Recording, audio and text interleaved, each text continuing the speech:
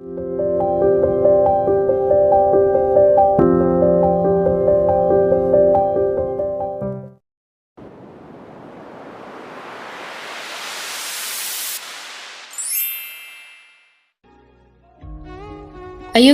pung tara tarakpa adwaidani makoina airport yaurakhiba adu thaja mane tharoga loinana gari ama reserve taunabani haiduna prap tholai tanja sida ikhang khanghaudana tunglomdagi nupa amagi khonjelda ine kana kaidabu yaurage itha thajadana sida lermisibo Fima ibungo aikhoise Delhi da ipwa ama laye magi manakta satlubane o natte nangbu mi ngairamiro natraga sattuiro ine akhoshu hala ine asaida pot amani lorubane aduda ini ubaduda sum changai jane hoi noidi aikhoi adudagi satpa kayam kuire ine di singju yonbasu pakna thoktrabanina kemta khanghaudre ngarang nahanda tabani kayadi nungaitre hoine akhoshu numaito yam nungaitana chatle hairang badabadushu kudaki oiba call torktana chatyadadana adum chalure sidaidi akhoshu thola amnina nongma koi thoroke akhosharna ju ini hoibu itatatana adum sonmane wahaidu tabada nakandu tumin lepliba ngasaidagi makhoigi wari tariba thajadi mehulgi khonjeldu kahena yangna chongkhalai mamituna amuk-amuksu chawbada yengi wadi ngangdi mamaido leithoklaga magi tawfam thokpa tawduna lei wakhaldasu asumna khali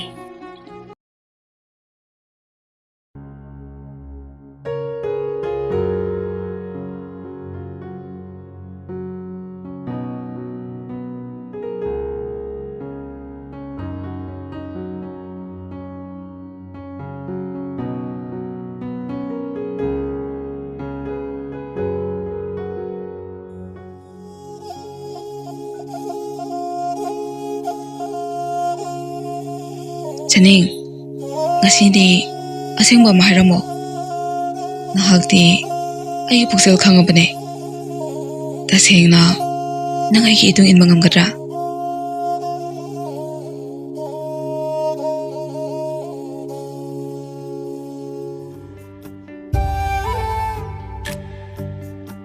ipong ay nangsimba po paghira kari ngamloy dawribano ay soidana ipo nangi natong inagani adugani ipo masimadi haige ay po punsigi thadokloy ay nawasakpiyo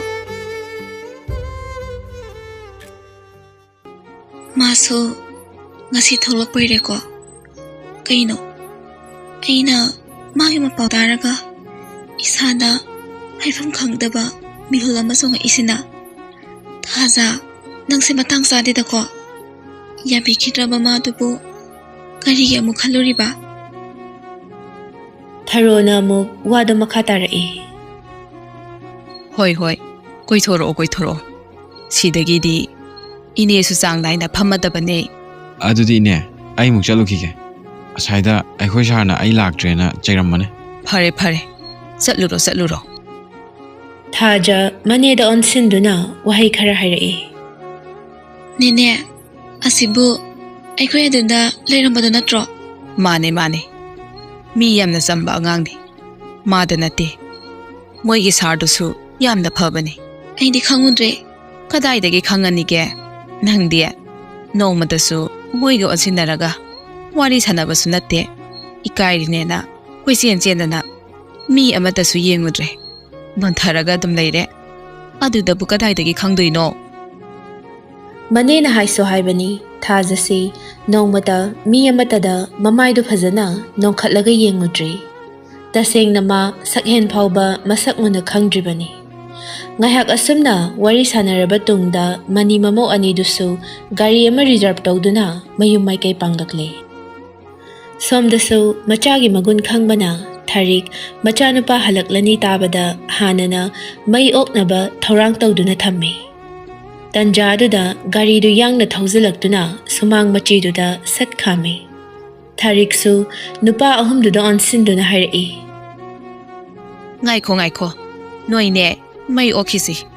Lamda chatluraga mai optana imungda phatchang sinbado tawgano.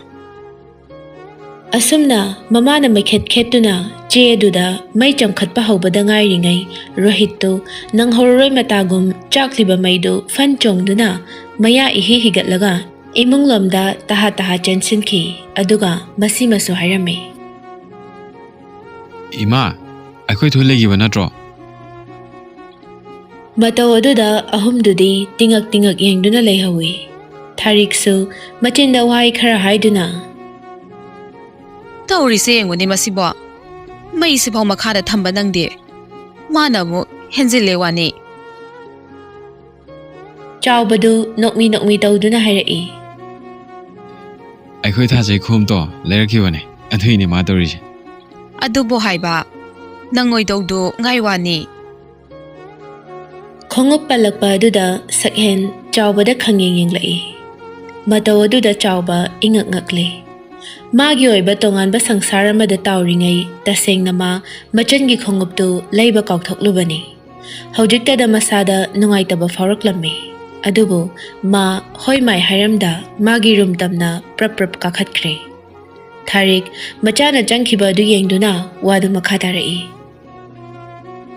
Chawba noi sarsibu amukai dawrage. Miga saungna khotnaba yawrakpro. Isu sugatlaga changkhrisina.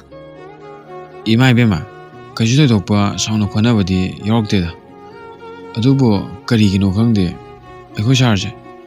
Handak marakse wakhal khara nungaitaba male. Machida yam toina ungaga leiba ui. Maram hangaju khangde hekta haiba.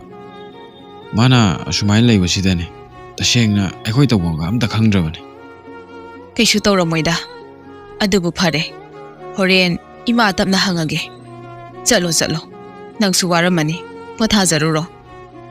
Hoi ima ibema. Ado babadi ude kadom chakige. Lei. Magi kanda potha hobani.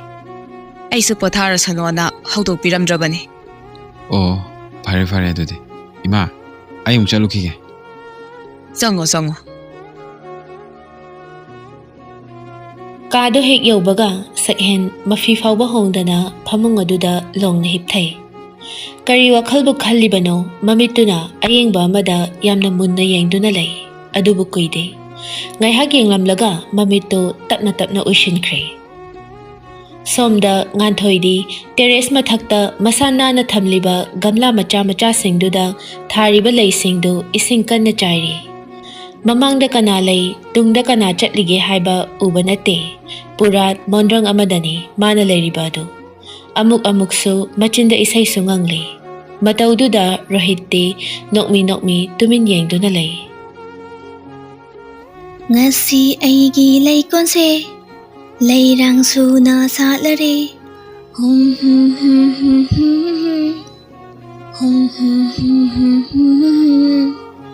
Balo. Aidi nahagai khangde. Akhoi nga tuji ishay yam harijani ne. Aibu sadana tanahona phadujala. Khonjel aduda nganthoidu ikhangna mamaidu fat leithorai. Ima khangine huranba kaisagena ngausinaino lahaga lonaga changa adana kayang kuirage lapa aikhoi tamachau makhada lehoba natra. Nganthoigi sor hondana mari hanglakliba wahangduda Rohittu khumphang khangda ngaihakti tumin lei. Nganthoidu hanjina mu hanglai. Kaino Rohit nangbu ngawraba mina hangise kemta khumdewane aikhoi tamachau makhada lehobra haibane. Yare ko ngawbuga lairi nangi wahang mayam dubo aibu karam han khumo haino. Tai phubu dona mari hekta khapthari dubo. Yare ayuna chacharage.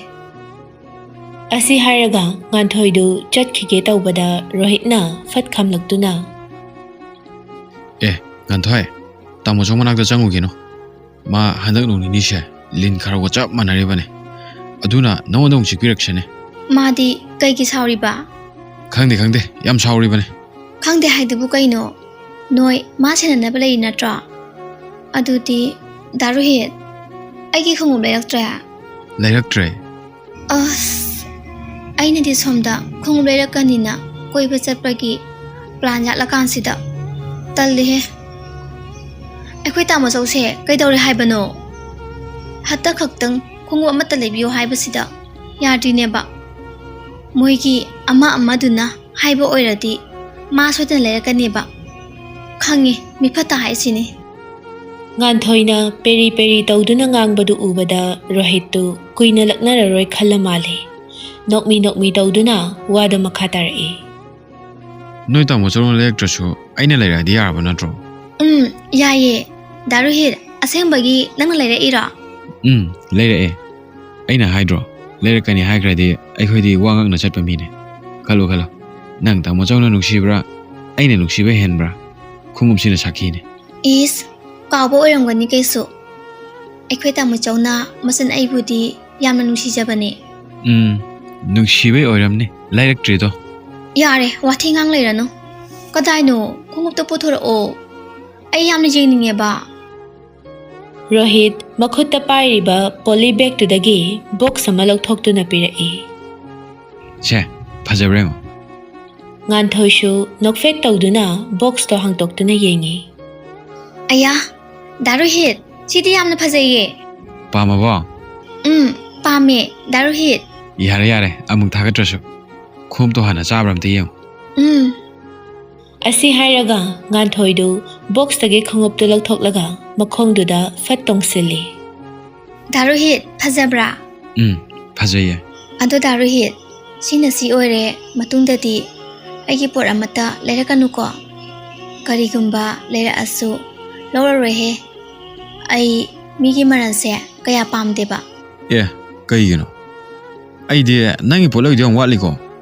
ꯉꯥꯏꯈꯣꯅꯦ ꯀꯩꯕ ꯅꯪ ꯍꯧꯖꯤꯛꯀꯤꯗꯣ ꯑꯩꯅ ꯂꯩꯕ ꯄꯣꯠ ꯂꯧꯔꯔꯣꯏꯕ ꯑꯣ ꯅꯣꯏ ꯗꯥꯁꯦ ꯌꯥꯝ ꯁꯥꯏꯕ꯭ꯔꯥ ꯀꯩꯅꯣ ꯌꯣꯈꯣꯛ ꯃꯥꯟꯕꯗꯨꯅ ꯂꯩꯔꯛꯑꯗꯤ ꯅꯪ ꯂꯧꯗꯣꯏꯅꯤꯅꯦ ꯂꯧꯗꯣꯏ ꯅꯠꯇ꯭ꯔꯣ ꯗꯥ ꯔꯣꯍꯤꯠ ꯗꯥ ꯖꯦꯝꯁꯇ ꯑꯗꯨꯃꯥꯏꯅ ꯍꯥꯏꯒꯅꯨ ꯃꯥꯗꯤ ꯑꯩꯈꯣꯏ ꯇꯥꯃꯣꯆꯧꯒ ꯄꯤꯛꯆꯛ ꯄꯤꯛꯂꯤꯉꯩꯗꯒꯤ ꯍꯧꯅ ꯌꯥꯝꯅ ꯂꯨꯅ ꯇꯤꯟꯅꯔꯛꯄꯅꯦ ꯑꯩꯈꯣꯏꯒꯤ ꯌꯨꯝꯁꯦ ꯃꯥꯒꯤ ꯃꯌꯨꯝꯗꯧꯅ ꯇꯧꯅꯤꯡꯕ ꯇꯧꯔꯒ ꯑꯗꯨꯝ ꯂꯩꯕꯅꯦ ꯇꯥꯃꯣꯆꯧꯁꯨ ꯑꯗꯨꯝ ꯃꯉꯥꯏ ꯃꯣꯏꯒꯤ ꯃꯌꯨꯝꯗ ꯀꯨꯁꯤꯅꯤ ꯇꯧꯔꯤꯁꯦ ꯇꯥꯃꯣꯆꯧꯒꯤ ꯃꯃꯥꯟꯅꯕꯗꯤ ꯑꯩꯒꯤꯁꯨ ꯏꯕꯨꯡ ꯅꯠꯇ꯭ꯔꯣ ꯑꯗꯨꯅ ꯗꯥ ꯔꯣꯍꯤꯠꯁꯨ ꯑꯩꯒꯤ ꯏꯕꯨꯡꯃꯛꯅꯤ ꯈꯟꯖꯔꯤꯕꯅꯦ ꯅꯣꯏ ꯑꯅꯤꯁꯦ ꯑꯩꯉꯣꯟꯗꯗꯤ ꯆꯞ ꯃꯥꯟꯅꯩꯌꯦ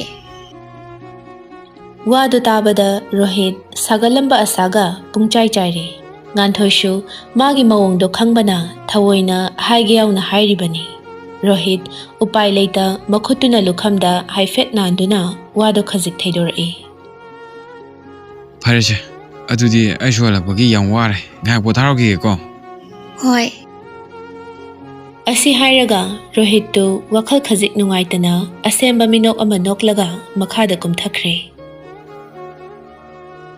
ꯊꯥꯔꯤꯛ ꯃꯈꯨꯠꯇ ꯀꯣꯐꯤ ꯀꯞ ꯑꯃ ꯄꯥꯏꯔꯒ ꯃꯆꯥꯒꯤ ꯔꯨꯝ ꯇꯝꯅ ꯂꯥꯛꯄꯅꯤ ꯑꯗꯨꯕꯨ ꯀꯥꯗꯣ ꯍꯦꯛ ꯆꯪꯂꯛꯄꯒ ꯎꯔꯦ ꯃꯐꯤ ꯃꯔꯣꯜꯒ ꯑꯃꯇ ꯍꯣꯡꯗꯣꯛꯇꯕ ꯃꯈꯩ ꯈꯣꯡꯎꯞꯋꯣ ꯀꯔꯤꯋꯣ ꯍꯤꯞꯂꯝꯕꯗꯨ ꯎꯕꯗ ꯊꯥꯔꯤꯛ ꯏꯉꯛ ꯉꯛꯅ ꯀꯩꯅꯣ ꯇꯧꯔꯤꯁꯤꯅ ꯏꯕꯨꯡ ꯑꯆꯧꯕꯧ ꯅꯪꯕꯨ ꯇꯥꯕ꯭ꯔꯣ ꯁꯦ ꯅꯃꯤꯠꯇꯣ ꯁꯤꯡꯉꯨ ꯏꯃꯥꯒ ꯋꯥꯔꯤ ꯑꯝꯇ ꯁꯥꯟꯅꯁꯤ ꯃꯇꯝ ꯆꯥꯗꯅ ꯇꯨꯝꯁꯤꯟꯒꯅꯨꯅꯦ ꯅꯪꯕꯣ ꯅꯁꯥ ꯅꯎꯗꯣ ꯐꯖꯅ ꯁꯦꯡꯗꯣꯛꯂꯒ ꯄꯣꯊꯥꯒꯦ ꯍꯥꯏꯔꯁꯨ ꯄꯣꯊꯥꯎꯗꯅ ꯑꯗꯨꯗꯤ ꯅꯠꯇꯦ ꯅꯪꯅ ꯇꯧꯔꯤꯁꯤꯕꯨ ꯍꯧꯅꯔꯤꯕ꯭ꯔꯥ ꯍꯥꯏꯕꯅꯦ ꯇꯥꯕ꯭ꯔꯣ ꯅꯪꯕꯣ ꯁꯛꯍꯦꯟ ꯉꯁꯥꯏꯈꯩ ꯀꯧꯕꯗꯗꯤ ꯇꯥꯗ꯭ꯔꯒ ꯃꯃꯥꯅ ꯋꯥꯔꯤ ꯑꯃꯠꯇ ꯁꯥꯟꯅꯁꯤ ꯍꯥꯏꯔꯛꯄ ꯑꯗꯨꯗ ꯃꯃꯤꯠ ꯇꯤꯄꯥꯡꯗ ꯑꯗꯨꯃꯛ ꯏꯇꯞ ꯇꯞꯅ ꯄꯥꯎꯈꯨꯝꯗꯨ ꯄꯤꯔꯛꯏ ꯏꯃꯥꯅ ꯋꯥꯔꯤ ꯁꯥꯁꯦ ꯍꯥꯏꯗꯣ ꯂꯨꯍꯣꯡꯕꯒꯤ ꯋꯥ ꯅꯠꯇ꯭ꯔꯣ ꯑꯗꯨꯒꯤ ꯑꯣꯏꯔꯗꯤ ꯌꯥꯔꯦ ꯅꯣꯏꯅ ꯊꯣꯛꯄ ꯑꯗꯨꯝ ꯇꯧꯔꯣ ꯊꯥꯔꯤꯛ ꯅꯦꯅꯥ ꯇꯥꯕꯒꯤ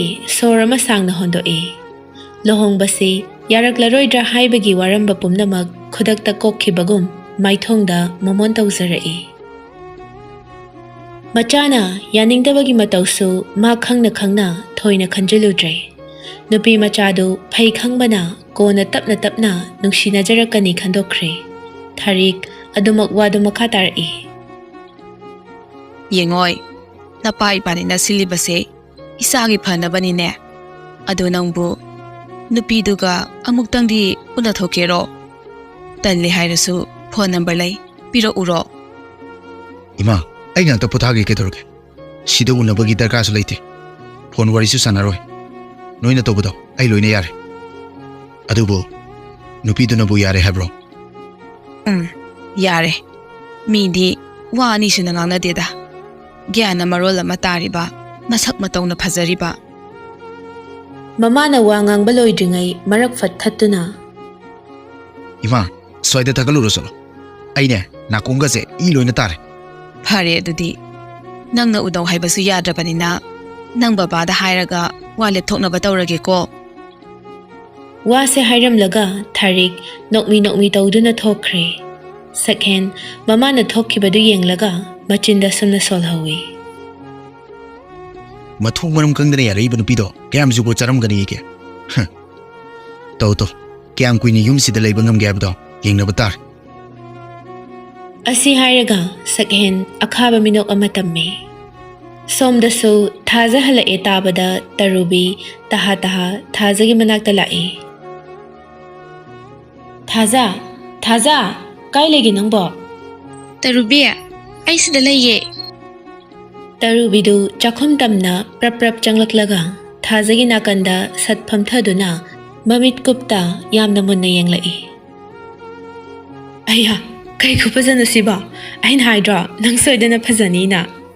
Thaza phaginate sidi miga loisina batari mi nupi nang mapanga thoranu ko.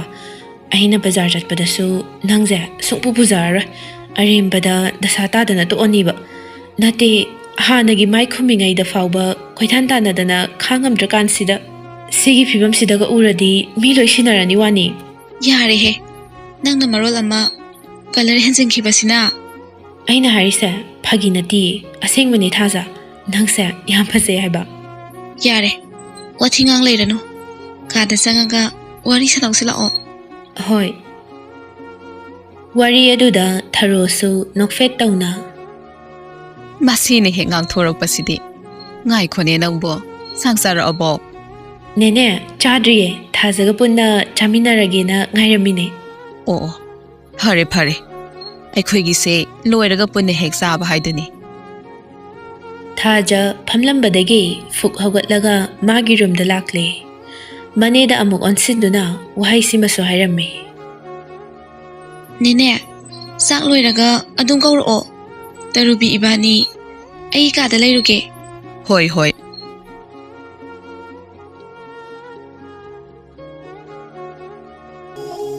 Story Collection channel asibu like, share, subscribe, comment sungsoi soidana tawbiramu. Soi khilan khibe yarabasu viewers khudingmak na ngakpiyu.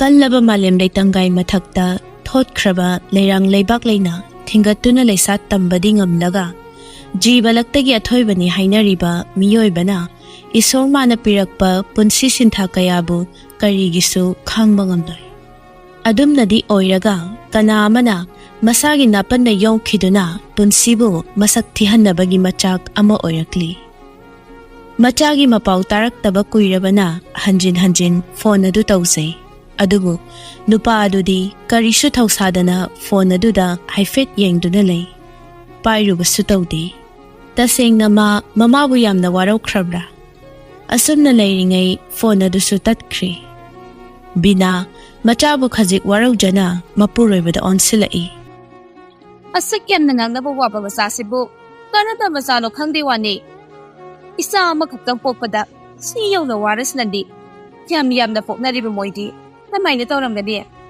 hailabada mammi Manglemso magi nupigi chindo manaba tanbagira tasengna buta dribra hoi maikem tahaida phone aduda kai no tumin yengduna lei Mataw aduda binadu saw lauba khonjelda adumak wadu makhataraklambe moy ba kari no ne nasano pa na sakribado ꯊꯥ 3-4ꯗꯤ ꯍꯥꯏꯔꯛꯑꯃꯅꯤ ꯃꯄꯥ ꯑꯃ ꯑꯣꯏꯅ ꯅꯣꯡꯃꯇꯁꯨ phone ꯇꯧꯕꯤꯔꯒ ꯀꯔꯤ ꯆꯥꯔꯤ ꯀꯔꯤ ꯊꯛꯏ ꯇ꯭ꯔꯦꯅꯤꯡꯗꯨꯅ ꯀꯃꯥꯏ ꯇꯧꯏ ꯍꯥꯏꯗꯅ ꯈꯤꯇꯁꯨ ꯍꯪꯕꯤꯌꯨꯗꯅ ꯅꯨꯃꯤꯠ ꯆꯨꯞꯄꯒꯤ ꯐꯣꯟ ꯑꯃ ꯄꯥꯏꯁꯤꯜꯂꯒ ꯃꯪꯗꯅ ꯑꯗꯨꯝ ꯂꯩꯔꯤꯗꯨꯕꯨ ꯀꯃꯥꯏꯅ ꯇꯧꯔꯤꯕꯖꯥꯠꯅꯣ ꯍꯥꯏ ꯑꯩꯅ ꯇꯧꯔꯤꯕꯁꯦ ꯊꯕꯛꯅꯤꯅꯦ ꯅꯪꯅ ꯀꯔꯤ ꯈꯪꯒꯦ ꯍꯧꯖꯤꯛꯁꯨ ꯍꯜꯂꯛꯄꯇ ꯉꯥꯏꯔꯤꯕꯁꯦ ꯅꯪꯁꯨ ꯈꯪꯉꯤꯕ ꯅꯠꯇ꯭ꯔꯣ ꯑꯩꯕꯨ ꯃꯥꯒ ꯋꯥꯔꯤ ꯁꯥꯟꯅꯕꯒꯤ ꯃꯇꯝ ꯐꯪꯕ꯭ꯔꯕ ꯅꯣꯡꯉꯥꯟꯕꯗꯒꯤ ꯊꯕꯛ ꯆꯠꯄꯗꯨꯅ ꯅꯨꯃꯤꯠ ꯇꯥꯔꯒ ꯍꯜꯂꯛꯏꯕꯅꯤ ꯁꯤꯗꯕꯨ ꯀꯔꯝꯕ ꯃꯇꯝꯗ ꯃꯥꯒ ꯋꯥꯔꯤ ꯁꯥꯟꯅꯒꯗꯧꯔꯤꯕꯅꯣ ꯅꯪꯁꯨ ꯃꯃꯥꯅꯤ ꯑꯩꯉꯣꯟꯗ ꯑꯃꯨꯛ ꯍꯥꯏꯗ꯭ꯔꯁꯨ ꯐꯣꯟꯗꯣ ꯀꯣꯛ ꯇꯧꯔꯒ ꯍꯪꯕ ꯀꯩꯗꯧꯒꯦ ꯑꯔꯦꯝꯕꯗꯅꯦ ꯏꯔꯥꯡ ꯁꯥꯒꯠꯀꯅꯨꯀꯣ ꯐꯣꯟ ꯇꯧꯋꯦ ꯑꯗꯨꯕꯨ ꯅꯆꯥꯅꯨꯄꯥꯗꯣ ꯃꯅꯨꯡ ꯌꯥꯝꯅ ꯇꯜꯂꯤ ꯀꯅꯥꯕꯨ ꯂꯧꯕꯅꯣ ꯈꯪꯗꯦ ꯃꯥꯒꯤ ꯐꯅꯕ ꯋꯥ ꯈꯔ ꯍꯥꯏꯔꯨꯕꯒꯤ ꯑꯣꯏꯔ ꯃꯥꯜꯂꯦ ꯐꯣꯟꯒ ꯁꯨꯡꯄꯥꯏ ꯄꯥꯏꯕꯤꯔꯛꯇ꯭ꯔꯦ ꯃꯪꯂꯦꯝ ꯃꯥꯒꯤ ꯅꯨꯄꯤꯅ ꯌꯥꯝꯅ ꯅꯨꯡꯉꯥꯏꯇꯅ ꯄꯦꯔꯤ ꯄꯦꯔꯤ ꯄꯥꯎ ꯇꯝꯖꯔꯛꯄꯗꯨ ꯎꯕꯗ ꯃꯥ ꯌꯥꯝꯅ ꯅꯣꯛꯅꯤꯡꯂꯨꯔ ꯃꯥꯜꯂꯦ ꯃꯥꯏꯊꯣꯡꯗ ꯅꯣꯛꯃꯤ ꯇꯧꯗꯨꯅ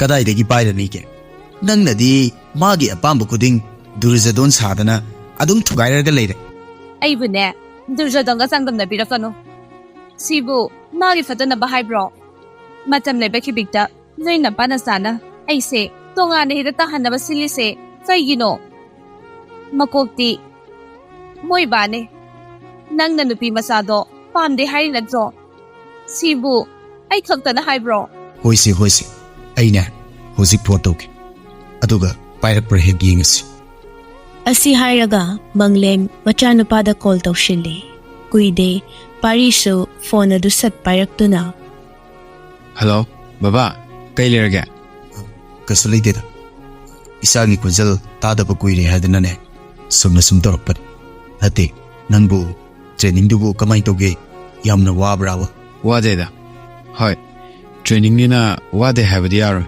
ꯈꯔꯗꯤ ꯑꯗꯨꯝ ꯋꯥꯕꯖꯥꯠꯅꯤ ꯐꯔꯦ ꯅꯨꯄꯥ ꯃꯆꯥꯅꯤ ꯆꯪꯉꯨꯔꯕꯅꯤꯅꯅꯦ ꯄꯨꯝꯅꯃꯛꯇꯣ ꯈꯥꯡꯕ ꯇꯥꯕꯅꯤ ꯍꯣꯏ ꯕꯕꯥ ꯂꯣꯏꯒꯗꯕꯁꯨ ꯀꯨꯏꯁꯜꯂꯛꯇ꯭ꯔꯦꯗꯅ ꯅꯪꯅ ꯋꯥꯒꯦꯅ ꯋꯥꯕꯗ ꯊꯥ ꯑꯃꯃꯨꯛꯇ ꯉꯥꯏꯁꯤꯜꯂꯛꯑꯦꯗꯅ ꯆꯥꯕ ꯊꯛꯄꯗꯤ ꯀꯃꯥꯏ ꯇꯧꯏ ꯑꯗꯨꯝ ꯌꯥꯕ꯭ꯔꯕ ꯍꯋꯥꯏꯅꯕꯨ ꯑꯌꯥꯝꯕ ꯆꯥꯔꯝꯃꯅꯤꯅꯦ ꯍꯋꯥꯏꯅ ꯑꯌꯥꯝꯕ ꯆꯥꯏꯌꯦ ꯑꯗꯨ ꯑꯣꯏꯔꯁꯨ ꯃꯌꯥꯝ ꯄꯨꯟꯅ ꯆꯥꯕꯅꯤꯅ ꯑꯗꯨꯝ ꯍꯥꯎꯋꯤꯗ ꯃꯔꯛ ꯃꯔꯛꯇꯁꯨ ꯃꯣꯏꯅ ꯁꯥ ꯉꯥ ꯐꯖꯅ ꯄꯤꯖꯩꯌꯦ ꯑꯗꯨꯒꯤꯗꯤ ꯀꯩꯁꯨ ꯊꯣꯏꯗꯣꯛꯄ ꯆꯥꯕ ꯌꯥꯗꯕ ꯇꯧꯗꯦꯗ ꯐꯔꯦ ꯆꯥꯡ ꯅꯥꯏꯅ ꯇꯨꯝꯕ ꯆꯥꯡ ꯅꯥꯏꯅ ꯆꯥꯕ ꯇꯧꯒꯗꯕꯅꯤꯀꯣ ꯅꯁꯥ ꯁꯣꯛꯍꯟꯕ ꯌꯥꯕ ꯅꯠꯇꯦ ꯍꯣꯏ ꯕꯕꯥ ꯑꯇꯩ ꯂꯥꯏꯔꯤꯅꯦ ꯅꯪꯕꯨ ꯅꯃꯥꯅ ꯐꯣꯟ ꯇꯧꯕꯗ ꯁꯨꯄꯥꯏ ꯄꯥꯏꯔꯛꯇꯦ ꯍꯥꯏꯔꯤꯁꯤꯕꯨ ꯀꯩꯗꯧꯔꯕꯒꯦ ꯄꯥꯔꯤꯗꯨ ꯍꯥꯟꯅꯅ ꯋꯥꯍꯪꯗꯨ ꯍꯪꯉꯛꯀꯅꯤ ꯈꯪꯈ꯭ꯔꯕꯅꯤ ꯑꯗꯨꯅ ꯀꯔꯤ ꯈꯨꯝꯁꯤꯒꯦ ꯍꯥꯏꯅ ꯏꯛ-ꯑ ꯇꯧꯔꯤꯉꯩ ꯃꯄꯥꯅ ꯋꯥꯗꯨ ꯃꯈꯥ ꯁꯝꯊꯔꯛꯏ ꯌꯦꯡꯉꯣꯏ ꯑꯗꯨꯝꯅ ꯇꯧꯒꯅꯨ ꯃꯃꯥ ꯃꯄꯥꯅ ꯃꯆꯥꯕꯨ ꯐꯠꯇꯅꯕ ꯀꯩꯗꯧꯅꯨꯡꯗ ꯁꯤꯟꯗꯕꯅꯤꯀꯣ ꯕꯥꯞ ꯇꯥꯎꯅꯦ ꯅꯪꯕꯣ ꯐꯔꯁꯨ ꯐꯠꯇ꯭ꯔꯕꯁꯨ ꯅꯃꯥꯅꯤꯅꯦ ꯑꯗꯨꯅꯅꯦ ꯃꯇꯨꯡꯗ ꯐꯣꯟ ꯇꯧꯔꯛꯄꯗ ꯑꯗꯨꯝ ꯄꯥꯏꯒꯗꯕꯅꯤꯀꯣ ꯈꯤꯇꯗꯅꯦ ꯅꯃꯥꯁꯦ ꯃꯕꯨꯡ ꯅꯨꯡꯁꯤꯈꯤꯅꯤ ꯇꯥꯕ꯭ꯔꯥ ꯏꯄꯥꯅ ꯍꯥꯏꯔꯤꯕꯁꯦ ꯄꯥꯔꯤꯗꯨ ꯃꯄꯥꯅ ꯍꯥꯏꯔꯤꯕ ꯃꯌꯥꯝꯗꯨ ꯃꯥ ꯃꯨꯟꯅ ꯇꯥꯏ ꯈꯨꯝꯕꯁꯨ ꯇꯧꯗꯦ ꯑꯆꯨꯝꯕ ꯍꯥꯏꯕꯗ ꯀꯔꯝꯅꯗꯤ ꯈꯨꯝꯒꯅꯤ ꯃꯃꯥꯅ ꯃꯉꯣꯟꯗ ꯐꯣꯟ ꯇꯧꯔꯛꯈꯤꯕ ꯑꯗꯨ ꯃꯁꯤꯡ ꯐꯅꯗꯤ ꯌꯥꯎꯈꯤꯕꯅꯤ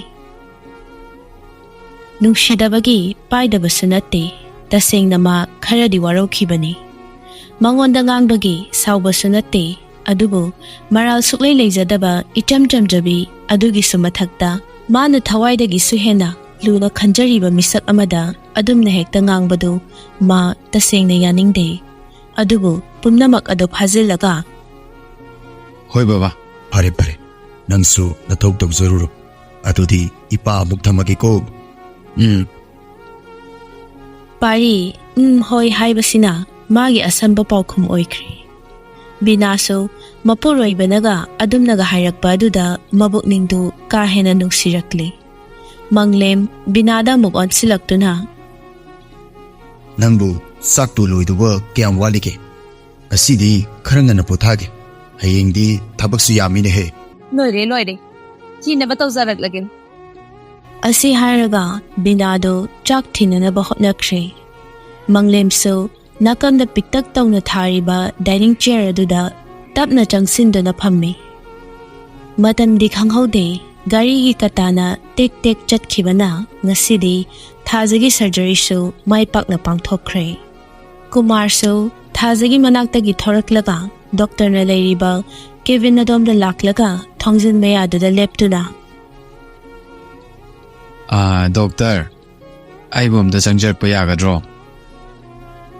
ꯗꯣꯛꯇꯔ ꯑꯗꯨꯁꯨ ꯃꯃꯥꯡꯗ ꯂꯩꯔꯤꯕ ꯂꯦꯞꯇꯣꯞꯇꯨꯗ ꯀꯔꯤꯅꯣꯃ ꯌꯥꯝꯅ ꯄꯨꯛꯅꯤꯡ ꯆꯪꯅ ꯌꯦꯡꯂꯝꯕꯅꯤ꯫ ꯑꯗꯨꯕꯨ ꯈꯣꯟꯖꯦꯜꯗꯨꯗ ꯃꯥꯁꯨ ꯃꯃꯥꯏꯗꯣ ꯈꯖꯤꯛ ꯅꯣꯡꯈꯠꯂꯛꯇꯨꯅ ꯌꯥꯅꯤ ꯀꯀꯥ, ꯍꯦꯛꯇ ꯆꯪꯕꯤꯔꯣ꯫ ꯄꯥꯎꯈꯨꯝ ꯐꯪꯂꯕ ꯀꯨꯃꯥꯔꯗꯨ ꯄꯟꯊꯕ ꯇꯧꯗ ꯁꯠ ꯆꯪꯁꯤꯜꯂꯛꯏ꯫ ꯗꯣꯛꯇꯔꯗꯨꯁꯨ ꯃꯥꯒꯤ ꯑꯣꯄꯣꯖꯤꯠꯇ ꯂꯩꯔꯤꯕ ꯆꯤꯌꯔ ꯑꯗꯨꯗ ꯃꯈꯨꯠ ꯊꯤꯟꯗꯨꯅ ꯐꯝꯃꯣ ꯍꯥꯏꯒꯨꯝ ꯏꯪꯒꯤꯠ ꯇꯧꯔꯛꯏ꯫ ꯀꯨꯃꯥꯔꯗꯨ ꯇꯞꯅ ꯆꯪꯁꯤꯟꯗꯨꯅ ꯐꯝꯃꯦ꯫ ꯌꯦꯡꯂꯝꯕ ꯂꯦꯞꯇꯣꯞꯇꯨ ꯐꯠ ꯈꯨꯝꯖꯤꯟꯈ꯭ꯔꯒ ꯌꯥꯝꯅ ꯑꯏꯪꯕ ꯈꯣꯟꯖꯦꯜꯗ ꯃꯆꯤꯟꯗꯣ ꯈꯖꯤꯛ ꯂꯦꯡꯂꯛꯏ꯫ ꯍꯧꯖꯤꯛ ꯁꯔꯖꯔꯤ ꯇꯧꯈꯤꯕꯒꯤ ꯔꯤꯂꯦꯇꯤꯚ ꯑꯣꯏꯕꯤꯔꯕ꯭ꯔꯥ?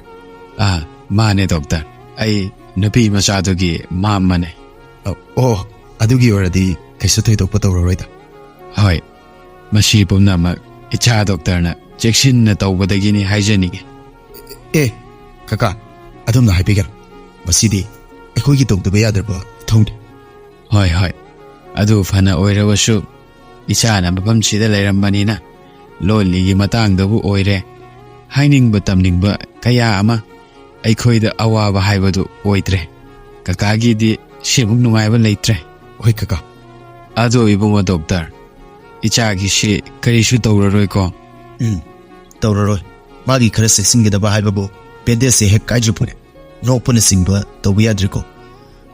ꯑꯗꯨꯒ ꯍꯥꯏꯔꯤꯕꯁꯤꯡꯁꯦ ꯈꯖꯤꯛ ꯆꯦꯛꯁꯤꯟꯍꯧꯗꯕꯗꯅꯦ ꯃꯐꯝ ꯑꯗꯨꯗ ꯏꯟꯐꯦꯛꯁꯟ ꯊꯣꯛꯀꯗꯧꯔꯤꯕꯅꯤ꯫ ꯑꯗꯨꯅ ꯌꯥꯔꯤꯕ ꯃꯈꯩ ꯆꯥꯕ ꯊꯛꯄ ꯃꯇꯝꯗ ꯆꯦꯛꯁꯤꯟꯕꯤꯌꯨ, ꯍꯥꯏꯕꯗꯤ ꯁꯤꯒꯤ ꯀꯦꯁꯁꯦ ꯂꯥꯏꯅ ꯂꯧꯔꯨꯅꯨ ꯍꯥꯏꯖꯕ ꯇꯥꯔꯦ꯫ ꯍꯣꯏ, ꯑꯩꯁꯨ ꯁꯣꯏꯗꯅꯕ ꯋꯥꯔꯤꯗꯣ ꯂꯤꯖꯔꯒꯦ꯫ ꯍꯣꯏ, ꯑꯩꯁꯨ ꯍꯥꯏꯔꯝꯃꯒꯦꯅ ꯈꯜꯂꯝꯃꯝ, ꯑꯗꯨꯗ ꯀꯣꯜ ꯑꯃ ꯂꯥꯛꯁꯤꯟꯗꯅ ꯇꯥꯕꯗꯒꯤ ꯍꯥꯏꯔꯝꯗ꯭ꯔꯦ꯫ ꯌꯥꯏꯗ, ꯀꯩꯁꯨ ꯀꯥꯏꯗꯦ꯫ ꯀꯀꯥ, ꯅꯨꯡꯁꯥ ꯊꯤꯕꯤꯒꯅꯨ, ꯃꯌꯥꯝꯁꯤꯕꯨ ꯉꯥꯡꯅ ꯍꯦꯛ ꯆꯠꯂꯤꯕ ꯃꯈꯩꯗꯤꯅꯦ ꯀꯨꯏꯍꯧꯔꯣꯏꯗ, ꯑꯗꯨꯝ ꯇꯞ ꯇꯞꯅ ꯐꯔꯛꯀꯅꯤ꯫ ꯌꯥꯝꯃꯕꯗ ꯅꯨꯃꯤꯠ 10 ꯉꯥꯏꯔꯦ, ꯑꯗꯨꯗꯩꯗꯤ ꯑꯗꯨꯝ ꯌꯨꯝꯗ ꯂꯩꯕ ꯌꯥꯔꯅꯤꯗ꯫ ꯌꯥꯝ ꯅꯨꯡꯉꯥꯏꯖꯔꯦ, ꯏꯆꯥ ꯂꯩꯔꯝꯕꯅꯁꯨ ꯍꯦꯟꯅ ꯈꯨꯗꯣꯡꯆꯥꯕ ꯑꯣꯏꯈ꯭ꯔꯦ꯫ ꯑꯗꯨ ꯏꯕꯨꯡꯉꯣ, ꯕꯦꯟꯗꯦꯖꯁꯤꯗꯤ ꯅꯨꯃꯤꯠ ꯀꯌꯥꯅꯤ ꯂꯩꯔꯒ ꯀꯥꯏꯒꯅꯤ?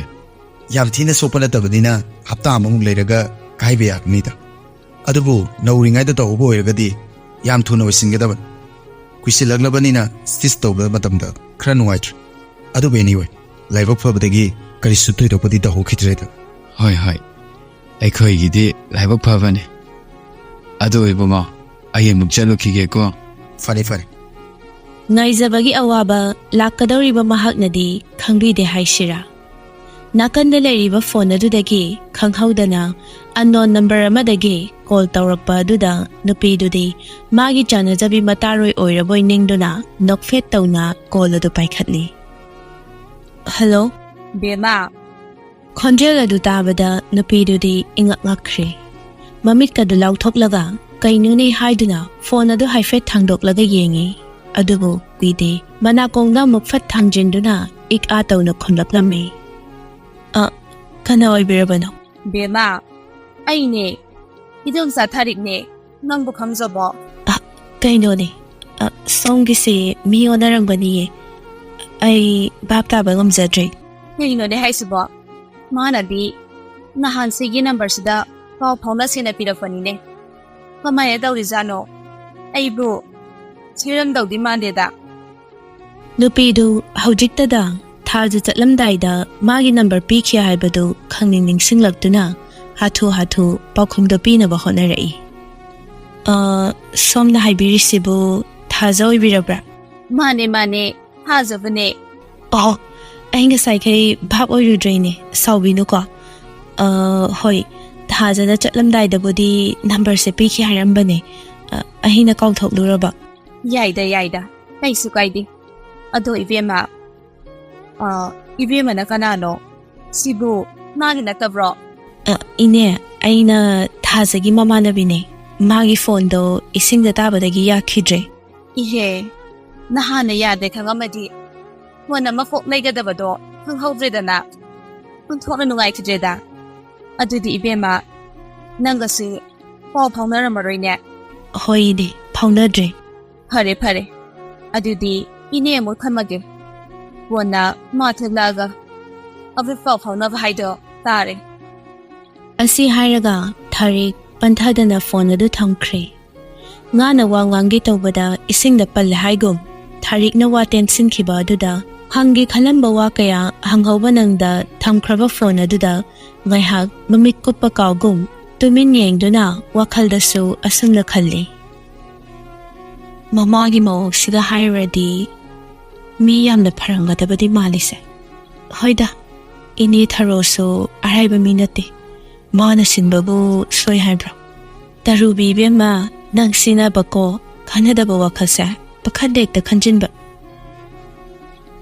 ꯍꯧꯖꯤꯛꯇꯤ ꯊꯥꯅꯁꯨ ꯃꯃꯥꯏꯗꯨ ꯇꯞꯅ ꯇꯞꯅ ꯐꯒꯠꯂꯛꯂꯦ꯫ ꯐꯣꯠꯈꯤ ꯍꯥꯏꯕꯒꯤ ꯊꯣꯏꯅ ꯐꯤꯕꯝ ꯁꯣꯛꯄ ꯎꯗꯦ꯫ ꯃꯃꯤ ꯁꯥꯃꯤ ꯗꯥꯛ ꯈꯔ ꯂꯩꯔꯤꯗꯨ ꯅꯠꯇꯅ ꯑꯗꯨꯁꯨ ꯍꯤꯗꯥꯛ ꯒꯨꯂꯤꯅ ꯐꯅꯅꯕ ꯀꯟꯅ ꯍꯣꯠꯅꯔꯤ꯫ ꯌꯥꯝꯅ ꯆꯦꯛꯁꯤꯟꯅ ꯐꯣꯠꯄꯅꯔ ꯀꯥ ꯍꯦꯟꯅ ꯃꯁꯥ ꯅꯥꯟꯅ ꯎꯏ꯫ ꯍꯥꯟꯅ ꯃꯃꯥꯏ ꯈꯨꯝꯃꯤꯉꯩꯗꯗꯤ ꯊꯣꯏꯗꯣꯛꯅ ꯃꯥꯒꯤ ꯐꯖꯕꯗꯨ ꯀꯥ ꯍꯦꯟꯅ ꯈꯪꯉꯨꯗꯕꯅꯤ꯫ ꯑꯗꯨꯕꯨ ꯉꯁꯤꯗꯤ ꯃꯌꯦꯛ ꯁꯦꯡꯅ ꯐꯖꯕꯤ ꯍꯥꯏꯕꯗꯨ ꯑꯣꯏꯔꯦ꯫ ꯀꯅꯥꯅꯁꯨ ꯃꯥꯕꯨ ꯃꯁꯛ ꯈꯪꯒꯅꯤ ꯊꯥꯖꯗ꯭ꯔꯤ꯫ ꯀꯨꯃꯥꯔ ꯃꯈꯨꯠꯇ ꯕꯣꯛꯁ ꯃꯆꯥ ꯑꯃ ꯄꯥꯏꯗꯨꯅ ꯊꯔꯣꯒ ꯇꯨꯡꯗ ꯃꯥꯡꯗ ꯇꯧꯗꯨꯅ ꯊꯥꯖꯅ ꯂꯩꯔꯤꯕ ꯔꯨꯝꯗꯨ ꯇꯝꯅ ꯄ꯭ꯔꯞ ꯄ꯭ꯔꯞ ꯂꯥꯛꯂꯒ ꯐꯃꯨꯡ ꯃꯆꯤꯗꯨꯗ ꯀꯤꯠ ꯐꯝꯊꯗꯨꯅ ꯋꯥꯍꯩ ꯈꯔ ꯍꯥꯏꯔꯛꯏ꯫ ꯏꯕꯦꯝꯃ ꯁꯦꯁꯦ ꯄꯥꯏꯁꯤꯜꯂꯣ꯫ ꯅꯣꯃꯥ ꯁꯤꯕꯨ ꯀꯩꯅꯣ ꯍꯥꯡꯗꯣꯛꯑꯒ ꯌꯦꯡꯗꯅ꯫ ꯌꯦꯡꯉꯨ ꯌꯦꯡꯉꯨ꯫ ꯊꯥꯖ ꯊꯤꯟꯊꯗꯅ ꯕꯣꯛꯁ ꯑꯗꯨ ꯍꯥꯡꯗꯣꯛꯇꯨꯅ ꯌꯥꯝꯅ ꯊꯨꯅ ꯌꯦꯡꯅꯕ ꯍꯣꯠꯅꯩ꯫ ꯑꯗꯨꯕꯨ ꯌꯥꯎꯔꯝꯂꯤꯕ ꯄꯣꯠꯇꯨ ꯎꯕꯗ ꯆꯤꯝꯕꯥꯜꯗ ꯅꯣꯛꯐꯦꯠ ꯇꯧꯗꯨꯅ ꯑꯌꯥ ꯃꯃꯥ ꯁꯤꯕꯨ ꯑꯩꯒꯤꯔꯣ? ꯃꯥꯅꯦ ꯃꯥꯅꯦ ꯅꯪꯒꯤꯅꯦ꯫ ꯃꯥꯃꯅꯅꯦ ꯏ ꯄꯥꯎ ꯈꯔ ꯈꯔ ꯐꯥꯎꯅꯅꯕ ꯍꯥꯏꯗꯨꯅ ꯂꯩꯔꯛꯄꯅꯦ꯫ ꯑꯩ ꯌꯥꯝ ꯍꯔꯥꯎꯋꯦ꯫ ꯑꯗꯨꯗꯤ ꯇꯔꯨꯕꯤꯗ ꯀꯣꯜ ꯇꯧꯒꯦ꯫ ꯃꯃꯧꯒꯤ ꯃꯇꯧꯗꯨ ꯌꯦꯡꯂꯒ ꯊꯔꯣ ꯅꯣꯛꯐꯦꯠ ꯇꯧꯅ ꯍꯥꯏꯔꯛꯏ꯫ ꯑꯉꯥꯎꯕꯤꯁꯤꯗꯤ ꯇꯧꯔꯣ ꯇꯧꯔꯣ ꯑꯗꯨꯒꯤ ꯍꯌꯦꯡ ꯑꯩꯈꯣꯏꯅ ꯑꯅꯤꯗꯣ ꯍꯥꯏꯈ꯭ꯔꯣ꯫ ꯍꯣꯏꯅꯦꯅꯦ꯫ ꯀꯨꯃꯥꯔꯁꯤ ꯃꯈꯣꯏꯒ ꯃꯔꯤ ꯀꯩꯁꯨ ꯊꯣꯛꯅꯕ ꯅꯠꯇꯦ꯫ ꯑꯗꯨꯕꯨ ꯊꯥꯖꯒꯤ ꯃꯃꯥ ꯂꯩꯍꯥꯎꯒ ꯂꯩꯀꯥꯏ ꯑꯃꯠꯇꯗ ꯄꯨꯟꯅ ꯂꯩꯃꯤꯟꯅꯗꯨꯅ ꯃꯆꯤꯟ ꯃꯧꯄꯥ ꯑꯃꯒꯨꯝ ꯌꯥꯝꯅ ꯅꯨꯡꯁꯤ ꯆꯥꯟꯅꯅ ꯂꯣꯏꯅꯔꯛꯄꯅꯤ꯫ ꯃꯃꯥꯅ ꯂꯩꯈꯤꯗ꯭ꯔꯕ ꯇꯨꯡꯗ ꯏꯃꯨꯡꯁꯤꯒꯤ ꯑꯋꯥ ꯅꯨꯡꯉꯥꯏ ꯈꯨꯗꯤꯡꯗ ꯃꯥꯁꯨ ꯁꯔꯨꯛ ꯌꯥꯗꯨꯅ ꯂꯥꯛꯈꯤꯕꯅꯤ꯫ ꯑꯗꯨꯕꯨ ꯊꯔꯣ ꯃꯤꯒꯤ ꯃꯇꯦꯡ ꯀꯌꯥ ꯄꯥꯝꯗꯕꯅ ꯀꯥ ꯍꯦꯟꯅꯁꯨ ꯂꯧꯔꯨꯗꯦ꯫ ꯐꯔꯦ ꯐꯔꯦ ꯑꯗꯨꯗꯤ ꯃꯥꯃꯁꯨ ꯆꯠꯂꯨꯈꯤꯒꯦ꯫ ꯍꯣꯔꯦꯟ ꯅꯨꯡꯗꯥꯡ ꯆꯥꯛ ꯄꯨꯔꯒ ꯑꯃꯨꯛ ꯂꯥꯛꯑꯒꯦ꯫ ꯊꯔꯣꯅ ꯋꯥꯗꯣ ꯃꯔꯛ ꯊꯠꯇꯨꯅ ꯃꯥꯔ ꯌꯥꯔꯦꯗ ꯉꯁꯤꯗꯤ ꯆꯥꯛꯀ ꯊꯤꯜꯂꯛꯑꯅꯤ꯫ ꯏꯅꯥꯎꯅ ꯇꯧꯕꯤꯔꯤꯕꯁꯦ ꯌꯥꯝꯃꯟꯈ꯭ꯔꯦ꯫ ꯍꯧꯖꯤꯛꯇꯤ ꯑꯣꯄꯔꯦꯁꯟ ꯇꯧꯕꯁꯨ ꯂꯣꯏꯔꯕꯅꯤꯅ ꯊꯣꯏꯗꯣꯛꯅ ꯄꯩꯁꯥ ꯆꯪꯅꯤꯡꯉꯥꯏꯁꯨ ꯂꯩꯇ꯭ꯔꯦ꯫ ꯑꯗꯨꯅ ꯉꯁꯤꯒꯤ ꯆꯥꯛꯇꯤ ꯍꯣꯇꯦꯜꯗꯒꯤ ꯑꯗꯨꯝ ꯂꯩꯔꯒꯦ꯫ ꯑꯗꯨꯅ ꯉꯁꯤꯗꯤ ꯅꯪꯁꯤ ꯌꯨꯝꯗ ꯒ꯭ꯌꯥꯟ ꯇꯥꯅ ꯄꯣꯊꯥꯖꯔꯣ꯫ ꯍꯌꯦꯡ ꯑꯩꯈꯣꯏꯅ ꯆꯠꯂꯝꯗꯥꯏꯗ ꯑꯃꯨꯛ ꯊꯦꯡꯅꯔꯁꯤ꯫ ꯏꯆꯦ ꯌꯥꯔꯗ꯭ꯔꯅꯦ? ꯌꯥꯔꯅꯤꯌꯦ꯫ ꯐꯔꯦ ꯐꯔꯦ ꯏꯟꯁꯥꯅ ꯀꯨꯞꯄ ꯃꯤꯑꯣꯏꯕꯅꯤ꯫ ꯑꯗꯨꯅ ꯍꯤꯡꯂꯤꯉꯩ ꯃꯇꯦꯛ ꯈꯔꯁꯤꯗ ꯑꯉꯝ ꯑꯉꯝꯕ ꯃꯇꯦꯡ ꯄꯥꯡꯅꯒꯗꯕꯅꯤ꯫ ꯁꯤꯗ ꯀꯥ ꯍꯦꯟꯅ ꯈꯟꯖꯤꯜꯂꯨꯒꯅꯨ꯫ ꯑꯗꯨꯗꯤ ꯏꯆꯦ ꯅꯅꯥꯎ ꯑꯃꯨꯛ ꯆꯠꯂꯨꯈꯤꯒꯦ꯫ ꯍꯌꯦꯡ ꯑꯌꯨꯛ ꯉꯟꯅ ꯂꯥꯛꯆꯒꯦ꯫ ꯍꯣꯏ ꯍꯣꯏ ꯆꯠꯂꯨꯔꯣ ꯆꯠꯂꯨꯔꯣ꯫ ꯉꯥꯏꯍꯥꯛ ꯑꯁꯨꯝꯅ ꯂꯩꯔꯝꯂꯒ ꯀꯨꯃꯥꯔꯁꯨ ꯆꯠꯈ꯭ꯔꯦ꯫ ꯊꯔꯣꯁꯨ ꯍꯌꯦꯡ ꯆꯠꯅꯕꯅꯤ ꯍꯥꯏꯗꯨꯅ ꯃꯈꯣꯏꯅ ꯄꯨꯔꯛꯄ ꯃꯄꯣꯠ ꯃꯆꯩꯁꯤꯡꯗꯨ ꯂꯣꯏꯁꯤꯟꯕ ꯂꯥꯛꯅꯔꯤ꯫ ꯊꯥꯖ ꯊꯤꯟꯊꯗꯅ ꯇꯔꯨꯕꯤꯒꯤ ꯅꯝꯕꯔ ꯑꯗꯨꯗ ꯀꯣꯜ ꯇꯧꯁꯤꯜꯂꯤ꯫ ꯇꯔꯨꯕꯤꯁꯨ ꯐꯤ ꯁꯥꯔꯝꯕꯗꯒꯤ ꯔꯤꯡ ꯂꯥꯛꯄꯒꯤ ꯃꯈꯣꯜ ꯑꯗꯨꯗ ꯅꯥꯀꯟꯗ ꯂꯩꯔꯤꯕ ꯐꯣꯟ ꯑꯗꯨ ꯍꯥꯏꯐꯦꯠ ꯄꯥꯏꯈꯠꯇꯨꯅ ꯌꯦꯡꯉꯤ꯫ ꯑꯗꯨꯕꯨ ꯅꯝꯕꯔ ꯑꯗꯨ ꯈꯪꯗꯕꯅ ꯃꯆꯤꯟꯗ ꯁꯨꯝꯅ ꯁꯣꯜꯂꯤ꯫ ꯁꯤꯅ ꯑꯃꯨꯛ ꯀꯅꯥ ꯑꯣꯏꯖꯥꯠꯅꯣ? ꯑꯩꯕꯨ ꯄꯥꯏꯁꯤꯔꯅꯦ? ꯍꯣꯏꯗ ꯄꯥꯏꯔꯒ ꯌꯦꯡꯉꯒꯦ꯫ ꯑꯁꯤ ꯍꯥꯏꯔꯒ ꯇꯔꯨꯕꯤ ꯐꯣꯟꯗꯨ ꯇꯞꯅ ꯄꯥꯏꯈꯠꯂꯤ꯫ ꯍꯜꯂꯣ? ꯇꯔꯨꯕꯤ? ꯈꯣꯟꯖꯦꯜ ꯑꯗꯨ ꯈꯪꯂꯕꯅ ꯇꯔꯨꯕꯤ ꯃꯥꯏꯊꯣꯡꯗ ꯃꯣꯃꯣꯟ ꯅꯣꯛꯇꯨꯅ ꯅꯨꯄꯤ ꯍꯥꯎ ꯅꯪꯕꯨ ꯁꯔꯖꯔꯤ ꯇꯧꯕ ꯂꯣꯏꯔꯕꯣ? ꯂꯣꯏꯔꯦ꯫ ꯑꯗꯨꯗꯤ ꯀꯔꯝ ꯀꯥꯟꯗ ꯊꯣꯛꯂꯛꯇꯣꯏꯅꯣ?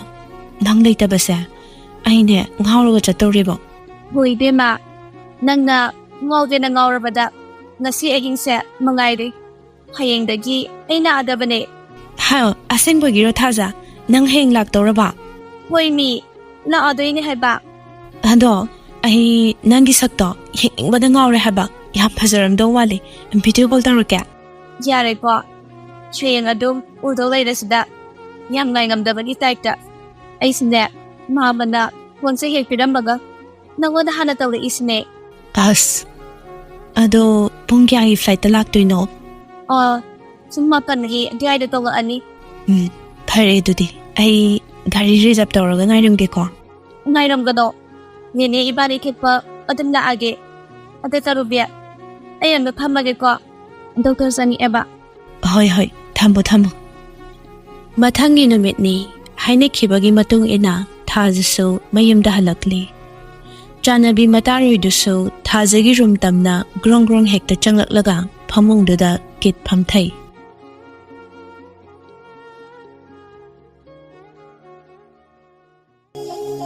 Story Collection ꯆꯦꯅꯦꯜ ꯑꯁꯤꯕꯨ ꯂꯥꯏꯛ, ꯁꯤꯌꯔ, ꯁꯕꯁꯀ꯭ꯔꯥꯏꯕ, ꯀꯃꯦꯟꯠ ꯁꯨꯡꯁꯣꯏ ꯁꯣꯏꯗꯅ ꯇꯧꯕꯤꯔꯝꯃꯨ.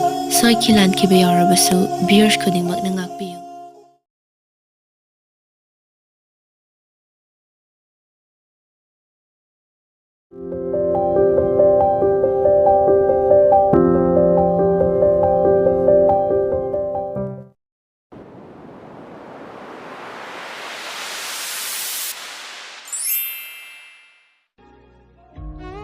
ꯀꯥꯂꯦꯟꯒꯤ ꯃꯩꯁꯥ ꯈꯛꯇꯅ ꯁꯥꯕ꯭ꯔꯥ?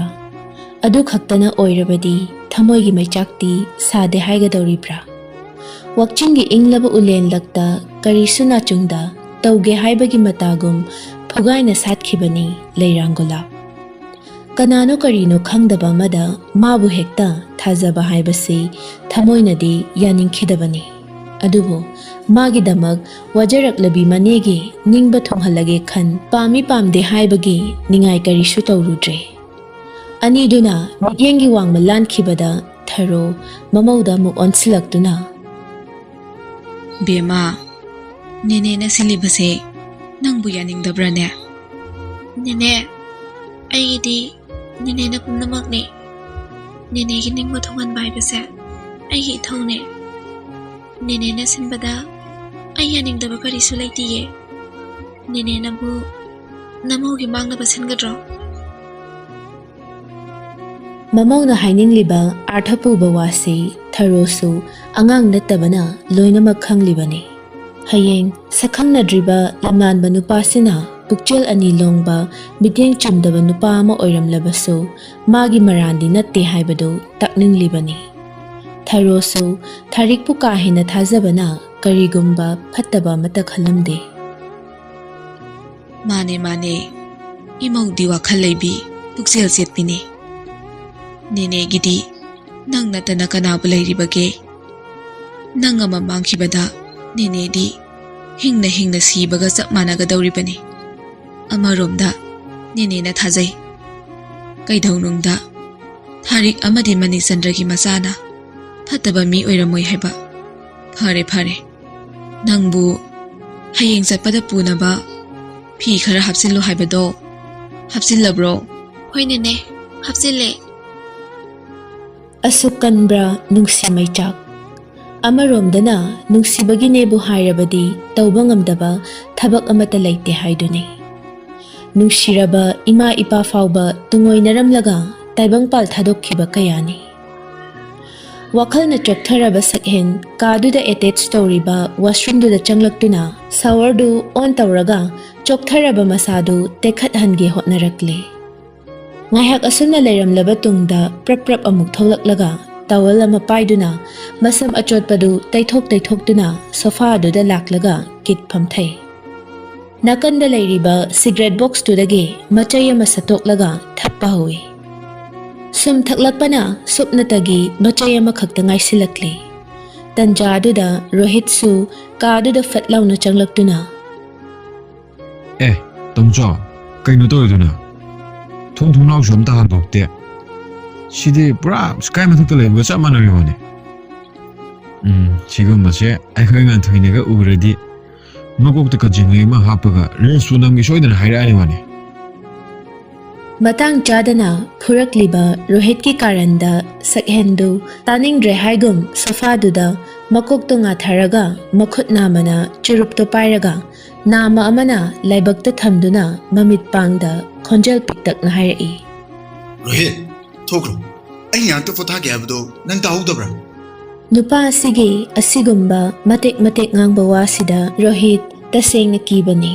Ma wa makhataramda kadudagi murum sonduna thoglakli. Matha shaini gaina. Rasio tong kangre hoy. Ngau du chattu kanum kan tori. Durba shahajini. Adubu malim sida lapki lainana. Ngau du chakki ba mishi. Nupidagi nupana 90% di hele haine.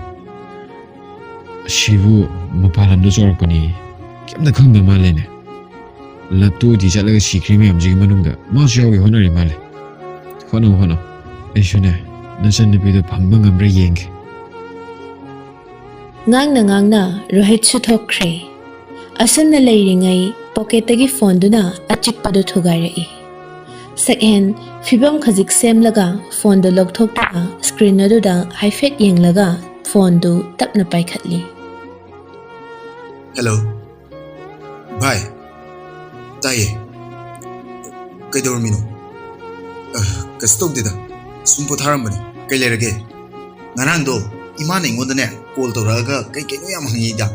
Adudi nang kai hakraba. Kai haini ge. Nasanupado. Mami gi lairenbi amada kanna ngauribani. Matam kharadi lairenbi du thikine habani. Adudane imado yam kanna sauri. Masi nongmani sidane nupi ama hainaba salani habani ko. Adubai ima hoina su haibani. Nangi mauni mani khangdaba nupido tawranuda kanadabda kok sanabaneba. Adui sarpudine ima hoina seliba nupido. Ya thokro. Masasu yam phasai habani. Koi mana nangna themadi yani kana hairatro. Adudaidi chintirakani hai. Second, nokningdaba minok ama noktuna.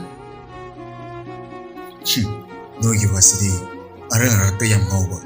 Nusibabu karisu laitana khanba. Nupida sel yam paibani. Mayum adu tawbani. Ada tawbani kaina pangaida haisilaga thembagi formula da.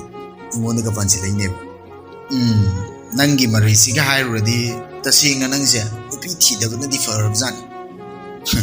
Wahang mayam ge pakum do pina honabadane. Mangani sakoba kaudringaida. Nupido ko ngaudana soiro hebo. Asingna ba. Nusiba ibsi nusiba. Magi magulsa. Atuki matik saw. Yamna suthotpa. Kanna paisile. Tat khidra pakatpa. Kumna paire. Tahoga jawajaba. Mase nusiba ki masa. Asiguma mayam sida nupi thib haibase. Aigi mutadi taraina dode bai.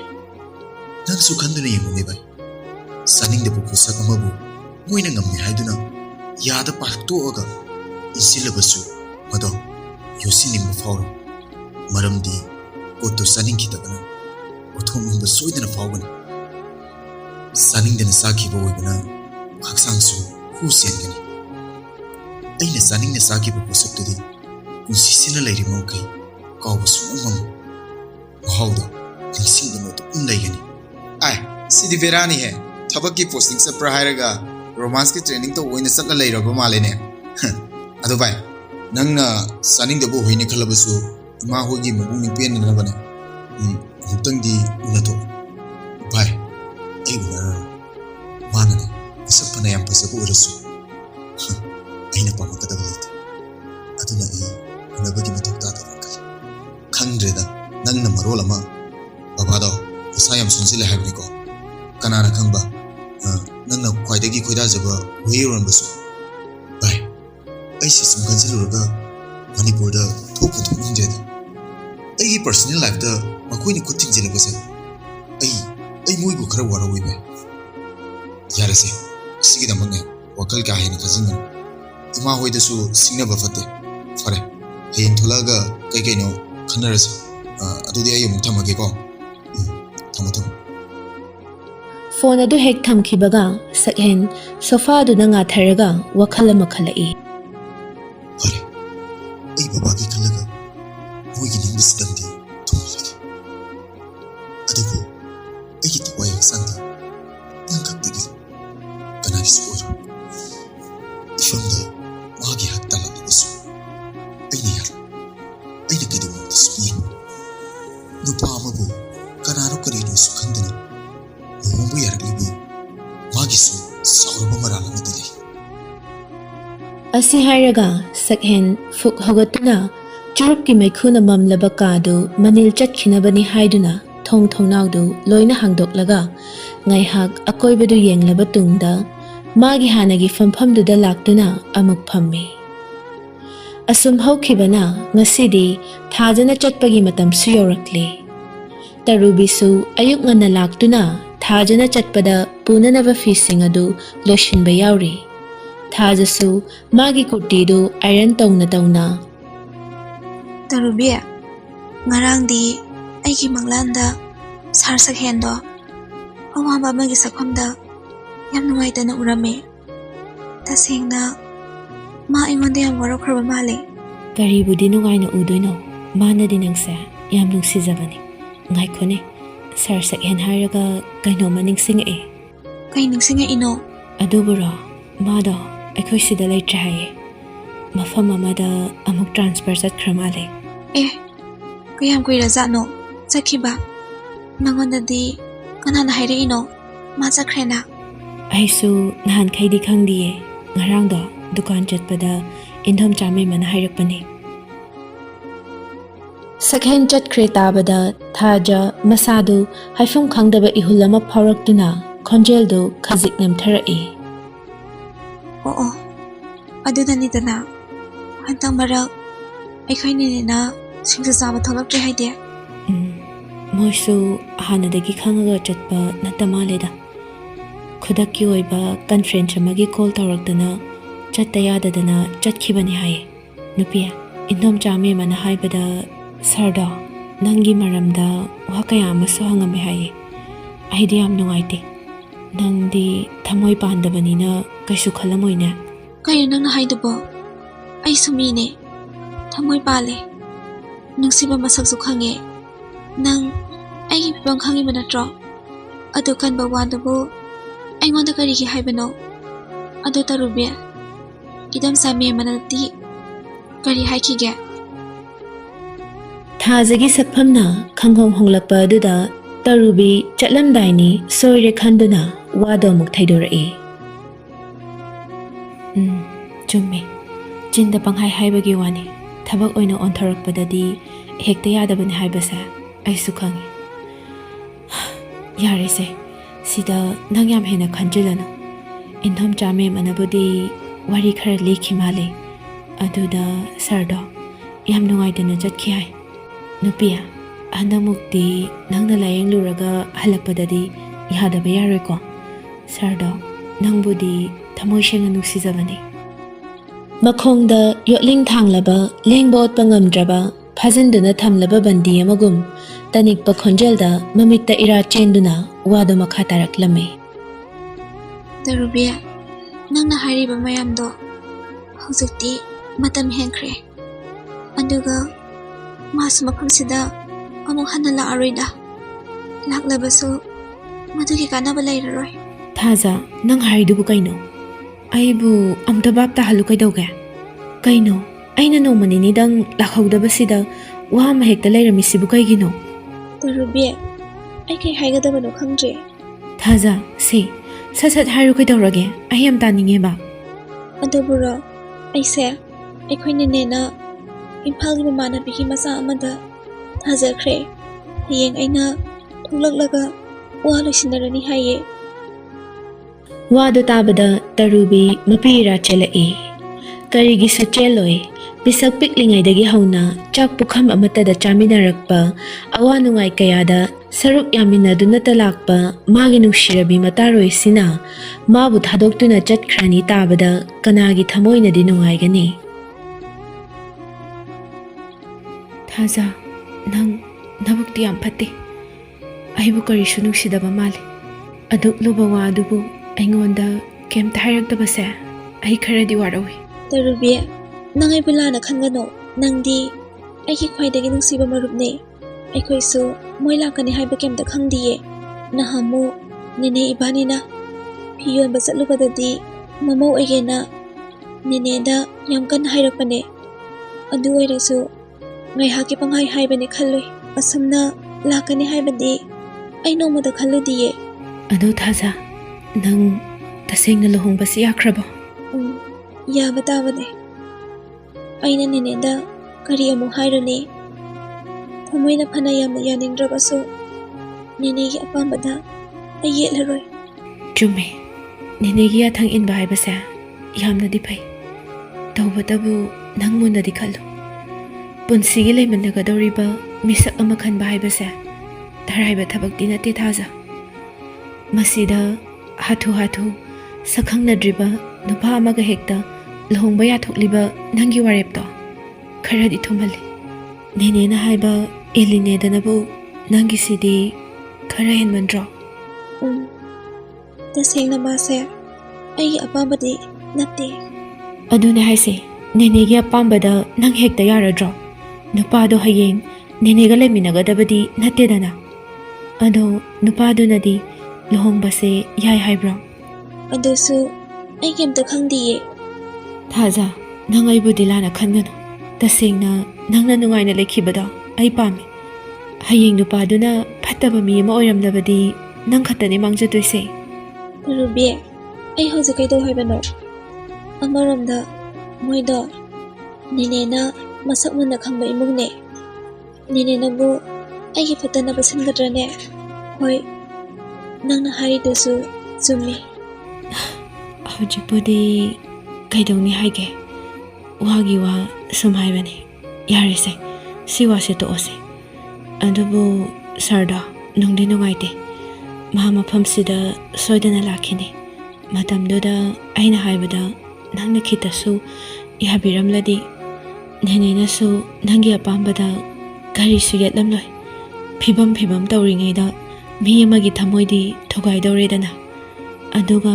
ꯍꯧꯖꯤꯛꯅ ꯐꯤꯕꯝꯒꯤ ꯀꯩꯝꯇ ꯈꯟꯗ꯭ꯔꯕꯣ ꯈꯜꯂꯨꯔꯒꯅꯦ ꯑꯩ ꯌꯥꯝ ꯁꯥꯎꯅꯤꯡꯉꯤꯀꯣ ꯌꯥꯔꯦꯀꯣ ꯅꯪꯅ ꯃꯔꯩ ꯑꯃꯔꯣꯝꯗ ꯄꯨꯊꯣꯛꯇꯧꯔꯦ ꯁꯤꯁꯨ ꯑꯩꯉꯣꯟꯗ ꯗꯥꯏꯔꯦꯛ ꯍꯥꯏꯔꯛꯄ ꯑꯣꯏꯔꯝꯃꯗꯤ ꯌꯥꯔꯣꯏꯌꯦ ꯑꯩꯁꯨ ꯃꯥꯕꯨ ꯁꯨꯛꯅꯨꯡ ꯅꯨꯡꯁꯤꯈꯤꯗꯕꯗꯤ ꯅꯠꯇꯦ ꯇꯨꯡꯒꯤ ꯈꯜꯂꯒ ꯌꯥꯈꯤꯗꯕꯅꯦ ꯉꯁꯤ ꯇꯔꯨꯕꯤꯅ ꯐꯨꯠꯕꯣꯜꯒꯨꯝꯅ ꯂꯪꯈꯠꯇꯅ ꯀꯥꯎꯔꯤꯕ ꯃꯔꯩ ꯃꯌꯥꯝꯁꯤ ꯇꯁꯦꯡꯅ ꯊꯥꯖꯗꯤ ꯌꯣꯡ ꯃꯃꯩ ꯆꯞꯄꯒ ꯆꯞ ꯃꯥꯟꯅꯔꯕꯅꯤ ꯑꯗꯨꯕꯨ ꯋꯥ ꯑꯗꯨꯗ ꯑꯆꯨꯝꯕ ꯃꯌꯥꯝꯁꯨ ꯌꯥꯎꯕꯅ ꯃꯥ ꯌꯦꯠꯂꯨꯕ ꯇꯧꯗ ꯇꯨꯃꯤꯟ ꯇꯥꯔꯤ ꯑꯗꯣ ꯅꯨꯄꯥꯗꯨꯗꯤ ꯀꯩ ꯊꯕꯛ ꯇꯧꯒꯦ?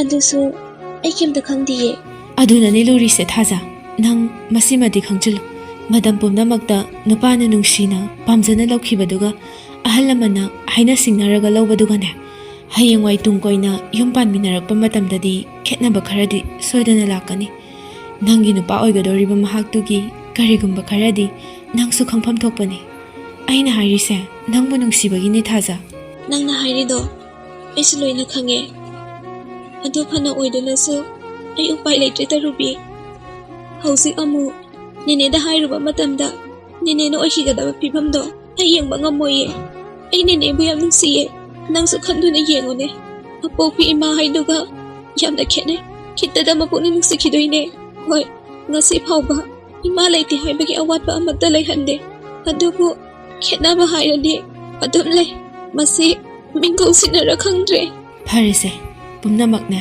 ꯑꯐꯕꯇ ꯑꯣꯏꯔꯁꯅꯨ ꯁꯤꯗ ꯌꯥꯝ ꯍꯦꯟꯅꯁꯨ ꯈꯟꯖꯤꯜꯂꯒꯨꯝꯁꯤ ꯇꯟꯖꯥ ꯑꯗꯨꯗ ꯊꯔꯣꯁꯨ ꯂꯣꯏꯁꯤꯟꯕ ꯂꯣꯏꯔꯗꯨꯅ ꯃꯈꯨꯠꯇ ꯕꯦꯛ ꯑꯃ ꯄꯥꯏꯔꯒ ꯊꯥꯖꯒꯤ ꯃꯅꯥꯛꯇ ꯂꯥꯛꯂꯤ ꯕꯦꯃꯥ ꯅꯪꯕꯨ ꯂꯣꯏꯗ꯭ꯔꯤꯕ꯭ꯔꯣ? ꯄꯨꯡꯁꯦ 10 ꯇꯥꯗꯧꯔꯦꯅꯦ ꯅꯦꯅꯦ ꯂꯣꯏꯔꯦ ꯐꯔꯦ ꯆꯠꯅꯕ ꯇꯧꯁꯤ ꯊꯦꯡꯈꯤꯅꯤ ꯑꯗꯣ ꯇꯔꯨꯕꯤ ꯅꯪꯅ ꯌꯨꯝꯁꯦ ꯈꯔ ꯌꯦꯡꯁꯤꯟꯕꯤꯌꯨꯀꯣ ꯑꯩꯈꯣꯏꯁꯨ ꯀꯨꯏꯔꯣꯏꯗ ꯅꯦꯅꯦ ꯌꯨꯝꯒꯤꯗꯤ ꯀꯔꯤꯁꯨ ꯈꯟꯒꯅꯨ ꯑꯩ ꯂꯩꯔꯤꯁꯤꯗꯤ ꯅꯦꯅꯦ ꯍꯣꯏꯗꯨꯝ ꯅꯨꯡꯉꯥꯏꯅ ꯆꯠꯂꯣ ꯑꯗꯨꯒ ꯃꯥꯏ ꯄꯥꯛꯅ ꯍꯜꯂꯛꯑꯣ ꯍꯣꯏ ꯏꯆꯥ ꯂꯩꯕꯒꯤ ꯅꯦꯅꯦꯁꯨ ꯄꯨꯛꯅꯤꯡꯁꯦ ꯂꯨꯝꯖꯔꯤꯕꯅꯤ ꯍꯣꯏ ꯑꯗꯣ ꯅꯦꯅꯦ ꯊꯥꯖꯕꯨ ꯂꯨꯍꯣꯡꯗꯧꯔꯦ ꯍꯥꯏꯁꯦ ꯆꯨꯝꯕ꯭ꯔꯣ? ꯆꯨꯝꯃꯤ ꯑꯩꯅ ꯈꯔ ꯀꯜꯂꯤꯉꯩꯁꯤꯗ ꯃꯥꯒꯤ ꯃꯐꯝ ꯑꯃ ꯈꯪꯍꯧꯕꯗꯣ ꯅꯦꯅꯦꯅ ꯄꯥꯝꯃꯦꯅꯦ ꯌꯥꯝꯅ ꯐꯕ ꯏꯃꯨꯡꯅꯤ ꯅꯨꯃꯤꯠꯇꯣ nang kaugadabdusu aikoidi phone ga amata paidrabanina upai lekhidre hantakpudi ama leira anida Nene, asengba leiro. Pau faunadabase yam nungaiteba. adudi nene chatnaba tarosira hoi hoi chatlasi tarubia akhoi amu chatlukhige ko Thaza, nang phajana chatluko. Asi hairaga Tarubi thajabu chekna kolai aduga anidu khonjal thokna kapminnai. chatke ado nang su phajana leiramuko Leiramge, aisu nangna mai pakna halakpada ngairamge. Thaza, matam kharadi akhoi ni lapnarani ko. tarubia se kapkano nangna adumaina kappaga aina kamaina khong thangthoaga chatpa ngamgani se kapkano ai kuiroeba thuna halakani ye aduga ne nangi phone number do moigi mida pikibani ko Anidugi mataudu ubada tharosu khamba ngamda mitlu anida pirang sinthara yare chatlamdai sida kapkano tawhaide kayam koina bulaini haige matam khara khaktani sigibu kappa hungna bro la o thankini chatna batausi yengoi bema nangbu laining tholai meren khorama abo Thaja manga khazik nomduna khorame phare adudi ima babagi photo dasu amu khoiramamu imausidi hoi Thaja Mongolda thetliba mama mapagi thawa yaudraba nokmi ba photo duda makhut ani lonaraga ira chelaba mamituna nungsina yengduna khurumjarae. ima baba matam kharadi naza yamse thaduduna zapatare aduna ima baba na yamse cheksina yengsin biramuko nazasu soida ngamdana hanjarake Khurumba loiraduna tarakliba mapidu makhutuna sat taithoklaga Tarubida muk on silai. tarubi ayamu chalukhige ko Ingagi kallaba nungjuda isingi imai pathorakpagum atat akham leitana sintharakliba mitlugi pirangdu phajanaba hotnabada Tarubidu wangangba thokhidre mangaktamak nomlai. Asumna hanna yenglamda mani mamau anidu khonglei thuna thorakle khara chatlaga Thaja khongthangdu khazik taptharae. Mongolda pirang sinthaduna lephoriba nungsirabi mataroibu amuktang yengningbani. Adubu mana yenglurabadi soidana kaplani khanduna hanna yengamda prap lakle. Tarubisu mityengi wangma lankhibada Mongol aduda satpham tharaga hik chingna kappi. Thaza, matam khara nanga lapnagani khanbada asuk thina wari basida hayek nangna lhongkhraga ai kai oi hoduino thon khreda ningoloi bigi mapokse.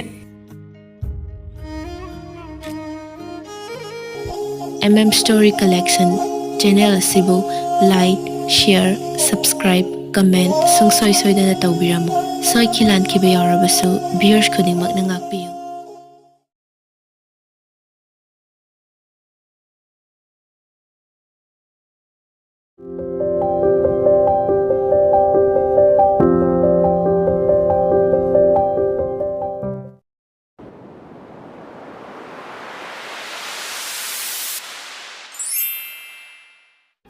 Chauba magi manausi kaidorabano haiduna ipapa khatna ising glass ama puduna lai. Ibungo, ising asida lezare. Asi hairaga sakhen chaubagi makhuttagi ising dolauraga thai. Chauba atappa khonjelda. Ibungo, kaido bu yaurage. Nayam basu khangjabu yaroidro. Sakhendu sorma piyama sangna hondoktuna. Tasoba, ngasidi nanawbom ta pothalo. Tasingna ai sa se yamna sothare. Hoi ibungo. ꯆꯥꯎꯕꯗꯨ ꯁꯤꯗ ꯍꯪꯖꯜꯂꯨꯔꯕꯗꯤ ꯁꯛꯍꯦꯟꯒꯤ ꯑꯉꯥꯎꯕ ꯃꯤꯍꯨꯟꯗꯨ ꯂꯥꯛꯂꯅꯤ ꯈꯟꯗꯨꯅ ꯋꯥ ꯃꯈꯥ ꯇꯥꯔꯨꯗ꯭ꯔꯦ. ꯑꯗꯨ ꯏꯕꯨꯡꯉꯣ ꯐꯃꯨꯡꯗ ꯑꯣꯏꯅ ꯒ꯭ꯌꯥꯟ ꯇꯥꯅ ꯄꯣꯊꯥꯕꯅ ꯐꯔꯣꯏꯗ꯭ꯔꯣ? ꯌꯥꯔꯦꯗ ꯑꯩ ꯁꯤꯗ ꯑꯣꯏꯅ ꯉꯥꯛꯇ ꯄꯣꯊꯥꯒꯦ. ꯑꯁꯤ ꯍꯥꯏꯔꯒ ꯁꯛꯍꯦꯟ ꯁꯣꯐꯥꯒꯤ ꯀꯨꯁꯟꯗꯨ ꯍꯥꯏꯐꯦꯠ ꯆꯦꯞꯈꯠꯂꯒ ꯃꯈꯣꯡ ꯑꯅꯤꯗꯨ ꯀꯥꯔꯟꯖꯟ ꯁꯤꯟꯗꯨꯅ ꯂꯣꯡꯅ ꯍꯤꯞꯊꯔꯛꯏ. ꯆꯥꯎꯕꯁꯨ ꯄꯣꯊꯥꯖꯔꯁꯅꯨ ꯈꯟꯗꯨꯅ ꯉꯥꯏꯍꯥꯛ ꯂꯩꯔꯝꯂꯒ ꯊꯣꯛꯈ꯭ꯔꯦ. ꯁꯣꯝꯗꯁꯨ ꯃꯃꯥ ꯃꯄꯥ ꯑꯅꯤꯗꯨ ꯃꯆꯥ ꯃꯃꯧꯒꯤ ꯃꯇꯥꯡꯗ ꯋꯥꯔꯤ ꯀꯌꯥ ꯑꯃ ꯁꯥꯟꯅꯔꯝꯃꯤ. ꯃꯣꯏ ꯕꯕꯥ ꯑꯩꯈꯣꯏꯁꯨ ꯀꯩꯅꯣ ꯈꯔ ꯄꯨꯔꯒ ꯅꯣꯡꯃꯇꯪꯗꯤ ꯏꯆꯦ ꯊꯔꯣ ꯍꯣꯏꯗ ꯆꯠꯄꯗꯤ ꯌꯥꯕꯅꯦ. ꯉꯥꯏꯈꯣꯗ ꯅꯆꯥꯅꯨꯄꯥꯒꯤ ꯋꯥꯁꯤꯃꯇꯪ ꯂꯩꯈꯥꯏ ꯇꯥꯈꯤꯁꯤ. ꯃꯥꯒꯤꯁꯨ ꯑꯅꯤꯡꯕ ꯑꯄꯥꯝꯕ ꯂꯩꯔꯝꯃꯗꯤ ꯀꯅꯥꯅ ꯈꯪꯅꯤ? ꯃꯥ ꯑꯉꯥꯡ ꯃꯆꯥ ꯅꯠꯇꯦꯀꯣ. ꯃꯁꯤꯗ ꯑꯩꯈꯣꯏꯅ ꯏꯆꯥꯅꯤ ꯉꯝꯃꯤ ꯍꯥꯏꯗꯨꯅ ꯐꯣꯔꯁ ꯇꯧꯒꯨꯝꯁꯤꯀꯣ. ꯅꯆꯥꯅꯨꯄꯥꯒꯤ ꯋꯥ ꯉꯥꯏꯔꯗꯤ ꯇꯣꯛꯑꯄꯣꯠꯅꯤ. ꯑꯗꯨ ꯑꯣꯏꯔꯒꯅ ꯃꯣꯏ ꯕꯕꯥ ꯖꯦꯝꯁꯇ ꯐꯣꯟ ꯇꯧꯔꯒ ꯃꯥꯒꯤ ꯈꯪꯅꯕ ꯀꯅꯥ ꯂꯩꯒꯦ ꯍꯥꯏꯕꯗꯣ ꯍꯪꯗꯣꯛꯑꯁꯤ. ꯈꯪꯗ꯭ꯔꯦꯗ. ꯅꯪꯅ ꯃꯔꯣꯜ ꯑꯃ ꯊꯨꯖꯤꯟꯕ ꯄꯥꯝꯂꯛꯄꯅꯤ. ꯅꯆꯥꯅꯨꯄꯥꯅ ꯃꯔꯣꯜ ꯑꯃ ꯅꯨꯄꯤ ꯊꯤꯕꯒꯤ ꯋꯥꯈꯜ ꯃꯆꯦꯠ ꯑꯃꯇ ꯂꯩꯇꯕꯁꯤꯗꯅꯦ ꯂꯨꯔꯤꯁꯦ. ꯀꯩꯅꯣ ꯅꯨꯄꯤ ꯊꯤꯅꯤꯡꯗ꯭ꯔꯦꯅ ꯍꯦꯛꯇ ꯌꯥꯕ꯭ꯔꯣ? ꯑꯩꯈꯣꯏꯒꯤꯗꯤ ꯃꯥ ꯃꯊꯟꯇꯅꯤ. ꯃꯥ ꯑꯃ ꯁꯣꯏꯔꯦ ꯑꯃꯗ ꯃꯦꯟꯈꯠꯅꯤ ꯍꯥꯏꯕꯁꯨ ꯅꯠꯇꯦ. ꯈꯪꯗꯦ ꯑꯩꯗꯤꯅꯦ ꯌꯥꯝ ꯊꯨꯅ ꯆꯠꯂꯒ ꯏꯆꯦ ꯊꯔꯣꯗ ꯍꯥꯏꯔꯨꯔꯗꯣꯏꯅꯤꯀோ. ꯍꯣꯏꯗ ꯑꯩꯁꯨ ꯌꯥꯔꯤꯗꯅ. ꯑꯗꯨꯗ ꯅꯣꯡꯃ ꯅꯤꯅꯤꯗꯪ ꯌꯦꯡꯈꯤꯁꯤ ꯍꯥꯏꯕꯅꯤꯅꯦ. ꯅꯨꯃꯤꯗꯥꯡꯒꯤ ꯆꯥꯛ ꯏꯁꯤꯡ ꯇꯣꯛꯂꯗꯨꯅ ꯇꯨꯝꯃꯝꯗꯥꯏꯒꯤ ꯕꯤꯅꯥꯗꯨ ꯃꯄꯨꯔꯣꯏꯕꯒꯤ ꯐꯝꯗꯨ ꯊꯥꯅ ꯃꯣꯏ ꯕꯕꯥ ꯅꯆꯥꯅꯨꯄꯥꯒꯤ ꯇ꯭ꯔꯦꯅꯤꯡꯗꯣ ꯊꯥ 6ꯅꯤ ꯍꯥꯏꯗꯥꯏꯅꯦ? ꯃꯥꯅꯦ. ꯑꯗꯨ ꯀꯩꯗꯧꯔꯒꯦ? ꯅꯪꯅ ꯍꯧꯖꯤꯛꯇ ꯑꯃꯨꯛ ꯇ꯭ꯔꯦꯅꯤꯡ ꯀꯥꯏꯅ ꯑꯃ ꯍꯧꯒꯠꯂꯛꯏꯁꯤꯅ? ꯀꯩꯁꯨ ꯇꯧꯗꯦꯗ. ꯊꯥ 3ꯃꯨꯛꯁꯨ ꯍꯧꯖꯤꯟꯈ꯭ꯔꯕꯅꯤꯅ ꯀꯨꯏꯁꯤꯜꯂꯛꯇ꯭ꯔꯦ. ꯑꯗꯨꯅ ꯃꯧꯗꯣ ꯍꯩꯍꯧꯔꯁꯤꯔꯥꯅ ꯈꯜꯂꯤꯕ. ꯉꯥꯏꯈꯣ. ꯅꯆꯥꯅꯨꯄꯥꯒꯤ ꯊꯕꯛꯁꯤꯗꯅꯦ ꯒ꯭ꯌꯥꯟ ꯇꯥꯅ ꯇꯧꯈꯤꯁꯅꯨ. ꯑꯗꯨꯒ ꯈꯔ ꯂꯩꯔꯒꯅꯦ ꯀꯣꯛ ꯍꯦꯛ ꯍꯥꯏꯔꯨꯔꯒ ꯂꯣꯏꯔꯦꯗꯅ. ꯂꯝ ꯂꯥꯞꯅ ꯆꯠꯀꯗꯕꯁꯨ ꯅꯠꯇꯦ. ꯅꯪꯁꯨ ꯉꯥꯏꯉꯝꯈꯤꯗ꯭ꯔꯦꯗꯀꯣ. ꯉꯥꯏꯉꯝꯗꯕꯒꯤ ꯋꯥꯕꯨꯗꯤ ꯅꯠꯇꯦꯗ. ꯊꯔꯣ ꯍꯣꯏꯒꯤ ꯃꯃꯥꯡꯗ ꯇꯔꯨꯕꯤꯗꯣ ꯍꯥꯏꯅꯕ ꯂꯥꯛꯏ ꯍꯥꯏꯕꯒꯤ ꯄꯥꯎꯗꯣ ꯍꯦꯛꯇ ꯍꯟꯅꯤꯡꯉꯛꯄ. ꯌꯥꯔꯦ ꯏꯕꯦꯝꯃ. ꯅꯪꯅ ꯉꯥꯡꯊꯣꯔꯛꯄ ꯋꯥꯁꯤꯃꯅꯦ ꯔꯥꯁꯤ ꯑꯃ ꯍꯦꯛ ꯌꯥꯎꯗꯦꯀꯣ. ꯆꯠꯂꯣ ꯅꯊꯧ ꯇꯧꯔꯣ. ꯑꯩꯒꯤ ꯏꯅꯥꯛꯇꯅꯦ ꯀꯨꯏꯅ ꯂꯩꯔꯅꯨ. ꯑꯩꯁꯨ ꯉꯥꯏꯍꯥꯛꯇ ꯄꯣꯊꯥꯒꯦ. ꯇꯁꯦꯡꯅ ꯃꯥꯒꯤ ꯅꯨꯄꯤꯒ ꯃꯥꯟꯅꯕ ꯇꯟꯕꯒꯤꯅꯤ. ꯍꯦꯛ ꯃꯥꯟꯅꯔꯨꯕꯗ ꯈꯨꯝꯂꯛꯀꯗꯧꯔꯤꯕ ꯋꯥ ꯃꯌꯥꯝꯗꯨ ꯃꯪꯂꯦꯝ ꯑꯣꯏ. ꯁꯛꯇ ꯀꯌꯥ ꯌꯥꯎꯗ꯭ꯔꯕꯁꯨ ꯆꯤꯟꯗꯗꯤ ꯍꯥꯏꯐꯦꯠ ꯐꯖꯕꯅꯤ ꯕꯤꯅꯥꯁꯨ. ꯇꯜꯂ ꯃꯥꯜꯂꯦ ꯃꯄꯨꯔꯣꯏꯕꯗ ꯋꯥꯗꯣ ꯑꯅꯤꯔꯛ ꯁꯨꯅ ꯈꯨꯃꯝꯗ ꯏꯃꯨꯡꯗ ꯑꯗꯨꯝ ꯆꯪꯈ꯭ꯔꯦ. ꯄꯣꯊꯥꯒꯦ ꯍꯥꯏꯔꯝꯕ ꯅꯨꯄꯥꯗꯨ ꯃꯄꯥꯒꯤ ꯋꯥ ꯑꯗꯨꯗ ꯆꯥꯅꯤꯡ ꯇꯥꯗ꯭ꯔꯗꯨꯅ ꯐꯨꯛ ꯍꯧꯒꯠꯂꯒ ꯃꯃꯥꯗ ꯀꯣꯜ ꯇꯧꯔꯛꯏ. ꯍꯜꯂꯣ ꯇꯥꯃꯣꯆꯣ. ꯅꯪ ꯑꯃꯨꯛ ꯄꯥꯏꯔꯛꯑꯕ꯭ꯔꯥ? ꯏꯃꯥ ꯂꯩꯇ꯭ꯔꯣ? ꯆꯥꯛꯈꯨꯝꯗ ꯂꯩꯍꯧꯕꯅꯦ. ꯄꯥꯏꯍꯜꯂꯛꯀꯦ. ꯄꯥꯏꯍꯜꯂꯣ. ꯑꯗꯣ ꯇꯥꯃꯣꯆꯣ ꯅꯪ ꯀꯔꯝ ꯀꯥꯟꯗ ꯂꯥꯛꯇꯣꯏꯅꯣ? ꯅꯕꯨꯡ ꯅꯨꯡꯁꯤꯕꯒꯤ ꯍꯪꯉꯛꯄꯗꯤ ꯀꯩꯁꯨ ꯑꯣꯏꯔꯝꯃꯣꯏꯅꯦ ꯅꯪꯒꯤꯗꯣ. ꯈꯣꯡꯎꯞ ꯇꯞꯈꯤꯕꯒꯤ ꯑꯣꯏꯔꯝꯒꯅꯦꯕ. ꯌꯥꯔꯦ ꯇꯥꯃꯣꯆꯣ ꯅꯕꯨꯛ ꯐꯠꯇꯕ ꯇꯧꯅꯨꯀꯣ. ꯈꯣꯡꯎꯞꯀꯤ ꯅꯠꯇꯦ ꯀꯩꯁꯨ. ꯃꯤ ꯇꯥꯃꯣꯆꯣ ꯅꯨꯡꯁꯤꯕꯒꯤ ꯎꯅꯤꯡꯗꯅ ꯍꯥꯏꯖꯔꯒ. ꯀꯦꯅ ꯃꯧꯅ ꯌꯣꯛꯂꯛꯄꯒꯤ ꯍꯧꯅꯕꯤ ꯃꯔꯩ ꯏꯀꯣꯟ ꯀꯣꯟꯅ ꯈꯨꯝꯂꯛꯄ ꯑꯗꯨꯗ ꯃꯕꯨꯡꯗꯨꯗꯤ ꯅꯣꯛꯅꯤꯡꯂꯨꯔ ꯃꯥꯜꯂꯦ. ꯌꯥꯝꯅ ꯃꯣꯡ ꯍꯥꯗꯅ ꯅꯣꯛꯃꯤ ꯃꯇꯧ ꯇꯝꯂꯛꯏ. ꯑꯁꯦꯡꯕꯒꯤ ꯇꯥꯃꯣꯆꯧꯁꯦ ꯅꯨꯡꯁꯤꯗꯅ ꯎꯅꯤꯡꯕꯒꯤ ꯍꯪꯉꯛꯏꯔꯕ? ꯑꯩꯗꯤ ꯃꯥꯟꯗꯦꯀꯣ. ꯅꯪꯅ ꯐꯅ ꯍꯥꯏꯔꯁꯨꯅꯦ ꯎꯄꯥꯏ ꯁꯨꯛꯂꯩ ꯂꯩꯇꯦꯍꯦ. ꯅꯪꯒꯤ ꯈꯣꯡꯎꯞꯇꯣ ꯂꯩꯔꯛꯄ ꯌꯥꯔꯔꯣꯏꯕ. ꯀꯩꯒꯤ? ꯊꯕꯛ ꯑꯔꯨꯕ ꯑꯃ ꯂꯩꯔꯦꯕ. ꯑꯗꯨꯅ ꯑꯩ ꯌꯥꯝ ꯊꯨꯅ ꯊꯣꯛꯂꯛꯑꯅꯤ. ꯇꯥꯃꯣꯆꯣ ꯂꯩꯔꯛꯇꯕ ꯌꯥꯔꯣꯏꯀꯣ. ꯃꯤ ꯊꯥꯏꯂꯦꯟꯒꯤ ꯍꯤꯟꯁꯇꯣ ꯌꯥꯝꯅ ꯄꯥꯝꯃꯤ ꯍꯥꯏꯔꯒ. ꯀꯔꯤꯒꯤ ꯊꯥꯏꯂꯦꯟꯒꯤꯅꯣ? ꯑꯗꯨꯒꯤ ꯁꯔꯨꯛꯄꯨꯗꯤ ꯏꯃꯥꯒ ꯕꯖꯥꯔꯗ ꯆꯠꯂꯣ. ꯑꯗꯨꯒꯅꯦ 100ꯒꯤ ꯍꯥꯏꯗꯣꯛꯑꯒ ꯌꯥꯝ ꯌꯣꯟꯕꯅꯦ. ꯑꯗꯨꯗꯒꯤ 10ꯃꯨꯛ ꯂꯩꯔꯨꯆꯣ. ꯑꯗꯨꯅ ꯐꯠꯇ꯭ꯔꯣ? ꯃꯈꯜꯁꯨ ꯇꯣꯡꯕ. ꯊꯤꯔꯤꯕ ꯅꯁꯛ ꯈꯨꯊꯤꯗꯨꯒ ꯊꯥꯏꯂꯦꯟꯒꯤ ꯐꯖꯕ ꯑꯇꯥꯡꯕꯒꯁꯨ ꯇꯣꯡꯅꯤꯡꯉꯤ. ꯃꯤꯒꯤ ꯑꯗꯨ ꯐꯖꯈ꯭ꯔꯕ ꯈꯣꯡꯎꯞꯇꯣ ꯅꯪꯅ ꯇꯣꯡꯉꯒ ꯃꯥꯡꯍꯜꯂꯒꯦ ꯍꯥꯏꯔꯣ? ꯇꯥꯃꯣꯆꯣ ꯑꯩ ꯌꯥꯝ ꯁꯥꯎꯅꯤꯡꯉꯤꯀꯣ. ꯅꯪꯅ ꯀꯌꯥꯝ ꯐꯖꯔꯗꯅ. ꯑꯩꯗꯤ ꯐꯖꯩ ꯀꯩꯅꯣ. ꯐꯖꯕꯗꯨꯅ ꯑꯣꯏꯔꯝꯒꯅꯤ ꯍꯧꯖꯤꯛ ꯐꯥꯎꯕ ꯄꯥꯈꯪ ꯁꯥꯔꯤ ꯑꯣꯏꯔꯒ ꯂꯩꯔꯤꯗꯣ. ꯆꯠꯂꯣꯀꯣ. ꯑꯗꯨꯗꯤ ꯑꯩꯅ ꯊꯤꯔꯣꯏꯅ ꯊꯤꯗꯕꯅꯤ. ꯉꯝꯖꯗ꯭ꯔꯦ. ꯕꯕꯥꯗ ꯀꯣꯜ ꯇꯧꯔꯒ ꯍꯥꯏꯔꯣ. ꯑꯩꯗꯤ ꯁꯪꯗ꯭ꯔꯦ. ꯃꯁꯤ ꯑꯝꯇ ꯄꯥꯏꯍꯜꯂꯣ ꯍꯥꯏꯕꯅꯦ. ꯊꯣꯏ ꯁꯦꯝꯃꯦ. Tamusong na nungsidana fagi tawbane heba. Se, apang bisidi. Isan bu kanana masakti haino. Mana hajita haidubu. Adudi aina fagi tawbane hairedana. Chalo, imam ta pahalo heba. Isan di maram mukpini se. Chalo, nangi kungto tamusong na ne soidan la leira ageba. Chalo. Hoi, adudi tamucho, ngai haktang payu ko. Ai ima korake. Angang nang amako. Phone ani ka vaisilladana. Hayeng di ne. Imagi phone do nang pai wero ko. Nang nasagi do tum pai yadro. Pai de kaisu. Mana langtholang thotana thamjaraga.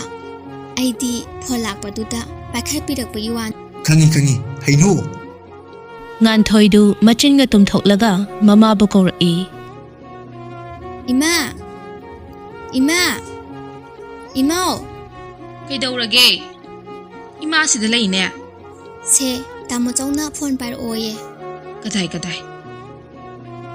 Asi hairaga Tharik nganthoi makhuttagi phone do lawi. ꯏꯕꯨꯡꯉꯣ ꯑꯆꯧꯕ ꯀꯔꯤ ꯍꯥꯏꯅꯤꯡꯒꯦ ꯅꯪꯕꯣ Sakhen sakfam do khanghan hajjillaga Ima, kaino baba no nin to risibo. ꯑꯦ ꯅꯄꯥ ꯏꯕꯥꯅꯤꯅ ꯑꯃꯨꯛ ꯀꯩꯗꯧꯔꯒꯦ ꯅꯪꯅ ꯂꯋꯥꯏ ꯂꯦꯝꯐꯨꯗ ꯂꯥꯛꯂꯛꯏꯁꯤꯕꯣ Ima, aine hojing nupi thibaga ngamgiroi ko. Ngallingai sida yam thuna haidu uso. Natradi sopa nangjani ko. Aidi haibi de aini. ꯍꯥꯏ ꯃꯗꯨꯒꯤ ꯑꯣꯏꯔꯗꯤ ꯅꯄꯥꯒ ꯑꯗꯨꯝ ꯉꯥꯡꯅꯖꯧ ꯃꯗꯨꯗ ꯑꯩ ꯌꯥꯎꯗꯦꯀꯣ ꯑꯩꯗꯤ ꯅꯄꯥꯅ ꯍꯥꯏꯌꯨ ꯍꯥꯏꯕꯒꯤ ꯍꯥꯏꯕꯅꯤ Yare, ai loina kangi. Adumaina ga yam toksiladi ne. Ai Manipur da suktok thoksararoi. Tharik machasi maching ama tawi khangbana thokta tholoi doboi ningdana masado haifet pakhatli. ꯏꯕꯨꯡꯉꯣ ꯑꯆꯧꯕ ꯅꯪꯕꯨ ꯚꯥꯞ ꯇꯥꯎꯅꯦ ꯅꯄꯥꯒꯤ ꯐꯤꯕꯝꯁꯦ ꯅꯪꯁꯨ ꯈꯪꯉꯤꯕ ꯅꯠꯇ꯭ꯔꯣ ꯀꯌꯥꯝ ꯀꯨꯏꯔꯦ ꯅꯄꯥꯁꯤꯅ ꯆꯠꯄ ꯉꯝꯗꯗꯅ ꯂꯩꯔꯝꯃꯤꯗꯣ ꯍꯧꯖꯤꯛꯁꯨ ꯆꯠꯂꯤ ꯍꯥꯏꯕꯒꯤ ꯋꯥꯅꯤ ꯃꯌꯥꯝꯒ ꯃꯥꯟꯅꯅ ꯆꯠꯄ ꯉꯝꯗ꯭ꯔꯤꯕꯅꯤ ꯑꯩꯈꯣꯏꯅ ꯂꯩꯗꯅ ꯀꯌꯥꯝ ꯀꯨꯏꯅ ꯂꯩꯒꯅꯤ ꯑꯗꯨꯅ ꯈꯔ ꯀꯜꯂꯤꯉꯩꯁꯤꯗ ꯃꯆꯥ ꯃꯃꯧꯒꯤ ꯀꯨꯝꯍꯩꯗꯣ ꯌꯦꯡꯅꯤꯡꯉꯛꯇꯅ ꯇꯧꯔꯤꯅꯤꯅꯦ ꯅꯪꯕꯣ Ima, adu punamakto ai loina kangi. Baba ke story. Madugi namadane nasa ibu sizinaragane sans logi honarakano. Yung panbasibu phagiraba. Kanano karino masak amutus udriba. Nupi dubu ai ka kamai lemina dono haibane. Baba gi mawongse ai khara nungaite. Numin mangani gi matam pige kaina. Ai baba dadi yam kana haibasu nungaite. Aduna ima nangna khara fazilu. ꯍꯥꯏ ꯃꯁꯛ ꯈꯪꯗꯕꯗꯨꯗꯤ ꯅꯣꯡꯃ ꯐꯖꯅ ꯎꯅꯔꯒ ꯈꯪꯅꯕ ꯌꯥꯏꯗꯅ ꯌꯥꯝ ꯐꯕ ꯅꯨꯄꯤ ꯃꯆꯥꯅꯤ ꯋꯥꯉꯥꯡꯗ ꯁꯉꯥꯡꯗ ꯃꯁꯛꯇ ꯃꯇꯧꯗ ꯑꯋꯥꯠꯄ ꯑꯃꯠꯇ ꯌꯥꯎꯗꯦ ꯁꯤꯗ ꯅꯪꯅ ꯌꯥꯅꯤꯡꯗ꯭ꯔꯤꯕꯁꯤ ꯀꯔꯤꯒꯤꯅꯣ ꯅꯠꯇꯦ ꯅꯪꯕꯨ ꯅꯄꯥꯅ ꯁꯤꯟꯕꯁꯤꯗ ꯌꯥꯎꯅꯤ ꯏꯕꯨꯡꯉꯣ ꯀꯔꯝꯕ ꯃꯃꯥ ꯃꯄꯥꯅ ꯃꯆꯥꯒꯤ ꯃꯥꯡꯅꯕ ꯁꯤꯟꯒꯗꯒꯦ ꯑꯍꯜ ꯂꯃꯟꯁꯤꯡꯅ ꯍꯥꯏꯅꯕ ꯇꯨꯔꯦꯜꯒꯤ ꯏꯁꯤꯡ ꯍꯪꯒꯠꯅ ꯆꯦꯟꯗꯦ ꯍꯥꯏꯕꯗꯣ ꯇꯥꯍꯟꯒꯅꯨꯀꯣ ꯏꯃꯥꯒꯤ ꯏꯕꯨꯡꯉꯣ ꯍꯧꯖꯤꯛ ꯍꯥꯊꯨꯅ ꯇꯧꯁꯦ ꯍꯥꯏꯕ ꯅꯠꯇꯦ ꯅꯪꯒꯤ ꯈꯪꯅꯕ ꯃꯤ ꯂꯩꯔꯁꯨ ꯑꯗꯨꯝ ꯍꯥꯏꯔꯛꯑꯣ ꯃꯗꯨꯗ ꯑꯩꯈꯣꯏꯅ ꯌꯥꯔꯣꯏꯗꯕ ꯂꯩꯇꯦ ꯅꯪ ꯑꯉꯥꯡ ꯅꯠꯇ꯭ꯔꯕꯅꯤꯀꯣ ꯅꯄꯥꯒꯤ ꯋꯥꯈꯜ ꯅꯨꯡꯉꯥꯏꯍꯟꯒꯦ ꯅꯨꯡꯉꯥꯏꯍꯜꯂꯣꯏ ꯅꯪꯒꯤ ꯈꯨꯠꯇ ꯂꯣꯏꯅ ꯂꯩꯔꯕꯅꯤ Sakhen matindo kut yotharaga khonjel khajik taptharaktuna Ima, ai matam khara lauki. ꯍꯣꯏ ꯑꯗꯨꯗꯤ ꯏꯃꯥ ꯊꯝꯃꯒꯦꯀꯣ Inkhalakpa jobongi matambu pamde haiduna kana amata mai leiduna chenba yaukhibra yauramloi adu phana oiduna su awatpadana masarak oiduna laklaba kana amagi maphamdadi nungsiba karino masak khangdana taibang pan thadokduna chatkhiba kaya amasu yauramloi hainingai leite adusu nungsiba masak khanglamloi haigadoribra adumnadi oiraga karigisu khanglamloi migisu thamoi amadi palibani Numit kharani haukrabagi tungda nongma itha thajadana Tharik mapuroibaga loinana acha athak kaya ama puraduna tharogi mayumda lakle Thongalda gari khamkhibagi makholdu tabada phi saduna leiramba thajadu thongalomda mangakto haifet chepthaduna yenglakpani Lakliba misakto khangladuna taha imungda changlaktuna manebu kauroi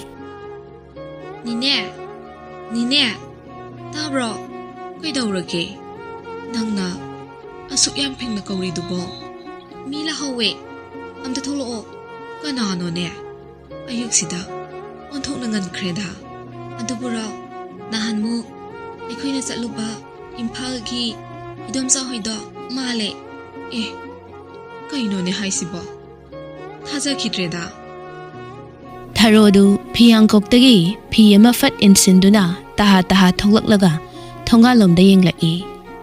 Anidusu garidagi tapna kumtharaktuna mafam adubu haifet leiduna yenglaba tungda yum maduda mityeng thamlai. Makhoigi yumsi lerak machinni yamna sangna changde thongaldagi adumak ure. Aniduna moli changlakpadu ubada Tharodu momon noktuna taram kaurai. Haima ibungo na banisu la idana Hoi ise, masidi thabak su khara komena mama ibani su amutang koyu sidana laibane. onthok na nungai reda ise di lakte hairibani ne jango hoigano Asi hairaga imung lomda fat onsinduna bema nadom za hoila ise phida ama puthora une nangbo nabanisu aikhoigi yumse thibada onthok na waramani ne tawrise Mani Chandradu nokmi adumak khumlai. Wade da ise. Ise na namu haramabani na ne sumjing adum lai. Yumbudi ahan bahumbuda dum khangi. Aduna kaisu wabo oida. hoi Thajasu kaunagi phak ama puthoraktuna mangoladuda tapna thai. kaka idomsa sida phambiyo yareda ado ibema saka saraga numida wairam ingna haluko ise sakti nongma phajana laaga sarage ngasidi sara roige saraga satlu kaidauge thabaka lehobro thabakpudi kaisu thoidokpa lehaudiye aduda ngaihak leitana moi baba unaba mi yamna lae aduna yumdo sangna thadokpasu yadaba adugini ise hoi adu susumi lao phaksida phamse Asumna anidu mangolda thariba phaktuda changsinduna tapna phammi. Chiknaga paka tawduna sadrabasu yummadugi masanana pakna leiriba sumangaduda napi maka ama fawba haude haiba yai. Aduki matik nali waidusu sumangdu thungnaba tairi. Piktak tawba tulsibong aduda hailay kayaga loinana manam nungsina thariba duktuna yummadugi masik magun hengat halli. Mani Chandra mayamsi kupthana yenglaba tungda koithoktana wado jap hekta harai. Ise, nanawi koina laksirisi. Ise dagi karigumba posat amantang nizagi hedana laksabun. Sida ise na amu yadega hairapudi yaroiko. aseng ise moi babana haisu haibane ekhoina haijarise yade haibirakanu ko matam kuina isilina tatna thanadana loinabado nanauna pamjaiye inaugi wase ise khoigidi laibak yamna phabane adubu hayo kariwano isilina hekta apha phata tanaragal loire sida isena kaidobagi yaroidoribano Tharosu harakadoriba wadu loina khanglibani. Adubu ma khanglabasu phat kangthokluba yadabagi thayeina na hairibani. Chimbal kangi tawramba Mani Chandradu thajana cha puthorakpadu ubada magi mamau oibada matik chare khanduna momon tawna kanglamba chimbaldu khajik umsilli. Thaja itap-tapna.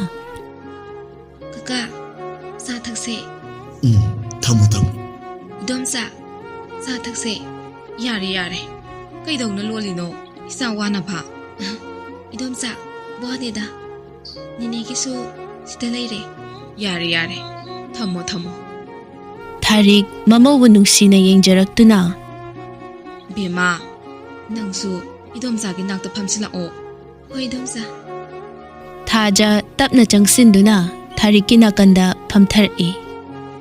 yengoi ngasi idomsa ga kaka ga la ibase isabu imo oizagi haiduna nineda haizabala ibane Tharona amuk wado makha tarai.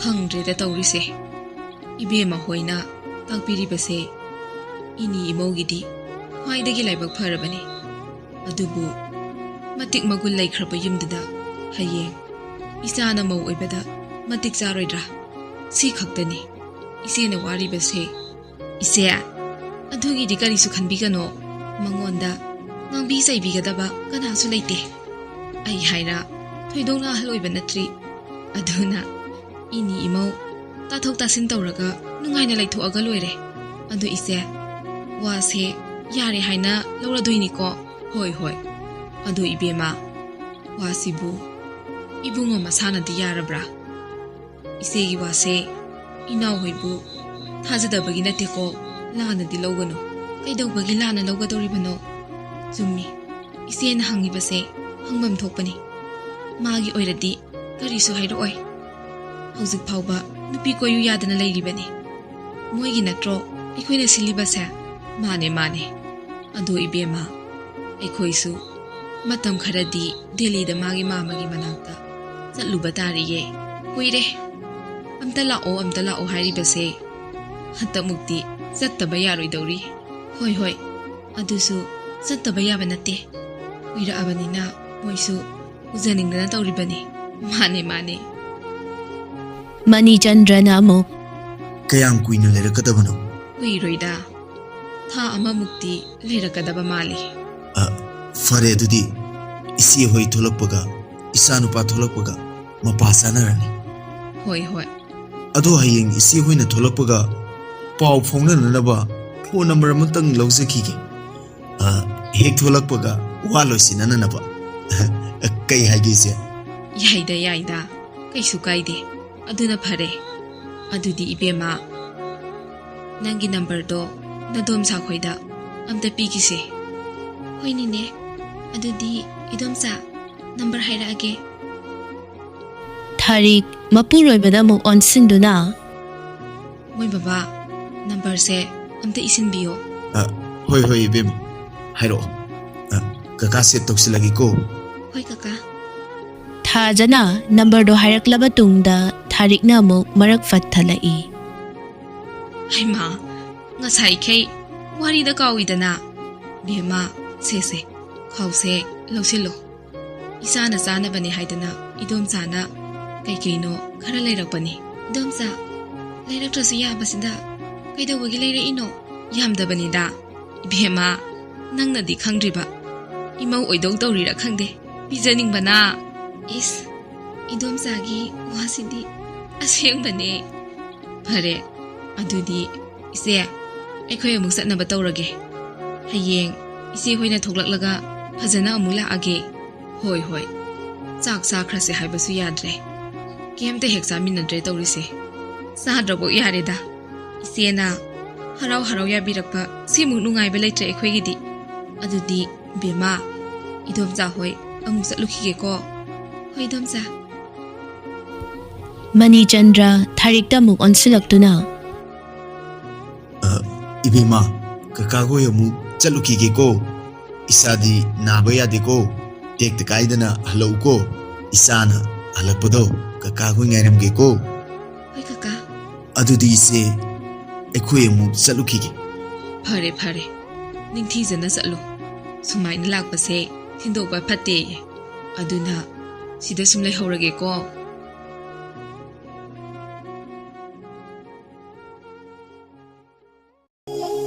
Story Collection channel asibu like, share, subscribe, comment sungsoi soidana tawbiramu soi khilan khiba yarabasu viewers khudingmak na ngakpiyu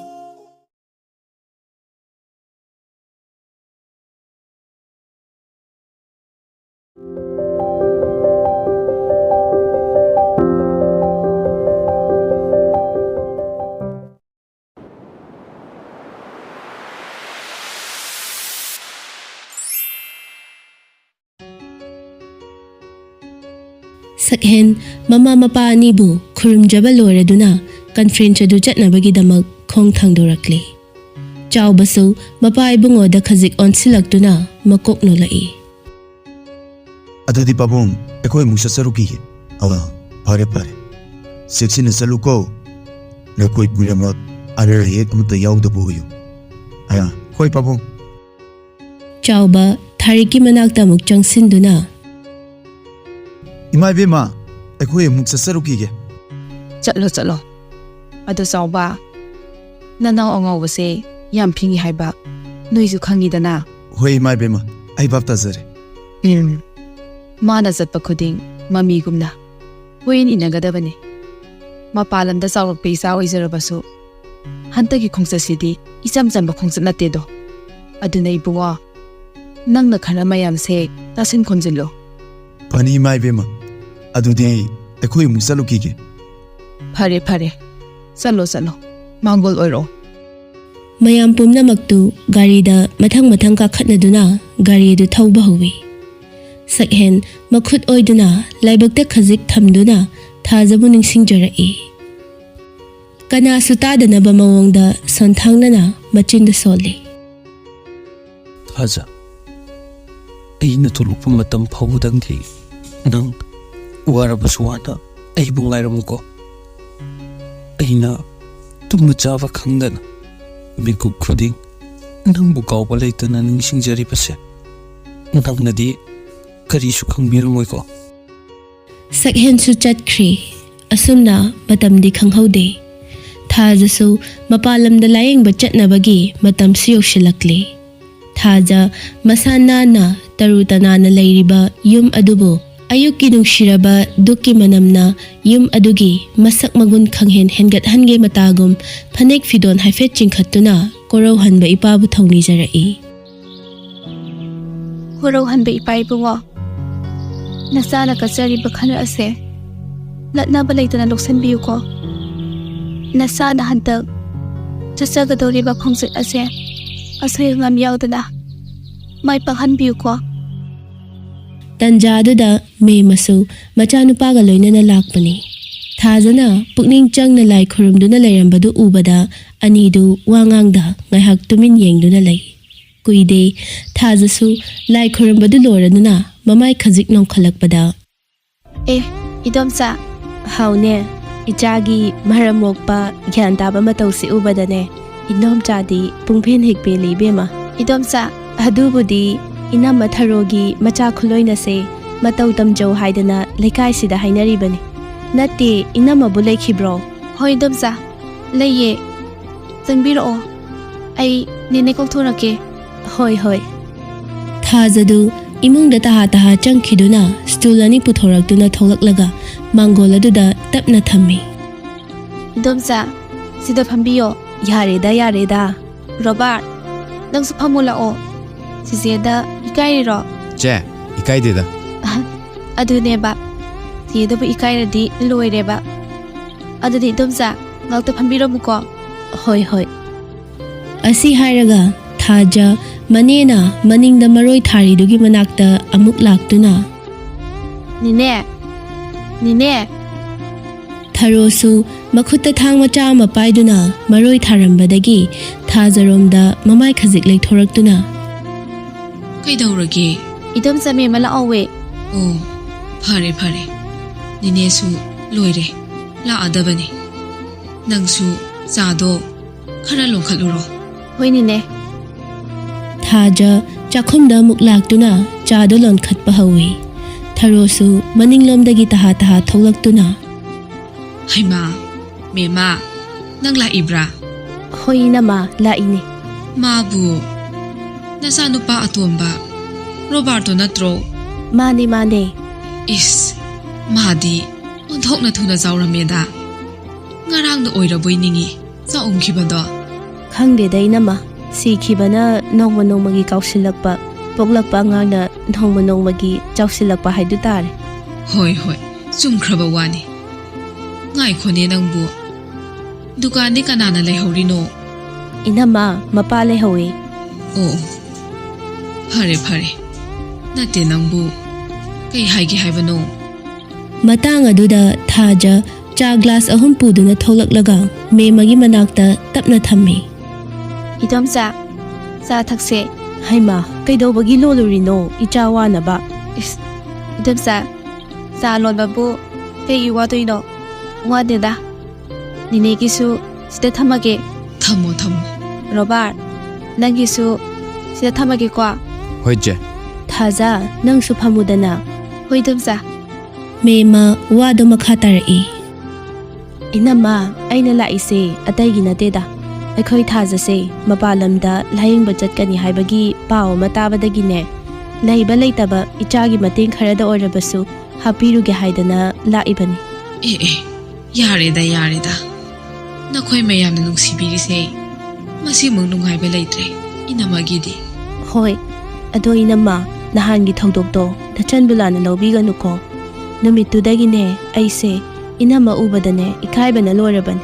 Mapana sune adagumba nupiduga onsinaraga wari sanaganu haidana ngahangbada muktoiba. Hera. Inama kaisu khandeda. Isangi pukseldi inama phajana khangi. Aidi inamana lana lawramanina amuktadi sengtokke khanbane. Dukan se tausiludana chathorokpa suksang yek sangdaba. Aduda ngasidi ichagi pause tabaga tan chare chatluragena hekta laklabani. Hoi hoi. Khangdeda mema. Lairaba. Tola taraba misang sangalaijadaba haibase. Aduki matik tonkhre. Inama adumna khanbiganu. Inama hoigidamak aikhoi mayam lairisidi. Uwagi makha thabadabu patle hainabani. Migi makha thabadadi patpa laiti. Sigidamakne inamana ka hena khanjinbiganu. Ado chatpadi kanaga chatpa tarage. Ini mo dum chatlage. Delhi bu yoradi. Nang mamu hoisu masa singa punna. Ada laibanina adugidi. Karisu waningai oidre. Oh, yamna phai. Ado chatpagi matamgadi lepabo inama. Lepe. Lakliba tang kunsida oina chatpa tare. Flight ticket ka moina loina. Kagla aponida. Oh, ihe. Tang kun oiradi tha makhai mukti leirine ko. Leiri. Natte nangbu sado. Inkrade tha one. Robert, nangsu tha odana. Ine. Aidi nga saina thakpa loireda. Ihe. Angau basidi. Maadine chayam da ngawbani. Aduna miku phapoteda. Thazana wada marak fathatuna. Robert, sale horiye. Sise hairake. Che, yareda. Hairanu. Mema chado amurak anirak phat chinglaga glass tu nakanda thamkhraga magi manibek machadu dagi changwa chapi khara satoktuna tharoda pirai. Inama se sinane thazagi layeng badane mateng khara oinaro. Aisune yamna piningbani adubu angang singse laik tambagi changliba sen mayam sidane yamna pibaga ngamde. Mema yaman khre. Nangsu paisa ka hena ko musunate. Jumi. Nang haiba. Hauziki matamda angang ama sengmada. Sangiba sel mayam siga. Nangidi angang ahumnido tangkhala ise. Hoi nama. Aduna ne sel se yaman khre. Khara lawselune nangba. Inama kaidagi yambano yamdabanida. Adum paisilo migi lamda chatpa haibase paisagi mathau ngaktani. Hangpham leiba sunate sidadi ngaihaki oirasu amadagi adum hangnaba ya. Hoi. Adudi nama aikhoi somo hankragi. Adugane paisa nungsado watlasu phonda dum haira uko. Ngai khone mema. Nangi si yamalemi. Phare. Nangna nungaitraga. Inama kharadi laurage. Mema mamita ira khajik cheladuna khonjel nikna hairai. Nate nama nachanbu mitopni haina khalabro. Leihao do aigi sunuk sikharba imanabi. Mahagi machadi aigi su ichana tabro. Mema nang inamabu lana laura male. Phare. Nangna adu yongna nungaitwadi. Inama selse laurage ko. Memadu nokfet tauje. Hoine aduneba tanja sidai bomo inamana kaphange tawe wani. Angau bisidi. Adudi thaza indom cha chatlage ko. Asoi ngam yaudana tek da guiden hek halo ko. Hoi domsa. Adudi Robert, chalo ko. Hoi che. Mema su chatkre.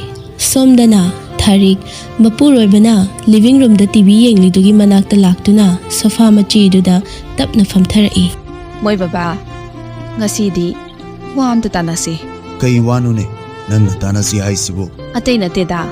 Ibungo gi wane. Ibungo mo kay dauragi. ꯑꯗꯨꯕꯨꯔꯣ ꯅꯍꯥꯟꯃꯨꯛ ꯑꯩꯈꯣꯏ ꯁꯤꯗ ꯂꯥꯛꯑꯝꯕ ꯏꯆꯦ ꯊꯔꯣꯒꯤ ꯃꯆꯥꯅꯨꯄꯤꯗꯣ ꯑꯩꯗꯤ ꯑꯣꯟꯊꯣꯛꯅ ꯏꯃꯧ ꯑꯣꯏꯖꯅꯤꯡꯈ꯭ꯔꯦ ꯁꯤꯗ ꯃꯣꯏ ꯕꯕꯥꯕꯨ ꯀꯔꯤ ꯈꯟꯕꯤꯔꯤꯒꯦ ꯑꯩꯁꯨ ꯈꯜꯂꯤꯕꯅꯤ ꯅꯨꯄꯤ ꯃꯆꯥꯗꯣ ꯑꯩꯅ ꯃꯨꯟꯅ ꯀꯨꯞꯊꯅ ꯌꯦꯡꯕ ꯃꯇꯝꯗ ꯌꯨꯝ ꯄꯥꯟꯒꯗꯕ ꯑꯉꯥꯡꯅꯤ ꯍꯥꯏꯕ ꯑꯩ ꯈꯪꯉꯤ ꯇꯧꯕꯇꯕꯨ ꯑꯩꯒꯤ ꯂꯩꯔꯤꯕ ꯂꯟ ꯊꯨꯝ ꯃꯌꯥꯝꯁꯦ ꯄꯥꯟꯅꯕ ꯉꯝꯕ ꯑꯃꯗꯤ ꯑꯣꯏꯒꯗꯕꯅꯤ ꯃꯍꯩ ꯃꯁꯤꯡ ꯍꯩꯕꯤ ꯑꯃꯁꯨ ꯗꯔꯀꯥꯔ ꯑꯣꯏꯗ꯭ꯔꯣ ꯍꯣꯏꯅꯦ ꯑꯗꯨꯁꯨ ꯆꯨꯝꯃꯤ ꯑꯗꯨꯕꯨ ꯃꯣꯏ ꯕꯕꯥ ꯑꯩꯅ ꯏꯆꯦ ꯊꯔꯣꯗ ꯍꯥꯏꯐꯦꯠ ꯍꯪꯕꯗꯗꯤ ꯀ꯭ꯂꯥꯁ 12 ꯐꯥꯎꯕ ꯇꯝꯍꯧꯏ ꯍꯥꯏꯕꯅꯤ ꯑꯗꯨꯁꯨ ꯃꯣꯏꯒꯤ ꯀꯩ ꯍꯥꯏꯕ ꯄꯣꯖꯤꯁꯟ ꯍꯣꯜꯗꯔ ꯍꯥꯏꯕ꯭ꯔꯥ ꯀꯩꯅꯣꯝꯃ ꯍꯥꯏꯕꯅꯤ ꯁꯦꯝꯕꯤꯕ ꯉꯝꯗꯕꯗꯒꯤ ꯇꯣꯛꯈꯤꯕ ꯑꯣꯏ ꯃꯥꯜꯂꯦ ꯅꯪꯅ ꯍꯥꯏꯔꯤꯁꯤꯅ ꯑꯆꯨꯝꯕ ꯑꯣꯏꯔꯗꯤ ꯄꯥꯎꯔꯣ ꯇꯤꯟꯅꯕ ꯃꯔꯣꯏ ꯑꯗꯨꯗꯅꯦ ꯃꯣꯏ ꯕꯕꯥ ꯑꯩꯅ ꯈ꯭ꯋꯥꯏꯗꯒꯤ ꯋꯥꯔꯤꯕꯗꯤ ꯅꯆꯥꯅꯨꯄꯥꯅ ꯌꯥꯔꯛꯂꯣꯏꯗ꯭ꯔꯥ ꯁꯤ ꯈꯛꯇꯅꯤ ꯍꯦꯔꯥ ꯑꯐꯕ ꯍꯥꯏꯕꯗ ꯃꯥꯅ ꯀꯩꯗꯧꯕ ꯌꯥꯔꯣꯏꯗꯧꯔꯤꯕꯅꯣ ꯑꯗꯨꯒꯤꯁꯨ ꯃꯊꯛꯇ ꯃꯥ ꯑꯩꯒꯤ ꯏꯆꯥꯅꯤ ꯑꯗꯨꯗꯤ ꯃꯣꯏ ꯕꯕꯥ ꯑꯐꯕ ꯊꯕꯛ ꯇꯧꯕꯗ ꯊꯤꯟꯊꯍꯩꯗꯦ ꯑꯗꯨꯅ ꯏꯕꯨꯡꯉꯣꯗ ꯐꯣꯟ ꯍꯥꯏꯐꯦꯠ ꯇꯧꯔꯒ ꯍꯥꯏꯁꯤꯔꯣ ꯍꯣꯏ ꯅꯪꯁꯨ ꯊꯨꯖꯤꯜꯂꯛꯏꯗ ꯐꯔꯦ ꯑꯗꯨꯗꯤ ꯃꯣꯏ ꯕꯕꯥꯅ ꯀꯣꯜ ꯇꯧꯔꯒ ꯍꯥꯏꯕꯤꯔꯣ ꯑꯩꯅ ꯅꯍꯥꯟꯕꯨꯗꯤ ꯍꯥꯏꯐꯦꯠ ꯍꯧꯗꯣꯛꯈ꯭ꯔꯕꯅꯦ ꯐꯔꯦ ꯐꯔꯦ ꯆꯂꯣ ꯑꯩꯒꯤ ꯃꯣꯟ ꯃꯌꯥꯗꯅꯦ ꯑꯩꯒꯤ ꯐꯣꯟꯗꯣ ꯂꯩꯍꯧꯕꯅꯦ ꯑꯃꯨꯛꯇ ꯂꯧꯔꯨꯁꯣ ꯑꯗꯨꯒꯅꯦ ꯏꯁꯤꯡ ꯒ꯭ꯂꯥꯁ ꯑꯃꯒ ꯄꯨꯔꯛꯑꯣ ꯍꯣꯏ ꯍꯣꯏ ꯊꯥꯔꯤꯛꯇꯨ ꯇꯍꯥ ꯇꯍꯥ ꯆꯪꯈꯤꯗꯨꯅ ꯐꯣꯟꯗꯨ ꯂꯧꯊꯣꯛꯂꯨꯔꯒ ꯀꯤꯆꯟꯗ ꯑꯃꯨꯛ ꯂꯥꯛꯇꯨꯅ ꯂꯪꯇ꯭ꯔꯤꯛ ꯂꯪꯕ ꯂꯤꯛꯂꯤ ꯒ꯭ꯂꯥꯁ ꯑꯃꯗ ꯏꯁꯤꯡ ꯑꯗꯨ ꯄꯨꯗꯨꯅ ꯊꯣꯛꯂꯛꯏ ꯃꯣꯏ ꯕꯕꯥꯒꯤ ꯏꯁꯤꯡ ꯍꯥꯏꯕꯗꯣ ꯁꯤꯗ ꯊꯝꯃꯒꯦꯀꯣ ꯀꯗꯥꯏ ꯈꯨꯠꯇ ꯄꯤꯔꯛꯎꯅꯦ ꯊꯛꯇꯧꯒꯤ ꯉꯥꯏꯔꯕꯅꯤꯅꯦ ꯍꯣꯏ ꯍꯣꯏ ꯑꯁꯤ ꯍꯥꯏꯔꯒ ꯊꯥꯔꯤꯛ ꯃꯄꯨꯔꯣꯏꯕꯗ ꯏꯁꯤꯡꯗꯨ ꯄꯤꯔꯛꯂꯝꯃꯤ ꯃꯅꯤꯆꯟꯗ꯭ꯔꯁꯨ ꯏꯁꯤꯡꯗꯨ ꯊꯋꯥꯏ ꯇꯥꯅ ꯊꯛꯂꯕ ꯇꯨꯡꯗ ꯇꯦꯕꯜ ꯃꯊꯛꯇꯨꯗ ꯇꯞꯅ ꯊꯝꯂꯒ ꯐꯣꯟꯗꯣ ꯑꯃꯨꯛ ꯂꯧꯈꯠꯇꯨꯅ ꯃꯆꯥꯅꯨꯄꯥꯒꯤ ꯅꯝꯕꯔ ꯑꯗꯨꯗ ꯀꯣꯜ ꯇꯧꯔꯛꯏ ꯁꯛꯍꯦꯟꯁꯨ ꯊꯤꯟꯊꯗꯅ ꯐꯠ ꯄꯥꯏꯔꯛꯏ ꯍꯜꯂꯣ ꯕꯕꯥ ꯍꯥꯏ ꯃꯤꯇꯤꯡꯗꯨꯗꯤ ꯀꯃꯥꯏ ꯇꯧꯔꯦ ꯐꯖꯅ ꯄꯥꯡꯊꯣꯛꯈ꯭ꯔꯕ ꯅꯠꯇ꯭ꯔꯣ ꯄꯥꯡꯊꯣꯛꯈ꯭ꯔꯦ ꯇꯧꯕꯇꯕꯨ ꯃꯈꯣꯏꯒꯤꯁꯦ ꯃꯅꯨꯡꯗ ꯀꯔꯤꯒꯨꯝꯕ ꯆꯌꯦꯠꯅꯕ ꯋꯥ ꯈꯔꯗꯤ ꯑꯗꯨꯝ ꯂꯩꯔꯤ ꯐꯔꯦ ꯅꯤꯄꯥ ꯃꯆꯥ ꯑꯗꯨꯗ ꯅꯪ ꯌꯥꯎꯔꯨꯔꯅꯨ ꯃꯈꯣꯏꯒꯤ ꯃꯅꯨꯡꯒꯤ ꯑꯃꯣꯠꯄ ꯃꯌꯥꯝꯗꯣ ꯅꯈꯣꯏ ꯑꯣꯐꯤꯁꯔ ꯑꯃꯅꯤꯅꯅꯦ ꯀꯩꯗꯧꯅꯨꯡꯗ ꯆꯥꯝꯊꯣꯛꯄ ꯉꯝꯃꯣꯏ ꯑꯗꯨꯒꯤ ꯁꯔꯨꯛ ꯏꯄꯥꯅ ꯁꯤꯟꯅꯈꯤꯕ ꯊꯕꯛꯇꯣ ꯑꯗꯨ ꯑꯣꯏꯅ ꯃꯥꯏ ꯄꯥꯛꯅꯕ ꯋꯥꯔꯤ ꯐꯖꯅ ꯁꯥꯟꯅꯔꯛꯎꯀꯣ ꯑꯩꯁꯨ ꯑꯩꯒꯤ ꯑꯉꯝꯕ ꯂꯦꯚꯦꯜꯗ ꯐꯅ ꯀꯟꯅꯗꯤ ꯌꯦꯠꯄꯅꯤ ꯑꯗꯨꯕꯨ ꯃꯈꯣꯏꯒꯤ ꯃꯤꯅ ꯌꯥꯝꯃꯟꯈꯤꯕꯅ ꯑꯩ ꯃꯤꯇꯤꯡꯗꯒꯤ ꯀꯦꯟꯁꯦꯜ ꯇꯧꯊꯣꯛꯈ꯭ꯔꯦ ꯐꯔꯦ ꯅꯪꯅ ꯇꯧꯔꯤꯗꯨꯅ ꯈ꯭ꯋꯥꯏꯗꯒꯤ ꯃꯇꯤꯛ ꯆꯥꯔꯕꯅꯤ ꯑꯗꯣ ꯏꯕꯨꯡꯉꯣ ꯏꯆꯥ ꯊꯕꯛꯄꯨꯗꯤ ꯆꯤꯜꯂꯝꯒꯅꯤ ꯏꯄꯥ ꯉꯁꯤꯗꯤ ꯅꯪꯉꯣꯟꯗ ꯀꯔꯤꯒꯨꯝꯕ ꯋꯥ ꯈꯔ ꯍꯥꯏꯒꯦꯀꯣ ꯕꯕꯥ ꯀꯩ ꯋꯥꯅꯣ ꯍꯦꯛꯇ ꯍꯥꯏꯕꯤꯌꯨ ꯑꯇꯩ ꯅꯠꯇꯦꯗ ꯍꯧꯖꯤꯛꯇꯤ ꯑꯩ ꯏꯄꯥꯁꯨ ꯄꯥꯡꯒꯜ ꯁꯣꯜꯂꯤ ꯆꯠꯂꯤ ꯍꯥꯏꯕꯇ ꯃꯉꯥꯏꯔꯦ ꯃꯥꯡꯒꯤ ꯂꯝꯕꯤꯅ ꯁꯥꯐꯧꯔꯕ ꯇꯨꯡꯒꯤ ꯂꯝꯕꯤꯅ ꯇꯦꯜꯂꯛꯑꯕ ꯍꯥꯏꯕꯗꯣ ꯑꯣꯏꯔꯦꯗꯣ ꯑꯗꯨꯅ ꯏꯆꯥ ꯏꯁꯨ ꯏꯃꯧꯒꯤ ꯀꯨꯝꯍꯩ ꯀꯥꯏꯗꯣ ꯑꯩ ꯌꯦꯡꯅꯤꯡꯉꯛꯏꯅꯦꯍꯦ ꯁꯛꯍꯦꯟ ꯃꯄꯥꯅ ꯍꯥꯏꯔꯛꯀꯗꯧꯔꯤꯕ ꯋꯥꯗꯨ ꯒ꯭ꯌꯥꯟ ꯇꯥꯔꯗꯨꯅ ꯅꯥꯀꯣꯡꯗꯒꯤ ꯐꯣꯟꯗꯨ ꯍꯥꯏꯐꯦꯠ ꯊꯥꯡꯗꯣꯛꯏ ꯃꯄꯥ ꯏꯕꯨꯡꯉꯣꯗꯤ ꯋꯥꯔꯤꯗꯣ ꯑꯗꯨꯃꯛ ꯃꯈꯥ ꯁꯝꯊꯔꯛꯏ ꯏꯄꯥꯅ ꯍꯥꯏꯒꯗꯧꯔꯤꯕ ꯋꯥꯁꯤ ꯅꯪꯅ ꯍꯦꯟꯅ ꯄꯥꯞ ꯇꯥꯔꯝꯃꯅꯤ ꯍꯥꯏꯕ ꯏꯄꯥ ꯈꯪꯉꯤ ꯃꯁꯤꯗ ꯏꯆꯥꯒꯤ ꯃꯣꯠꯅ ꯀꯔꯤ ꯂꯩꯕ ꯍꯥꯏꯕꯗꯣ ꯏꯄꯥ ꯈꯪꯅꯤꯡꯉꯤ ꯀꯔꯤꯒꯨꯝꯕ ꯅꯪꯒꯤ ꯈꯪꯅ ꯆꯥꯟꯅꯕ ꯂꯩꯔꯕꯁꯨ ꯍꯦꯛꯇ ꯍꯥꯏꯔꯛꯎ ꯃꯗꯨꯗ ꯊꯣꯏꯗꯣꯛꯅ ꯏꯀꯥꯏꯅꯤꯡꯉꯥꯏ ꯑꯣꯏꯗꯦꯀꯣ ꯃꯄꯥꯒꯤ ꯋꯥꯗꯨ ꯇꯥꯕꯗ ꯁꯛꯍꯦꯟ ꯃꯊꯥ ꯍꯥꯏꯐꯦꯠ ꯁꯥꯔꯗꯨꯅ ꯃꯃꯥꯏꯗꯨ ꯅꯣꯡꯊꯛꯇ ꯌꯦꯡꯈꯠꯂꯒ ꯃꯈꯨꯠ ꯑꯣꯏꯗꯨꯅ ꯄꯤꯁꯨꯝꯗꯨꯗ ꯈꯖꯤꯛ ꯈꯣꯠꯇꯨꯅ ꯂꯠ ꯇꯧꯅ ꯃꯄꯥꯒꯤ ꯋꯥꯍꯪꯗꯨ ꯄꯥꯎꯈꯨꯝ ꯄꯤꯔꯛꯏ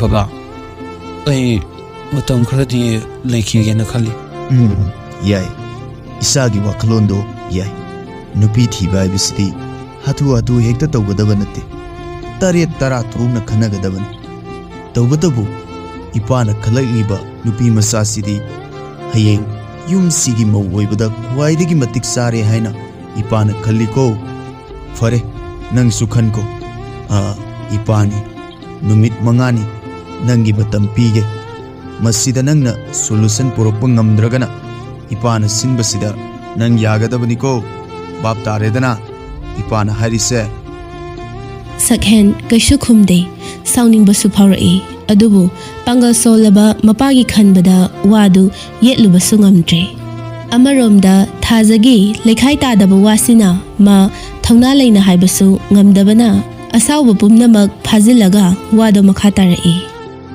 As, baba, atugi wato kona khanaraseba. Ai huji thabuk siam chilliba.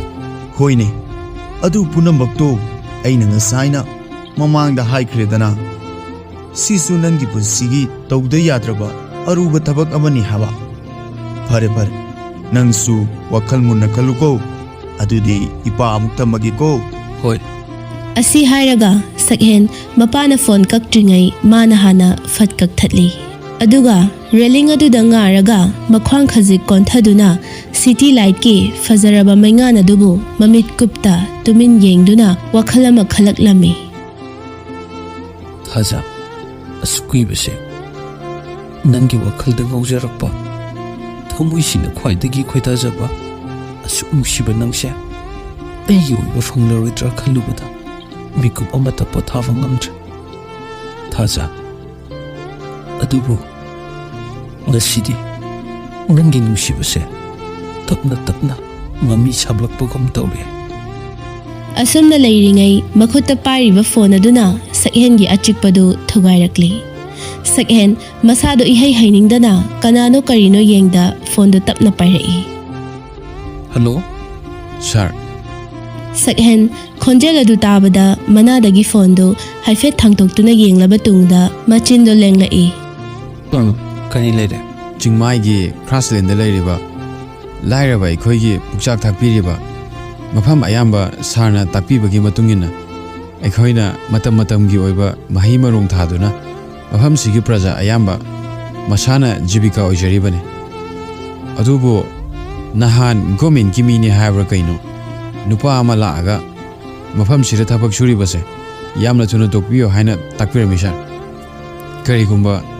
mafam du thabak shudrabadi tasengna lairaba ikhoi kokda khud habaga chap manharni sir sakhen khalamba wakhalga pungchai chai khre achakpa maida gi haizin bagum branglawna sagolai adubu asawbudo tapna phazilaga adao hojik team form da kemta thadabra sir mana masing kharabudi thari adubo tawram lube action duna mi ayama pham du chatnadre pane ai thaktoba singda mufam sigi matang kani lege habado hangage aduga mufam da yam tuna lamna bataruge thawo phane sir phone adu hek thamkhibaga sakhen yamna sauna wall aduda makhuto safu kanna thinjinduna machinda sumna soli oh shit kaya da minusi khangjabra urasi punamakse shadi bengi kujin tawro soidan woi mana mufam da ashukina puramba sida khurangdagi chakut thangrang chi amata tarumna pakno yuktuna thamnamba lamanga dubu aini ishagi buketagi paisa phabu thadudana praja singdagi yafana ba haiduna kaya da wan hona khiba aduga husina phibum khara phagalak pasida kalakam leiba tawshana mafamda sakana kadamda yelo haba ikangi pare ai mafamsida kuina panthaba yadre thangnaba kada leiba chawbana makholama tai haiduna hathu hathu chenthorai ibungo kaido bu yaurage to sawa sing glass am puro asi hairaga sakhen nakanda leiriba chair aduda tapna famtharai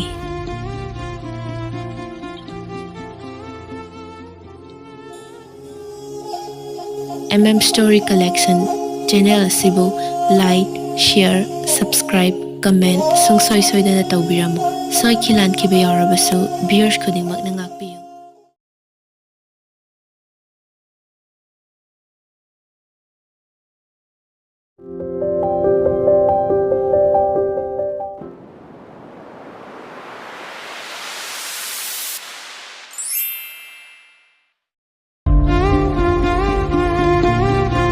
Thintadana James do nganthoida call tawshili nganthoishu guide phat paraktuna Hello, Da James. How? Kai hage? Nothing I kuni. Nang hujik lai sikai dino. Yam lange ba. College ta laiye. Kaino? Pung tar sifo college ta kai doino. Canteen da imanabi singa asapor ama sum charambane. Imanabi khaktro. Imanabdi yautro. Imanabu su yawe. Da James kai haidoino. James tu imanaba yawe tabada masado haifet khambalai. Naikone. Imanabi yawe haido sumna sumti na bro. Natraga nangonda koi ge ga haibe yaw bra ba. Sumna tinabani kaino. Sumna tinaboi di fai. Koi ge ga haira dina. Ingonda hairo ko. Da James ti kai doi ba. As kristo roime. Adu hairakpa masindo warake tobune. Taning deso. Aibu angang masa dongna. Hai, Sara. Lam yam hensenu ko. Nang nupa ka koi biaro hasini. Koi ge harasu hayeng aino matang sana harakani. Aduda koi ga daba. Khangedana. James lat tawna wado khazik thaidorai. Kaino ne? Aina haidi nangdo angang oiri haba. Lairik to fasana tam ko haibne. Da James aise hauji graduation tamabani ko. Sidagidi yare laik amata tamaroi. Babana thabo haire tawi yadabanina. Kanade nupa phaba mathiraga yumuina panthokrani. Masi darika haine. Hai, Sara. Hang ayo. Phatte haba. Kaino aina yumpan ba hairaga Da James na sawi dubo. Saudradi kaino. Ado kai ginoba. Ekoi tamu chano phao kaimta haide. Hairoi. Nuina bung durbasa do. Aduna di kai de hairani ge. Yare se. Mana haidrasu aina harise maram lerbani. Nang gyan taw ko. Ado Da James maram do karino hairo haibane. Aina ngasi sawningaktena thoke haijilakani ko. Mabung sitang tinaramdradi khangada. Atai lairi. Sarang. Ngasi noi tamasu laani habane. Nang khangabo. Aya. Da James asing bagi ekoi tamu chola abo. La abane. Aduga aingondaga karimta hairakte Nangdo college sakibududa hairakta boirangani. Phare adudi Da James ayumda halage thamage ko. Sarang. Amta ngai ko haibne. Ai kenumta hayoge ba. Kaino chachal hairo o. Aine ekoi tamu chow yamna uninge ba. Noi tamasu uninge haijilaga rohit unanimgo ko ramadi aidi aroi dabne ko. Asing bagi daro hisu achapola kani hairambani. Masu unadoini. Hai, Sarang. Kaino Da James. Aina ngasaidagi khayat kongon ka ngai ma'am se. Nangna bab sung ta drisi kai gino. Leiram. Ai hoji nang no bala ke. Da James ai gari masada la e. Lak sunu kaino. Gari do yada dana workshop ta inchila me har galo. Thamo. Ai hoji la dabne ko. Ngai ko. Nang ne. Noi college ke ta ngairam ko. Wa se hairaga James phone da fat kak thatli. Ngantoshu mamanabi singda muk onsinduna. Pinky, Rosie, Ramesh, ai chalamage ko. Ekoi tamu chow do haujila e. Aduna hayeng amuk theneraje. Noi sangnu ko. Midi mabung leizabanina yam harawi ko. Ibung leizadaba ikhoidi chakreda. Yare nang suba. Ai ibung do noi sunabung natro. Hoi ba adubo ba. Adongan thoy noi tamo chawdo asakti phajabani he. Yare se. Sanari bawari do Ramesh na marak fat thattuna. Adongan thoy nang hen chulak tu natro. Laktoini. Phairene. Adudi get for it toke. Yarani ye. Ai ekoi da amana lobala aniba. Nang bunga saidi gari machada laktai ne. La e. Ado starter yakidre. Aduna wasopta inchilam doine. Adongan thoy hayeng lakti lau ko.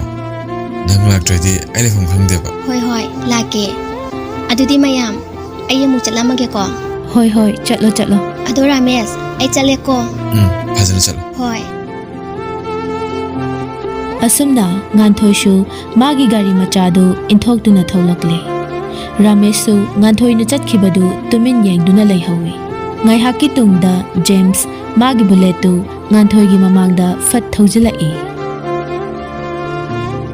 Da James ai gari sida adum la age. Het. Masidi ba. Microphone. Migi ingiri ranka amta khangde wani. Nangi gari da sato already. Ai lakpagi mathau kari tarige habne. Aina Da James la piu haibro. Mana mathau letana lakcharaga. O ibema. Nangna di khangdriba. Aise nangi khanbadane yam tina wakra jani ko. दा जेम्सती आई करिगे खनबिरिबा खनबिनु ए नायखोने नंगी वखल खनबिनबा मीगा लेरबा हाइसे लेजै canoe कनानो हाय वाइबने Seng हायको sarang nang karan tong ko हाइरुये हेक्ते हाइबा याब्रो hai sara hairuda अस दा James नंसे ngasi कैदौरे हाइबनो James तु इकाइरप तौना मखुतुना मकोपता हाइफेट खोटली यारे से सन ना बताउरस aine sigi workshop se sida ikoi anga am leibini aduda nangi gari se fazana sinaramage aduga haying ayung antado ai lobirurage yare dana वा से हायरगा ngan thoidu James की गाड़ी दा फट तोंखतुना गाड़ी दु तपना थौबा हवे मनी चंद्रसु वॉकिंग चटनबनी हाइदुना लोशन ना थारिक पु कौरई hai mama nang buta bro हो तारे मोय बाबा करी लेरगे nasa nupado sidam ta lau hayo होय थारिक मचागी रूमदा अमुक प्रप लाक्तुना थोंगदु तपना हांगतोक्तुना चंगलकपदा मचानुपाना इसीसीना तुमलंबदु उबदा हैमा करिनो ने मसिबो हरक्सिदा मु तुमसिलिसिना वरमनी ने तौरिसे वा से हाइदुना थारिक तु मचानुपाबु हौदोक्लुद्रे तहा मखादा मुकुम थरक्तुना मोय बाबा याम कन्नबु तुम हौरिदा खयाम लुबो वानो होरेन हौगलगा हाइबा यारोइद्रो oh fare tum jarasan oren hai bai duni adudi aisu walking hak saluki ki ko nate nasa no pi dubu masigi mawa ma pawom tade ma bu halaktri bo हलक्ट्री ये ममा नबी सिंगा असा पोजारी हाइब्रा कइनो हाइरकनी adu mai to bodo yana na ban mana driver de thilange haiba yadri to सा सनु कइनो मिसक पिकलिंगाई दगी lyric तंखो ना फाजिल लगा कना अमतगा तिना हंदना सुम थंबदगी ने हौजिक लाइसाबी फारसी पाव मरै कोलगा तुम लाइरिबसे हौजिक ति यारे खरा पुंजरसनो unthokpanida mama nangse pungano haiba na tewani nangbo pungada ado housing matamse yam lurabani thainagi ahingda likun sanaringai gi matamdo natre haiwani matamdu dadi aduki matik bi yam pharam nupi na fana thing na hanjilabasu phata papawa mata tanaramde adubu yengune hausikan sidi khabar paba fawba ima isa phaminaraga paba yadre wane masigumba phattaba sanga singse tinadu sarupudine marai kolaga adum leijasana थारिक मपुरोइबना nganglibadu taningdre haigum sor mapi ama hontoktuna wadu khajik theidoi मोय बाबा walking सकनी हिदा थेंख्रनी ये asumba singba ngta hairabanina taninga maroine अंधोगी दतेदा hai atai laire nasanu pido phone amta tawsilo yam thuna ko natradine namana sa sei soidana sarani ko थारिक तु fate हाइदोक्तुना मचिंदा मुरुम सोंदुना चंखी तंजैदा अइनने सुक्तंग तेन वा अमा खतंग हाइरुबदगी सिदैदा अमुक तोइबा दोरबतिगी सारि चिक थोरपदोंगाई मरी लोइ खमनाइदे तानिंगदबना कुइदे फोन दु पुरगा अमुक थौलक्तुना मपुरोइबगी नाकंदा सतफम थदुना मचानुपीदा कॉल तौरए ngan thoishu phone do fat pairaktuना हेलो इमा इसा थोय नंग बहुजु फावबा कैदौरिगे इमा आगी गाड़ी दो यारतदना छमंबने वासोते इंचिलिंगैदा दाजेम थेंगदना हौजी माना थिलइए नाकंदगी money चंद्रना hai nangi gari do leibusu kuidre yadre hai sibu ipabu thazakidre da असेंग बैने Meena यादरे हायरमक्तदा hai adu oradi phone do kok tawraga engonda hairakpadi kedewi ha hayengdagi ne nang nathanta satpa yaroi ko us Baba oh fare hojik Nang da James nan thila me happen atro. Hoi, Oh, lakminaro. hoi. Oh, thamo. ꯑꯁꯤ ꯍꯥꯏꯔꯒ ꯃꯅꯤꯆꯟꯗ꯭ꯔ ꯍꯣꯏ ꯃꯥꯏ ꯍꯥꯏꯔꯝꯗ ꯋꯥꯀꯤꯡꯗꯨ ꯇꯨꯃꯤꯟꯅ ꯆꯠꯈ꯭ꯔꯦ꯫ ꯊꯥꯔꯤꯛꯁꯨ ꯃꯆꯤꯟꯗ ꯁꯨꯝꯅ ꯁꯣꯟꯗꯨꯅ ꯂꯩꯍꯧꯏ꯫ ꯈꯪꯗ꯭ꯔꯦꯗ ꯇꯧꯔꯤꯁꯦ ꯃꯆꯥꯅꯦ ꯇꯧꯔꯤꯁꯤꯡꯁꯤꯅ ꯃꯔꯣꯜ ꯑꯃ ꯉꯥꯡꯅꯕ ꯌꯥꯗꯕꯅꯦ ꯃꯄꯥꯅ ꯃꯔꯣꯜ ꯑꯃ ꯐꯤꯡꯕꯅꯦ ꯃꯣꯏ ꯃꯌꯥꯝꯁꯦ ꯉꯥꯡꯅꯔꯤꯉꯩꯗ ꯑꯌꯨꯛꯇ ꯆꯥꯒꯗꯕ ꯕꯤꯄꯤꯒꯤ ꯒꯨꯂꯤ ꯐꯥꯎꯕ ꯅꯨꯃꯤꯗꯥꯡ ꯋꯥꯏꯔꯝꯗ ꯑꯣꯏꯅ ꯆꯥꯕ ꯌꯥꯎꯔꯕꯅꯦ ꯑꯩꯁꯦ ꯀꯣꯛꯀꯁꯦ ꯂꯣꯏꯅ ꯆꯥꯛꯑꯦꯗ ꯊꯕꯥꯗꯨꯅ ꯃꯔꯣꯜ ꯑꯃ ꯃꯌꯨꯝꯗ ꯅꯣꯡꯃ ꯅꯤꯅꯤꯗꯪ ꯆꯠꯂꯨꯒꯦꯅ ꯆꯠꯈꯤꯕꯗꯨꯅ ꯀꯔꯝ ꯀꯥꯟꯗ ꯍꯜꯂꯛꯇꯣꯏꯅꯣ ꯈꯪꯗꯦꯕ ꯃꯇꯥꯡ ꯑꯗꯨꯗ ꯁꯛꯍꯦꯟꯁꯨ ꯃꯁꯥ ꯁꯦꯡꯗꯣꯛꯂꯨꯕꯒꯤ ꯃꯁꯝ ꯑꯆꯣꯠꯄꯗꯨ ꯇꯥꯋꯜ ꯑꯃꯅ ꯇꯩꯊꯣꯛꯅ ꯃꯈꯥꯗ ꯀꯨꯝꯊꯔꯛꯏ꯫ ꯀꯩꯅꯣꯃ 이동자 타바부 ꯃꯌꯨꯝꯗ ꯆꯠꯈ꯭ꯔꯦ ꯍꯥꯏꯔꯣ? ꯅꯣꯡꯃ ꯅꯤꯅꯤꯗꯪ ꯃꯌꯨꯝꯗ ꯆꯠꯂꯨꯒꯦꯅ ꯆꯠꯈꯤꯕꯅꯦ ꯉꯁꯤ ꯅꯨꯃꯤꯠ 5ꯅꯤ ꯁꯨꯔꯦ ꯍꯜꯂꯛꯇꯕ ꯑꯗꯨ ꯑꯣꯏꯔꯒꯅ ꯍꯜꯂꯛꯑꯔꯣꯏꯗ꯭ꯔꯅ ꯐꯣꯟ ꯇꯧꯔꯒ ꯍꯪꯉꯨꯗꯅ ꯔꯣꯏꯇ ꯍꯥꯏꯔꯒ ꯃꯤ ꯑꯃ ꯄꯨꯍꯜꯂꯛꯅꯕ ꯑꯗꯨꯃꯥꯏꯅ ꯇꯧꯔꯁꯦ ꯅꯠꯇ꯭ꯔꯗꯤ ꯏꯃꯥꯁꯦ ꯅꯪꯒꯤ ꯑꯉꯥꯡꯁꯤꯡꯁꯤꯒꯤ ꯆꯥꯛ ꯌꯥꯝ ꯊꯣꯡꯅꯕꯕꯨ ꯍꯣꯠꯅꯒꯗ꯭ꯔꯥ ꯑꯌꯨꯛꯀꯤ ꯆꯥ ꯅꯨꯡ ꯂꯣꯟꯅꯕꯕꯨ ꯍꯣꯠꯅꯒꯗ꯭ꯔꯥ ꯏꯃꯨꯡꯒꯤ ꯀꯨꯞꯅꯣꯡ ꯃꯌꯥꯝꯁꯦ ꯍꯣꯠꯅꯕꯗ ꯏꯆꯥꯒꯤ ꯏꯃꯧ ꯂꯥꯛꯇ꯭ꯔꯤꯉꯩꯗꯅꯦ ꯈ꯭ꯋꯥꯡꯁꯦ ꯀꯣꯟꯈꯤꯕꯅ ꯍꯥꯟꯗꯧꯔꯦ ꯅꯪꯅ ꯃꯔꯣꯜ ꯑꯃ ꯄꯥꯈꯪꯒꯤ ꯄꯨꯟꯁꯤꯗꯣ ꯀꯌꯥꯃꯨꯛ ꯌꯥꯝꯅ ꯈꯣꯏꯗꯥꯖꯔꯨꯔꯕꯅꯣ ꯈꯪꯗꯦ 인바 까오바 ꯆꯠꯇ꯭ꯔꯦ 하이소 하이ꯕꯅꯤ 이마기 ꯏꯕꯨꯡꯉꯣ ꯅꯪꯕꯨ ꯀꯌꯥꯝ ꯀꯨꯏꯅ ꯑꯁꯨꯝꯅ ꯂꯩꯒꯤꯒꯦ ꯍꯥꯏꯕꯅꯣ ꯑꯁ ꯏꯃꯥ ꯃꯇꯝꯅ ꯑꯗꯨꯝ ꯄꯨꯖꯔꯛꯀꯅꯤ ꯀꯩꯗꯧꯔꯒꯦ ꯉꯥꯏꯕꯗ ꯀꯜꯂꯨ ꯅꯨꯄꯤꯕꯨ ꯊꯤꯅꯤꯡꯉꯦꯅ ꯃꯐꯝ ꯃꯔꯥꯡ ꯈꯪꯗꯅ ꯄꯪꯊꯤꯗ ꯊꯤꯕ ꯌꯥꯕ꯭ꯔꯣꯕ ꯉꯥꯏꯉꯝꯗꯅ ꯆꯥ ꯁꯥꯕ ꯆꯠꯅꯤꯡꯉꯛꯀꯅꯨꯀꯣ ꯂꯩ ꯄꯣꯛꯑꯒ ꯇꯣꯛꯆꯅꯤ ꯑꯗꯨꯏ ꯁꯔꯨꯛ ꯆꯠꯂꯣ ꯀꯣꯐꯤ ꯑꯍꯥꯎꯕ ꯑꯝꯇ ꯁꯦꯝꯕꯤꯔꯛꯑꯣꯕ ꯇꯧꯔꯤꯁꯤ ꯌꯦꯡꯉꯨꯅꯦ ꯃꯁꯦ ꯍꯥꯏꯗ ꯍꯥꯏꯔꯨꯔꯒ ꯃꯥꯒꯤ ꯁꯤꯠ ꯍꯦꯛꯇ ꯅꯥꯟꯊꯣꯛꯄꯁꯤꯅꯤ ꯑꯗꯨ ꯏꯕꯨꯡꯉꯣ ꯍꯟꯗꯛꯇꯤ 이마나수 ꯌꯥꯝꯅ ꯄꯥꯝꯖꯕ ꯅꯪꯅꯁꯨ ꯄꯥꯝꯒꯅꯤ ꯍꯥꯏꯅ ꯈꯜꯂꯤ ꯃꯁꯛ ꯃꯇꯧꯁꯨ ꯐꯖꯈ꯭ꯔꯕ ꯌꯨꯝꯁꯤꯒꯤ ꯃꯧ ꯑꯣꯏꯕꯗ ꯈ꯭ꯋꯥꯏꯗꯒꯤ ꯃꯇꯤꯛ ꯆꯥꯔꯒꯗꯕ ꯅꯨꯄꯤ ꯃꯆꯥ ꯑꯃ ꯅꯄꯥ ꯏꯕꯥꯅꯤꯅ ꯍꯥꯏꯅꯔꯒ ꯊꯝꯃꯕꯅꯤꯀꯣ ꯃꯁꯤꯗ ꯅꯪꯅꯦ ꯌꯥꯗꯦ ꯍꯥꯏꯔꯛꯄ ꯌꯥꯔꯣꯏ ꯑꯁ ꯏꯃꯥ ꯅꯨꯄꯤ ꯊꯤꯕꯁꯦ ꯐꯥꯒꯤ ꯌꯥꯗꯕꯅꯤꯀꯣ ꯑꯩꯒ ꯂꯩꯃꯤꯟꯅꯒꯗꯕ ꯅꯨꯄꯤꯗꯤ ꯑꯩ ꯏꯁꯥꯅ ꯑꯗꯨꯝ ꯊꯤꯖꯒꯦꯕ ꯁꯤꯗ ꯏꯃꯥ ꯍꯣꯏ ꯋꯥꯕꯤꯒꯅꯨ ꯊꯥꯔꯤꯛ ꯃꯆꯥꯒꯤ ꯃꯒꯨꯟ ꯈꯪꯕꯅ ꯀꯣꯟꯅ ꯍꯥꯏꯕꯅ ꯐꯔꯅꯤ ꯈꯟꯗꯨꯅ ꯋꯥꯗꯣ ꯈꯖꯤꯛ ꯊꯩꯗꯣꯔꯛꯏ꯫ ꯐꯔꯦ ꯐꯔꯦ 이마 ꯅꯪꯒꯤ ꯀꯣꯐꯤꯗꯣ ꯁꯦꯝꯃꯛꯑꯒꯦ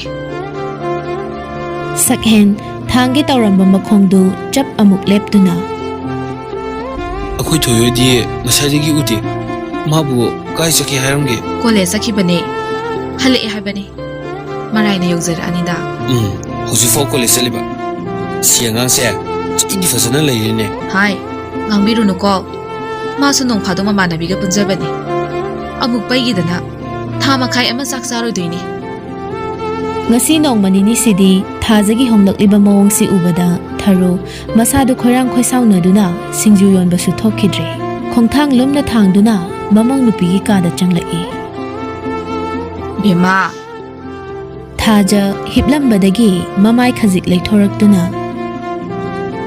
ꯅꯤꯅꯦ ꯀꯩ ꯍꯥꯏꯒꯦ ꯊꯔꯣ ꯐꯃꯨꯡ ꯃꯆꯦꯗꯨꯗ ꯇꯞꯅ ꯐꯝꯊꯗꯨꯅ ꯊꯥꯖꯒꯤ ꯃꯀꯣꯛꯇ ꯈꯖꯤꯛ ꯅꯥꯟꯕꯤꯔꯗꯨꯅ ꯋꯥꯗꯣ ꯃꯈꯥ ꯇꯥꯔꯛꯏ꯫ ꯌꯦꯡꯉꯣꯏ ꯉꯁꯤꯗꯤ ꯅꯤꯅꯦ ꯅꯪꯉꯣꯟꯗ ꯋꯥ ꯈꯔ ꯍꯥꯏꯒꯦ ꯅꯪ ꯁꯦꯡꯅꯗꯤ ꯈꯨꯝꯃꯨꯀꯣ ꯅꯤꯅꯦ ꯀꯩ ꯋꯥꯅꯣ ꯍꯦꯛꯇ ꯍꯥꯏꯕꯤꯌꯣ ꯑꯩꯅ ꯀꯩꯗꯧꯕꯒꯤ ꯅꯤꯅꯦꯗ ꯃꯤꯅꯝꯒꯗꯧꯔꯤꯕꯅꯣ ꯅꯤꯅꯦꯗꯤ ꯑꯩꯒꯤ ꯄꯨꯝꯅꯃꯛꯅꯦ ꯐꯔꯦ ꯏꯕꯦꯝꯃ ꯅꯪꯅ ꯈꯪꯒꯗꯕ ꯑꯃꯅ ꯅꯤꯅꯦꯅ ꯉꯁꯤ ꯐꯥꯎꯕ ꯍꯤꯡꯗꯨꯅ ꯂꯩꯔꯤꯕꯁꯦ ꯏꯃꯧꯒꯤ ꯑꯁꯥꯗꯅꯤ ꯑꯗꯨꯅ ꯅꯤꯅꯦꯅ ꯄꯥꯝꯗꯕ ꯊꯕꯛꯇꯤ ꯅꯪ ꯀꯩꯗꯧꯅꯨꯡꯗ ꯇꯧꯒꯦ ꯈꯟꯒꯅꯨꯀꯣ ꯊꯥꯖ ꯉꯁꯤ ꯃꯅꯦꯒꯤ ꯋꯥꯁꯤ ꯇꯥꯕꯗ ꯀꯔꯤꯒꯨꯝꯕ ꯈꯔ ꯂꯩꯔꯦ ꯈꯟꯗꯨꯅ ꯃꯁꯥꯗ ꯆꯤꯡꯅꯕ ꯐꯥꯎꯔꯛꯂꯝꯃꯤ꯫ ꯅꯤꯅꯦ ꯀꯩ ꯋꯥꯅꯣ ꯑꯩ ꯅꯤꯅꯦꯅ ꯄꯥꯝꯗꯕ ꯊꯕꯛ ꯑꯝꯇ ꯇꯧꯔꯣꯏꯌꯦ ꯑꯩꯁꯨ ꯈꯪꯉꯦ ꯅꯤꯅꯦꯅ ꯄꯥꯝꯗꯕ ꯊꯕꯛ ꯏꯃꯧꯅ ꯀꯩꯗꯧꯅꯨꯡꯗ ꯇꯧꯔꯣꯏ ꯍꯥꯏꯕ ꯑꯗꯨꯕꯨꯅꯦ ꯏꯕꯦꯝꯃ ꯉꯁꯤꯒꯤ ꯇꯥꯏꯕꯪꯄꯥꯟꯁꯤꯗ ꯂꯥꯏꯔꯕ ꯑꯩꯈꯣꯏꯒꯤ ꯈꯣꯡ ꯊꯝꯐꯝꯁꯦ ꯑꯗꯨꯒꯤ ꯃꯇꯤꯛ ꯂꯨꯕꯅꯤ ꯍꯥꯏꯔꯨꯕ ꯈꯨꯗꯤꯡ ꯏꯄꯛꯇ ꯄꯛꯆꯒꯗꯧꯔꯤꯕꯅꯤ ꯅꯤꯅꯦ ꯃꯁꯤ ꯄꯨꯝꯅꯃꯛꯁꯦ ꯍꯪꯅ ꯆꯠꯀꯗꯕꯅꯤ ꯈꯨꯏ ꯏꯕꯦꯝꯃ ꯍꯣꯏ ꯅꯤꯅꯦ ꯅꯠꯇꯦ ꯅꯪꯕꯨ ꯄꯥꯔꯤꯒ ꯃꯔꯤ ꯂꯩꯅꯕ꯭ꯔꯥꯅꯦ ꯏꯀꯥꯏꯒꯅꯨ ꯅꯤꯅꯦꯗ ꯁꯦꯡꯅ ꯍꯥꯏꯌꯨ ꯊꯥꯖ ꯐꯨꯝꯗꯨꯅ ꯂꯩꯒꯗꯕꯒꯤ ꯁꯔꯨꯛ haidokpana fari khanduna sat hekta hairei. Nine, da pari ga aiga masan mabung loina bandagi hena ahen ba mari amata laina diye. Hoi, tawabudi da pari na salamdai gi noma watlingai da yum sala aga aiba nagsi hana di phongdo ame adubu madu aina di yakhide aduda da pari do yamna kapamaga sakhi nimitudagi ngasi phawba da pari ga aiga dinaramba mari pumnama loina tanakhrabane. Amaromda pari yamna phaba angangni tasengna mage khalagabudi yamna nungaite adu phana oiduna su matungda maga amu hana loinabadi yade koi bema. Hoi nine, Phare phare nangsu na thok tawjaro sida yam hena su khanjanganu imosidi. Tharodu thanglamba khongthangdu khajik leptuna thajada muk onsilai. Ngai khone aikhoi gi lising ani thangma marup to mathang thada aikhoi gi phangba tabani adu hek phangbaga ninena tungsin ba khara laibasiga tawraga yamna thuna mapalamda chatlaga ne layenguna ba tawrase. nine, aigi sibu Hai nangi adu ada tawbagi matamdo natre ninena haibasi yaw pumnamak ninena phanaba loina singani tawro tawro aisu ngasi humni mari ni sure ufam phamdaba ngasi di ngakta thuukige nangne ningthi jana lairamuko. hoi nine. Wase hairamlaga tharosu thokre. Thaja manena magidamak wajaba mayam si uraga mamita ira chelaklamhi. Nine, nangse aigi da makhanbada yamna ware ko. Karamba matamda namong na nine bo mikup amata oirabaso momod minok tamhan magamgani. Pare, nine na haiba kuding inbana aibu saulaba yopirakpagi mahai.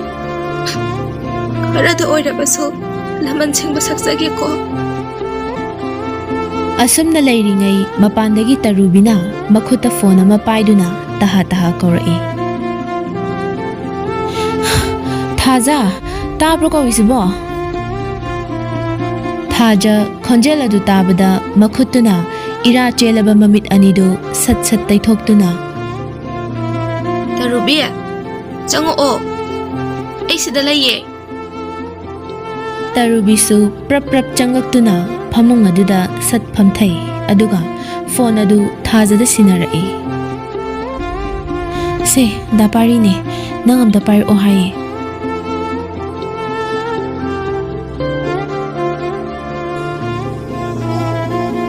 Story Collection channel asibu like, share, subscribe, comment songsoi soidana tawbiramu. Soi khilan khibe yarabasu viewers khudingmak na ngakpiyu.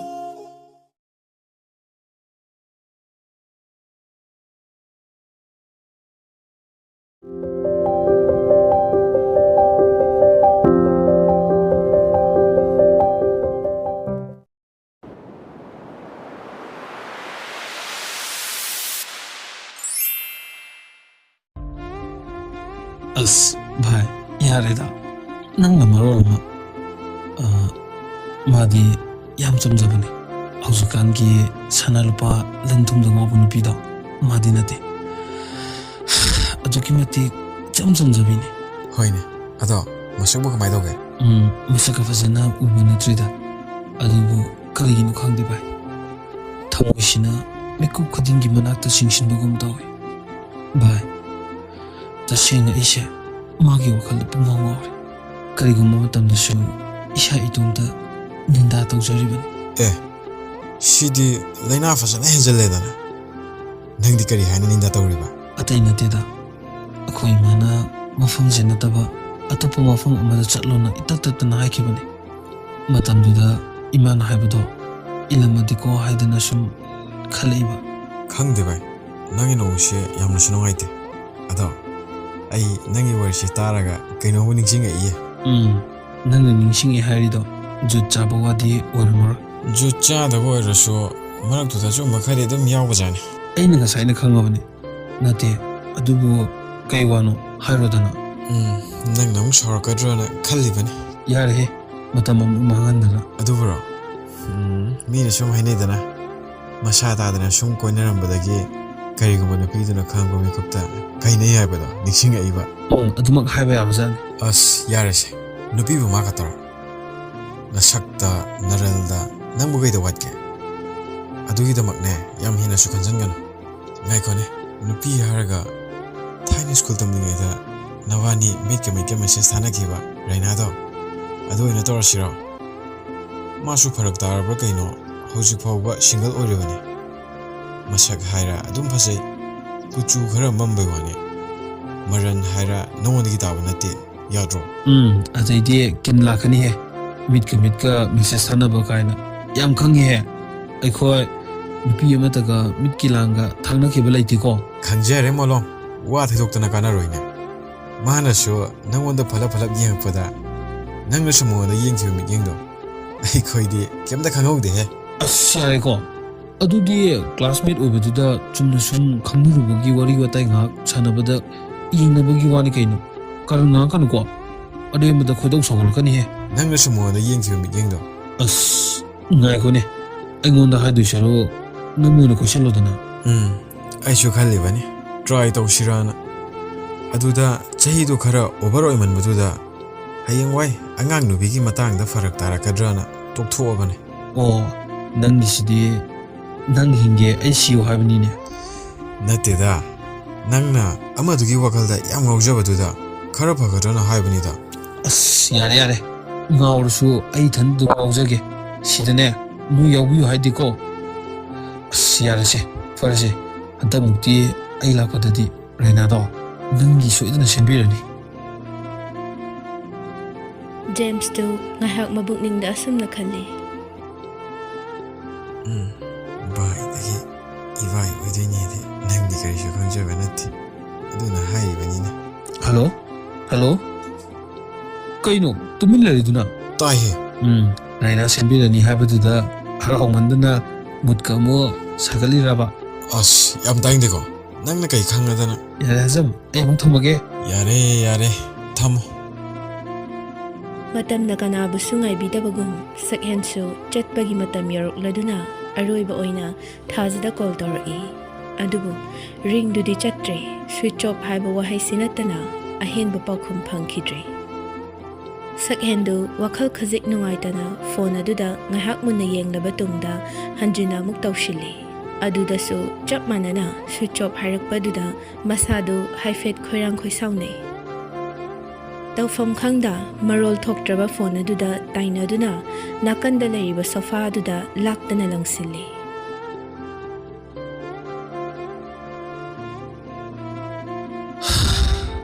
mabu number sheno ba machine khrabsala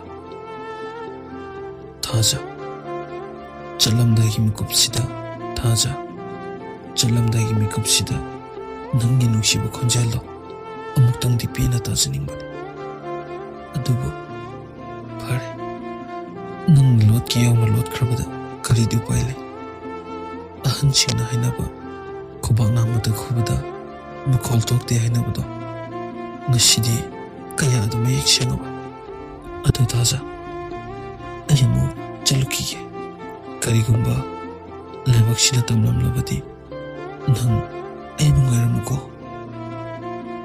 asumna leiringai nakandagi chawbana ibungo sakhen gari su tawdo ame chana watorase chalase asi hairaga sakhen akoi badu ngai hak leiduna yenglaba tungda ta chawa chalase moi angang khaidi loina suraba gari da loina kakhatkre fare dudi chalase hoi sakhen gari da kakhatuna side glass to haifet chingthai aduga mafam adubu nungshina yengjarai somda binadu dukan leiriba adomda prap laktuna Mema, sini do, isi makai amte piro. hoi ije Nate, nangi sibu, bakery kya sapo kamte yaw drobo. ihe atai di yaudre ne pap di yauri ye ije Oh, fare adudi. Papto, packet amte gahe hapsila o. hoi ꯑꯇꯩ ꯂꯥꯏꯔꯤ ꯏꯆꯦ, ꯍꯟꯗꯛ ꯍꯥꯏꯗꯣꯛꯈꯤꯕ SIꯒꯤ ꯄꯣꯁ ꯑꯗꯨꯗ ꯄꯥꯔꯤꯁꯨ ꯌꯥꯎꯋꯦ ꯍꯥꯏꯅꯦ, ꯆꯨꯝꯕ꯭ꯔꯣ? ꯌꯥꯎꯋꯦ. ꯌꯥꯝꯅ ꯐꯩ. ꯑꯗꯣ ꯄꯩꯁꯥꯕꯨ ꯌꯥꯝꯅ ꯅꯝꯃꯦ ꯍꯥꯏꯅꯩꯅꯦ. ꯏꯆꯦ ꯍꯣꯏꯒꯤꯗꯤ ꯀꯌꯥꯃꯨꯛ ꯅꯝꯃꯤꯅꯣ? ꯈꯪꯗ꯭ꯔꯦꯗ ꯃꯦꯝꯃ. ꯍꯧꯖꯤꯛꯀꯤ ꯃꯇꯝꯗ ꯄꯩꯁꯥ ꯌꯥꯎꯗꯅ ꯇꯧꯕ ꯌꯥꯕ ꯊꯕꯛ ꯑꯃꯠꯇ ꯂꯩꯔꯝꯗ꯭ꯔꯦ. ꯃꯁꯥꯒꯤ ꯃꯦꯔꯤꯠꯇ ꯈꯟꯕꯗꯤ ꯀꯇꯥꯖꯤꯠꯅꯤ. ꯍꯣꯏ ꯍꯣꯏ. ꯑꯩꯈꯣꯏꯒꯤꯁꯨ ꯂꯥꯛ ꯀꯌꯥꯅꯣꯃꯗꯤ ꯅꯝꯃꯦ ꯍꯥꯏꯕꯅꯤ. ꯑꯩꯁꯨ ꯆꯞ ꯆꯥꯕꯗꯤ ꯈꯪꯗ꯭ꯔꯦ. ꯃꯣꯏ ꯃꯄꯥ ꯃꯆꯥ ꯇꯥꯟꯅꯔꯒ ꯑꯗꯨꯝ ꯇꯧꯈ꯭ꯔꯦ. ꯑꯩꯁꯨꯅꯦ, ꯅꯣꯏ ꯅꯇꯩꯒꯤ ꯃꯇꯧꯗꯨꯗ ꯁꯛꯇꯥ ꯅꯨꯡꯁꯤꯗꯗꯅ ꯁꯨꯡꯍꯛ ꯍꯦꯛ ꯍꯪꯕꯤꯔꯨꯗ꯭ꯔꯦ. ꯏꯁ, ꯏꯆꯦꯒꯤ ꯋꯥꯇꯥꯁꯤꯗꯤ. ꯑꯁꯦꯡꯕꯅꯦ. ꯍꯪꯗ ꯍꯪꯉꯨꯔꯦꯗꯅ, ꯅꯪꯅ ꯄꯩꯁꯥ ꯄꯨꯊꯣꯛꯄꯤꯒꯦ ꯍꯥꯏꯕ꯭ꯔꯣ? ꯍꯦꯛꯇ ꯍꯥꯏꯔꯛꯀꯅꯤ. ꯑꯗꯨꯗꯗꯤ ꯑꯩꯁꯨ ꯁꯥꯎꯅꯤꯡꯉꯕꯅꯤꯅ ꯍꯪꯗ꯭ꯔꯦꯗꯅ. ꯍꯣꯏ, ꯏꯆꯦꯗꯗꯤ ꯑꯗꯨꯅ ꯑꯗꯨꯝ ꯍꯦꯟꯅ ꯋꯥꯏ ꯁꯪꯉꯝꯃꯅꯤ. ꯑꯃꯔꯣꯝꯗꯕꯨꯗꯤ ꯁꯤꯅ ꯍꯦꯟꯅ ꯋꯥꯏ ꯊꯤꯅ ꯁꯪꯈ꯭ꯔꯖꯥꯠꯅꯤ. ꯃꯥꯅꯦ ꯃꯥꯅꯦ.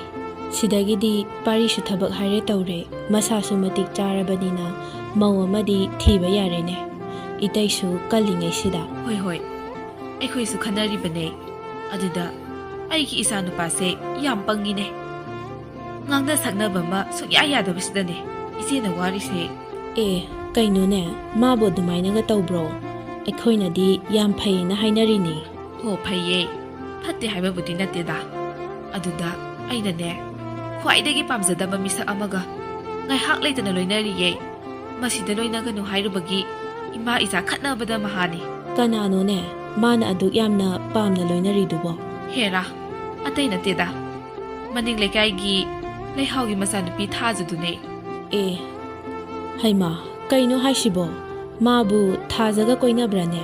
ꯍꯣꯏ ꯍꯣꯏ, ꯀꯣꯏꯅꯩ ꯍꯥꯏ, ꯀꯣꯏꯅꯗꯦ ꯍꯥꯏ ꯇꯧꯗꯅ ꯂꯩꯔꯦ. ꯌꯨꯝꯒꯤ ꯃꯈꯥꯗ ꯉꯥꯛꯇ ꯂꯩꯕ ꯅꯠꯇꯦ. ꯃꯥꯒꯤ ꯃꯅꯥꯛꯇ ꯆꯠꯅꯕ ꯍꯣꯠꯅꯕꯗ ꯁꯣꯝꯗ ꯃꯄꯥꯅꯁꯨ ꯆꯩꯕꯗ ꯂꯣꯏꯔꯕꯅꯤ. ꯑꯗꯣ ꯏꯆꯦ, ꯊꯥꯖ ꯑꯣꯏꯔꯗꯤ ꯌꯥꯝꯅ ꯐꯩ ꯀꯩꯅꯣ. ꯂꯝꯆꯠ ꯕꯦꯕꯥꯔꯁꯨ ꯐꯖꯩ, ꯃꯁꯛ ꯃꯇꯧꯅ ꯐꯖꯔꯤꯕ, ꯃꯍꯩ ꯃꯁꯤꯡ ꯍꯥꯏꯔꯦ ꯑꯗꯨꯝ ꯍꯩ. ꯈꯪꯗꯦ. ꯑꯩꯗꯤꯅꯦ, ꯅꯣꯏꯅ ꯐꯅ ꯌꯥꯝꯅ ꯍꯥꯏꯔꯁꯨ ꯁꯨꯄꯥꯝ ꯍꯦꯛ ꯄꯥꯝꯖꯗꯦ. ꯈꯔꯒ ꯄꯥꯝꯗꯅ ꯂꯩꯔꯤꯉꯩꯁꯤꯗ ꯃꯃꯥꯏꯗꯨꯅ ꯑꯃꯨꯛ ꯃꯩ ꯆꯥꯛꯁꯤꯜꯂꯦ. ꯏꯆꯦ, ꯆꯨꯝꯕꯨ ꯆꯨꯝꯗ꯭ꯔꯣ ꯏꯆꯦꯅ ꯍꯥꯏꯔꯤꯁꯦ? ꯃꯥꯕꯨ ꯏꯆꯥꯅꯤ ꯏꯃꯧꯅꯤ ꯍꯥꯏꯗꯅ ꯃꯤꯃꯥꯡꯗ ꯄꯨꯊꯣꯛꯇꯣꯏꯅꯣ? ꯏꯆꯦꯒꯤ ꯋꯥꯁꯤꯗꯤ.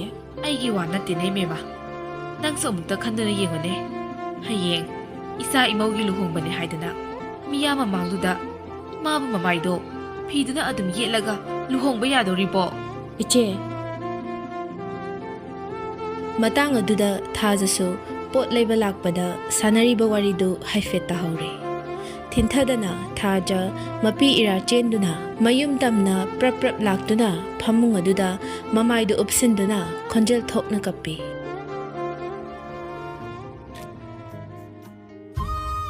ꯏꯃꯥ, ꯉꯁꯤꯒꯤ ꯇꯥꯏꯕꯪꯄꯥꯟꯁꯤꯗ ꯅꯆꯥ ꯍꯤꯡꯅꯤꯡꯗ꯭ꯔꯦ. ꯑꯩꯁꯨ ꯅꯇꯨꯡ ꯏꯜꯂꯛꯑꯒꯦ ꯏꯃꯥ. ꯑꯩ ꯌꯥꯝ ꯋꯥꯔꯦ. ꯀꯔꯤꯒꯤ ꯑꯩꯕꯨ ꯑꯁꯨꯝꯅ ꯍꯨꯟꯗꯣꯛꯇꯨꯅ ꯊꯝꯕꯤꯔꯝꯕꯅꯣ?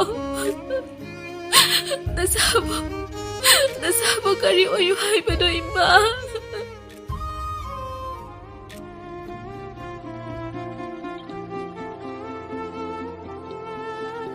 ꯊꯔꯣꯁꯨ ꯁꯤꯡꯖꯨ ꯌꯣꯟꯕ ꯆꯠꯂꯝꯗꯥꯏꯒꯤ ꯀꯟꯅ ꯂꯣꯏꯁꯤꯜꯂꯤꯕ ꯃꯇꯥꯡꯅꯤ. ꯑꯗꯨꯕꯨ ꯊꯪꯅꯕ ꯀꯥꯗ ꯃꯃꯧꯅ ꯈꯣꯟꯖꯦꯜ ꯊꯣꯛꯅ ꯀꯞꯄꯗꯨ ꯇꯥꯕꯗ ꯊꯔꯣꯗꯨ ꯄꯥꯈꯠꯅ ꯃꯃꯧꯕꯨ ꯀꯧꯗꯨꯅ ꯆꯪꯂꯛꯏ. ꯕꯦꯝꯃꯧ, ꯅꯪꯕꯨ ꯅꯦꯅꯦꯅ ꯄꯣꯂꯤꯊꯤꯟ ꯑꯃ ꯂꯩꯔꯨꯁꯨ ꯍꯥꯏꯕꯗꯣ ꯂꯩꯔꯨꯔꯕ꯭ꯔꯣ? ꯃꯅꯦꯅ ꯀꯧꯔꯤꯕ ꯑꯗꯨ ꯈꯨꯝꯗꯦ. ꯃꯇꯧ ꯑꯗꯨ ꯎꯕꯗ ꯊꯔꯣꯗꯨ ꯇꯍꯥ ꯆꯪꯁꯤꯟꯗꯨꯅ, ꯍꯩꯃꯥ, ꯕꯦꯝꯃ, ꯅꯪ ꯀꯩꯗꯧꯔꯦ? ꯅꯪꯕꯨ ꯀꯩꯗꯧꯔꯒꯦ?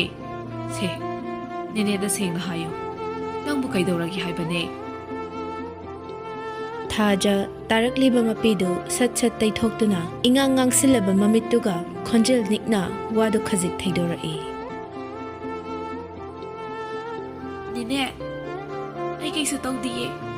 ꯉꯁꯤꯗꯤ ꯑꯩꯒꯤ ꯂꯥꯏꯑꯣꯏꯈ꯭ꯔꯕ ꯏꯃꯥꯒ ꯕꯕꯥꯒꯗꯣ ꯌꯥꯝꯅ ꯅꯤꯡꯁꯤꯡꯉꯛꯑꯦ.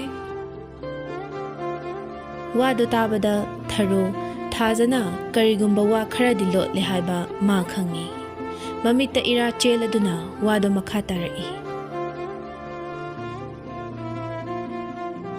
ꯕꯦꯃꯥ ꯅꯪꯅ ꯅꯦꯅꯦꯗ ꯐꯅ ꯌꯥꯝꯅ ꯂꯣꯠꯅꯕ ꯍꯣꯠꯅꯔꯕꯁꯨ ꯅꯦꯅꯦ ꯂꯣꯏꯅ ꯈꯪꯉꯤꯅꯦꯍꯦ ꯅꯪ ꯅꯦꯅꯦꯗ ꯋꯥꯂꯣꯛꯀꯅꯨ ꯁꯦꯡꯅ ꯍꯥꯏꯌꯨ ꯍꯧꯖꯤꯛꯇ ꯍꯔꯥꯎ ꯍꯔꯥꯎꯅ ꯗꯨꯀꯥꯟ ꯆꯠꯈ꯭ꯔꯒ ꯍꯦꯛꯇ ꯀꯞꯄꯒ ꯂꯥꯛꯄ ꯌꯥꯕ꯭ꯔꯣ ꯁꯦ ꯅꯦꯅꯦꯗ ꯍꯥꯏꯌꯨ ꯅꯪꯉꯣꯟꯗ ꯀꯅꯥꯅ ꯀꯔꯤ ꯍꯥꯏꯔꯛꯏꯅꯣ ꯑꯩ ꯂꯩꯔꯤꯉꯩꯗ ꯀꯅꯥ ꯑꯃꯠꯇꯅ ꯏꯃꯧꯗ ꯅꯇꯨ ꯅꯥꯝꯃ ꯁꯣꯛꯄ ꯌꯥꯔꯣꯏ ꯁꯦꯡꯅ ꯍꯥꯏꯌꯣ ꯅꯦꯅꯦꯅ ꯉꯁꯤ ꯍꯤꯡꯉꯤꯕꯁꯦ ꯏꯆꯥꯒꯤꯗꯃꯛꯇꯅꯦ ꯃꯈꯣꯏꯅ ꯑꯩꯈꯣꯏꯕꯨ ꯀꯅꯥ ꯂꯩꯇꯦ ꯂꯥꯏꯔꯩ ꯅꯪꯉꯦ ꯍꯥꯏꯗꯅ ꯄꯪꯎ ꯎꯁꯤꯠꯇꯕ ꯌꯥꯕ꯭ꯔꯣ ꯀꯞꯀꯅꯨ ꯅꯊꯧꯅꯥ ꯂꯩꯌꯨ ꯀꯔꯤꯒꯤ ꯑꯗꯨꯛ ꯌꯥꯝꯅ ꯅꯕꯨꯛꯅ ꯁꯨꯝꯊꯔꯤꯕꯅꯣ ꯑꯈꯥꯡ ꯀꯟꯕꯤ ꯑꯣꯏꯒꯗꯕꯅꯤ ꯑꯄꯪꯕꯤ ꯁꯅꯥꯗꯤ ꯃꯩꯗ ꯏꯠꯂ ꯏꯠꯂꯒ ꯍꯦꯟꯅ ꯃꯌꯦꯛ ꯁꯦꯡꯉꯛꯄꯅꯦ ꯅꯦꯅꯦ ꯉꯥꯏꯈꯣꯅꯦ ꯅꯪꯒꯤ ꯄꯣꯠꯇꯨꯗꯤ ꯂꯩꯔꯛꯑꯕꯣ ꯂꯩꯔꯛꯇꯤꯌꯦ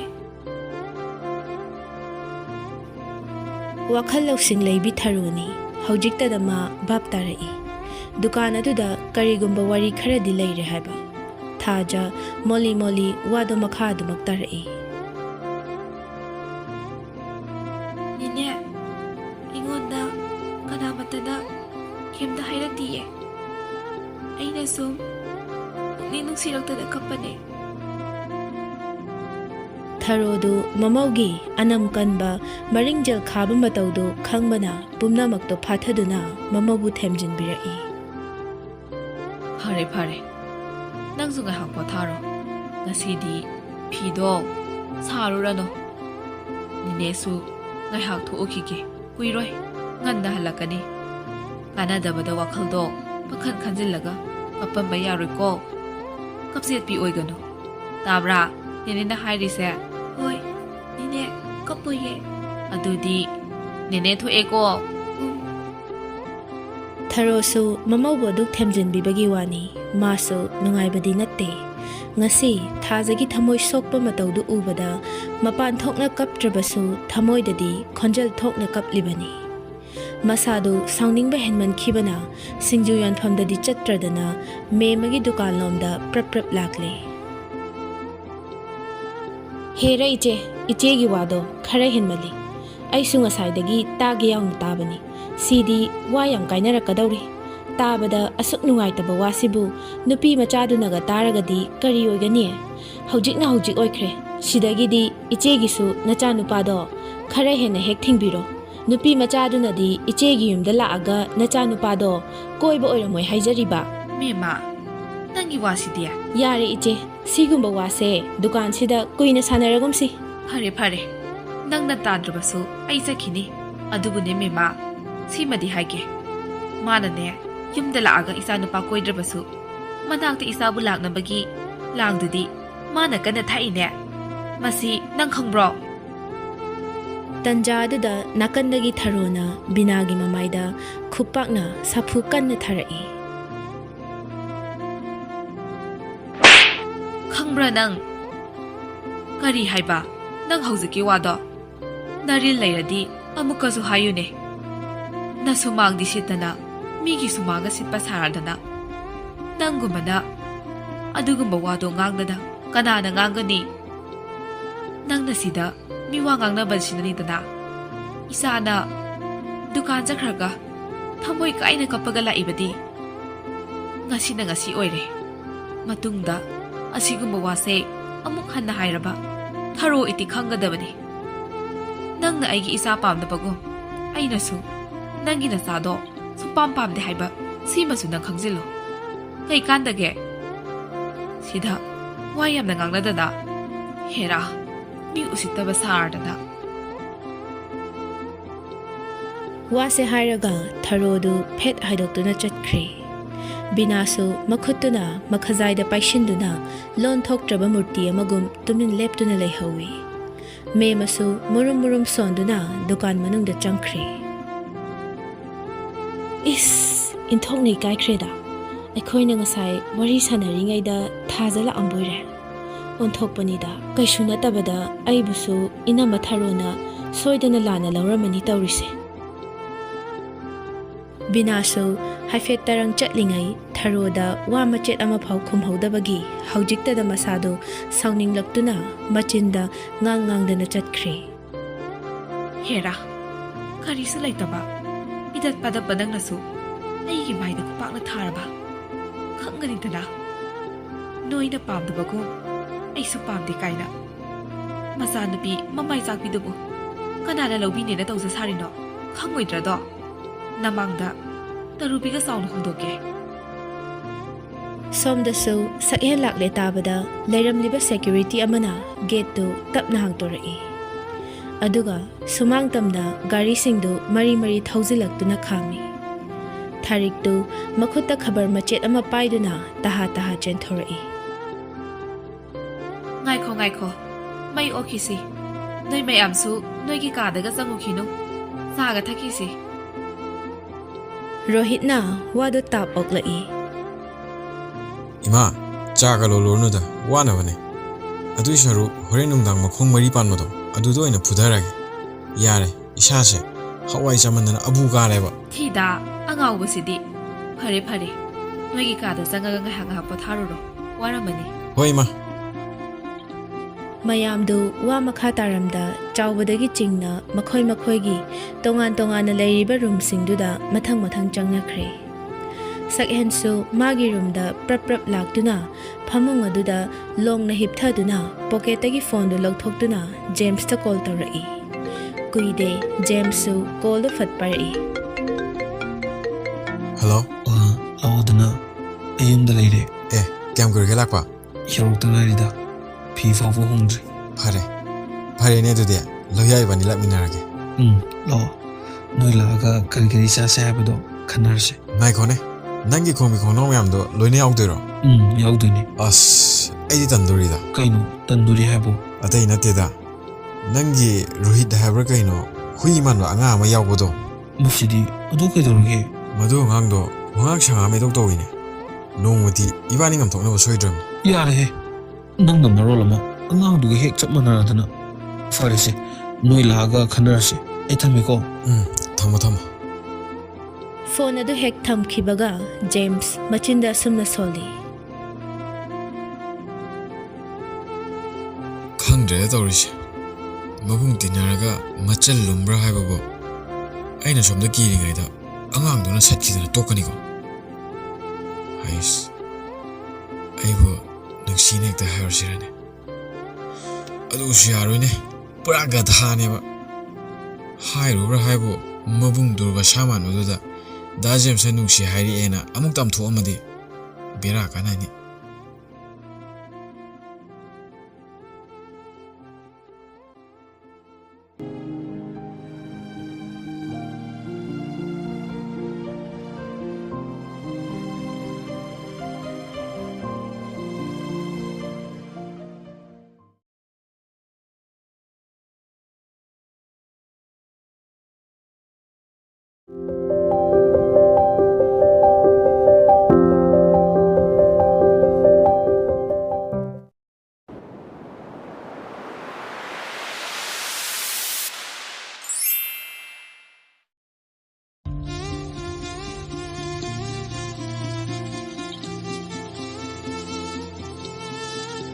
ꯑꯩꯗꯤ ꯉꯁꯥꯏ ꯀꯩ ꯀꯧꯏꯅꯦ ꯅꯪꯒꯤ ꯃꯤꯡꯕꯨ ꯀꯩ ꯀꯧꯒꯦ ꯆꯦ ꯉꯥꯟꯊꯣꯏ ꯀꯧꯋꯦ ꯑꯣ ꯌꯥꯝ ꯐꯖꯩꯌꯦ ꯑꯩꯗꯤ ꯆꯦꯒꯤꯁꯤꯅ ꯍꯦꯟꯅ ꯐꯖꯩ ꯍꯥꯏꯔꯒ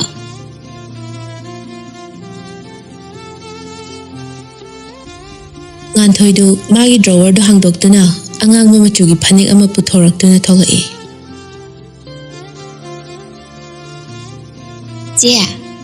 ꯆꯦ ꯅꯪꯗꯤ ꯉꯧꯔꯣꯛ ꯉꯧꯕꯅꯤꯅ ꯑꯉꯥꯡꯕꯁꯦ ꯑꯣꯏꯅ ꯁꯦꯠꯂꯣ ꯉꯧꯗꯦꯗ ꯅꯪꯁꯨ ꯉꯧꯔꯤꯁꯤꯗꯤ ꯌꯥꯔꯦꯀꯣ ꯆꯦꯕꯨ ꯉꯧꯗꯦ ꯍꯥꯏꯔꯗꯤ ꯌꯥꯔꯔꯣꯏꯗ ꯑꯩꯁꯨ ꯏꯊꯟꯇ ꯂꯩꯔꯤꯉꯩꯗꯗꯤ ꯌꯥꯝꯅ ꯉꯧꯋꯦꯅ ꯈꯟꯖꯔꯝꯕꯅꯦ ꯑꯗꯨꯕꯨ ꯆꯦꯒ ꯌꯦꯡꯅꯔꯨꯕꯗ ꯄꯨꯔꯥ ꯑꯃꯨꯛ ꯀꯥꯔꯇꯨꯟ ꯑꯣꯟꯈ꯭ꯔꯦꯗ ꯑꯣꯟꯗꯦꯍꯦ ꯑꯁꯨꯛ ꯌꯥꯝ ꯉꯧꯔꯤꯁꯤꯗꯤ ꯑꯗꯣ ꯍꯣꯔꯦꯟ ꯑꯩꯈꯣꯏ ꯍꯟꯕꯗ ꯑꯃꯨꯛ ꯊꯦꯡꯈꯤꯅꯦꯕ ꯑꯗꯨꯅ ꯆꯥꯛ ꯊꯣꯡꯅꯕ ꯇꯧꯔꯨꯔꯁꯦ ꯑꯗꯣ ꯆꯦ ꯑꯩꯗꯤ ꯅꯪꯁꯦ ꯁꯨꯡꯍꯟꯕꯨ ꯍꯟꯍꯟꯅꯤꯡꯗ꯭ꯔꯦꯗ ꯀꯩꯒꯤꯅꯣ ꯍꯥꯏꯁꯦ ꯆꯦꯒ ꯂꯩꯃꯤꯟꯅꯕꯁꯦ ꯌꯥꯝꯅ ꯅꯨꯡꯉꯥꯏꯌꯦ ꯏꯊꯟꯇ ꯂꯩꯃꯟꯗꯅ ꯏꯁꯥꯁꯦ ꯇꯟꯕ ꯑꯃ ꯌꯥꯎꯔꯦꯕ ꯑꯗꯣ ꯅꯪ ꯍꯥꯟꯅꯗꯒꯤ ꯍꯧꯅ ꯃꯊꯟꯇ ꯑꯗꯨꯝ ꯂꯩꯕ꯭ꯔꯣ ꯂꯩꯌꯦ ꯑꯗꯣ ꯑꯩꯈꯣꯏ ꯇꯥꯃꯣꯆꯧꯗꯤ ꯂꯩꯇꯕꯒ ꯆꯞ ꯃꯥꯟꯅꯩꯗ ꯃꯥꯗꯤ ꯑꯌꯥꯝꯕ ꯃꯇꯝꯗ ꯑꯥꯎꯠꯁꯥꯏꯗꯇ ꯑꯗꯨꯝ ꯂꯩꯕꯅꯤꯅ ꯃꯥꯗꯤ ꯃꯔꯛ ꯃꯔꯛꯇꯗꯤ ꯊꯣꯛꯂꯛꯇ꯭ꯔꯣ? ꯊꯣꯛꯄꯨꯗꯤ ꯊꯣꯛꯂꯛꯑꯦ, ꯑꯗꯨꯗ ꯌꯥꯝꯅ ꯀꯨꯏꯅꯗꯤ ꯂꯩꯇꯦꯗ. ꯍꯧꯖꯤꯛꯅ ꯑꯃꯨꯛ ꯄꯣꯁꯇꯤꯡ ꯃꯐꯝꯗ ꯂꯩꯈ꯭ꯔꯦꯗꯅ. ꯄꯣꯁꯇꯤꯡ ꯍꯥꯏꯁꯤꯕꯨ ꯀꯩ ꯊꯕꯛꯅꯣ ꯅꯣꯏ ꯇꯥꯃꯣꯆꯧꯅ ꯇꯧꯔꯤꯁꯦ? ꯉꯥꯟꯊꯣꯏꯅ ꯀꯨꯝꯒꯦ ꯍꯦꯛ ꯇꯧꯕꯒ ꯃꯈꯥꯗꯒꯤ ꯊꯥꯔꯤꯛꯅ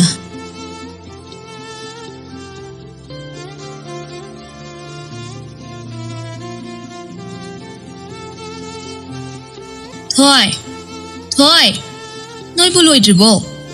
ꯏꯃꯥ, ꯂꯣꯏꯔꯦ. ꯂꯥꯛꯑꯣ ꯂꯥꯛꯑꯣ, ꯅꯆꯦ ꯍꯣꯏ ꯍꯟꯕ ꯑꯃꯨꯛ ꯊꯦꯡꯈꯤꯅꯤ. ꯍꯣꯏ, ꯑꯗꯨꯗꯤ ꯆꯦ, ꯏꯕꯥꯅꯤ ꯀꯨꯝꯃꯁꯤꯔꯥ? ꯀꯨꯝꯃꯁꯦ.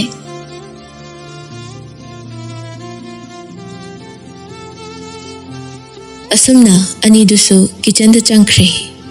ꯇꯟꯖꯥ ꯑꯗꯨꯗ ꯃꯅꯤꯆꯟꯗ꯭ꯔꯁꯨ ꯃꯈꯨꯠꯇ ꯈꯥꯎ ꯑꯃ ꯌꯥꯟꯗꯨꯅ ꯆꯪꯂꯛꯂꯒ ꯀꯃꯟ ꯔꯨꯝꯒꯤ ꯁꯣꯐꯥꯗꯨꯗ ꯀꯤꯠ ꯐꯝꯊꯩ. ꯑꯗꯨꯒ ꯊꯥꯔꯤꯛꯇ ꯈꯥꯎꯗꯨ ꯄꯤꯔꯛꯏ. ꯀꯩꯅꯣ, ꯉꯥꯁꯦ ꯈꯛ ꯂꯩꯕꯗ ꯑꯁꯨꯛ ꯌꯥꯝꯅ ꯀꯨꯏꯔꯤꯁꯤꯕꯣ? ꯉꯥ ꯁꯦꯝꯕ ꯉꯥꯏꯕꯗ ꯀꯨꯏꯔꯤꯅꯦ ꯋꯥꯅꯤ. ꯅꯠꯇꯦ, ꯅꯪꯕꯨ ꯆꯥꯛꯄꯨ ꯊꯣꯡꯉꯕꯣ? ꯆꯥꯛꯄꯨꯗꯤ ꯏꯕꯦꯝꯃꯒ ꯃꯣꯏ ꯑꯅꯤ ꯑꯣꯏꯅ ꯊꯣꯡꯍꯜꯂꯦ. ꯑꯣ, ꯐꯔꯦ ꯐꯔꯦ.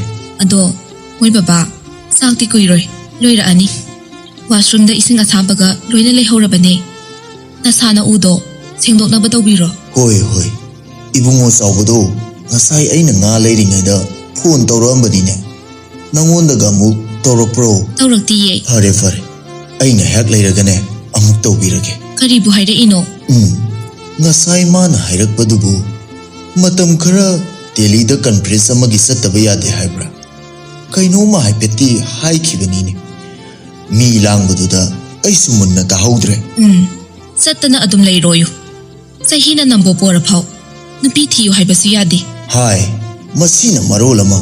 ಮಾಸು ಯಾದದನ ತೌರಿನಿನೆ.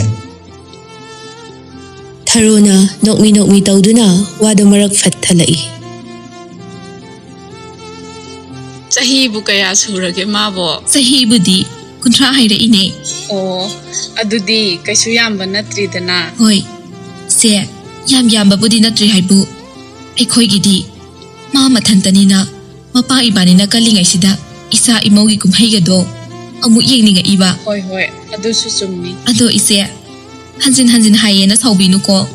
ಐದಿನೆ ಮಪಾಗ ತಾನರಗ ꯌꯥꯝꯅ ꯊꯨꯅ ꯏꯃꯧ ꯍꯥꯏꯕ ꯂꯥꯛꯑꯗꯕꯅꯤꯀꯣ. ꯌꯥꯏꯗ ꯅꯣꯏꯅ ꯂꯥꯛꯅꯤꯡꯕ ꯃꯇꯝꯗ ꯍꯦꯛꯇ ꯂꯥꯛꯑꯣ ꯏꯅꯥꯎꯁꯤꯗꯤ.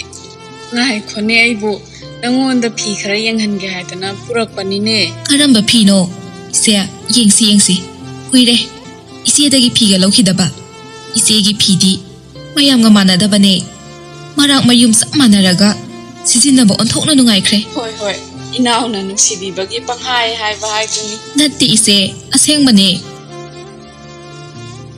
ಥರೋದು ವಾದ ಮಖಾ ತಾದ ಖಾꯎದಗಿ ಫೀಸಿಂಗ್ದು ಮಥಂಗ್ ಲೌಥೋಕ್ತುನ ಥಾರಿಕ್ತ ಯಂಗ್ಹಲ್ಲಿ. ꯍꯩꯃꯥ, ꯏꯆꯦ, ꯁꯤꯅ ꯃꯄꯥ ꯐꯤꯗꯛꯂꯣ? ꯃꯥꯅꯦ. ꯌꯥꯝ ꯐꯔꯦ, ꯑꯩꯁꯨ ꯄꯥꯝꯗꯅ ꯂꯩꯔꯝꯃꯤꯅꯦ. ꯐꯤꯒ ꯐꯅꯦꯛꯀꯁꯨ ꯌꯥꯎꯔꯤꯕꯅꯦ. ꯐꯅꯦꯛꯇꯨꯗꯤ ꯉꯔꯥꯡꯗ ꯀꯛꯄꯗ ꯉꯥꯏꯔꯤꯕꯅꯤ. ꯍꯣꯏ, ꯃꯆꯨꯁꯤꯡꯁꯤꯁꯨ ꯌꯥꯝꯅ ꯐꯖꯩ. ꯑꯗꯣ ꯏꯆꯦ, ꯁꯥꯕꯗꯤ ꯏꯕꯦꯝꯃꯅ ꯁꯥꯔꯤꯔꯣ? ꯃꯥꯅ ꯁꯥꯔꯤꯅꯤꯅꯦ. ꯍꯧꯖꯤꯛꯀꯥꯟꯗꯤ ꯏꯆꯦꯗꯤ ꯐꯤꯒ ꯁꯥꯕꯒ ꯑꯃꯠꯇ ꯉꯝꯕ ꯅꯠꯇ꯭ꯔꯦꯗ. ꯑꯗꯣ ꯏꯆꯦꯕꯨ ꯍꯧꯖꯤꯛ ꯀꯔꯤ ꯍꯣꯠꯅꯔꯤꯒꯦ? ꯐꯤ ꯌꯣꯟꯕꯁꯨ ꯄꯥꯛꯅ ꯆꯠꯇ꯭ꯔꯦ ꯍꯥꯏ. ꯆꯠꯇ꯭ꯔꯦ. ꯈꯪꯗ꯭ꯔꯦꯗ ꯏꯕꯦꯝꯃ. ꯍꯤꯡꯗꯕꯗꯤ ꯌꯥꯗꯕꯅꯤꯅ ꯉꯝꯅꯕ ꯍꯥꯏꯗꯅ ꯏꯆꯥꯅꯨꯄꯤꯁꯤꯅ ꯐꯤ ꯁꯥꯔꯒ ꯑꯩꯅ ꯑꯩꯈꯣꯏ ꯂꯩꯀꯥꯏꯒꯤ ꯂꯝꯄꯥꯛ ꯃꯆꯥ ꯑꯃ ꯂꯩꯌꯦ. ꯑꯗꯨꯗ ꯁꯤꯡꯖꯨ ꯈꯔ ꯌꯣꯜꯂꯤꯌꯦ. ꯌꯥꯝꯅ ꯐꯩꯌꯦ ꯑꯗꯨꯁꯨ. ꯐ꯭ꯔꯤꯗ ꯂꯩꯗꯣꯏ ꯁꯔꯨꯛ ꯇꯧꯁꯤꯟꯒꯗꯕꯅꯦ. ꯀꯥꯟꯅꯐꯝꯒ ꯈꯪꯕ ꯅꯠꯇꯦꯗ ꯏꯕꯦꯝꯃ. ꯁꯨꯝ ꯄꯪꯇꯧ ꯇꯧꯔꯤꯕ ꯍꯥꯏꯗꯨꯅꯤ.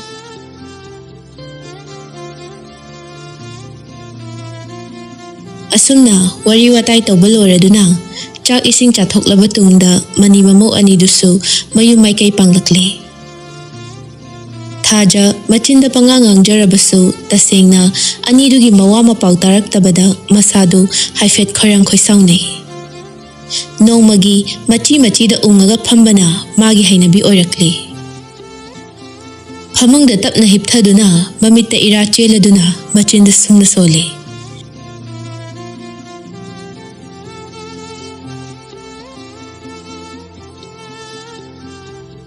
Pari, nang hayengdagi sakraniko.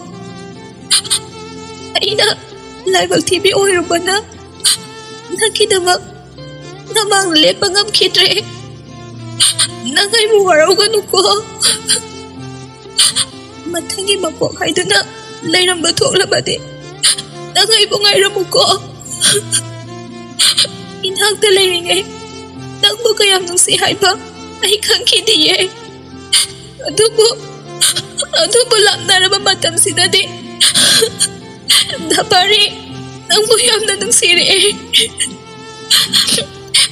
Isam-sam na laysarang baise. Karigi noy na nung sibat ang piramba no. Amaramda, sarsaghin. Nang so, saghin sa aling bamasani Haiba ay kange.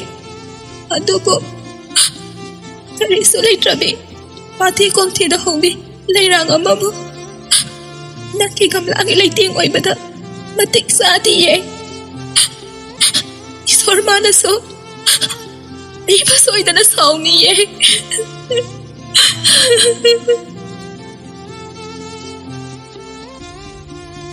Taja, thamoyda lona kaplambadagi makhol thokna kapthorakli. Adubu kuide gyan khanglak lakpada mani takrani khanduna machindo mu fatmen silli. Aduga tumsina duna laikre. Tharosu khonjel do haifet taraduna thazagi manakta taha chensilai. Bema, kaidaurage nangbo? Nene, ay kay dograge. Kapiro. Nang natrane hojikta kapkhibadubo. Oo, aduburo, mangda yamna kiba sakpam ama urame. Adugine. He, adugi oire. Nene di kari tauraba jano haidana pakhaluredana. Fare. Ado nakhonga to tingthoga phajana tumuko. Manglakna doigi tauribanine. Tumjaro. Wai nene.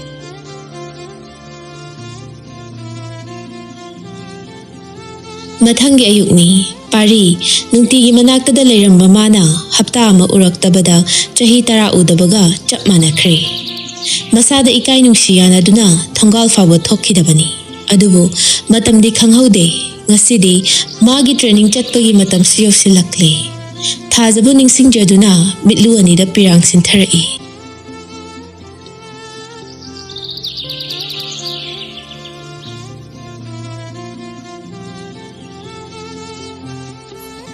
Taja, aina salamda mikupsida nangbu yamna uninge. Karigino, aibu suwalise. Ai nangbu yamna uninge Taja. Nang yam patte. Pare, aina training horiga thalaba fawdangdi. Nang warasuwana, aibu ngairamuko. Ay kapayate. Ay si kapay matamati. Ay natulaga. Tasubulay nga doon eh. Ay kapayate.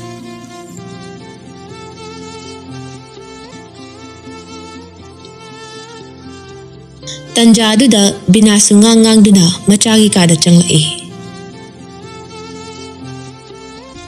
Ibunga, kayo na natawramisina. Satlamday sida amo.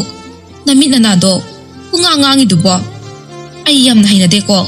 Nupa manda ba tawro kanu? Yam tu na hogalo. Sak suloy ra bane. Ay saksainde. Imagi ibungo. Nang silay mabhapta de ko. Karino ba? Nang natawrise. Ha, karino hay bane. Numit kaya ni surage. Nang nasak ning sinungay na sarak tribase. Tawnu. Nang angang masana trabani ko. Napana ne, takrabadi. Imung se, soyda na lanzaw amatho ani. Kayo ima. Ay na saksaning de hawta. Nuno di am sorry dubo. Ay na saksada bada. Nuno di kayam karage ba. Soyda ne, sabang nga kanu. Ay am tainde. Tawrisi yengune. Masigi angang se. Satlamday sida. Ay ne, wayam ngang ningde. Prapla uko.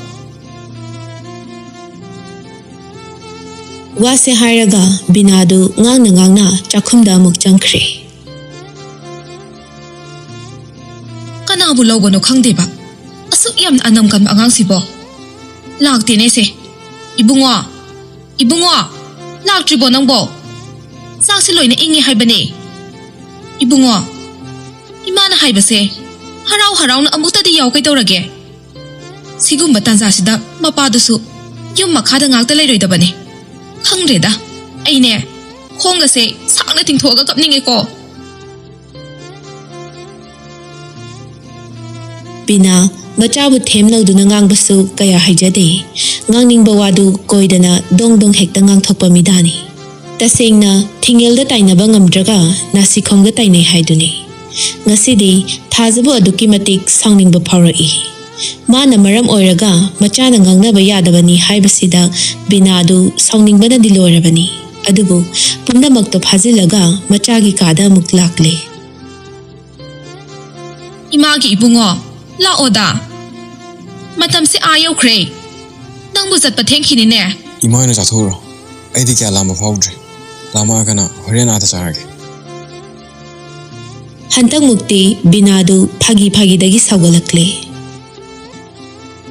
나이코 낭나 한딱 홍아 이바 마옹세 까리노 이마데 생나 하요 이마 아이 kaisu tawde habane kaisu tawdaba yaroine nangbu hana adumna tawromro nongmata sak thanaba yadaba nangna kayadi yame ningthi nungaina sak saraktriba matamse sigi maram amadi soidana leifam thoi as ima nang singangi he ngangradi asengbado hayu haibani ne kaino sengba haibo aina sak janing de haise yam sengabane natte nangbu thajaga sauna bro aidi ke ma sauna deba ngai khone aina kainom da tawo khudingi noina thaja posili isi kaigino thajaga punyano haibadagi kuiredana ai ma pan thokdaba si fawda noina thaja shaming sili kaigino haibane mana no da kai dora age ima nang sunna pini ko mangon da fawriba ningam da bagi chaina sa ima do ira madi nuai gadro aine ima ojara basu tasengna nangi buksil du dia ningde oh nangna saksa da bagi maram sidi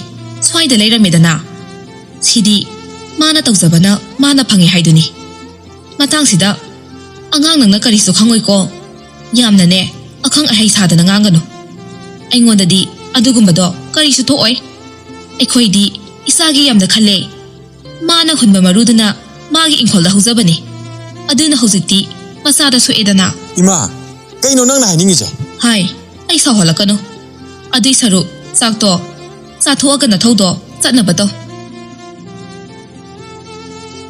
ꯄꯥꯔꯤ ꯅꯨꯄꯥ ꯑꯣꯏꯖꯔꯕꯁꯨ ꯉꯁꯤꯗꯤ ꯃꯃꯥꯒꯤ ꯃꯔꯧ ꯂꯩꯕ ꯋꯥꯍꯩꯁꯤꯅ ꯃꯥ ꯊꯃꯣꯏꯗ ꯇꯥꯅ ꯊꯤꯟꯕꯒꯨꯝ ꯃꯤꯠꯂꯨ ꯑꯅꯤꯗ ꯄꯤꯔꯥꯡ ꯁꯤꯟꯊꯔꯛꯇꯨꯅ ꯃꯆꯤꯟꯗ ꯁꯨꯝꯅ ꯁꯣꯜꯂꯤ ꯊꯥꯖ ꯅꯪꯅ ꯏꯐꯝꯗ ꯏꯊꯠ ꯇꯠꯇꯅ ꯍꯥꯏꯈꯤꯕ ꯉꯁꯤ ꯇꯥꯏꯕꯪꯄꯥꯟꯁꯤꯗ ꯅꯪꯒꯨꯝꯕꯤꯒꯤ ꯆꯟꯅꯐꯝ ꯂꯩꯇꯦ ꯍꯥꯏꯕꯗꯣ ꯉꯁꯤꯗꯤ ꯃꯌꯦꯛ ꯁꯦꯡꯉꯦ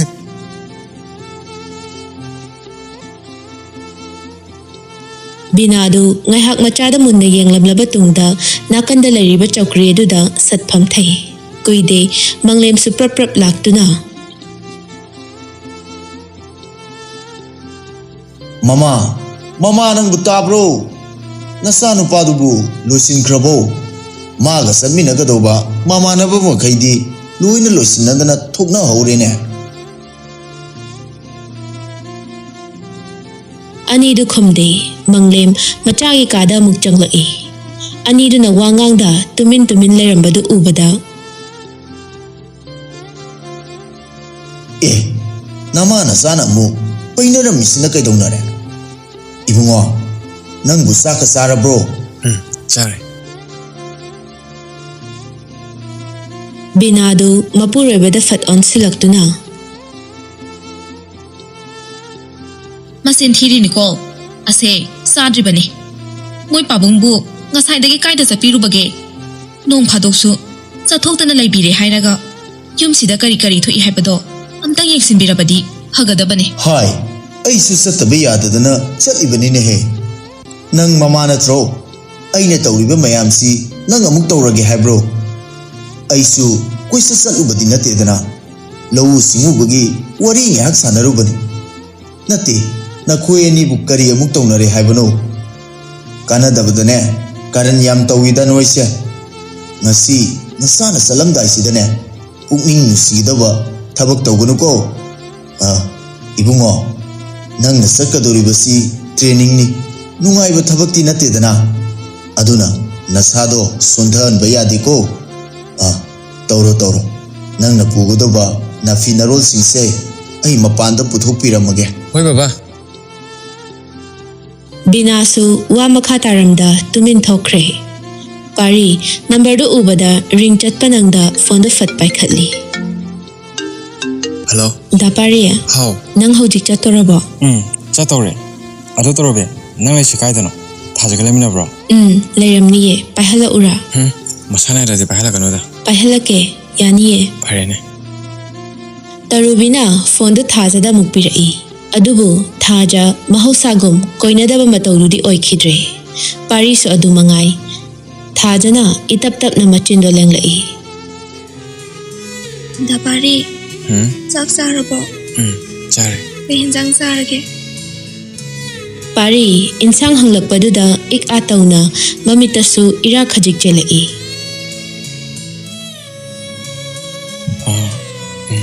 ꯀꯩꯅꯣ ꯉꯥ ꯊꯣꯡꯉꯦ ꯅꯪꯗꯤ ꯆꯥꯔꯕꯣ ꯆꯥꯔꯦ ꯀꯩ ꯍꯦꯟꯖꯥꯡ ꯆꯥꯔꯒꯦ ꯑꯩꯈꯣꯏꯒꯤꯗꯤ ꯍꯥꯎꯇꯦꯗ ꯍꯋꯥꯏ ꯊꯣꯡꯕ ꯆꯥꯏꯌꯦ ꯑꯗꯣ ꯗꯥ ꯄꯥꯔꯤ ꯅꯪꯕꯨ ꯑꯁꯦꯡꯕꯒꯤ ꯆꯥꯛ ꯆꯥꯔꯕꯅꯦ ꯍꯣꯏ ꯆꯥꯔꯦꯕ ꯑꯁꯦꯡꯕꯒꯤ ꯆꯥꯔꯦꯀꯣ ꯐꯔꯦ ꯃꯇꯝ ꯄꯨꯝꯅꯃꯛꯇ ꯗꯥ ꯄꯥꯔꯤꯅ ꯑꯩꯉꯣꯟꯗ ꯃꯤꯅꯝꯃꯦ ꯍꯥꯏꯗꯨꯅ ꯌꯥꯝꯅ ꯁꯥꯎꯈꯤꯕꯗꯣ ꯉꯁꯤꯗꯤ ꯗꯥ ꯄꯥꯔꯤ ꯅꯪꯁꯨ ꯑꯩꯉꯣꯟꯗ ꯃꯤꯅꯝꯃꯒꯦ ꯍꯥꯏꯅ ꯈꯜꯂꯕꯣ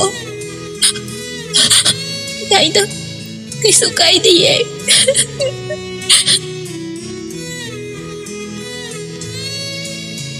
ꯊꯥꯖ ꯋꯥꯁꯦ ꯍꯥꯏꯔꯒ ꯍꯤꯛ ꯍꯤꯛ ꯆꯤꯡꯅ ꯀꯞꯄꯤ ꯄꯥꯔꯤꯁꯨ ꯀꯞꯄꯨꯕꯒꯤ ꯈꯣꯟꯖꯦꯜ ꯅꯤꯛꯅ ꯑꯗꯨꯃꯛ ꯈꯨꯝꯂꯛꯏ ꯊꯥꯖ ꯑꯩ ꯉꯁꯤꯗꯤ ꯅꯐꯝꯗ ꯑꯣꯏꯗꯕ ꯈꯔ ꯉꯥꯡꯈ꯭ꯔꯦ ꯅꯪ ꯁꯥꯎꯅꯀꯣ ꯁꯥꯎꯗꯤꯌꯦ ꯑꯗꯣ ꯑꯁꯨꯛ ꯌꯥꯝꯅ ꯊꯦꯡꯉꯁꯤꯐꯥꯎ ꯀꯩꯒꯤ ꯆꯥꯛ ꯆꯥꯗ꯭ꯔꯤꯅꯣ ꯅꯍꯥꯟꯈꯩꯁꯨ ꯁꯨꯃꯥꯏꯅ ꯁꯨꯝ ꯆꯥꯗꯕ꯭ꯔꯣ ꯆꯥꯏꯗ ꯉꯁꯤꯗꯕꯨ ꯅꯪꯅ ꯐꯣꯟ ꯇꯧꯔꯛꯄ ꯌꯦꯡꯒꯦꯅ ꯆꯥꯗꯕꯤ ꯉꯥꯏꯔꯝꯃꯤꯅꯦ ꯑꯣ ꯑꯩꯅ ꯇꯧꯔꯛꯇ꯭ꯔꯗꯤ ꯆꯥꯗ꯭ꯔꯦꯅꯦ ꯆꯥꯗ꯭ꯔꯦꯗꯅ ꯐꯔꯦꯁꯦ ꯆꯠꯄ ꯊꯦꯡꯈꯤꯅꯦ ꯆꯥꯛꯇꯣ ꯆꯥꯊꯣꯛꯎꯔꯣ ꯍꯣꯏ ꯍꯧꯖꯤꯛꯄꯨꯗꯤ ꯅꯪꯅ ꯍꯥꯏꯔꯕꯅꯤꯅ ꯆꯥꯔꯒꯦ ꯑꯗꯣ ꯐꯣꯟ ꯑꯗꯨꯝ ꯄꯥꯏꯌꯨꯀꯣ ꯄꯥꯏꯒꯦ ꯉꯥꯏꯈꯣ ꯅꯪꯗꯤ ꯑꯁꯦꯡꯕꯒꯤ ꯆꯥꯔꯕꯣ ꯑꯩꯕꯨꯗꯤ ꯇꯔꯨꯕꯤꯒ ꯈꯔ ꯆꯥꯃꯤꯟꯅꯔꯦ ꯑꯣ ꯑꯗꯨꯗꯤ ꯅꯨꯡꯁꯤꯕꯁꯦ ꯅꯉꯣꯟꯗꯒꯤ ꯑꯩꯅ ꯈꯔ ꯍꯦꯟꯕ ꯆꯪꯉꯦ ꯗꯥ ꯄꯥꯔꯤ ꯌꯥꯔꯦꯕ ꯈꯔ ꯉꯥꯡꯒꯅꯣ ꯍꯣꯏ ꯄꯥꯔꯤꯗꯨ ꯍꯧꯖꯤꯛꯇꯗ ꯅꯣꯛꯐꯦꯠ ꯇꯧꯖꯔꯛꯏ ꯑꯗꯨꯒ ꯐꯃꯨꯡꯗꯒꯤ ꯐꯨꯛ ꯍꯧꯒꯠꯇꯨꯅ ꯀꯤꯆꯟꯗ ꯄ꯭ꯔꯞ ꯄ꯭ꯔꯞ ꯂꯥꯛꯂꯦ ꯃꯁꯥ ꯅꯥꯟꯅ ꯊꯤꯔꯝꯂꯤꯕ ꯆꯥꯛꯇꯨ ꯐꯖꯅ ꯊꯥꯡꯗꯣꯛꯇꯨꯅ ꯆꯥꯕ ꯍꯧꯏ ꯃꯇꯧ ꯑꯗꯨꯗ ꯊꯣꯡꯖꯤꯟ ꯃꯔꯨꯝꯗꯒꯤ ꯕꯤꯅꯥꯁꯨ ꯃꯆꯥꯕꯨ ꯂꯣꯟꯅ ꯌꯦꯡꯗꯨꯅ ꯅꯣꯛꯐꯦꯠ ꯇꯧꯖꯩ ꯑꯗꯨꯒ ꯃꯄꯨꯔꯣꯏꯕꯒꯤ ꯃꯅꯥꯛꯇ ꯇꯍꯥ ꯇꯍꯥ ꯂꯥꯛꯇꯨꯅ ꯃꯣꯏ ꯕꯕꯥ ꯀꯩꯗꯧꯔꯒꯦ ꯋꯥꯅꯦ ꯑꯩ ꯁꯤꯗ ꯂꯩꯅꯦꯍꯦ ꯍꯣ ꯅꯆꯥ ꯅꯨꯄꯥꯁꯦ ꯉꯁꯥꯏꯗꯒꯤ ꯆꯥꯛ ꯆꯥꯎꯗꯅ ꯉꯥꯡꯅꯕꯗ ꯑꯩꯁꯦ ꯑꯋꯥꯕ ꯑꯃ ꯑꯣꯏꯔꯕꯅꯦ ꯑꯗꯨꯒ ꯍꯧꯖꯤꯛꯇ ꯌꯥꯝ ꯊꯥꯖꯗꯅ ꯅꯣꯛꯐꯦꯠꯀ ꯇꯧꯔꯒ ꯆꯥꯛꯇꯣ ꯆꯥꯍꯧꯔꯦꯕ ꯑꯗꯨꯕꯨꯗꯤ ꯃꯄꯥ ꯅꯤꯡꯕ ꯃꯆꯥꯅꯤꯗꯅ ꯅꯪꯅꯗꯤ ꯄꯤꯖꯉꯝꯄꯣꯠꯇꯦꯅꯦ ꯍꯥ ꯑꯩꯅ ꯍꯥꯏꯔꯝꯕꯗꯨꯗ ꯆꯥꯔꯤꯅꯤꯅꯦ ꯅꯪꯗꯤ ꯅꯆꯥ ꯂꯣꯏꯅꯕꯁꯨ ꯍꯩꯇꯦ ꯃꯈꯥ ꯇꯥꯔꯛꯇ꯭ꯔꯤꯉꯩꯗ ꯑꯩꯗ ꯆꯪꯖꯍꯧꯔꯒꯦꯗ ꯇꯧꯔꯤꯁꯤ ꯌꯦꯡꯉꯨꯅꯦ ꯄꯥꯔꯤ ꯆꯥꯛꯇꯨ ꯁꯤꯠ ꯅꯥꯟꯅ ꯆꯥꯕ ꯂꯣꯏꯔꯗꯨꯅ ꯃꯥꯒꯤ ꯀꯥꯗ ꯑꯃꯨꯛ ꯂꯥꯛꯇꯨꯅ ꯐꯃꯨꯡꯗꯨꯗ ꯁꯠ ꯐꯝꯊꯩ ꯊꯥꯖ ꯇꯥꯕ꯭ꯔꯣ ꯇꯥꯏꯌꯦ ꯑꯗꯣ ꯗꯥ ꯄꯥꯔꯤ ꯉꯥꯕꯨ ꯊꯣꯡꯉꯝꯕ꯭ꯔꯅꯦ ꯄꯥꯔꯤꯗꯨ ꯅꯣꯛꯃꯤ ꯅꯣꯛꯃꯤ ꯇꯧꯗꯨꯅ ꯊꯣꯡꯉꯝꯗ꯭ꯔꯦꯗ ꯉꯥ ꯑꯇꯥꯎꯕꯗꯤ ꯌꯥꯎꯔꯝꯃꯦ ꯉꯥ ꯊꯣꯡꯉꯦ ꯀꯥꯏꯅ ꯍꯥꯏꯖꯤꯜꯂꯗꯅ ꯑꯗꯣ ꯀꯩ ꯍꯦꯟꯖꯥꯡꯕꯨ ꯊꯣꯡꯉꯝꯃꯒꯦ ꯁꯒꯣꯜ ꯍꯋꯥꯏ ꯑꯣꯏꯅ ꯊꯣꯡꯉꯝꯃꯦ ꯀꯅꯥ ꯈꯪꯅꯤ ꯃꯆꯥ ꯆꯠꯂꯝꯗꯥꯏꯅꯤ ꯀꯥꯏꯅ ꯉꯥ ꯊꯣꯡꯉꯝꯒꯗ꯭ꯔꯥ ꯈꯜꯂꯨꯔꯦ ꯑꯩꯗꯤ ꯑꯗꯨꯒꯗꯤ ꯍꯋꯥꯏꯗꯨ ꯂꯣꯏꯁꯤꯜꯂꯦꯗꯅ ꯑꯗꯨꯅ ꯐꯠꯇ꯭ꯔꯣ ꯍꯣꯔꯦꯟ ꯗꯥ ꯄꯥꯔꯤꯅ ꯆꯠꯄꯗ ꯋꯥꯔꯣꯏꯗꯣꯏꯅꯦ ꯀꯩꯒꯤꯅꯣ ꯍꯥꯏꯁꯦ ꯀꯩꯅꯣ ꯁꯒꯣꯜ ꯍꯋꯥꯏ ꯆꯥꯔꯕꯅꯤꯅ ꯁꯒꯣꯜ ꯊꯧꯕꯒ ꯆꯞ ꯃꯥꯟꯅꯅ ꯆꯠꯈ꯭ꯔꯗꯧꯅꯦ ꯏꯁ ꯃꯁꯤꯗꯤ ꯑꯩꯗꯤ ꯉꯁꯥꯏꯗꯩ ꯚꯥꯞꯄꯨ ꯑꯣꯏꯔꯣꯏꯗꯦꯅꯦ ꯑꯗꯣ ꯗꯥꯄꯥꯔꯤ ꯑꯩꯗꯤ ꯂꯥꯏꯔꯕꯤꯅꯤꯅ ꯅꯪꯅ ꯆꯠꯂꯝꯗꯥꯏꯁꯤꯗ ꯀꯩꯝꯇ ꯄꯤꯅꯤꯡꯉꯥꯏꯁꯨ ꯂꯩꯖꯗꯦ ꯇꯥꯅꯤꯡꯗꯦ ꯑꯩ ꯀꯩꯁꯨ ꯄꯥꯝꯖꯗꯦꯀꯣ ꯆꯠꯂꯝꯗꯥꯏꯁꯤꯗ ꯅꯪꯒꯤ ꯅꯨꯡꯁꯤꯕ ꯈꯣꯟꯖꯦꯜ ꯇꯥꯕ ꯐꯪꯖꯕꯁꯦ ꯁꯤꯃꯨꯛ ꯅꯨꯡꯉꯥꯏꯕ ꯑꯩꯒꯤ ꯄꯨꯟꯁꯤꯗ ꯑꯃꯨꯛ ꯍꯟꯅ ꯂꯥꯛꯀꯅꯤ ꯊꯥꯖꯗ꯭ꯔꯦ ꯌꯥꯔꯦꯁꯦ ꯊꯦꯡꯈꯤꯅꯤ ꯗꯥꯄꯥꯔꯤꯁꯨ ꯑꯁꯣꯏ ꯑꯉꯥꯝ ꯌꯥꯎꯗꯅ ꯐꯖꯅ ꯆꯠꯂꯣ ꯁꯤ ꯃꯉꯥꯏꯔꯦ ꯑꯩꯅ ꯍꯥꯏꯒꯗꯕ ꯍꯥꯏꯕꯨ ꯑꯗꯨꯗꯤ ꯑꯩ ꯑꯃꯨꯛ ꯊꯝꯃꯒꯦꯀꯣ ꯍꯣꯏ ꯑꯗꯣ ꯅꯪꯁꯨ ꯃꯄꯥꯟ ꯊꯣꯛꯀꯅꯨꯀꯣ ꯐꯖꯅ ꯂꯩꯔꯝꯃꯣ ꯂꯩꯔꯝꯒꯦ ꯑꯗꯣ ꯊꯥꯖ ꯅꯪꯅ ꯈꯪꯒꯗꯕ ꯑꯃꯅ ꯑꯩꯅ ꯉꯁꯤ ꯆꯠꯀꯗꯧꯔꯤꯕꯁꯦ ꯅꯪꯒꯤꯗꯃꯛ ꯈꯜꯂꯒ ꯆꯠꯀꯗꯧꯔꯤꯕꯅꯤꯀꯣ ꯗꯥꯄꯥꯔꯤ ꯑꯗꯣ ꯑꯩ ꯃꯔꯛ ꯃꯔꯛꯇ ꯐꯣꯟ ꯑꯗꯨꯝ ꯇꯧꯔꯛꯀꯦ ꯌꯥꯕ ꯅꯠꯇ꯭ꯔꯣ ꯔꯨꯕꯤꯗ ꯑꯗꯨꯝ ꯇꯧꯔꯛꯑꯣ ꯑꯩꯒꯤ ꯐꯣꯟꯗꯤ ꯌꯥꯈꯤꯗ꯭ꯔꯦ ꯑꯣ ꯐꯔꯦ ꯑꯗꯨꯗꯤ ꯑꯩꯅ ꯍꯦꯛ ꯊꯣꯛꯂꯛꯑꯒꯅꯦ ꯑꯍꯟꯕ ꯑꯃ ꯂꯩꯔꯁꯤ ꯍꯣꯏ ꯊꯝꯃꯦꯀꯣ ꯊꯝꯃꯣ ꯊꯝꯃꯣ ꯑꯁꯨꯝꯅ ꯄꯥꯔꯤꯗꯨ ꯃꯇꯝ ꯈꯔ ꯇ꯭ꯔꯦꯅꯤꯡꯒꯤꯗꯃꯛ ꯃꯐꯝꯗꯨ ꯊꯥꯗꯣꯛꯇꯨꯅ ꯆꯠꯈ꯭ꯔꯦ ꯁꯣꯝꯗ ꯁꯛꯍꯦꯟꯁꯨ ꯃꯥꯏꯈꯤꯔꯕ ꯂꯥꯟꯃꯤ ꯑꯃꯒꯨꯝ ꯂꯣꯠꯀꯦ ꯌꯥꯎꯅ ꯂꯣꯠꯈ꯭ꯔꯕ꯭ꯔꯥ ꯊꯔꯣꯒꯤ ꯁꯤꯡꯖꯨ ꯌꯣꯟꯐꯝꯗꯁꯨ ꯆꯠꯈꯤꯗ꯭ꯔꯦ ꯃꯥ ꯂꯩꯔꯤ ꯍꯥꯏꯕ ꯐꯥꯎꯕ ꯈꯪꯍꯟꯈꯤꯗ꯭ꯔꯦ ꯊꯔꯣꯒꯤ ꯁꯤꯡꯖꯨꯗ ꯍꯥꯏꯔꯝꯕ ꯃꯥꯅ ꯉꯁꯤꯗꯤ ꯃꯐꯝꯗꯨꯗ ꯆꯠꯁꯤ ꯌꯥꯗꯕꯗ ꯆꯥꯎꯕ ꯇꯁꯦꯡꯅ ꯄꯨꯡꯉꯥꯎ ꯉꯥꯎꯔꯦ ꯑꯗꯨꯕꯨ ꯋꯥꯈꯜ ꯂꯧꯁꯤꯡ ꯂꯩꯕ ꯆꯥꯎꯕꯅꯤ ꯁꯛꯍꯦꯟꯒꯤ ꯔꯨꯝꯗ ꯃꯣꯂꯤ ꯃꯣꯂꯤ ꯂꯥꯛꯇꯨꯅ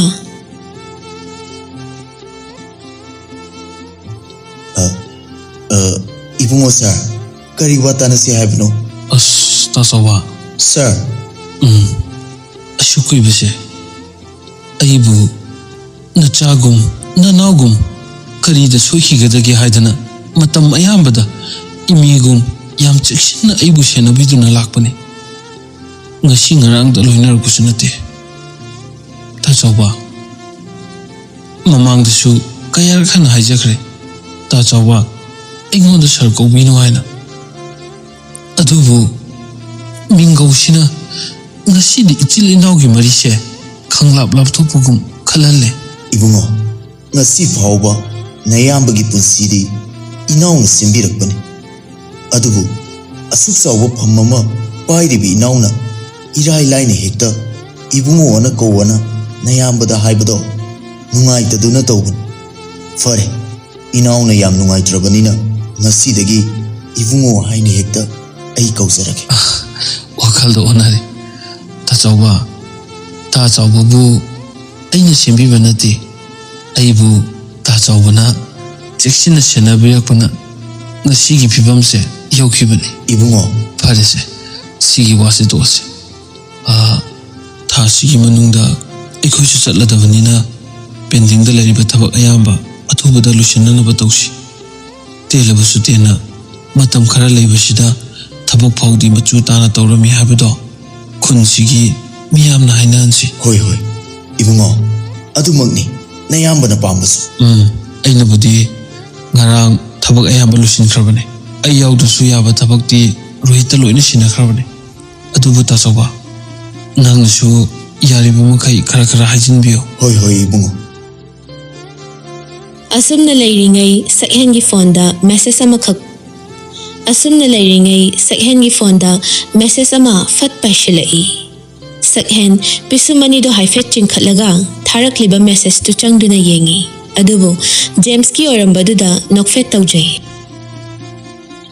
bhai nangna conference ama sakani haibudubu yumdaga amta changamaroi kuide sakhen su reply ama fat pisili yumda changduni kaino sidagi jatladi fajarani dress ananbana yumda loi lehoraga reply du hek hankibaga James phone fat tawshilai sakhen su thinthadana fat paikhatli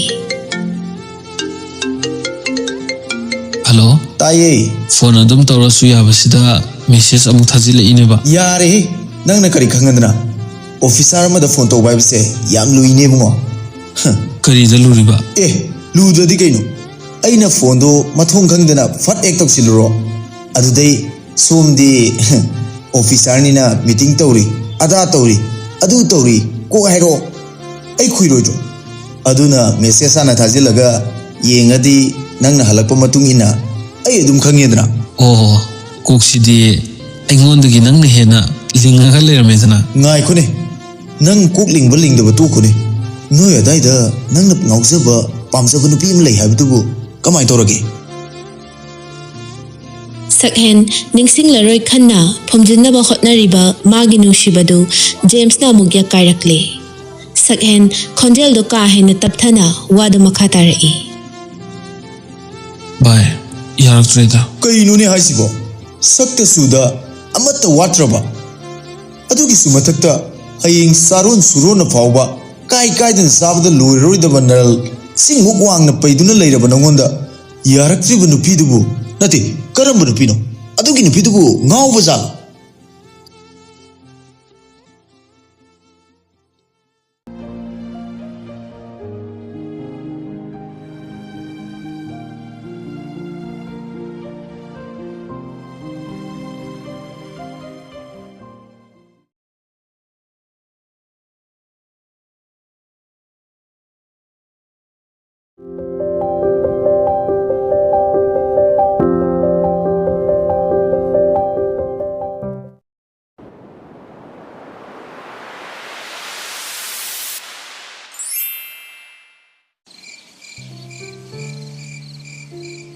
ꯑꯗꯨꯒ ꯀꯔꯤꯒꯤ ꯇꯨꯃꯤꯟꯅ ꯂꯩꯔꯤꯕ ꯀꯩꯁꯨ ꯇꯧꯗꯤꯌꯦ ꯁꯨꯝ ꯋꯥꯈꯜ ꯑꯃ ꯈꯜꯂꯝꯕꯅꯦ ꯑꯗꯣ ꯀꯩ ꯍꯥꯏꯕꯤꯒꯗꯕꯅꯣ ꯑꯩ ꯐꯣꯟꯁꯦ ꯊꯝꯖꯕ ꯌꯥꯔꯗ꯭ꯔꯥ ꯉꯥꯏꯈꯣ ꯑꯩꯒ ꯋꯥꯔꯤ ꯁꯥꯟꯅꯕꯁꯦ ꯌꯥꯝ ꯍꯩꯅꯗ꯭ꯔꯕꯣ ꯑꯗꯨꯒꯤ ꯅꯠꯇꯤꯌꯦ ꯐꯔꯦ ꯊꯥꯖ ꯅꯪ ꯂꯥꯟꯅꯗꯤ ꯂꯧꯒꯅꯨꯀꯣ ꯁꯦꯡꯅ ꯑꯗꯨꯝ ꯍꯥꯏꯅꯁꯤ ꯍꯣꯏ ꯑꯗꯣ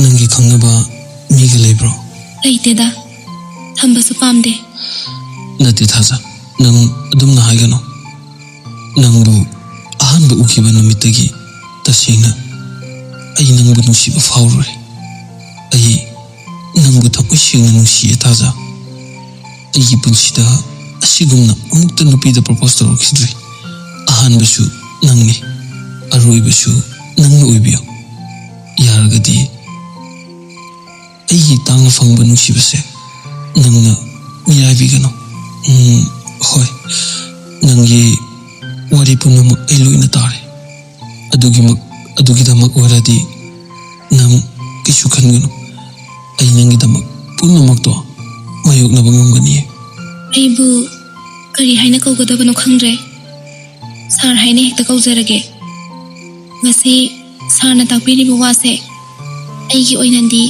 ꯂꯥꯏꯕꯛ ꯌꯥꯝꯅ ꯐꯕꯅꯤ ꯑꯗꯨꯕꯨ ꯑꯩꯗꯤ ꯉꯁꯤꯒꯤ ꯇꯥꯏꯕꯪꯄꯥꯟꯁꯤꯗ ꯍꯤꯡꯕꯗ ꯈ꯭ꯋꯥꯏꯗꯒꯤ ꯃꯇꯤꯛ ꯆꯥꯗ꯭ꯔꯕ ꯃꯤꯁꯛ ꯑꯃꯅꯤ ꯑꯩꯒꯨꯝꯕ ꯅꯨꯄꯤ ꯑꯃꯕꯨ ꯀꯅꯥꯅ ꯃꯆꯥ ꯃꯃꯧ ꯑꯣꯏꯅꯤꯡꯒꯅꯤ ꯅꯠꯇꯦ ꯊꯥꯖ ꯅꯪꯒꯤ ꯋꯥꯈꯜꯗꯣ ꯑꯣꯟꯅꯔꯦ ꯀꯩꯁꯨ ꯂꯩꯇꯕ ꯄ꯭ꯔꯣꯕ꯭ꯂꯦꯝ ꯑꯗꯨꯒꯤꯗꯃꯛ ꯅꯁꯥꯗ ꯑꯋꯥꯕ ꯄꯤꯒꯅꯨ ꯑꯗꯨꯝꯅ ꯍꯥꯏꯕꯤꯒꯅꯨ ꯁꯥꯔꯗꯤ ꯑꯋꯥꯡꯕ ꯊꯥꯛꯀꯤ ꯃꯍꯩ ꯇꯝꯗꯨꯅ ꯃꯤꯔꯛ ꯇꯤꯜꯂꯕ ꯃꯤꯁꯛ ꯑꯃꯅꯤ ꯀꯔꯤꯁꯨ ꯂꯩꯇ꯭ꯔꯕꯤ ꯑꯩꯒꯤꯗꯃꯛ ꯁꯥꯔꯒꯤ ꯆꯤꯝꯕꯥꯜꯗꯒꯤ ꯍꯥꯏꯗꯣꯔꯛꯂꯤꯕ ꯋꯥꯗꯣ ꯌꯥꯝꯅ ꯄꯛꯆꯗꯦ ꯑꯩꯕꯨ ꯋꯥꯔꯧꯕꯤꯒꯅꯨ ꯑꯩ ꯁꯥꯔꯒꯤ ꯅꯨꯡꯁꯤꯕꯕꯨ ꯇꯁꯦꯡꯅ ꯏꯀꯥꯏ ꯈꯨꯝꯅꯖꯩ ꯑꯗꯨꯕꯨ ꯃꯇꯝ ꯈꯔꯗꯤ ꯑꯩ ꯂꯝꯕꯤꯁꯤꯗꯒꯤ ꯂꯥꯞꯅ ꯂꯩꯒꯦ ꯍꯥꯏꯅ ꯈꯜꯂꯤ ꯑꯩꯗꯤ ꯁꯥꯔꯒꯤꯅꯤ ꯍꯥꯏꯕꯗ ꯃꯇꯤꯛ ꯌꯥꯝꯅ ꯆꯥꯗꯤꯌꯦ ꯑꯗꯨꯅ ꯁꯥꯔꯒ ꯆꯥꯟꯅꯒꯗꯕ ꯅꯨꯄꯤ ꯑꯃ ꯑꯣꯏꯅ ꯌꯦꯡꯕꯤꯌꯣ ꯊꯥꯖ ꯅꯪꯅ ꯍꯥꯏꯔꯤꯗꯨꯕꯨ ꯀꯩꯅꯣ ꯅꯨꯡꯁꯤꯕꯕꯨ ꯍꯣꯡꯗꯣꯛ ꯍꯣꯡꯖꯤꯟ ꯇꯧꯗꯨꯅ ꯍꯥꯞꯅꯤꯡꯕ ꯄꯥꯇ꯭ꯔ ꯑꯃꯗ ꯍꯦꯛꯇ ꯍꯥꯞꯄ ꯌꯥꯕ꯭ꯔꯣ ꯅꯪꯒꯤ ꯅꯨꯡꯁꯤ ꯂꯩꯅꯥ ꯅꯠꯇꯅ ꯑꯇꯣꯞꯄ ꯂꯩꯅꯥ ꯑꯃꯠꯇ ꯑꯩꯒꯤ ꯍꯛꯆꯥꯡꯗ ꯄꯥꯏꯁꯤꯟꯕ ꯉꯝꯃꯣꯏꯌꯦ ꯅꯪꯒꯤ ꯅꯨꯡꯁꯤ ꯏꯄꯥꯛꯇ ꯏꯔꯥꯛꯅꯗꯨꯅ ꯁꯤꯒꯗꯕ ꯃꯤꯁꯛꯅꯤ ꯑꯩꯗꯤ ꯅꯪ ꯑꯩꯕꯨ ꯊꯥꯖꯗꯕ꯭ꯔꯥ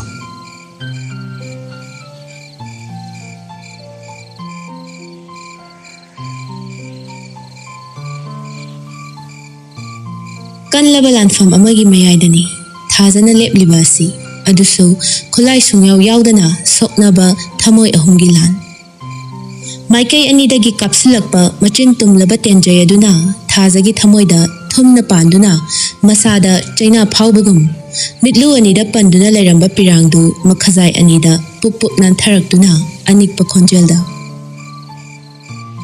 ꯑꯩꯕꯨ ꯀꯔꯤ ꯍꯥꯏꯅ ꯈꯨꯝꯃꯨꯒꯦ ꯁꯥꯔ ꯑꯩꯕꯨ ꯋꯥꯔꯧꯕꯤꯒꯅꯨ ꯁꯤ ꯅꯠꯇꯅ ꯏꯐꯝꯗꯒꯤ ꯑꯍꯦꯟꯕ ꯄꯥꯎꯈꯨꯝ ꯑꯃꯠꯇ ꯄꯤꯅꯤꯡꯉꯥꯏ ꯂꯩꯖꯗꯦ.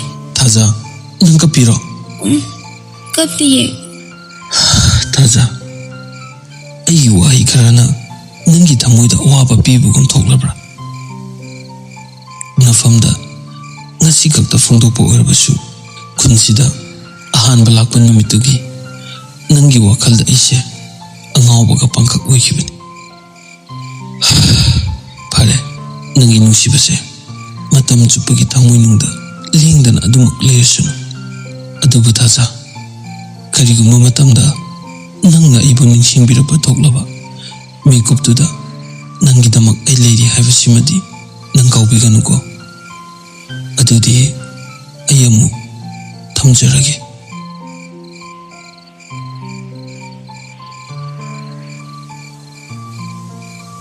ꯐꯣꯟ ꯑꯗꯨꯁꯨ ꯊꯝꯈ꯭ꯔꯦ. ꯊꯥꯖ ꯈꯨꯝꯕꯁꯨ ꯇꯧꯗꯦ. ꯑꯌꯦꯡꯕ ꯑꯃꯗ ꯌꯦꯡꯗꯨꯅ ꯃꯆꯤ ꯂꯦꯡꯗ ꯇꯨꯃꯤꯟ ꯐꯝꯗꯨꯅ ꯂꯩ. ꯁꯣꯝꯗ ꯁꯛꯍꯦꯟ ꯃꯥꯒꯤ ꯊꯃꯣꯏꯒꯤ ꯅꯨꯡꯁꯤꯕꯗꯨ ꯏꯁꯤꯡ ꯏꯆꯥꯎ ꯑꯃꯒꯨꯝ ꯊꯃꯣꯏ ꯃꯄꯥꯜ ꯊꯣꯛꯅ ꯄꯥꯊꯣꯔꯛꯇꯨꯅ ꯏꯪꯅ ꯅꯣꯛꯄ ꯃꯤꯅꯣꯛꯇꯨꯒꯤ ꯃꯔꯨꯝꯗ ꯃꯄꯤ ꯏꯔꯥ ꯈꯖꯤꯛ ꯆꯦꯟꯗꯨꯅ ꯃꯆꯤꯟꯗ ꯁꯨꯝꯅ ꯁꯣꯜꯂꯤ. ꯊꯥꯖ, ꯅꯐꯝꯗ ꯍꯥꯏꯒꯦ ꯈꯟꯕ ꯋꯥꯍꯩ ꯀꯌꯥ ꯑꯃ ꯍꯥꯏꯕ ꯉꯝꯗ ꯏꯔꯣꯜꯅꯨꯡꯗ ꯑꯗꯨꯃꯛ ꯂꯨꯞꯈꯤꯒꯗ꯭ꯔꯥ ꯃꯥꯡꯈꯤꯒꯗ꯭ꯔꯥ ꯈꯜꯂꯨꯕꯗ ꯑꯩ ꯇꯁꯦꯡꯅ ꯋꯥꯏ. ꯐꯔꯦ, ꯑꯩ ꯍꯧꯖꯤꯛ ꯀꯩꯗꯧꯒꯅꯤ? ꯑꯩꯕꯨ ꯇꯥꯆꯧꯕ ꯊꯥꯖꯤꯜꯂꯒ ꯏꯅꯦꯗ ꯍꯦꯛꯇ ꯍꯥꯏꯂꯔꯁꯤꯔꯅꯦ? ꯍꯥꯏꯔꯔꯣꯏꯗ. ꯃꯇꯝ ꯈꯔꯗꯤ ꯌꯦꯡꯈꯤꯒꯦ.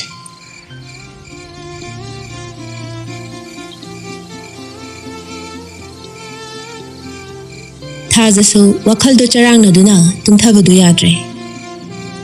ꯑꯃꯔꯣꯝꯗ ꯑꯃꯨꯛ ꯆꯦꯞ, ꯑꯃꯔꯣꯝꯗ ꯑꯃꯨꯛ ꯆꯦꯞ ꯇꯧꯗꯨꯅ ꯑꯍꯤꯡꯗꯨꯃ ꯌꯥꯝꯅ ꯋꯥꯅ ꯈꯥꯡꯉꯤ. ꯇꯧꯐꯝ ꯈꯪꯗ ꯇꯔꯨꯕꯤꯗ ꯑꯃꯨꯛꯁꯨ ꯀꯣꯜ ꯇꯧꯁꯤꯜꯂꯤ. ꯇꯔꯨꯕꯤꯁꯨ ꯇꯨꯝꯂꯨꯕꯒꯤ ꯃꯃꯤꯠꯇꯨ ꯎꯏꯔꯨꯝ ꯎꯏꯔꯨꯝ ꯇꯧꯗꯨꯅ ꯀꯣꯜꯗꯨ ꯇꯞꯅ ꯄꯥꯏꯔꯛꯏ. ꯍꯜꯂꯣ ꯇꯔꯨꯕꯤ, ꯀꯩ ꯂꯩꯔꯒꯦ? ꯑꯁꯨꯛ ꯊꯦꯡꯉꯀꯥꯟꯁꯤꯗ ꯐꯣꯟ ꯇꯧꯔꯛꯏꯁꯤꯕꯣ? ꯌꯥꯔꯦ.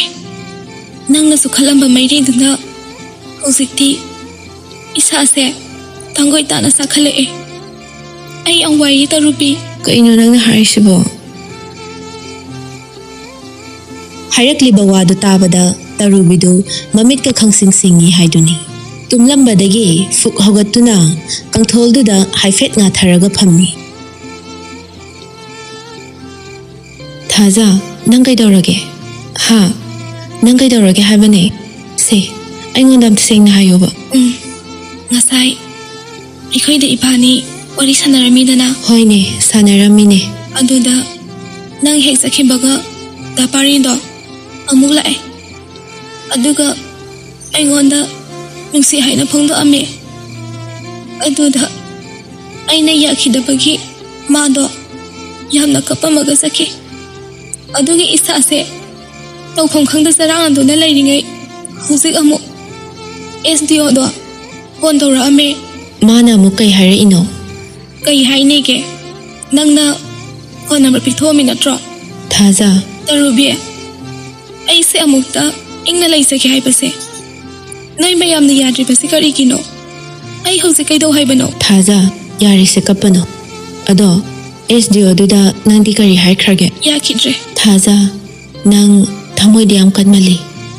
ꯃꯤꯅ ꯑꯁꯨꯛ ꯐꯖꯅ ꯍꯥꯏꯖꯔꯕ ꯐꯥꯎꯕ ꯌꯥꯗꯕꯁꯦ ꯅꯪ ꯁꯣꯏꯗꯅ ꯄꯥꯞ ꯄꯨꯒꯅꯤ. ꯇꯔꯨꯕꯤ, ꯑꯩ ꯇꯁꯦꯡꯅ ꯅꯨꯡꯁꯤꯕ ꯊꯝꯕ ꯄꯥꯝꯗ꯭ꯔꯤꯌꯦ. ꯄꯥꯞ ꯆꯦꯟꯗꯨꯅꯇ ꯂꯥꯛꯑꯕ ꯃꯄꯣꯛꯁꯤꯗ ꯑꯅꯧꯕ ꯑꯃꯒꯤꯗꯃꯛ ꯑꯩ ꯀꯩꯁꯨ ꯆꯤꯡꯅꯗ꯭ꯔꯦꯗ. ꯑꯗꯨ ꯑꯣꯏꯔꯁꯨ ꯅꯪꯁꯦ ꯂꯩꯁꯥꯕꯤꯅꯤ. ꯅꯪꯒꯤ ꯑꯋꯥꯕꯅ ꯂꯨꯝꯅ ꯂꯧꯕ, ꯃꯤꯒꯤ ꯑꯋꯥꯕꯅ ꯀꯔꯤꯁꯨ ꯑꯣꯏꯅ ꯂꯧꯗꯕ, ꯁꯤꯕꯨ ꯅꯪ ꯒ꯭ꯌꯥꯟ ꯇꯥꯕꯅꯤ ꯍꯥꯏꯒꯦ ꯍꯥꯏꯔꯣ? ꯊꯥꯖ, ꯅꯪ ꯁꯤꯕు ꯊꯃꯣꯏꯒ ꯑꯝꯇ ꯄꯥꯟꯗ꯭ꯔꯕꯣ? ꯇꯔꯨꯕꯤ, ꯑꯩꯁꯨ ꯊꯃꯣꯏ ꯄꯥꯜꯂꯦ, ꯅꯨꯡꯁꯤꯕ ꯈꯪꯉꯦ. ꯑꯗꯨꯕꯨ ꯑꯩ ꯗꯥꯄꯥꯔꯤꯕꯨꯗꯤ ꯌꯥꯝꯅ ꯅꯨꯡꯁꯤꯌꯦ. ꯑꯣ, ꯅꯪꯗꯤ ꯗꯥꯄꯥꯔꯤꯒꯤ ꯈꯜꯂꯒ SDOꯗꯣ ꯌꯥꯗꯕ ꯑꯣꯏꯔꯦ? ꯇꯔꯨꯕꯤ, ꯐꯔꯦ ꯊꯥꯖ, ꯑꯩ ꯋꯥ ꯑꯃꯗꯤ ꯍꯥꯏꯒꯦ. ꯃꯩꯔꯥꯟꯕꯤꯅ ꯃꯁꯥ ꯆꯥꯛꯊꯦꯛꯀꯅꯤ ꯈꯪꯅ ꯈꯪꯅ ꯃꯩꯅꯨꯡꯗ ꯆꯣꯡꯁꯤꯟꯖꯗꯨꯅ ꯃꯁꯥ ꯃꯇꯣꯝꯇ ꯃꯊ꯭ꯋꯥꯏ ꯊꯥꯖꯈꯤꯕꯗꯣ ꯅꯪ ꯋꯥꯔꯤꯗ ꯂꯥꯏꯔꯤꯛꯇ ꯇꯥꯔꯕ ꯅꯠꯇ꯭ꯔꯣ? ꯑꯗꯨꯔꯣ ꯅꯪꯅ ꯄꯥꯝꯃꯤꯁꯦ? ꯅꯪ ꯏꯅꯦꯒꯤ ꯀꯩꯝꯇ ꯈꯟꯗ꯭ꯔꯕꯣ? ꯗꯥꯄꯥꯔꯤꯗ ꯂꯩꯕꯗ ꯅꯪꯅ ꯄꯨꯟꯁꯤꯗꯣ ꯅꯨꯡꯉꯥꯏꯅ ꯂꯩꯒꯅꯤ ꯈꯟꯕ꯭ꯔꯣ? ꯊꯥꯖ, ꯑꯩ ꯅꯪꯕꯨ ꯌꯥꯝ ꯋꯥꯔꯧꯏ꯫ ꯇꯔꯨꯕꯤ, ꯑꯩ ꯄꯨꯝꯅꯃꯛꯇꯣ ꯂꯣꯏꯅ ꯈꯪꯉꯦ꯫ ꯆꯨꯝꯅ ꯊꯃꯣꯏꯗ ꯂꯩꯕꯗꯣ ꯈꯛ ꯍꯥꯏꯕꯅꯦ, ꯑꯗꯨꯅꯕꯨ ꯑꯩ ꯌꯥꯈꯤꯗꯕꯅꯦ꯫ ꯌꯥꯔꯦꯁꯦ ꯇꯣꯛꯑꯣ, ꯅꯪꯁꯨ ꯄꯣꯊꯥꯅꯕ ꯇꯧꯔꯣ꯫ ꯇꯔꯨꯕꯤ, ꯅꯪ ꯑꯩꯉꯣꯟꯗ ꯁꯥꯎꯔꯤꯔꯣ? ꯁꯥꯎꯗꯦꯁꯦ, ꯀꯩꯗꯧꯕꯩ ꯁꯥꯎꯗꯣꯏꯅꯣ? ꯑꯩꯅ ꯅꯁꯥ ꯈꯪꯍꯟꯗꯅ ꯐꯣꯟ ꯅꯝꯕꯔ ꯄꯤꯊꯣꯛꯎꯕꯁꯦ ꯅꯪꯉꯣꯟꯗ ꯋꯥꯅꯕ ꯑꯣꯏꯅ ꯊꯣꯛꯈ꯭ꯔ ꯃꯥꯜꯂꯦ꯫ ꯊꯥꯖ, ꯅꯪ ꯑꯩꯕꯨ ꯁꯥꯎꯅꯨꯀꯣ꯫ ꯌꯥꯔꯦ ꯃꯤ, ꯑꯩ ꯀꯩꯁꯨ ꯁꯥꯎꯗꯦꯕ꯫ ꯑꯗꯣ ꯑꯩꯅ SDOꯗ ꯌꯥꯈꯤꯗꯕꯗꯨꯗꯤ ꯑꯩ ꯇꯁꯦꯡꯅ ꯄꯩꯁꯥ ꯄꯥꯏꯕ ꯏꯃꯨꯡꯁꯦ ꯌꯥꯝꯅ ꯀꯤꯌꯦ꯫ ꯑꯃꯔꯣꯝꯗ ꯃꯣꯏꯒꯤ ꯃꯃꯥꯗꯨꯁꯨ ꯏꯗꯣꯝꯆꯥ ꯕꯤꯅꯥꯒꯨꯝꯕ ꯑꯣꯏꯔꯝꯃꯗꯤ ꯀꯩ ꯀꯤꯅ ꯆꯦꯜꯂꯒ ꯁꯑꯣꯝ ꯑꯣꯛꯅꯩ ꯍꯥꯏꯕꯗꯣ ꯇꯥꯔꯣꯏꯗ꯭ꯔꯣ? ꯑꯗꯨꯒꯤꯁꯨ ꯃꯊꯛꯇ ꯃꯥꯗꯤ ꯁꯪꯒ ꯆꯥꯎꯕ ꯃꯃꯤꯡ ꯂꯩꯔꯕ ꯑꯣꯐꯤꯁꯥꯔ ꯑꯃꯅꯦ꯫ ꯊꯤꯛ ꯅꯦꯝꯕ ꯑꯩꯅ ꯑꯋꯥꯡꯕ ꯊꯥꯖ ꯃꯥꯕꯨ ꯂꯥꯝꯕ ꯑꯣꯏꯅ ꯊꯣꯛꯀꯅꯤꯌꯦ꯫ ꯍꯣꯏꯅꯦ, ꯑꯃꯔꯣꯝꯗꯕꯨꯗꯤ ꯅꯪꯅ ꯍꯥꯏꯔꯤꯗꯨꯁꯨ ꯌꯥꯝꯅ ꯆꯨꯝꯃꯤ꯫ ꯑꯗꯨꯕꯨ ꯐꯅ ꯑꯣꯏꯗꯨꯅꯁꯨ ꯗꯥꯄꯥꯔꯤꯒ SDOꯗꯨꯒ ꯌꯦꯡꯅꯕꯗꯗꯤ ꯈꯦꯠꯅꯕ ꯈꯔꯗꯤ ꯂꯩꯒꯅꯤ꯫ ꯀꯃꯥꯏꯅ? ꯀꯃꯥꯏꯅ ꯍꯥꯏꯕꯨ, ꯅꯨꯃꯤꯠꯇꯨꯗ ꯑꯩꯉꯣꯟꯗ ꯅꯪꯕꯨ ꯍꯥꯏꯅꯕꯤꯌꯣ ꯍꯥꯏꯔꯛꯄ ꯃꯇꯝꯗ ꯃꯥꯒꯤ ꯃꯥꯏꯊꯣꯡꯗ ꯇꯥꯔꯤꯕ ꯃꯃꯤꯗꯨꯅ ꯇꯥꯛꯏ ꯃꯥꯒꯤ ꯋꯥꯗꯣ ꯃꯤꯅꯝꯕ ꯑꯃꯠꯇ ꯌꯥꯎꯗꯦ ꯍꯥꯏꯕ꯫ ꯐꯔꯦꯁꯦ, ꯁꯤ ꯋꯥꯁꯦ ꯇꯣꯛꯑꯁꯦ, ꯁꯤꯗ ꯌꯥꯝ ꯍꯦꯟꯅꯁꯨ ꯈꯟꯖꯤꯜꯂꯒꯨꯝꯁꯦ꯫ ꯃꯇꯝꯁꯨ ꯊꯦꯡꯉꯦ, ꯅꯪꯁꯨ ꯄꯣꯊꯥꯅꯕ ꯇꯧꯔꯣ꯫ ꯑꯗꯨꯗꯤ ꯑꯩ ꯑꯃꯨꯛ ꯊꯝꯃꯒꯦꯀꯣ꯫ ꯊꯝꯃꯣ꯫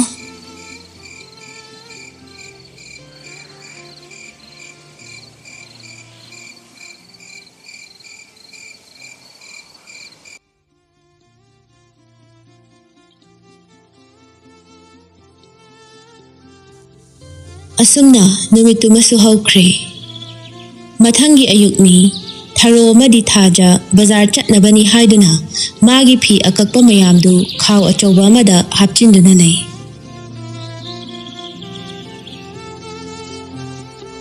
ꯅꯦꯅꯦ, ꯅꯦꯅꯦ, ꯇꯥꯔꯦ ꯇꯥꯔꯦ, ꯀꯩ ꯍꯥꯏꯒꯦ ꯅꯪꯕꯣ? ꯈꯥꯎ ꯑꯅꯤꯁꯦ ꯑꯗꯨꯝ ꯄꯨꯔꯁꯦ ꯍꯥꯏꯔꯣ? ꯆꯠꯂꯤꯉꯩꯁꯤꯗ ꯂꯣꯏꯅ ꯄꯨꯔꯁꯦ, ꯑꯗꯨꯅ ꯐꯠꯇ꯭ꯔꯣ? ꯀꯩꯗꯧꯅꯤ ꯁꯤꯗ ꯑꯃꯨꯛ ꯊꯝꯃꯝꯗꯅ? ꯏꯝꯐꯥꯜꯗ ꯅꯦꯅꯦꯗꯒꯤ ꯐꯤ ꯌꯥꯝ ꯂꯧꯕ ꯏꯅꯥꯎ ꯑꯃ ꯂꯩꯕꯅꯦ, ꯃꯣꯏꯗꯕꯨ ꯆꯪꯉꯗꯤ ꯐꯤꯁꯤꯡꯁꯦ ꯈꯨꯗꯛꯇ ꯑꯗꯨꯝ ꯂꯣꯏꯈ꯭ꯔꯗꯧꯅꯤ꯫ ꯏꯁ, ꯃꯤ ꯃꯌꯨꯝꯗ ꯑꯃꯨꯛ ꯆꯪꯗꯣꯏꯔꯣ? ꯆꯪꯗꯣꯏꯅꯦ, ꯀꯩꯁꯨ ꯈꯜꯂꯨꯅꯨꯗ, ꯌꯥꯝ ꯐꯕ ꯏꯃꯨꯡꯅꯦ꯫ ꯅꯦꯅꯦꯅ ꯅꯪꯒꯤ ꯋꯥꯔꯤ ꯇꯝꯕꯗ ꯅꯣꯡꯃꯇꯗꯤ ꯄꯨꯔꯛꯎ ꯍꯥꯏꯗꯅ ꯌꯥꯝ ꯍꯥꯏꯍꯧꯕꯅꯤ꯫ ꯉꯁꯤ ꯆꯠꯂꯤꯉꯩꯁꯤꯗ ꯇꯥꯟ ꯌꯥꯝ ꯆꯥꯔꯦ꯫ ꯅꯦꯅꯦ, ꯑꯩꯗꯤ ꯌꯥꯝ ꯇꯜꯂꯤꯀꯣ ꯃꯤ ꯃꯌꯨꯝ ꯆꯪꯕꯁꯦ꯫ ꯍꯩꯃꯥ, ꯀꯩꯁꯨ ꯇꯧꯔꯣꯏꯅꯦ ꯅꯪꯕꯣ꯫ ꯆꯠꯂꯣ ꯆꯠꯂꯣ, ꯅꯪ ꯑꯃꯨꯛ ꯂꯣꯏꯁꯤꯟꯖꯔꯨꯔꯣ꯫ ꯍꯣꯏ꯫ ꯊꯥꯖ ꯃꯣꯜꯂꯤ ꯃꯣꯜꯂꯤ ꯃꯥꯒꯤ ꯀꯥꯗ ꯂꯥꯛꯇꯨꯅ ꯗ꯭ꯔꯦꯁꯤꯡ ꯇꯦꯕꯜ ꯃꯃꯥꯡꯗꯨꯗ ꯁꯦꯀꯦꯟ ꯑꯃ ꯑꯅꯤ ꯂꯦꯞꯂꯒ ꯃꯃꯥꯏꯗ ꯇꯥꯔꯤꯕ ꯗꯥꯛꯐꯝꯁꯤꯡꯗꯨ ꯃꯈꯨꯠꯇꯨꯅ ꯇꯞꯅ ꯇꯞꯅ ꯅꯥꯟꯗꯨꯅ ꯃꯃꯤꯠ ꯀꯨꯞꯇ ꯇꯨꯃꯤꯟ ꯌꯦꯡꯂꯤ꯫ ꯃꯆꯤꯟꯗꯁꯨ ꯑꯁꯨꯝꯅ ꯁꯣꯜꯂꯤ꯫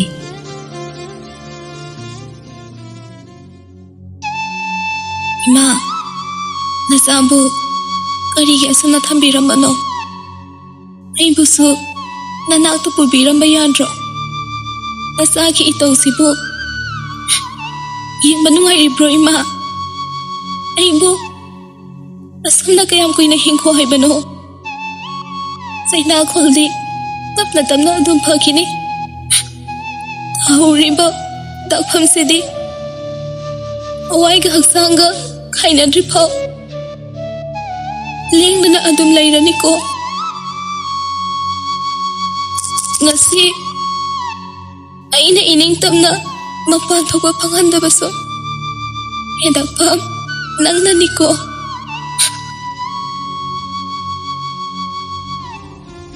ꯊꯥꯖ ꯉꯥꯡꯅ ꯉꯥꯡꯅ ꯃꯄꯤꯁꯨ ꯁꯤꯟꯊꯔꯛꯏ, ꯑꯗꯨꯕꯨ ꯃꯈꯨꯠꯇꯨꯅ ꯇꯞꯅ ꯇꯩꯊꯣꯛꯆꯗꯨꯅ ꯅꯥꯀꯟꯗ ꯂꯩꯔꯤꯕ ꯀꯞꯕꯣꯔꯗꯇꯨ ꯍꯥꯡꯇꯣꯛꯇꯨꯅ ꯁꯦꯠꯅ ꯆꯥꯅꯕ ꯃꯐꯤꯗꯨ ꯂꯧꯊꯣꯛꯏ꯫ ꯂꯝꯆꯠꯇ ꯅꯠꯇꯦ, ꯊꯥꯖ ꯐꯤꯖꯦꯠ ꯆꯥꯛꯆꯥꯁꯨ ꯑꯔꯨꯕ ꯂꯥꯏꯖꯒ ꯄꯥꯡꯈꯛꯅꯤ꯫ ꯆꯦꯡꯂꯞ ꯇꯧꯕ ꯈ꯭ꯋꯥꯡ ꯑꯗꯨꯗ ꯑꯁꯪꯕ ꯃꯆꯨꯒꯤ ꯐꯅꯦꯛꯇꯨ ꯃꯄꯣꯞ ꯀꯥꯏꯍꯟꯗ ꯃꯁꯥ ꯅꯥꯟꯅ ꯌꯦꯞꯁꯤꯜꯂꯤ꯫ ꯍꯤꯒꯣꯛ ꯃꯆꯨꯒꯤ ꯇꯣꯞꯁꯇꯨꯅ ꯅꯨꯄꯤ ꯁꯕꯥꯟ ꯑꯗꯨꯗ ꯅꯞꯄꯗꯨꯗꯤ ꯐꯨꯔꯤꯠ ꯑꯗꯨꯒꯤ ꯃꯁꯛ ꯃꯒꯨꯟ ꯈꯪꯍꯦꯟ ꯍꯦꯟꯒꯠꯄꯒꯨꯝ ꯊꯣꯛꯂꯤ꯫ musuk muna jum jum tari basamduna lengban aniduda ngathu thengthu oinajari. Phamung da leriba chuni du lauraga mingsel mamang da leptuna mamai adubu yamna cheksin na khomjili. Mayam se lore batungda set lilitliba aduda kari asoi aran achit akom yawano haina mamut tana yenglingai mapandagi tharona. Bema, nang buloy dribo, matam se ayaw rene. Nene, loire. Lao lao, chat na bataw si horen halak pathiang kini. Asumna anidu imphal mai kai pangutli. Sum lakpana gari du thongal amagi maya da khamlaba tungda layam liba yumdu ubada thaja maya umsin ni kawkhri. Mataw aduda tharona. Bema, laone nang bo. Nene, si yum sidaro. Ikhoy na sang doise. Mane. Ay talida. Nene sanguro. Ay sida sum ngairamage. Haima, masidi ngawi dana. Laone nang bo, kasu tawroi mi. Nene yauri sidi. Adu wairasu, ay taleba. Aniduna inaringai Mani Chandra geto khanghang hangdorai. Iche, udaba kuireda. Hoi hoi, ibungo, kuire iche su laktaba. Ai, kaidorgi iche, iche bu narobo. Na deda, lau singi khara amuk tawringai, thabak sina yamandana chathorakpaga sungsanghe sangde tawrise. Ngasidi phi akakpasu khara lai haidana inauda amta yanghalluge haidana changlaine. Hoi, changbiyo. Mama su lehawani. Aduti iche, tansu chare, ai nga lerake. Chak chara am charaga, numidang waram nena tana hallo. Ibungo, chakti chara roige. Chakra chi kaidorage, kuiroi, ai nga phat lerake ba. Iche su wari watai toraga ngahak leramo. Mani Chandra du thajada amuk onsilaktuna. Madi iche gi chanu pira. Mane. Icha adi sakpun thokna phajakreda. Ibema, chango. Koi gano. Aikhoi gi sune. Nangumbi ma leibani. Tino. Adudi iche su dum changbiro. Ai chalukhige. Hoi bungo. Nene, hoziki nupandubu yumsigi mapuro. Kemtaga mandiye. Mi thabaka chawna tawkhraponi. Sini ne. Uhai amna panba una marulo I hainaribado. Tharodu sumang machi duda leptuna tharik pu korai. Tharik. Khonjel du tabada nganthoidu taha chenthoraktuna.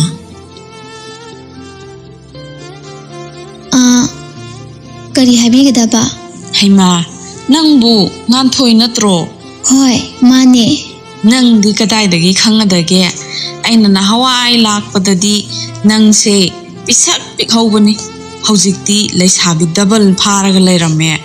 Sakna marol ama phajariba. Nganthoidu nokfek tawna wada marak phat thalai. Yani, hekta changbirao. Ima kauthorake. Yareda. Mingdi khangjadre. Iche kaudoira. Kai kaudoino. Hekta changbirao. Iche kawo. Mana nangondagi khara halamgani. Hoi. Adudi iche changbirao. Hoi. Asumna anidu common room gi pakna thariba sofa aduda phamhalamlaga nganthoidu mama bu ko walakli.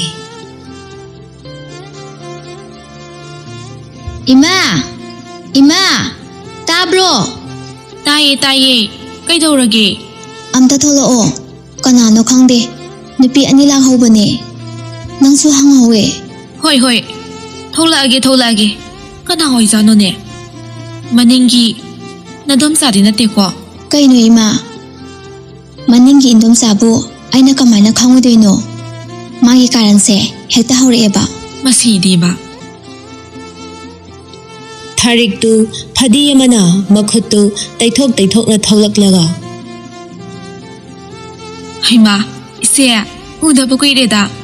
ꯑꯩꯅ ꯉꯔꯥꯡꯗ ꯁꯣꯜꯂꯝꯃꯤꯅꯦ ꯍꯣꯏ ꯍꯣꯏ ꯏꯅꯥꯎꯅ ꯁꯣꯟꯕꯗꯨꯅ ꯑꯣꯏꯕ ꯇꯥꯔꯦ ꯉꯁꯤꯁꯦ ꯅꯪꯒꯤ ꯅꯅꯥꯛꯇ ꯆꯠꯅꯤꯡꯕꯅ ꯉꯥꯎꯗꯅ ꯂꯥꯛꯏꯅꯤꯅꯦ ꯃꯥꯅꯦ ꯃꯥꯅꯦ ꯑꯗꯣ ꯆꯥꯛ ꯏꯁꯤꯡꯒ ꯆꯥꯔꯒ ꯒ꯭ꯌꯥꯟ ꯇꯥꯅ ꯍꯜꯂꯨꯀꯣ 이봉호수 통가을다 탱나르에 ꯍꯣꯏ ꯉꯥ ꯂꯩꯔꯨꯅꯤꯅ ꯊꯣꯛꯈꯤꯕꯅꯦ ꯑꯗꯨꯅꯅꯤꯗꯅ ꯃꯥꯅ ꯇꯥꯟ ꯆꯥꯔꯦ ꯉꯥ ꯂꯩꯔꯨꯅꯤ ꯍꯥꯏꯔꯝꯃꯤꯗꯤ ꯍꯣꯏ ꯍꯣꯏ ꯑꯇꯩ ꯂꯩꯔꯤ ꯏꯆꯦꯗ ꯏꯆꯥꯅꯨꯄꯤ ꯑꯃ ꯂꯩꯌꯦꯅ ꯍꯥꯏꯕꯗꯣ ꯏꯕꯦꯝꯃꯁꯤꯔꯣ ꯍꯣꯏ ꯏꯁ ꯅꯨꯡꯉꯥꯏꯔꯦꯗ ꯌꯥꯝ ꯊꯨꯅ ꯏꯃꯧ ꯑꯣꯏꯍꯧꯗꯕ ꯌꯥꯗ꯭ꯔꯦ ꯃꯁꯛꯁꯦ ꯃꯤꯒꯤ ꯑꯣꯏꯈꯤꯕ ꯄꯥꯝꯃꯨꯏꯌꯦꯕ ꯃꯁꯤꯅ ꯍꯦꯛ ꯉꯥꯡꯊꯣꯔꯛꯄꯁꯤꯗꯤ ꯑꯁꯦꯡꯕꯅꯤ ꯏꯆꯦ ꯑꯩꯗꯤ ꯍꯩꯍꯧꯔꯤꯁꯤꯅꯤꯀꯣ ꯌꯥꯝ ꯊꯨꯅ ꯑꯩ ꯂꯥꯛꯑꯗꯕꯅꯤ ꯍꯣꯏꯗ ꯄꯤꯊꯣꯛꯁꯨ ꯉꯥꯏꯗꯅ ꯉꯥꯏꯈꯣꯅꯦ ꯑꯩꯕꯨ ꯅꯆꯥꯅꯨꯄꯥꯗꯣ ꯃꯁꯛꯀ ꯑꯃꯨꯛ ꯐꯥꯎꯕ ꯍꯦꯛ ꯎꯗ꯭ꯔꯤꯅꯦ ꯅꯍꯥꯟꯋꯥꯏ ꯑꯩꯅ ꯌꯨꯝꯁꯤꯗ ꯂꯥꯛꯄꯗꯁꯨ ꯃꯄꯥꯟ ꯂꯝꯗ ꯃꯍꯩ ꯇꯝꯕ ꯆꯠꯈꯤ ꯍꯥꯏꯗꯅ ꯁꯨꯛꯊꯦꯡ ꯍꯦꯛ ꯊꯦꯡꯅꯈꯤꯗ꯭ꯔꯦꯗꯣ ꯅꯨꯄꯤ ꯃꯆꯥꯁꯤꯗꯅꯤ ꯑꯩꯅ ꯉꯥꯏꯍꯥꯛ ꯂꯩꯇꯅ ꯊꯦꯡꯅꯔꯤꯁꯦ ꯅꯆꯥꯅꯨꯄꯥꯗꯨꯗꯤ ꯍꯧꯖꯤꯛ ꯐꯥꯎꯕ ꯃꯄꯥꯟ ꯂꯝꯗ ꯂꯩꯔꯤꯕ꯭ꯔꯣ ꯂꯩꯇ꯭ꯔꯦꯗ ꯍꯧꯖꯤꯛꯄꯨꯗꯤ ꯊꯕꯛ ꯑꯃ ꯇꯧꯗꯅ ꯄꯣꯁꯇꯤꯡ ꯃꯐꯝꯗ ꯂꯩꯈꯤꯌꯦ ꯃꯥꯒꯤꯅꯦ ꯑꯩꯅ ꯋꯥꯔꯤꯁꯦ ꯅꯨꯄꯤ ꯑꯝꯇ ꯀꯣꯏꯌꯨ ꯍꯥꯏꯕꯁꯨ ꯌꯥꯗꯦ ꯃꯤ ꯏꯆꯦ ꯅꯪꯕꯣ ꯃꯥꯒꯤ ꯃꯇꯝ ꯌꯧꯗ꯭ꯔꯤꯗꯅ ꯇꯧꯔꯤꯅꯤ ꯐꯔꯦꯅꯦ ꯊꯕꯛꯀ ꯇꯧꯔꯦ ꯍꯥꯏꯗꯣ ꯑꯗꯣ ꯃꯇꯝꯗꯣ ꯏꯆꯤꯜ ꯏꯅꯥꯎ ꯆꯪꯗꯅ ꯌꯧꯍꯜꯂꯁꯤꯀꯣ ꯍꯣꯏꯗ ꯑꯩꯈꯣꯏꯒꯤꯗꯤ ꯂꯥꯏꯕꯛ ꯌꯥꯝꯅ ꯐꯕꯅꯦ ꯅꯣꯏꯅ ꯄꯥꯝꯕꯤꯔꯣꯏꯗ꯭ꯔꯥ ꯍꯥꯏꯕꯒꯤ ꯋꯥꯅꯤ ꯑꯦ ꯑꯗꯨꯒꯨꯝꯕꯒꯤ ꯄꯨꯛꯆꯦꯜꯗꯣ ꯑꯩꯈꯣꯏꯗ ꯆꯦꯟꯖꯗꯦꯀꯣ ꯑꯗꯣ 이베마 ꯅꯪꯕꯨ ꯅꯃꯥꯏꯗ ꯐꯤ ꯑꯗꯨꯝ ꯈꯨꯝꯃꯤꯗꯨꯅ ꯀꯩꯗꯧꯔꯒꯦ ꯀꯩꯁꯨ ꯊꯣꯏꯗꯣꯛꯄ ꯇꯧꯕ ꯅꯠꯇꯦꯗ ꯑꯉꯥꯡ ꯑꯣꯏꯔꯤꯉꯩꯗ ꯇꯨꯁꯤꯟꯗꯅ ꯈꯔ ꯁꯣꯛꯈꯤꯌꯦ ꯑꯗꯨꯒꯤ ꯗꯥꯛ ꯃꯆꯥ ꯑꯃ ꯂꯩꯕꯗꯨꯗ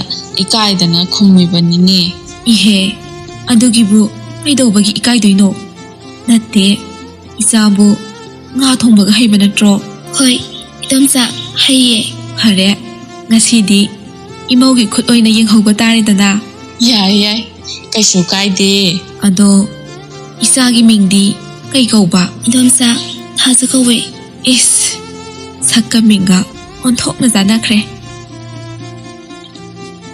ꯊꯥꯔꯤꯛ ꯀꯤꯆꯟ ꯂꯣꯝꯗ ꯑꯣꯟꯁꯤꯟꯗꯨꯅ ꯃꯆꯥꯅꯨꯄꯤꯕꯨ ꯀꯧꯔꯛꯏ ꯊꯣꯏ ꯊꯣꯏ ꯀꯩ ꯍꯥꯏꯒꯦ ꯏꯃꯥ ꯁꯤꯗ ꯑꯝꯇ ꯂꯥꯎꯅꯦ ꯍꯣꯏ ꯉꯥꯟꯊꯣꯏꯁꯨ ꯑꯍꯥꯟꯕ ꯊꯦꯡꯅꯕ ꯑꯣꯏꯕꯅ ꯃꯁꯥꯗ ꯏꯀꯣꯏ ꯀꯣꯏꯕ ꯐꯥꯎꯖꯩ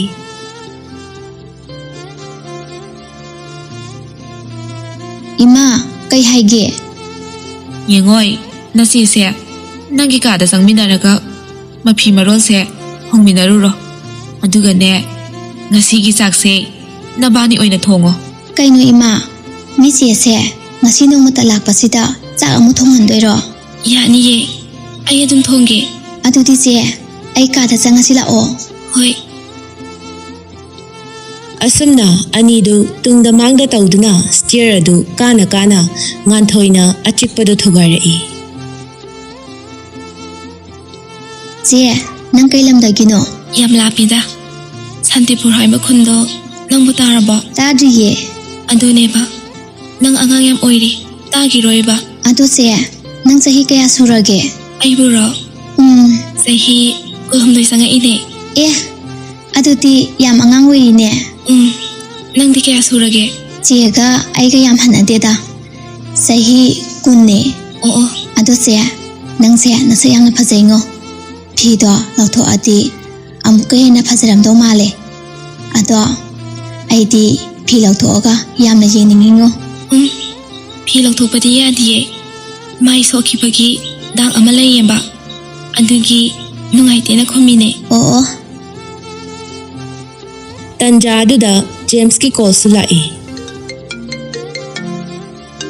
ꯑꯗꯣ ꯆꯦ ꯑꯩ ꯐꯣꯟꯁꯦ ꯑꯝꯇ ꯄꯥꯏꯒꯦꯀꯣ ꯍꯣꯏ ꯄꯥꯏꯌꯣ ꯍꯜꯂꯣ ꯆꯔꯥꯡ ꯈꯨꯝꯃꯣꯏ ꯑꯝꯇ ꯀꯩꯅꯣ ꯉꯁꯤꯗꯤ ꯑꯉꯥꯡꯁꯦ ꯌꯥꯝ ꯁꯥꯎꯔꯝꯃꯤꯀꯣ ꯁꯥꯎꯔꯗꯤ ꯀꯩꯅꯣ ꯑꯩꯁꯦ ꯍꯧꯖꯤꯛ ꯑꯉꯥꯡ ꯅꯠꯇ꯭ꯔꯕꯅꯦ ꯀꯔꯤꯑꯕ ꯅꯪꯕꯨ ꯑꯉꯥꯡ ꯅꯠꯇ꯭ꯔꯗꯤ ꯀꯅꯥꯅ ꯍꯥꯏꯕ ꯑꯩꯅ ꯍꯥꯏꯔꯤꯕ ꯃꯤ ꯏꯃꯥꯟꯅꯕꯤꯈꯩꯗꯤ ꯅꯨꯄꯥ ꯂꯣꯏꯅ ꯀꯣꯏꯈ꯭ꯔꯕꯅꯦ ꯈꯪꯉꯕꯣ ꯅꯪꯗꯤ ꯑꯉꯥꯡ ꯌꯥꯝ ꯑꯣꯏꯔꯤꯀꯣ ꯅꯨꯄꯥꯒ ꯑꯝꯇ ꯀꯣꯏꯕ ꯌꯥꯈꯤꯔꯣꯏ ꯅꯃꯥꯟꯅꯕꯤꯁꯤꯡ ꯀꯣꯏꯔꯁꯨ ꯅꯪꯗꯤ ꯌꯥꯎꯕ ꯌꯥꯔꯣꯏꯕ दा जेम्स ꯍꯥꯎꯅꯦ ꯅꯨꯡꯁꯤꯇꯦꯆꯣ ꯇꯨꯌꯦꯜꯞ ꯂꯣꯏꯔꯕ ꯑꯩꯕꯨ ꯑꯉꯥꯡꯔꯣ ꯑꯉꯥꯡꯅꯤ ꯀꯩꯅꯣ ꯑꯗꯨꯗꯤ ꯀꯔꯝ ꯀꯥꯟꯗ ꯂꯩꯁꯥꯕꯤ ꯐꯥꯗꯣꯏꯕ ꯑꯗꯨꯕꯨꯔꯣ ꯗꯗꯥ ꯀꯣꯟꯅ ꯍꯥꯏꯕꯤꯒꯦꯕ ꯌꯥꯔꯣꯏꯌꯦ ꯍꯧꯖꯤꯛ ꯍꯥꯏꯒꯗꯕꯅꯤ ꯆꯔꯥꯡ ꯇꯥꯅꯤꯡꯗꯦꯀꯣ ꯑꯗꯣ ꯗꯥ ꯖꯦꯝꯁ ꯀꯩ ꯍꯥꯏꯗꯣꯏꯅꯣ ꯑꯩ ꯊꯝꯃꯒꯦ ꯑꯁ ꯉꯥꯏꯈꯣ ꯋꯥꯔꯤ ꯉꯥꯛꯇꯪ ꯁꯥꯟꯅꯈꯤꯁꯤ ꯀꯩꯅꯣ ꯍꯣꯔꯦꯟꯅꯦ ꯑꯆꯥꯄꯣꯠ ꯂꯩꯕꯤꯔꯛꯀꯦꯕ ꯌꯥꯔꯦ ꯌꯥꯔꯦ ꯍꯥꯏꯕꯤꯔꯛꯀꯅꯨ ꯑꯩ ꯑꯆꯥꯄꯣꯠꯀ ꯑꯃꯠꯇ ꯆꯥꯅꯤꯡꯗꯦ ꯆꯔꯥꯡ ꯅꯪ ꯑꯗꯨꯃꯥꯏꯅ ꯇꯧꯅꯨꯗ ꯅꯪ ꯗꯥ ꯖꯦꯝꯁ ꯍꯥꯏꯕ ꯏꯅꯤꯡꯗ꯭ꯔꯣ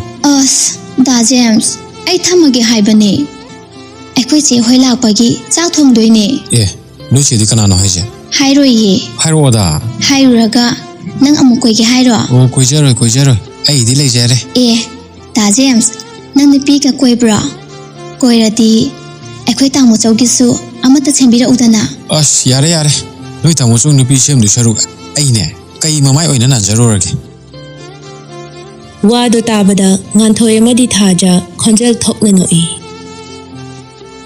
ꯑꯗꯨꯗꯤ ꯗꯥ ꯖꯦꯝꯁ ꯑꯩ ꯑꯃꯨꯛ ꯊꯝꯃꯒꯦꯀꯣ ꯊꯝꯃꯣ ꯑꯗꯨ ꯆꯔꯥꯡ ꯑꯩ ꯅꯨꯡꯇꯤꯒꯤ ꯁꯤ ꯃꯇꯝꯁꯤꯗ ꯀꯣꯜ ꯇꯧꯔꯛꯀꯅꯤ ꯅꯪꯁꯨ ꯑꯗꯨꯝ ꯄꯥꯏꯔꯛꯎꯀꯣ ꯀꯩꯅꯣ ꯑꯩꯈꯣꯏ ꯇꯥꯃꯣꯆꯧꯗ ꯇꯧ ꯌꯥꯗ꯭ꯔꯣ ꯅꯣꯏ ꯇꯥꯃꯣꯆꯧꯗꯁꯨ ꯇꯧꯅꯤ ꯅꯪꯉꯣꯟꯗꯁꯨ ꯇꯧꯔꯛꯀꯗꯣꯏꯅꯦ ꯅꯊꯧ ꯌꯥꯝꯅ ꯂꯩꯇꯕꯅꯤꯅ ꯊꯧꯅꯤꯅꯦ ꯏꯕꯦꯝꯃ ꯑꯩ ꯇꯧꯔꯤꯁꯦ ꯅꯪ ꯀꯩ ꯈꯪꯉꯗꯅ ꯌꯥꯔꯦ ꯑꯩ ꯊꯝꯃꯒꯦ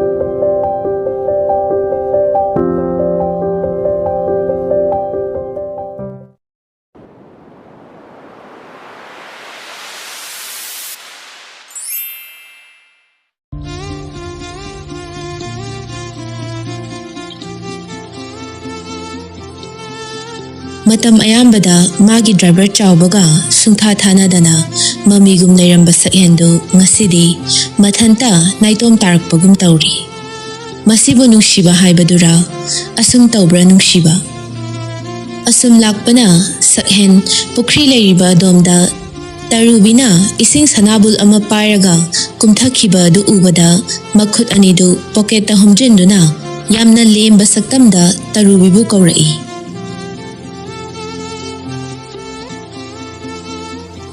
ꯏꯆꯟ ꯀꯩꯅꯣꯝꯇ ꯍꯪꯒꯦꯕ ꯃꯤꯡꯗꯤ ꯈꯪꯖꯗ꯭ꯔꯦ ꯋꯥꯔꯧꯕꯤꯕꯗꯤ ꯌꯥꯗꯦꯀꯣ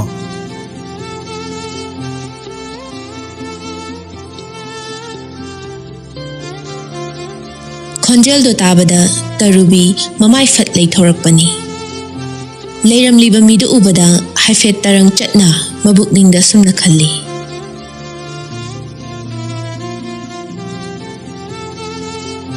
ꯀꯩꯅꯣ ꯃꯁꯛ ꯈꯨꯐꯖꯁꯤꯕꯣ ꯑꯩꯗꯤ ꯇꯁꯦꯡꯅ ꯉꯥꯎꯔꯦ ꯍꯥꯏꯕ ꯃꯥꯅ ꯍꯪꯗꯣꯏꯁꯤꯕꯨ ꯀꯅꯥ ꯑꯣꯏꯖꯥꯠꯅꯣꯅꯦ ꯀꯅꯥ ꯍꯪꯕꯤꯒꯗꯕ ꯁꯛꯍꯦꯟꯗꯨ ꯀꯣꯏꯊꯣꯛꯇꯅ ꯋꯥꯗꯨ ꯖꯞ ꯍꯦꯛꯇ ꯍꯥꯏꯔꯛꯏ ꯀꯩꯅꯣꯅꯤ ꯅꯪꯒꯤ ꯅꯃꯥꯟꯅꯕꯤꯗ ꯅꯠꯇ꯭ꯔꯣ ꯊꯥꯖ ꯍꯥꯏꯁꯦ ꯀꯩꯅꯣꯅꯦ ꯊꯥꯖꯒꯤ ꯃꯤꯡꯗꯤ ꯃꯥꯅ ꯀꯃꯥꯏꯅ ꯈꯪꯉꯤꯖꯥꯠꯅꯣ ꯍꯣꯏ ꯃꯥꯅꯦ ꯍꯦꯛꯇ ꯍꯥꯏꯕꯤꯌꯣ ꯍꯣꯏ ꯑꯩꯁꯦ ꯂꯥꯟꯅꯗꯤ ꯂꯧꯕꯤꯒꯅꯨꯀꯣ ꯃꯁꯤꯗꯤ ꯏꯆꯟꯒꯤ ꯃꯇꯦꯡ ꯑꯝꯇ ꯂꯧꯖꯒꯦ ꯍꯥꯏꯗꯅ ꯍꯦꯛꯇ ꯂꯥꯛꯑꯕꯅꯤ ꯌꯥꯏꯌꯦ ꯀꯔꯝꯕ ꯃꯇꯦꯡꯅꯣ ꯑꯩꯅ ꯄꯥꯡꯕ ꯉꯝꯕ ꯃꯇꯦꯡ ꯑꯣꯏꯔꯗꯤ ꯄꯥꯡꯖꯒꯦ ꯍꯦꯛꯇ ꯍꯥꯏꯕꯤꯌꯣ ꯆꯤꯡꯅꯕꯤꯒꯅꯨ ꯑꯗꯨꯒ ꯁꯥꯔ ꯑꯩꯒꯤ ꯃꯤꯡꯗꯤ ꯇꯔꯨꯕꯤ ꯀꯧꯋꯦ ꯑꯣ ꯇꯔꯨꯕꯤ ꯃꯤꯡꯁꯨ ꯈꯪꯖꯔꯦ ꯌꯥꯝ ꯅꯨꯡꯉꯥꯏꯔꯦ ꯑꯗꯣ ꯀꯣꯏꯅꯒꯨꯝꯁꯦ ꯐ꯭ꯔꯤ ꯑꯦꯟ ꯐ꯭ꯔꯦꯡ ꯑꯣꯏꯅ ꯑꯗꯨꯝ ꯏꯆꯝ ꯆꯝꯅ ꯂꯣꯏꯅꯁꯦ ꯌꯥꯏꯗꯅ ꯍꯣꯏ ꯌꯥꯏꯌꯦ ꯃꯗꯨꯃꯛꯅꯤ ꯑꯩꯅ ꯄꯥꯝꯖꯕꯁꯨ ꯑꯗꯨ ꯇꯔꯨꯕꯤ ꯊꯥꯖꯒꯤ ꯈꯪꯅꯕ ꯃꯤꯒ ꯂꯩꯕ꯭ꯔꯣ ꯂꯩꯇ꯭ꯔꯒꯗꯤ ꯑꯩꯒ ꯈꯪꯅꯅꯕ ꯅꯪꯅ ꯈꯔ ꯑꯝꯇ ꯁꯤꯟꯕꯤꯌꯨꯗꯅ ꯈꯪꯅꯕ ꯃꯤꯗꯤ ꯂꯩꯇꯦꯗ ꯉꯥꯎꯖꯕ ꯃꯤꯕꯨꯗꯤ ꯌꯥꯝ ꯂꯩꯕꯅꯦ ꯑꯗꯨꯕꯨ ꯉꯁꯤ ꯐꯥꯎꯕ ꯀꯅꯥ ꯑꯃꯇꯒꯤ ꯄ꯭ꯔꯄꯣꯖꯦꯜꯗꯤ ꯃꯥꯅ ꯌꯥꯈꯤꯗ꯭ꯔꯤꯕꯅꯦ ꯑꯗꯣ ꯍꯣꯏ ꯁꯥꯔꯅ ꯇꯥꯛꯄꯤꯔꯕꯅꯤꯅ ꯑꯩ ꯍꯥꯏꯐꯦꯠꯇꯤ ꯍꯥꯏꯔꯒ ꯌꯦꯡꯉꯒꯦ ꯑꯗꯣ ꯌꯥꯔꯒꯗꯤ ꯅꯪꯅ ꯈꯔ ꯑꯝꯇ ꯌꯥꯅꯕ ꯁꯤꯟꯕꯤꯌꯣ ꯑꯩ ꯁꯣꯝꯒꯤ ꯃꯇꯦꯡ ꯁꯨꯛꯀꯥꯎ ꯀꯥꯎꯖꯔꯣꯏꯌꯦ ꯌꯥꯔꯦꯗ ꯀꯩꯒꯤ ꯃꯇꯦꯡꯅꯣ ꯁꯤꯗꯤ ꯍꯧꯅꯁꯥꯅꯦ ꯍꯣꯏ ꯑꯩ ꯁꯣꯏꯗꯅ ꯍꯥꯏꯔꯒꯕꯨꯗꯤ ꯌꯦꯡꯉꯒꯦ. ꯌꯥꯝ ꯅꯨꯡꯉꯥꯏꯖꯔꯦ. ꯑꯗꯨ ꯇꯔꯨꯕꯤ, ꯃꯥꯒꯤ ꯀꯟꯇꯦꯛ ꯅꯝꯕꯔ ꯑꯃꯇꯪ ꯄꯤꯕꯤꯒꯦꯔꯥ? ꯇꯔꯨꯕꯤꯗꯨ ꯅꯝꯕꯔ ꯑꯗꯨ ꯄꯤꯁꯤꯔꯥ ꯄꯤꯔꯣꯏꯁꯤꯔꯥ ꯍꯥꯏꯅ ꯋꯥꯈꯜꯗ ꯍꯥꯏꯐꯦꯠꯇꯤ ꯈꯟꯖꯥꯟꯅꯩ. ꯃꯇꯧ ꯑꯗꯨꯗ ꯁꯛꯍꯦꯟꯅ ꯑꯆꯤꯛꯄꯗꯨ ꯊꯨꯒꯥꯏꯔꯛꯏ. ꯇꯔꯨꯕꯤ, ꯀꯩꯗꯧꯔꯦ? ꯇꯨꯃꯤꯟꯅ ꯂꯩꯔꯗꯤ ꯄꯤꯅꯤꯡꯗ꯭ꯔꯦ ꯍꯥꯏꯔꯣ? ꯑꯗꯨꯒꯤ ꯅꯠꯇꯤꯌꯦ. ꯐꯔꯦ, ꯑꯩ ꯅꯝꯕꯔꯗꯣ ꯍꯥꯏꯔꯛꯑꯒꯦ. ꯑꯗꯨꯗꯤ ꯅꯪ ꯑꯝꯇ ꯉꯥꯏꯈꯣꯀꯣ. ꯋꯥꯁꯦ ꯍꯥꯏꯔꯒ ꯁꯛꯍꯦꯟ ꯄꯣꯀꯦꯠꯇꯒꯤ ꯐꯣꯟꯗꯣ ꯂꯧꯊꯣꯛꯇꯨꯅ ꯅꯝꯕꯔ ꯑꯗꯨ ꯂꯧꯔꯕ ꯇꯨꯡꯗ, ꯑꯗꯨꯗꯤ ꯁꯥꯔ, ꯑꯩ ꯑꯃꯨꯛ ꯆꯠꯂꯨꯈꯤꯒꯦ. ꯐꯔꯦꯅꯦ. ꯑꯩꯁꯨ ꯑꯗꯨꯝ ꯂꯩꯍꯧꯔꯒꯦ. ꯍꯣꯏ. ꯇꯔꯨꯕꯤꯗꯨ ꯊꯥꯡꯂꯝꯕ ꯈꯣꯡꯊꯥꯡꯗꯨ ꯃꯅꯤꯡ ꯈꯖꯤꯛ ꯍꯟꯗꯨꯅ, ꯁꯥꯔ, ꯑꯝꯇ ꯉꯥꯏꯕꯤꯈꯣꯕ. ꯀꯔꯤ? ꯅꯝꯕꯔꯗꯣ ꯑꯩꯅ ꯄꯤꯔꯛꯑꯦ ꯀꯥꯏꯗꯤ ꯍꯥꯏꯕꯤꯒꯅꯨꯀꯣ. ꯃꯥꯒꯤ ꯅꯝꯕꯔꯁꯦ ꯀꯅꯥꯝꯇꯗ ꯄꯤꯊꯣꯛꯇꯕꯅꯦꯕ. ꯑꯗꯨꯅ ꯑꯩꯅ ꯄꯤꯔꯛꯑꯦ ꯍꯥꯏꯔꯗꯤ ꯃꯥ ꯁꯣꯏꯗꯅ ꯁꯥꯎꯅꯤꯕ. ꯍꯣꯏ, ꯍꯥꯏꯔꯣꯏꯗ. ꯑꯗꯣ ꯅꯪꯒꯤ ꯅꯃꯥꯟꯅꯕꯤꯁꯦ ꯔꯤꯖꯥꯕ ꯈꯔꯗꯤ ꯑꯣꯏꯕ ꯃꯥꯜꯂꯤꯀꯣ? ꯁꯥꯔ, ꯑꯗꯨꯒꯤ ꯅꯠꯇꯦꯗ. ꯃꯥꯗꯤ ꯌꯥꯝ ꯆꯝꯕꯅꯦ. ꯃꯁꯥꯒꯤ ꯄ꯭ꯔꯣꯕ꯭ꯂꯦꯝ ꯈꯔ ꯂꯩꯕꯗꯒꯤ ꯂꯝꯕꯤꯁꯤꯗ ꯈꯣꯡ ꯊꯥꯡꯖꯤꯟꯈꯤꯔꯣꯏꯅ ꯊꯥꯡꯖꯤꯟꯗꯕꯅꯦ. ꯍꯣꯏꯗ, ꯆꯞ ꯃꯥꯟꯅꯩ. ꯄ꯭ꯔꯣꯕ꯭ꯂꯦꯝ ꯂꯩꯇꯕ ꯃꯤꯕꯨ ꯂꯩꯕ꯭ꯔꯅꯦ? ꯁꯤꯗꯤ ꯃꯤꯒꯤ ꯑꯃꯃꯝ ꯂꯣꯏ ꯂꯩꯅꯕ ꯉꯥꯛꯇꯅꯦ. ꯁꯤꯗ ꯌꯥꯝ ꯀꯥ ꯍꯦꯟꯅꯁꯨ ꯈꯟꯖꯤꯜꯂꯨꯕ ꯌꯥꯕ ꯅꯠꯇꯦꯗ. ꯐꯔꯦꯁꯦ, ꯑꯗꯨꯗꯤ ꯅꯪꯁꯨ ꯆꯪꯈ꯭ꯔꯣ, ꯑꯩꯁꯨ ꯆꯠꯂꯒꯦ. ꯍꯣꯏ ꯁꯥꯔ. ꯇꯔꯨꯕꯤꯗꯨ ꯃꯈ꯭ꯋꯥꯡꯗ ꯁꯅꯥꯕꯨꯟꯗꯨꯃ ꯌꯦꯞꯂꯒ ꯃꯆꯤꯟꯗ ꯃꯨꯔꯨꯝ ꯃꯨꯔꯨꯝ ꯁꯣꯟꯗꯨꯅ ꯂꯥꯛꯂꯦ. ꯀꯩꯅꯣ, ꯃꯁꯛꯅ ꯃꯔꯣꯟ ꯑꯃ ꯐꯖꯔꯤꯕ, ꯑꯣꯐꯤꯁꯔꯒ ꯑꯣꯏꯔꯦ, ꯋꯥꯉꯥꯡ ꯁꯉꯥꯡꯅ ꯂꯦꯝꯃꯤꯕ. ꯑꯅꯤꯁꯤ ꯌꯥꯝ ꯊꯨꯅ ꯈꯪꯅꯍꯟꯗꯕ ꯌꯥꯗꯦ. ꯑꯗꯨꯒ ꯑꯃꯔꯣꯝꯗ ꯗꯥꯄꯥꯔꯤꯅ ꯊꯥꯖꯗ ꯌꯦꯡꯂꯤꯕ ꯃꯤꯠꯌꯦꯡꯁꯤꯅ ꯀꯩ? ꯈꯪꯗ꯭ꯔꯦꯗ. ꯃꯁꯛ ꯐꯖꯕ ꯅꯨꯄꯤꯒ ꯇꯤꯟꯅꯔꯨꯕ꯭ꯔꯥ ꯍꯥꯏꯕꯨ ꯑꯩ ꯑꯣꯏꯅ ꯃꯊꯥ ꯁꯥꯔꯦ. ꯇꯔꯨꯕꯤꯗꯨ ꯅꯣꯛꯃꯤ ꯅꯣꯛꯃꯤ ꯇꯧꯗꯨꯅ ꯂꯥꯛꯄꯗꯨ ꯎꯕꯗ ꯅꯥꯀꯟꯗꯒꯤ ꯕꯤꯅꯥꯅ, ꯍꯩꯃꯥ, ꯇꯔꯨꯕꯤ, ꯅꯪꯕꯨ ꯏꯁꯤꯡ ꯁꯣꯛꯎꯔꯤꯔꯣ? ꯍꯣꯏ ꯏꯟꯗꯣꯝꯆꯥ, ꯁꯣꯛꯎꯔꯤꯅꯦ. ꯏꯆꯥꯗꯤ ꯁꯛꯅ ꯁꯛ ꯐꯖꯔꯤꯕ, ꯅꯈ꯭ꯋꯥꯡꯗꯨꯗ ꯁꯅꯥꯕꯨꯟꯒ ꯌꯦꯞꯄꯗꯨꯗꯤ ꯑꯣꯟꯊꯣꯛꯅ ꯐꯖꯈ꯭ꯔꯦ. ꯀꯩ ꯌꯦꯟꯖꯥꯡ ꯆꯥꯔꯒꯦ ꯅꯪꯕꯣ? ꯏꯟꯗꯣꯝꯆꯥ, ꯏꯔꯣꯝꯕ ꯆꯥꯏꯌꯦ. ꯑꯣ, ꯐꯔꯦ ꯐꯔꯦ.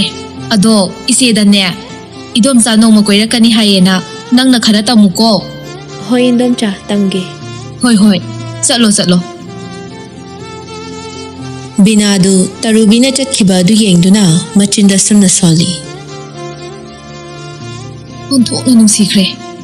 ꯃꯁꯛꯁꯤꯅ ꯃꯔꯣꯜ ꯑꯃ ꯂꯨꯝ ꯂꯨꯝ ꯍꯦꯛ ꯂꯥꯎꯔꯗꯅ ꯏꯪꯅ ꯇꯞꯄꯤꯕ. ꯑꯁꯤꯒꯨꯝꯕ ꯒ꯭ꯌꯥꯟ ꯇꯥꯕ ꯑꯐꯕꯁꯦ ꯀꯣꯏꯒꯦ ꯍꯥꯏꯗꯦꯕ. ꯍꯦꯛ ꯇꯧꯔꯒ ꯊꯥꯖ. ꯑꯩꯒꯤ ꯏꯆꯥꯁꯦ ꯄꯪꯈ꯭ꯔꯦꯗꯀꯣ. ꯄꯦꯜꯂꯦ ꯍꯥꯏꯁꯤꯅꯤ ꯑꯩ. ꯁꯣꯝꯗ ꯇꯔꯨꯕꯤꯗꯨ ꯏꯁꯤꯡꯗꯣ ꯄ꯭ꯔꯞ ꯄ꯭ꯔꯞ ꯊꯝꯂꯨꯔꯒ ꯊꯥꯖꯅ ꯐꯤ ꯁꯥꯔꯤꯗꯨꯒꯤ ꯃꯅꯥꯛꯇ ꯑꯃꯨꯛ ꯂꯥꯛꯇꯨꯅ ꯁꯥꯍꯨꯝ ꯅꯥꯏꯅ ꯁꯠ ꯐꯝꯊꯔꯛꯏ. ꯃꯇꯧ ꯑꯗꯨꯗ ꯊꯥꯖ ꯇꯔꯨꯕꯤꯗ ꯈꯖꯤꯛ ꯌꯦꯡꯗꯨꯅ, ꯀꯩꯗꯧꯔꯦ? ꯑꯃꯨꯛ ꯄꯣꯝꯃꯒ ꯂꯥꯛꯏꯗꯨꯅ? ꯀꯅꯥꯅ ꯀꯩ ꯍꯥꯏꯔꯛꯏꯅꯣ? ꯀꯩꯁꯨ ꯍꯥꯏꯔꯛꯇꯦꯗ. ꯁꯛꯇꯥ ꯌꯥꯝ ꯅꯨꯡꯁꯤꯗꯕ ꯅꯨꯄꯤ ꯑꯃ ꯊꯦꯡꯅꯔꯛꯏ, ꯑꯗꯨꯒꯤꯅꯤ. ꯀꯅꯥꯅꯣꯅꯦ ꯅꯪꯅ ꯁꯛꯇꯥ ꯅꯨꯡꯁꯤꯗꯕ ꯍꯥꯏꯁꯤꯕꯣ? ꯃꯨꯠꯁꯦ ꯌꯥꯝ ꯅꯨꯡꯉꯥꯏꯅ ꯁꯥꯒꯠꯂꯒ ꯂꯥꯛꯄꯅꯦꯕ. ꯑꯗꯨꯒꯗꯤ ꯃꯥ ꯍꯦꯛ ꯊꯦꯡꯅꯔꯨꯕꯗꯒꯤꯅꯦ, ꯃꯨꯠꯀꯁꯦ ꯂꯣꯏ ꯗꯥꯎꯟ ꯆꯠꯈ꯭ꯔꯦ. ꯋꯥꯔꯤ ꯐꯥꯎꯗꯤ ꯃꯨꯠ ꯗꯥꯎꯟ ꯆꯠꯍꯟꯕ ꯉꯝꯕ ꯅꯨꯄꯤꯗꯨꯕꯨ ꯀꯅꯥꯅꯣ? ꯈꯪꯅꯤꯡꯈ꯭ꯔꯦꯗ. ꯌꯥꯔꯦ, ꯈꯪꯅꯤꯡꯉꯨꯅꯨ ꯀꯩꯁꯨ. ꯃꯥꯅꯗꯤ ꯅꯨꯡꯁꯤꯔꯗꯕꯅꯤ ꯀꯥꯏꯅ, ꯇꯔꯨꯕꯤ ꯅꯁꯛ ꯐꯖꯩ, ꯁꯅꯥꯕꯨꯟ ꯌꯦꯞꯄꯁꯨ ꯄꯛꯆꯩ ꯀꯥꯏꯅ, ꯃꯁꯛꯇꯨꯒ ꯅꯨꯡꯁꯤꯗꯕꯅ.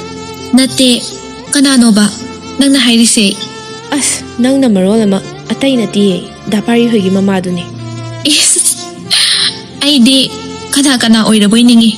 ꯑꯗꯨꯒ ꯏꯗꯣꯝꯆꯥ ꯕꯤꯅꯥ ꯑꯣꯏꯔꯦ. ꯅꯪꯅ ꯉꯁꯥꯏꯗꯒꯤ ꯁꯥꯎꯔꯤꯗꯨꯗꯤ?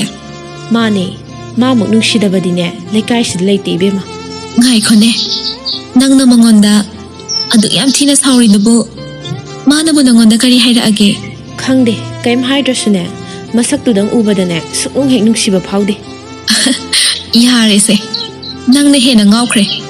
ꯃꯤꯅ ꯀꯩꯁꯨꯝ ꯍꯥꯏꯕꯁꯨ ꯅꯠꯇꯕꯗꯨꯗ ꯁꯥꯎꯔꯤꯅꯦ ꯀꯥꯏꯅ ꯌꯥꯝ ꯄꯛꯇꯦꯀꯣ ꯑꯇꯩ ꯂꯥꯏꯔꯤꯁꯦ ꯊꯥꯖ ꯑꯩ ꯉꯁꯤꯗꯤꯅꯦ ꯅꯪꯉꯣꯟꯗ ꯋꯥ ꯑꯃ ꯍꯥꯏꯒꯦ ꯅꯪ ꯌꯥꯗꯕ ꯌꯥꯔꯣꯏꯀꯣ ꯀꯩ ꯋꯥꯅꯣ ꯑꯩꯕꯨ ꯀꯔꯝꯕ ꯃꯇꯝꯗ ꯅꯪꯅ ꯍꯥꯏꯕ ꯋꯥꯗ ꯌꯥꯗꯕ ꯌꯥꯎꯈ꯭ꯔꯒꯦꯅꯦ ꯍꯣꯏꯕ ꯌꯥꯏꯌꯦꯕ ꯑꯗꯣ ꯁꯤꯗꯤ ꯅꯍꯥꯟꯈꯩ ꯍꯥꯏꯕ ꯋꯥꯗꯨꯒ ꯃꯥꯟꯅꯗꯦꯕ ꯍꯣꯏꯅꯦ ꯑꯗꯨꯕꯨ ꯀꯩ ꯋꯥꯅꯣ ꯌꯥꯝ ꯂꯨꯕ ꯃꯥꯜꯂꯦꯗ ꯑꯩ ꯀꯤꯕ ꯑꯃ ꯌꯥꯎꯁꯜꯂꯛꯑꯦꯀꯣ ꯅꯪꯒꯤꯁꯤꯗꯤ ꯑꯁꯦꯡꯕꯅꯦ ꯊꯥꯖ ꯐꯥꯒꯤ ꯅꯠꯇꯤꯌꯦ ꯑꯩ ꯅꯪꯕꯨ ꯏꯃꯥꯟꯅꯕꯤ ꯑꯃ ꯑꯣꯏꯅ ꯅꯨꯡꯉꯥꯏꯅ ꯂꯩꯈꯤꯕꯗꯣ ꯄꯥꯝꯃꯦ ꯀꯩꯅꯣ ꯅꯪꯅ ꯍꯥꯏꯁꯤꯕꯣ ꯃꯔꯤ ꯃꯈꯣꯡ ꯁꯝꯅꯗꯕ ꯋꯥ ꯉꯥꯛꯇ ꯑꯩꯕꯨ ꯑꯝꯇ ꯋꯥꯈꯜ ꯇꯥꯍꯜꯂꯨ ꯀꯩꯗꯧꯒꯦ ꯑꯗꯨꯕꯨꯔꯣ ꯑꯩꯅ ꯉꯁꯥꯏ ꯅꯪꯉꯣꯟꯗ ꯏꯁꯤꯡ ꯁꯣꯛꯄ ꯆꯠꯂꯨꯁꯦꯅ ꯍꯧꯔꯝꯃꯤꯗꯅ ꯍꯣꯏꯅꯦ ꯍꯧꯔꯝꯃꯤꯅꯦ ꯑꯗꯨꯗ ꯅꯪꯅ ꯌꯥꯔꯛꯇꯕꯗꯒꯤ ꯑꯩꯁꯨ ꯏꯊꯟꯇꯅꯦ ꯇꯟꯇꯅ ꯑꯗꯨꯝ ꯆꯠꯂꯦꯕ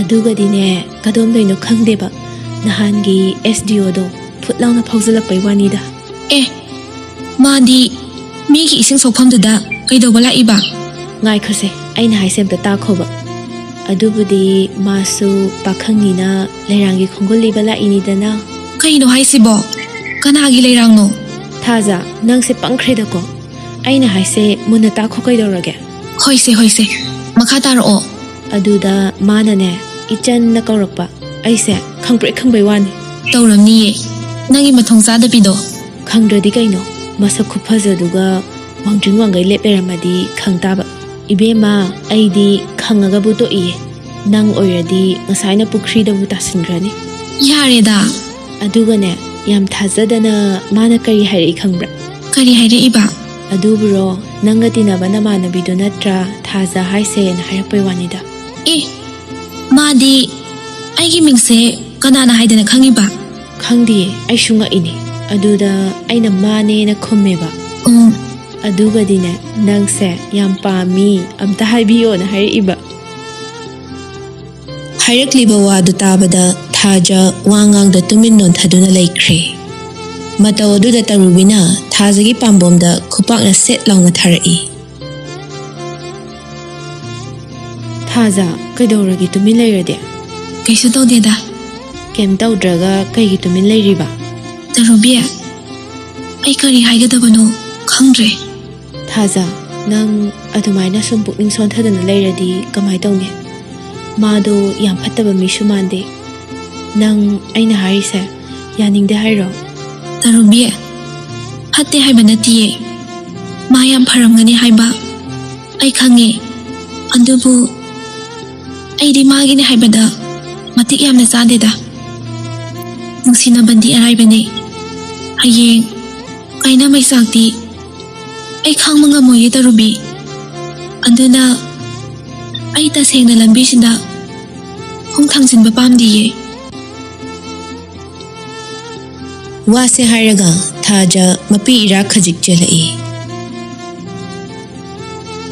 ꯊꯥꯖ ꯅꯪ ꯑꯗꯨꯗ ꯌꯥꯝ ꯍꯦꯟꯅꯁꯨ ꯈꯟꯖꯤꯟꯒꯅꯨ ꯇꯥꯏꯕꯪꯄꯥꯟꯁꯤꯗ ꯃꯪꯂꯥꯛꯅꯒꯅꯤ ꯀꯤꯕꯅ ꯑꯍꯤꯡ ꯇꯨꯝꯗꯕ ꯀꯅꯥꯕꯨ ꯌꯥꯎꯒꯦꯅꯦ ꯀꯥꯏꯅꯕ ꯍꯥꯏꯗꯨꯗꯤ ꯅꯣꯡꯃ ꯅꯠꯇ꯭ꯔꯒ ꯅꯣꯡꯃꯗꯤ ꯃꯤꯑꯣꯏ ꯈꯨꯗꯤꯡꯃꯛ ꯂꯣꯏꯅ ꯀꯥꯏꯅꯒꯗꯕ ꯉꯥꯛꯇꯅꯤ ꯑꯍꯥꯟ ꯑꯀꯣꯟ ꯍꯥꯏꯗꯨꯗꯤ ꯂꯥꯏꯕꯛꯀꯤ ꯋꯥꯅꯤ ꯑꯗꯨꯃꯥꯏꯅ ꯂꯣꯏ ꯈꯟꯅꯔꯗꯤ ꯃꯥꯂꯦꯝꯁꯤꯗ ꯃꯇꯩ ꯃꯅꯥꯎ ꯍꯥꯏꯕꯗꯣ ꯑꯝꯇ ꯂꯩꯔꯝꯃꯔꯣꯏ ꯑꯩꯅ ꯍꯥꯏꯔꯤꯁꯦ ꯅꯪ ꯌꯥꯗꯕ ꯌꯥꯔꯣꯏꯀꯣ ꯁꯤꯅ ꯅꯪꯒꯤ ꯑꯃꯗꯤ ꯏꯅꯦꯒꯤ ꯑꯐꯕ ꯑꯣꯏꯗꯣꯏꯅꯦ ꯗꯥꯄꯥꯔꯤꯒꯤ ꯃꯃꯥꯅ ꯅꯪꯉꯣꯟꯗ ꯌꯦꯡꯂꯤꯕ ꯃꯤꯠꯌꯦꯡꯗꯣ ꯅꯪ ꯈꯪꯂꯤꯕ ꯅꯠꯇ꯭ꯔꯣ ꯇꯔꯨꯕꯤ ꯑꯁꯦꯡꯕꯅꯤ ꯊꯥꯖ ꯅꯪ ꯌꯥꯗꯕ ꯌꯥꯔꯣꯏꯀꯣ ꯐꯔꯦ ꯅꯪ ꯉꯁꯤ ꯑꯍꯤꯡꯁꯤꯃꯗꯤ ꯋꯥꯈꯜꯗꯣ ꯃꯨꯟꯅ ꯈꯜꯂꯣ ꯑꯩ ꯆꯠꯂꯒꯦ ꯏꯃꯥꯅꯁꯨ ꯍꯜꯂꯛꯇ꯭ꯔꯦ ꯍꯥꯏꯔꯝꯃꯅꯤ ꯑꯩ ꯆꯠꯂꯦꯀꯣ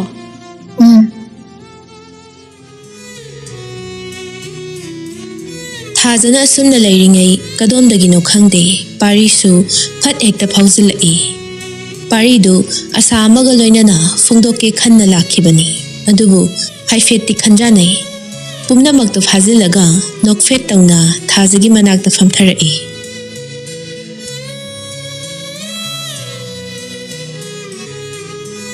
타자, 넌카피요.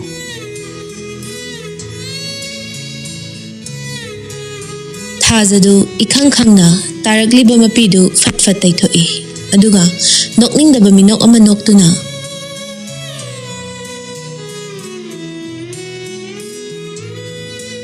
Dapare, ay kaptiye. Kaptraga kay gibit gangi ba? Kapti haibane. Thaja. Nang ay loina rishe mishing hang tanati. Nang na tawo tawo kutima ay na kita way kangway dori ba? Nang ay mo da minang wana thaja. Dapare, aseng mane. Ay kapti haredana. Karigino. Ay bu asuk yam na wangang halisibo. Hare. Dapare pamkidra. Ay su pise sabaloy sinaba tawrage. Hayengdi ninena bazar zapada pise puni hairame. Punsida mukta kaptriba nupado ngasidi thazagi marau leiba wahaisina masada khajik kapningba phaurai. Adubu pumna maktona thairaga yamna ningamdaba khonjalda wadu makha tarai. Hare thaja. Nang na ingoda haidindrabasu kaishu kaideda. Aduga aina noida toina lakpasishu. Nang na pamde hayo ay khangi. Adu pumna makta khangna. Aina nangondagi lapthok gaiba. Shungam ngamdribasi kaigino thaja. Shibu ay khaktana phawbra. Nangondadi phawdabra. Dapare. Asengmani thaja. Asakkiba matamse. Nafamdi phongdoki kayara khonagi. Adubu ay ngamkide. Kasidi hairaki thaja. Ay nangbu thamoisengna nungsiye. Ay khoyani. Asakkuina loinarabasida. Nangi asigumna kalaba waise. Ay punsida takidre. Ayna chatki haibafo. Nangna kamkiba ngaktani. Adubu ngasidi nangi kalaba wai kharasina. Ay thamoise chaina fawale. Nate. Dapare. Adumna khangano. Nangi wakhaldo onare. Ngasi phawba aidi Daparibu ibung amagum khanbadagi hena ahen wakhal amata khankiba leitiye. Hoi. Ai Dapari gi nungsibabudi tasena ikai khumnajai. Adubu hojikti aikhoi wakhal mapung pharabane. Angang oiringai ki matamda natre. Masine matamna purakpa ahongba hairise. Paridu mamai khajik leithoraktuna ira chelaba mamittubu makhut khubiduna lona taithokche. Oh, ahongba. Nanti patte da ko. Asakkuina. Wana sagatcharakpa mangan kayase. Nangna thugairaba. Adu fana oidana sa. Thaja. Ai nangbu kauba ngamloye. Lai fana laktuna hairabasu. Aina mabu soidana maithiba pigane. Nang kanagi soiba yaroye thaja. Dapari yam angang macha malakano. Adugi wakhaldo aingonda khanbigado. Aidi mimana dabine. Masigi taibangsida aikhoigumbagi sanafam leitiye. Karigi aibu asumna hanjilaknabano. Hare thaja. Ai nangna haiba loina yarage. Wai simatangni hairamba. Nangna aibu sunung nungsikiba leite haina. Wa haido taharaga. Ai chachakhage. Thaja kapningbado khangnaba hotnabada masadu fungalakli. Masu paribu nungsidaba nate adubu समाज की मिनोक मैसा कीबना पारीगी नुंसिबदो मिराइबदा ताखिबनी थमोय कनबिसु ओइखिबनी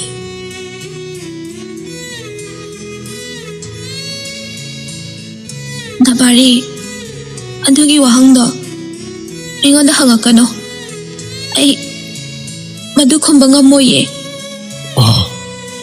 मधुना ताकपति नंग अइबु नुंसिरि हाइबा नत्रा दबारी आई कई हायुगे नंग सख्रो नंग तानरबसु आई सत्खिनि पारीदु सासिनबा मिनोक अमा नोक्तुना पारे सिगि वासे तोसे आई नंगोंदा वा अमा हाइगेना लाकपनि अदुबो तानादबदा मतम अमु मंगले नंग अइबु साउनको दबारी आई साउदिये करी वानो नंगना हाइगेबो हेक्ता हायो तंबुबगी कानाबो लेखिराने पारे नेक्स्ट मंडे दगी आई ट्रेनिंग मफमदा चटलानि मतम खरदि नंग लापनबा तारे ꯊꯥ ꯀꯌꯥꯒꯤ ꯇ꯭ꯔꯦꯅꯤꯡꯅꯣ? ꯈꯪꯗꯦꯗ ꯊꯥ 6ꯃꯨꯛꯅꯦꯗꯤ ꯍꯥꯏꯌꯦ ꯐꯔꯦ ꯅꯪ ꯐꯖꯅ ꯂꯩꯌꯨꯀꯣ ꯑꯩꯁꯨ ꯆꯠꯂꯈꯤꯒꯦ ꯑꯗꯣ ꯇꯄꯥꯔꯤ ꯅꯪꯁꯨ ꯑꯅꯥ ꯑꯌꯦꯛ ꯌꯥꯎꯗꯅ ꯅꯨꯡꯉꯥꯏꯅ ꯆꯠꯂꯨꯀꯣ ꯊꯥꯖ ꯊꯤꯡꯕꯤꯅꯕ ꯂꯩꯇ꯭ꯔꯕ ꯄꯤꯔꯥꯡꯗꯨ ꯃꯅꯤꯡꯇꯝꯅ ꯁꯤꯟꯊꯖꯗꯨꯅ ꯄꯥꯔꯤꯅ ꯆꯠꯈꯤꯕꯗꯨ ꯌꯦꯡꯗꯨꯅ ꯃꯆꯤꯟꯗ ꯁꯨꯝꯅ ꯁꯣꯜꯂꯤ. ꯇꯄꯥꯔꯤ ꯑꯩꯁꯨ ꯅꯪꯕꯨ ꯌꯥꯝꯅ ꯅꯨꯡꯁꯤꯌꯦ. ꯉꯁꯤ ꯑꯩꯅ ꯊꯃꯣꯏ ꯄꯥꯟꯗꯕꯤ ꯑꯃꯒꯨꯝ ꯅꯐꯝꯗ ꯎꯠꯈꯤꯕ ꯏꯇꯧꯁꯤꯅ ꯅꯪꯅ ꯑꯩꯕꯨ ꯑꯗꯨꯒꯤ ꯃꯇꯤꯛ ꯋꯥꯔꯧꯏ ꯍꯥꯏꯕ ꯑꯩ ꯈꯪꯉꯦ. ꯑꯗꯨꯕꯨ ngasi khara kapkhibasina nangki tungi pasida lephagadoribane.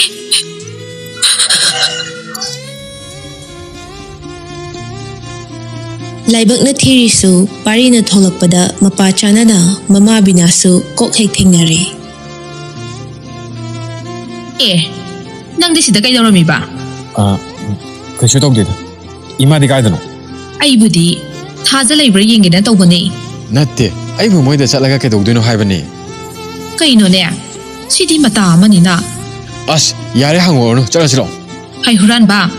Nakokta napi pa ene. Huran ba sidi? Manena nungtigi aingondagi singju maya lawbado ngasi su lawgadra hangena tawbani ne. As, ima yare hangorno chalasiro. Nang kok sakhibe yadro. Aina sapada amu panariro. Adui saru yumda chalo. Ima chasilo haibane.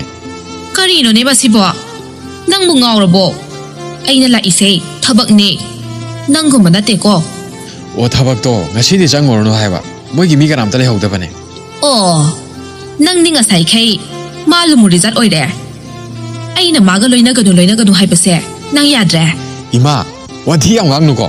Ari madi I karakani he. Tawrisi yengune. Khangni dana adubudi. La o haibane. Paridu kharaga sauna tholakpaga mamana amuk achakpa maidagi haijinbagum thokkhre. Mafamsida mama thanambada afaba oiroi khanduna mamabu namdana puraga chatkre. Tharosu makhutta khawa ma yanduna moli changlaklaga mangholdari eduda satpham thai. Aduga mamaidu imungda khazik onsinduna. Bema. Nene nang hala aba aidi chakse loiramaga thola agena tawramine. Yare. Ngasidi ne posisu yamna phai aduna ne khara nganna changabani. Kaino ngasai gi mayamdo loikhrabu haise. Loigare. Natte ne nangbu phidubu kayang watlige. Hayeng loisilage. Ngasidi Darubiga wari sanarigaida yam sahodre. Hoida. Nasado narakani khara su potha thoi mausidi. Nangi hongnabi anam kalline na tawbudo tawganu ko. Hoinine. Ngai khone nangbo namitu ingangang na ui kapurabo nangbo. Kaptiye. Morok metpada mahi songkhibagine. Ihe phajana yengaga tawba yadabro. Mittaga oire sabana buloramani ne. Khusa amane. Haujukpudi fareda. Fare nathaudo tawjaruro. Ado nangi phiduna ne hayeng loiradi haide hangsitto bazar da ibani chatlurasi. Ai talida. Nine dum chatluro. Phi mayam se ithandana ngamoine nangbo. Hoi chatlurase. Sakhen ahan naha khaidana aduki matik mi loina bahai. Lekai asida itatatana magi maming sona bahawrabani. Numidangi chak ising chaba loiraduna magi kada lakle. Aduga mon mayadagi phone du lawraga famung aduda longna hiptharaktuna ngasai piramba thajagi number aduda call tawshili. Phanayamna tawraba phawba paraktabaduda sakhen matha khara sana hiplambadagi fuk hawgatuna hanjin tawshili. Somdasu thajadu isau macha ama langi. Kanano ne mina paidre khangadi kokto udana save tawba number sunati kanai oisa nasibo aibu pairaga yengsirane aida pairageda. ꯊꯥꯖꯗꯨ ꯏꯇꯞ ꯇꯞꯅ ꯐꯣꯟꯗꯨ ꯐꯠ ꯄꯥꯏꯈꯠꯂꯤ. Hello, ꯀꯅꯥ ꯑꯣꯏꯕꯤꯔꯕꯅꯣ? ꯈꯣꯟꯖꯦꯜ ꯑꯗꯨ ꯇꯥꯕꯗ ꯁꯛꯍꯦꯟ ꯋꯥꯔꯝꯕ ꯄꯨꯝꯅꯃꯛ ꯍꯟꯊꯔꯛꯄꯒꯨꯝ ꯁꯣꯔ ꯁꯥꯡꯅ ꯍꯣꯟꯇꯣꯛꯇꯨꯅ,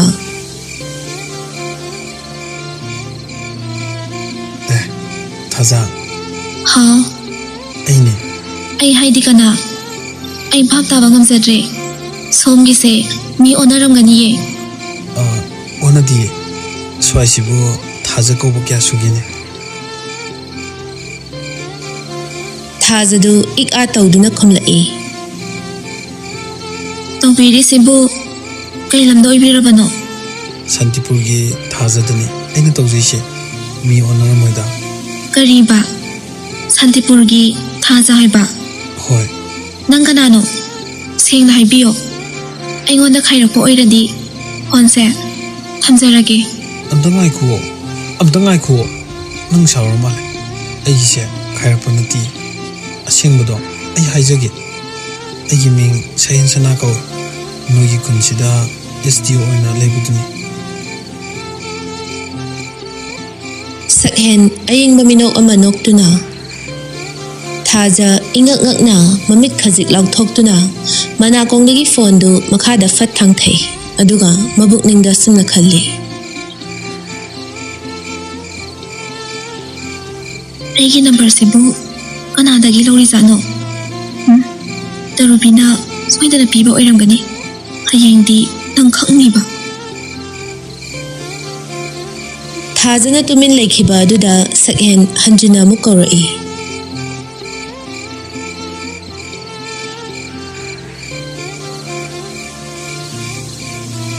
ꯍꯜꯂꯣ, ꯍꯜꯂꯣ, ꯇꯥꯕ꯭ꯔꯣ? ꯇꯥꯏꯌꯦ. ꯀꯩꯗꯧꯔꯒꯦ? ꯇꯨꯃꯤꯟꯅ ꯂꯩꯔꯗꯤ ꯌꯥꯝ ꯍꯩꯅꯗ꯭ꯔꯕꯣ? ꯀꯩꯁꯨ ꯇꯧꯗꯦꯗ. ꯑꯗꯨꯒ ꯀꯔꯤꯒꯤ ꯇꯨꯃꯤꯟꯅ ꯂꯩꯔꯤꯕ?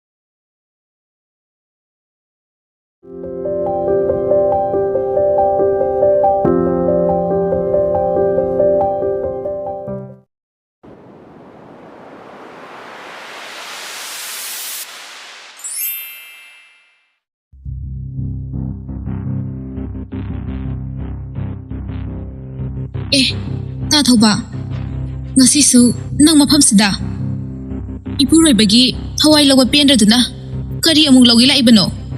ꯌꯥꯝ ꯊꯨꯅ ꯆꯠꯈ꯭ꯔꯣ. ꯅꯨꯃꯤꯗꯥꯡꯅꯤ. ꯃꯤꯅ ꯎꯈ꯭ꯔꯒ ꯑꯩꯕꯨ ꯂꯥꯟꯅ ꯂꯧꯈꯤꯅꯤ. ꯅꯪꯕꯨ ꯍꯧꯖꯤꯛꯇ ꯏꯅꯝꯃꯒꯤ ꯄꯥꯎ ꯇꯝꯒꯦ ꯍꯥꯏꯈꯤꯗꯥꯏꯅꯦ? ꯂꯩꯍꯥꯎ, ꯉꯥꯏꯈꯣ. ꯅꯪ ꯑꯝꯇ ꯁꯥꯎꯒꯦꯔꯣ? ꯊꯧꯔꯣ ꯀꯩꯁꯨ ꯇꯧꯗꯤꯌꯦ. ꯀꯔꯤ? ꯏꯅꯝꯃꯕꯨ ꯀꯩꯁꯨ ꯇꯧꯗꯦ ꯍꯥꯏꯕ? ꯅꯪꯅ ꯑꯩꯕꯨ ꯑꯁꯨꯛ ꯆꯥꯎꯅ ꯃꯤꯅꯝꯃꯒ ꯃꯐꯝꯁꯤꯗ ꯂꯥꯛꯄꯒꯤ ꯃꯔꯝ ꯀꯔꯤ? ꯌꯥꯝ ꯊꯨꯅ ꯆꯠꯄꯤꯈ꯭ꯔꯣ. ꯑꯩ ꯃꯈꯥ ꯇꯥꯅ ꯅꯪꯒꯤ ꯋꯥꯗꯣ ꯇꯥꯕ ꯄꯥꯝꯗ꯭ꯔꯦ. ꯀꯔꯤꯒꯤꯅꯣ ꯑꯩꯒꯤ ꯄꯨꯟꯁꯤꯗ ꯅꯪꯅ ꯑꯁꯨꯛ ꯌꯥꯝꯅ ꯌꯦꯠꯂꯤꯕꯁꯦ? ꯑꯩꯈꯣꯏꯅ ꯅꯪꯉꯣꯟꯗ ꯀꯔꯤ ꯂꯥꯟꯈ꯭ꯔꯒꯦ? ꯂꯩꯍꯥꯎ, ꯅꯪ ꯑꯝꯇ ꯇꯞꯊꯈꯣ. ꯑꯩ ꯋꯥ ꯍꯥꯏꯒꯦ. ꯃꯨꯟꯅ ꯇꯥꯎ. ꯁꯤꯅ ꯅꯪꯒꯤ ꯑꯃꯗꯤ ꯅꯆꯥꯒꯤ ꯑꯐꯕ ꯑꯣꯏꯒꯅꯤ. ꯍꯧꯈꯤꯕ ꯄꯨꯝꯅꯃꯛ ꯀꯥꯎꯊꯣꯛꯅꯔꯁꯤ ꯀꯩꯗꯧꯔꯒꯦ?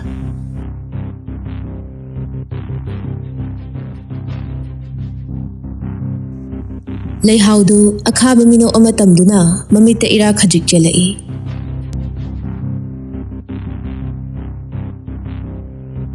ꯀꯔꯤ ꯍꯥꯏꯕ? ꯍꯧꯈꯤꯕ ꯄꯨꯝꯅꯃꯛꯇꯣ ꯀꯥꯎꯊꯣꯛꯅꯔꯁꯦ ꯍꯥꯏꯕ? ꯐꯔꯦ, ꯑꯩ ꯄꯨꯝꯅꯃꯛꯇꯣ ꯀꯥꯎꯔꯒꯦ. ꯑꯗꯨꯕꯨ ꯅꯪ ꯑꯩꯒꯤ ꯂꯩꯈꯤꯗ꯭ꯔꯕ ꯏꯄꯨꯔꯣꯏꯕꯗꯣ ꯏꯐꯝꯗ ꯁꯤꯟꯅꯕꯤꯕ ꯉꯝꯒꯗ꯭ꯔꯥ? ꯅꯆꯤꯟ ꯑꯃ ꯄꯥꯜꯂꯦꯅ ꯄꯪꯉꯥꯡ ꯉꯥꯡꯒꯅꯨ. ꯇꯧꯕꯤꯃꯜ ꯃꯁꯛ ꯈꯪꯗꯕ ꯁꯥꯗꯒꯤꯁꯨ ꯍꯦꯟꯅ ꯇꯣꯟꯕ ꯖꯤꯕꯅꯤ ꯅꯪꯗꯤ. ꯆꯠꯄꯤꯈ꯭ꯔꯣ. ꯃꯐꯝꯁꯤꯗ ꯀꯨꯏꯅ ꯂꯩꯕꯤꯔꯅꯣ.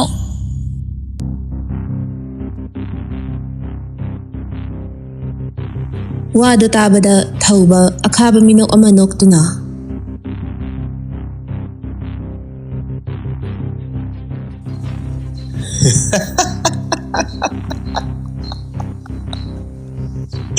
Taning de Leihao. Shi kiba mi mata. Ngasi fawa halai taramoi. Adubo. Nangna na puribado. Yamna uning labadi. Nanakta.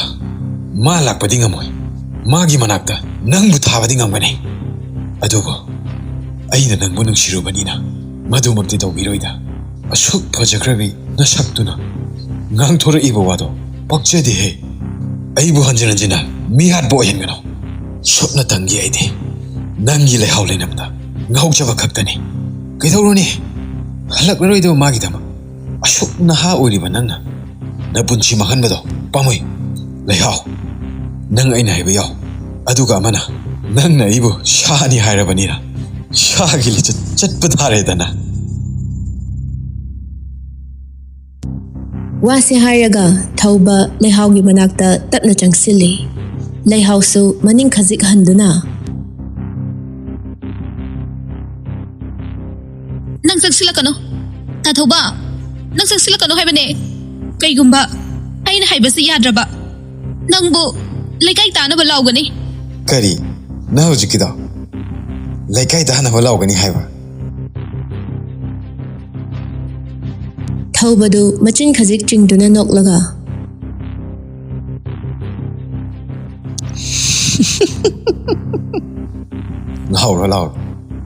Lauro. Lauro haibani.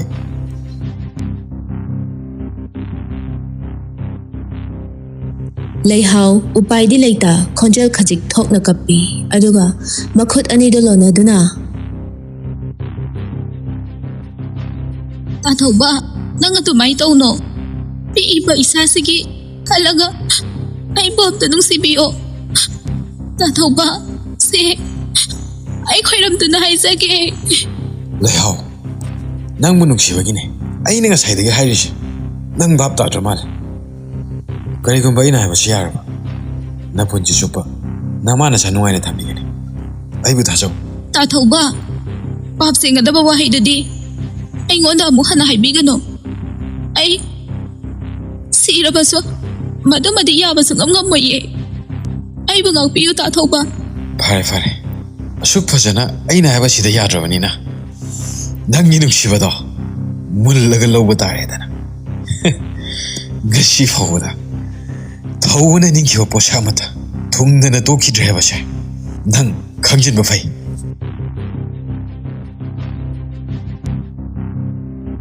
Leihao na wa makha taba nang dringai thauba na khudang do tap pharai aduga manakta khazik chingsinduna I karaba mityeng duga loinana saram chat na ba honarai. Leihao makhutto nan thoknaba phanakan na di hotna jarabasu pangal ani dudi khetna manbana karisu upai leikhide. Phamungda ningai da na tumliba taibangi mirol khangdriba thaja mataw aduda khonjel thokna kappi. Mama, nang kaida lagi. Ayam na kiye mama. Mama, nang kaida lagi. Satoy bi. Mama sida laye. Tathauba. Ay pamda tathau piyo. Se. Tathauba.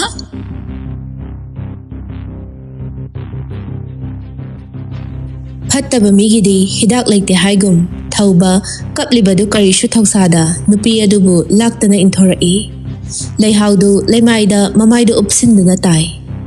Thauba mingonda haidokrani khanduna mama machabu hatke haina lepkhre. Thauba khonglei thuna mapanda tholaktuna thongdu chetna lonsili aduga ina kupayum adubu mai thaba horai. Leihao du pikliba machabu konduna upai leita leimaida famtharaga o khongna kapchei. Tanja aduda leikai adugi lila yenguba mayamdu hanarakpada yumaduna oiramliba phibamdu ubada mahai chensinaraktuna mama machabu kandana ba hotnari. Present day wari adu lina mema thamoi shokna kappi.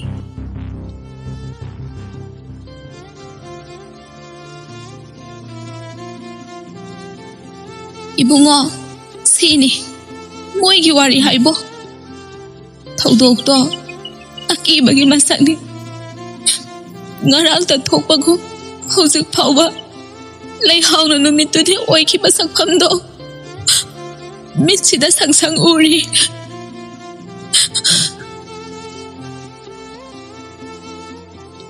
ꯋꯥꯗꯨ ꯇꯥꯕꯗ ꯁꯛꯍꯦꯟ ꯈꯪꯁꯥꯎ ꯁꯥꯎꯒꯠꯂꯛꯇꯨꯅ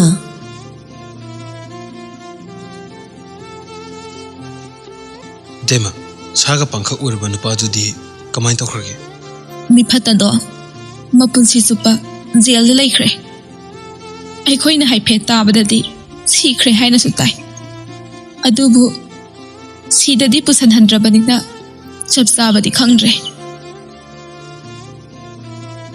ꯆꯥꯎꯕꯅ ꯋꯥꯗꯨ ꯇꯥꯞ ꯑꯣꯛꯂꯛꯏ ꯀꯔꯤꯅꯣꯅꯦ ꯇꯥꯔꯤꯕ ꯄꯥꯎꯁꯤꯕꯨ ꯑꯣꯟꯊꯣꯛꯅ ꯅꯨꯡꯉꯥꯏꯈꯤꯗ꯭ꯔꯦꯗ ꯑꯗꯣ ꯅꯨꯄꯤ ꯃꯆꯥꯗꯨꯅ ꯀꯅꯥꯒ ꯂꯩꯔꯤꯕ ꯃꯃꯥꯗꯨꯗꯤ ꯈꯨꯗꯛꯇ ꯑꯗꯨꯝ ꯂꯩꯈꯤꯗ꯭ꯔꯕꯣ ꯃꯇꯝ ꯈꯔꯕꯨꯗꯤ ICUꯗ ꯂꯩꯔꯝꯃꯦ ꯑꯗꯨꯕꯨ ꯀꯟꯕ ꯉꯝꯗꯅ ꯑꯗꯨꯝ ꯂꯩꯈꯤꯗ꯭ꯔꯦꯗ ꯃꯥꯅ ꯃꯊꯛꯇ ꯎꯞꯁꯤꯜꯂꯒ ꯂꯩꯗꯨꯅ ꯃꯆꯥꯅꯨꯄꯤꯕꯨꯗꯤ ꯀꯟꯕꯤꯔꯝꯃꯦ ꯍꯧꯖꯤꯛꯄꯨꯗꯤ ꯑꯁꯤꯒꯤ ꯂꯝꯄꯥꯛ ꯃꯆꯥꯁꯤꯗ ꯁꯤꯡꯖꯨ ꯌꯣꯜꯂꯤꯕ ꯅꯨꯄꯤꯁꯦ ꯊꯥꯖꯒꯤ ꯃꯅꯦꯅꯦ ꯑꯁꯤꯅ ꯃꯌꯨꯝ ꯐꯥꯎꯕ ꯄꯥꯟꯗꯅ ꯃꯆꯥ ꯁꯛꯅ ꯌꯣꯛꯏꯕꯅꯤ ꯅꯨꯃꯤꯠꯇꯨꯒꯤ ꯊꯧꯗꯣꯛꯇꯨꯗ ꯑꯉꯥꯡꯁꯤꯒꯤ ꯃꯃꯥꯏ ꯅꯥꯝꯃ ꯑꯃ ꯈꯔ ꯊꯤꯅ ꯁꯣꯛꯈ꯭ꯔꯦ ꯑꯗꯨꯗꯅꯦ ꯃꯥꯅ ꯏꯀꯥꯏꯗꯅ ꯐꯤ ꯑꯃꯅ ꯑꯗꯨꯝ ꯈꯨꯝꯖꯤꯜꯂꯤꯕꯁꯦ ꯑꯣꯟꯊꯣꯛꯅ ꯅꯨꯡꯉꯥꯏꯈꯤꯗ꯭ꯔꯕ ꯊꯧꯗꯣꯛꯅꯤꯗ ꯄꯨꯟꯁꯤꯁꯤꯅ ꯍꯦꯛ ꯂꯩꯔꯤꯕ ꯃꯈꯩ ꯀꯥꯎꯕꯁꯨ ꯉꯝꯃꯔꯣꯏ ꯑꯣ ꯁꯤꯡꯖꯨ ꯌꯣꯜꯂꯤꯕ ꯑꯍꯟꯁꯦ ꯃꯥꯒꯤ ꯃꯅꯤ ꯑꯣꯏꯔꯦ ꯃꯥꯅꯦ ꯃꯥꯅꯦ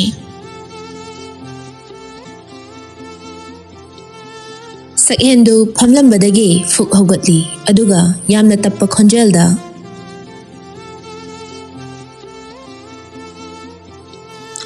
ꯏꯇꯦꯃ ꯃꯥꯒꯤ ꯃꯃꯥꯏꯗꯨꯕꯨ ꯀꯌꯥꯝ ꯊꯤꯅ ꯁꯣꯛꯄꯖꯥꯠꯅꯣ ꯂꯥꯌꯦꯡꯕꯗꯒ ꯈꯨꯗꯣꯡ ꯆꯥꯔꯔꯣꯏ ꯍꯥꯏꯕ꯭ꯔꯥ ꯌꯥꯝ ꯊꯤꯅ ꯁꯣꯛꯄꯕꯨꯗꯤ ꯅꯠꯇꯦꯗ ꯁꯔꯖꯔꯤ ꯃꯆꯥ ꯑꯃꯕꯨꯗꯤ ꯗꯔꯀꯥꯔ ꯑꯣꯏ ꯍꯥꯏꯕꯅꯤ ꯇꯧꯕꯗꯤ ꯏꯅꯝꯃ ꯊꯔꯣꯅ ꯃꯄꯥꯟ ꯂꯝꯗ ꯄꯨꯔꯒ ꯂꯥꯌꯦꯡꯅꯤ ꯍꯥꯏꯗꯅ ꯌꯥꯝꯅ ꯀꯟꯅ ꯇꯧꯔꯤꯕꯅꯤ ꯑꯗꯣ ꯌꯥꯔꯒꯗꯤ ꯏꯇꯦꯃ ꯃꯥꯒꯤ ꯂꯥꯌꯦꯡꯕꯒꯤ ꯗꯥꯏꯇ ꯄꯨꯝꯕ ꯑꯩ ꯇꯧꯖꯒꯦ ꯍꯥꯏꯕꯕꯨ ꯃꯣꯏꯅ ꯀꯔꯤ ꯈꯟꯕ ꯍꯥꯏꯕꯗꯣ ꯏꯇꯦꯃꯅ ꯑꯝꯇꯪ ꯈꯪꯗꯣꯛꯄꯤꯒꯦꯔꯥ ꯉꯁꯤ ꯏꯕꯨꯡꯉꯣꯅ ꯇꯥꯛꯄꯤꯔꯤꯕ ꯋꯥꯁꯦ ꯑꯩꯈꯣꯏꯒꯤꯗꯤ ꯂꯥꯏꯕꯛ ꯌꯥꯝꯅ ꯐꯕꯅꯤ ꯑꯗꯨꯕꯨ ꯅꯨꯄꯤ ꯃꯆꯥꯁꯤꯅ ꯌꯥꯔꯛꯀꯅꯤ ꯍꯥꯏꯕꯗꯤ ꯏꯇꯩꯃ ꯊꯥꯖꯗꯦ ꯌꯥꯅꯕꯗꯣ ꯏꯇꯦꯃꯅ ꯈꯔ ꯑꯝꯇ ꯁꯤꯟꯕꯤꯔꯒꯗꯤ ꯌꯥꯝ ꯅꯨꯡꯉꯥꯏꯖꯒꯅꯤ ꯑꯩꯒꯤꯁꯦ ꯂꯥꯟꯅ ꯂꯧꯕꯤꯒꯅꯨ ꯆꯨꯝꯅ ꯁꯨꯝ ꯃꯇꯦꯡ ꯄꯥꯡꯅꯤꯡꯗꯨꯅ ꯇꯧꯕꯅꯤ ꯍꯣꯏ ꯍꯣꯏ ꯏꯕꯨꯡꯉꯣ ꯏꯇꯩꯃ ꯍꯥꯏꯐꯦꯠ ꯍꯥꯏꯔꯒꯗꯤ ꯌꯦꯡꯒꯦ ꯑꯗꯣ ꯊꯥꯗꯤ ꯊꯥꯖꯗꯦꯀꯣ ꯐꯔꯦ ꯑꯗꯨꯗꯤ ꯏꯇꯦꯃ ꯑꯩꯈꯣꯏ ꯑꯃꯨꯛ ꯌꯧꯈ꯭ꯔꯒꯦ ꯀꯣꯟꯅ ꯑꯃꯨꯛ ꯄꯥꯎ ꯐꯥꯎꯅꯔꯁꯦ ꯑꯗꯣ ꯌꯥꯅꯕꯗꯤ ꯏꯇꯦꯃꯅ ꯈꯔ ꯍꯥꯏꯕꯤꯌꯨꯀꯣ ꯍꯣꯏ ꯍꯣꯏ ꯏꯇꯩꯃ ꯌꯦꯡꯒꯦ ꯑꯗꯨꯗꯤ ꯏꯇꯦꯃ ꯑꯩꯈꯣꯏ ꯑꯃꯨꯛ ꯆꯠꯂꯨꯈꯤꯒꯦ ꯆꯠꯂꯣ ꯆꯠꯂꯣ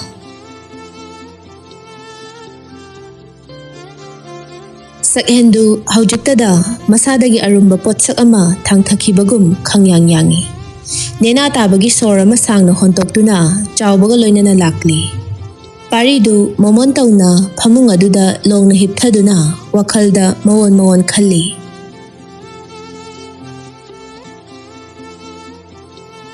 ꯑꯩꯕꯨ ꯍꯦꯛꯇ ꯍꯥꯏꯔꯁꯤꯔꯅꯦ ꯀꯔꯤꯒꯨꯝꯕ ꯍꯥꯏꯔꯨꯔꯒ ꯃꯥꯅ ꯌꯥꯛꯇ꯭ꯔꯒꯅ ꯀꯝꯗꯧꯕ ꯊꯥꯖ ꯑꯩ ꯅꯪꯕꯨ ꯊꯃꯣꯏ ꯁꯦꯡꯅ ꯅꯨꯡꯁꯤꯌꯦ ꯍꯥꯏꯕ ꯋꯥꯍꯩꯁꯤꯃꯛꯅꯤ ꯃꯐꯝꯗ ꯍꯥꯏꯅꯤꯡꯕꯁꯨ ꯑꯗꯨꯕꯨ ꯅꯪꯒꯤ ꯅꯁꯛꯁꯦ ꯍꯦꯛ ꯎꯕꯒ ꯍꯥꯏꯕ ꯁꯨꯡꯉꯝ ꯉꯝꯗꯕꯁꯤꯅ ꯑꯩꯒꯤ ꯋꯥꯈꯜꯁꯦ ꯑꯃꯨꯛꯀ ꯍꯦꯟꯅ ꯆꯔꯥꯡꯅꯍꯜꯂꯦ ꯑꯩꯕꯨ ꯌꯥꯝꯅ ꯄꯥꯡꯗꯕ ꯇꯥꯔꯕ꯭ꯔꯅꯦ ꯍꯦꯔꯥ ꯁꯤꯔꯁꯤ ꯆꯪ ꯑꯩꯁꯨ ꯅꯨꯄꯥꯅꯤ ꯀꯩꯅꯣ ꯍꯌꯦꯡꯗꯤ ꯁꯣꯏꯗꯅ ꯍꯥꯏꯔꯒꯦ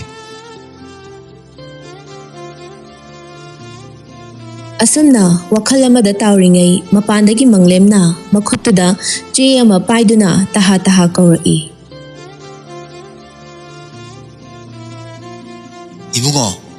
ꯏꯕꯨꯡꯉꯣ ꯅꯪꯕꯨ ꯇꯥꯕ꯭ꯔꯣ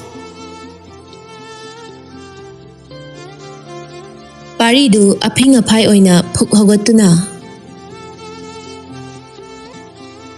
ꯕꯕꯥ ꯀꯩ ꯍꯥꯏꯒꯦ ꯂꯥꯛꯑꯣꯅꯦ ꯅꯪꯕꯣ ꯃꯄꯥꯟꯗ ꯑꯝꯇ ꯊꯣꯛꯂꯛꯑꯣ ꯀꯩ ꯍꯥꯏꯒꯦ ꯕꯥ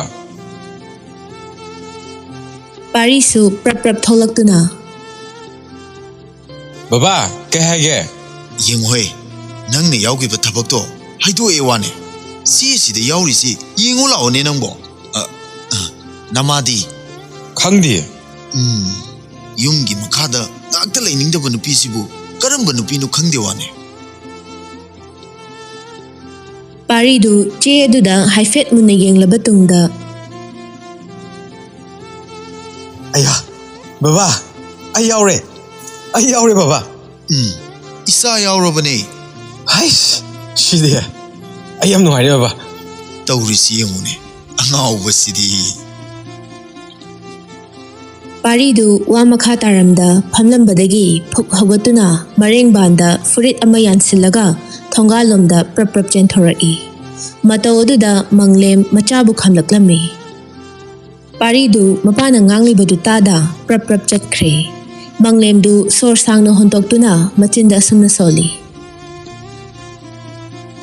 ꯍꯥꯏ ꯉꯥꯏꯈꯣꯅꯦꯍꯦ ꯀꯗꯥꯏꯗꯅꯣ ꯅꯪꯅ ꯑꯃꯨꯛ ꯆꯠꯂꯤꯗꯨꯅ ꯑꯁꯤꯗꯅꯦ ꯕꯕꯥ ꯅꯪꯅꯦ ꯑꯉꯥꯡ ꯅꯠꯇ꯭ꯔꯕꯅꯤ ꯕꯥꯞ ꯇꯥꯎꯀꯣ ꯄꯥꯔꯤꯗꯨ ꯃꯄꯥꯅ ꯉꯥꯡꯂꯤꯕꯗꯨ ꯇꯥꯗ ꯄ꯭ꯔꯞ ꯄ꯭ꯔꯞ ꯆꯠꯈ꯭ꯔꯦ ꯃꯪꯂꯦꯝ ꯁꯣꯔ ꯁꯥꯡꯅ ꯍꯣꯟꯇꯣꯛꯇꯨꯅ ꯃꯆꯤꯟꯗ ꯑꯁꯨꯝꯅ ꯁꯣꯜꯂꯤ ꯇꯧꯔꯤꯁꯤ ꯌꯦꯡꯉꯨꯅꯦ ꯑꯣꯟꯊꯣꯛꯄꯅꯤꯗ ꯃꯦꯟ ꯇꯥꯅ ꯋꯥꯔꯤ ꯑꯃꯠꯇ ꯁꯥꯟꯅꯕ ꯌꯥꯗꯦꯅꯦꯁꯦ ꯃꯃꯥꯗꯨꯅ ꯀꯗꯥꯏꯗ ꯑꯃꯨꯛ ꯆꯠꯈ꯭ꯔꯕꯖꯥꯠꯅꯣ ꯃꯁꯤꯅ ꯍꯦꯛ ꯊꯣꯛꯈꯤꯕꯁꯤꯗ ꯀꯗꯥꯏꯗꯒꯤ ꯃꯤꯋꯥ ꯃꯌꯥꯝ ꯑꯃ ꯃꯀꯣꯛꯁꯤꯗꯅꯦ ꯍꯟꯖꯤꯜꯂꯒ ꯍꯜꯂꯛꯇꯧꯔꯤꯕꯅꯤ ꯍꯥꯏꯅꯔꯤꯉꯩ ꯑꯗꯨꯗ ꯕꯤꯅꯥꯗꯨ ꯉꯥꯡꯗꯅ ꯆꯪꯂꯛꯏ ꯑꯃꯨꯛ ꯆꯠꯈ꯭ꯔꯦꯅꯦꯁꯦ ꯃꯁꯤ ꯑꯉꯥꯡꯁꯤꯒꯤ ꯍꯛꯇꯛꯇ ꯑꯩꯁꯦ ꯃꯤꯃꯥꯡ ꯐꯝꯕ ꯁꯣꯏꯗ꯭ꯔꯕꯅꯤ ꯃꯣꯏꯗ ꯆꯪꯒꯅꯨ ꯍꯥꯏꯕꯁꯤꯗ ꯌꯥꯕ ꯀꯧꯕ ꯂꯩꯇꯦꯕ ꯀꯃꯥꯏ ꯇꯧꯅꯤ ꯁꯤꯗꯤ ꯃꯪꯂꯦꯝ ꯕꯤꯅꯥꯗ ꯑꯃꯨꯛ ꯑꯣꯟꯁꯤꯜꯂꯛꯇꯨꯅ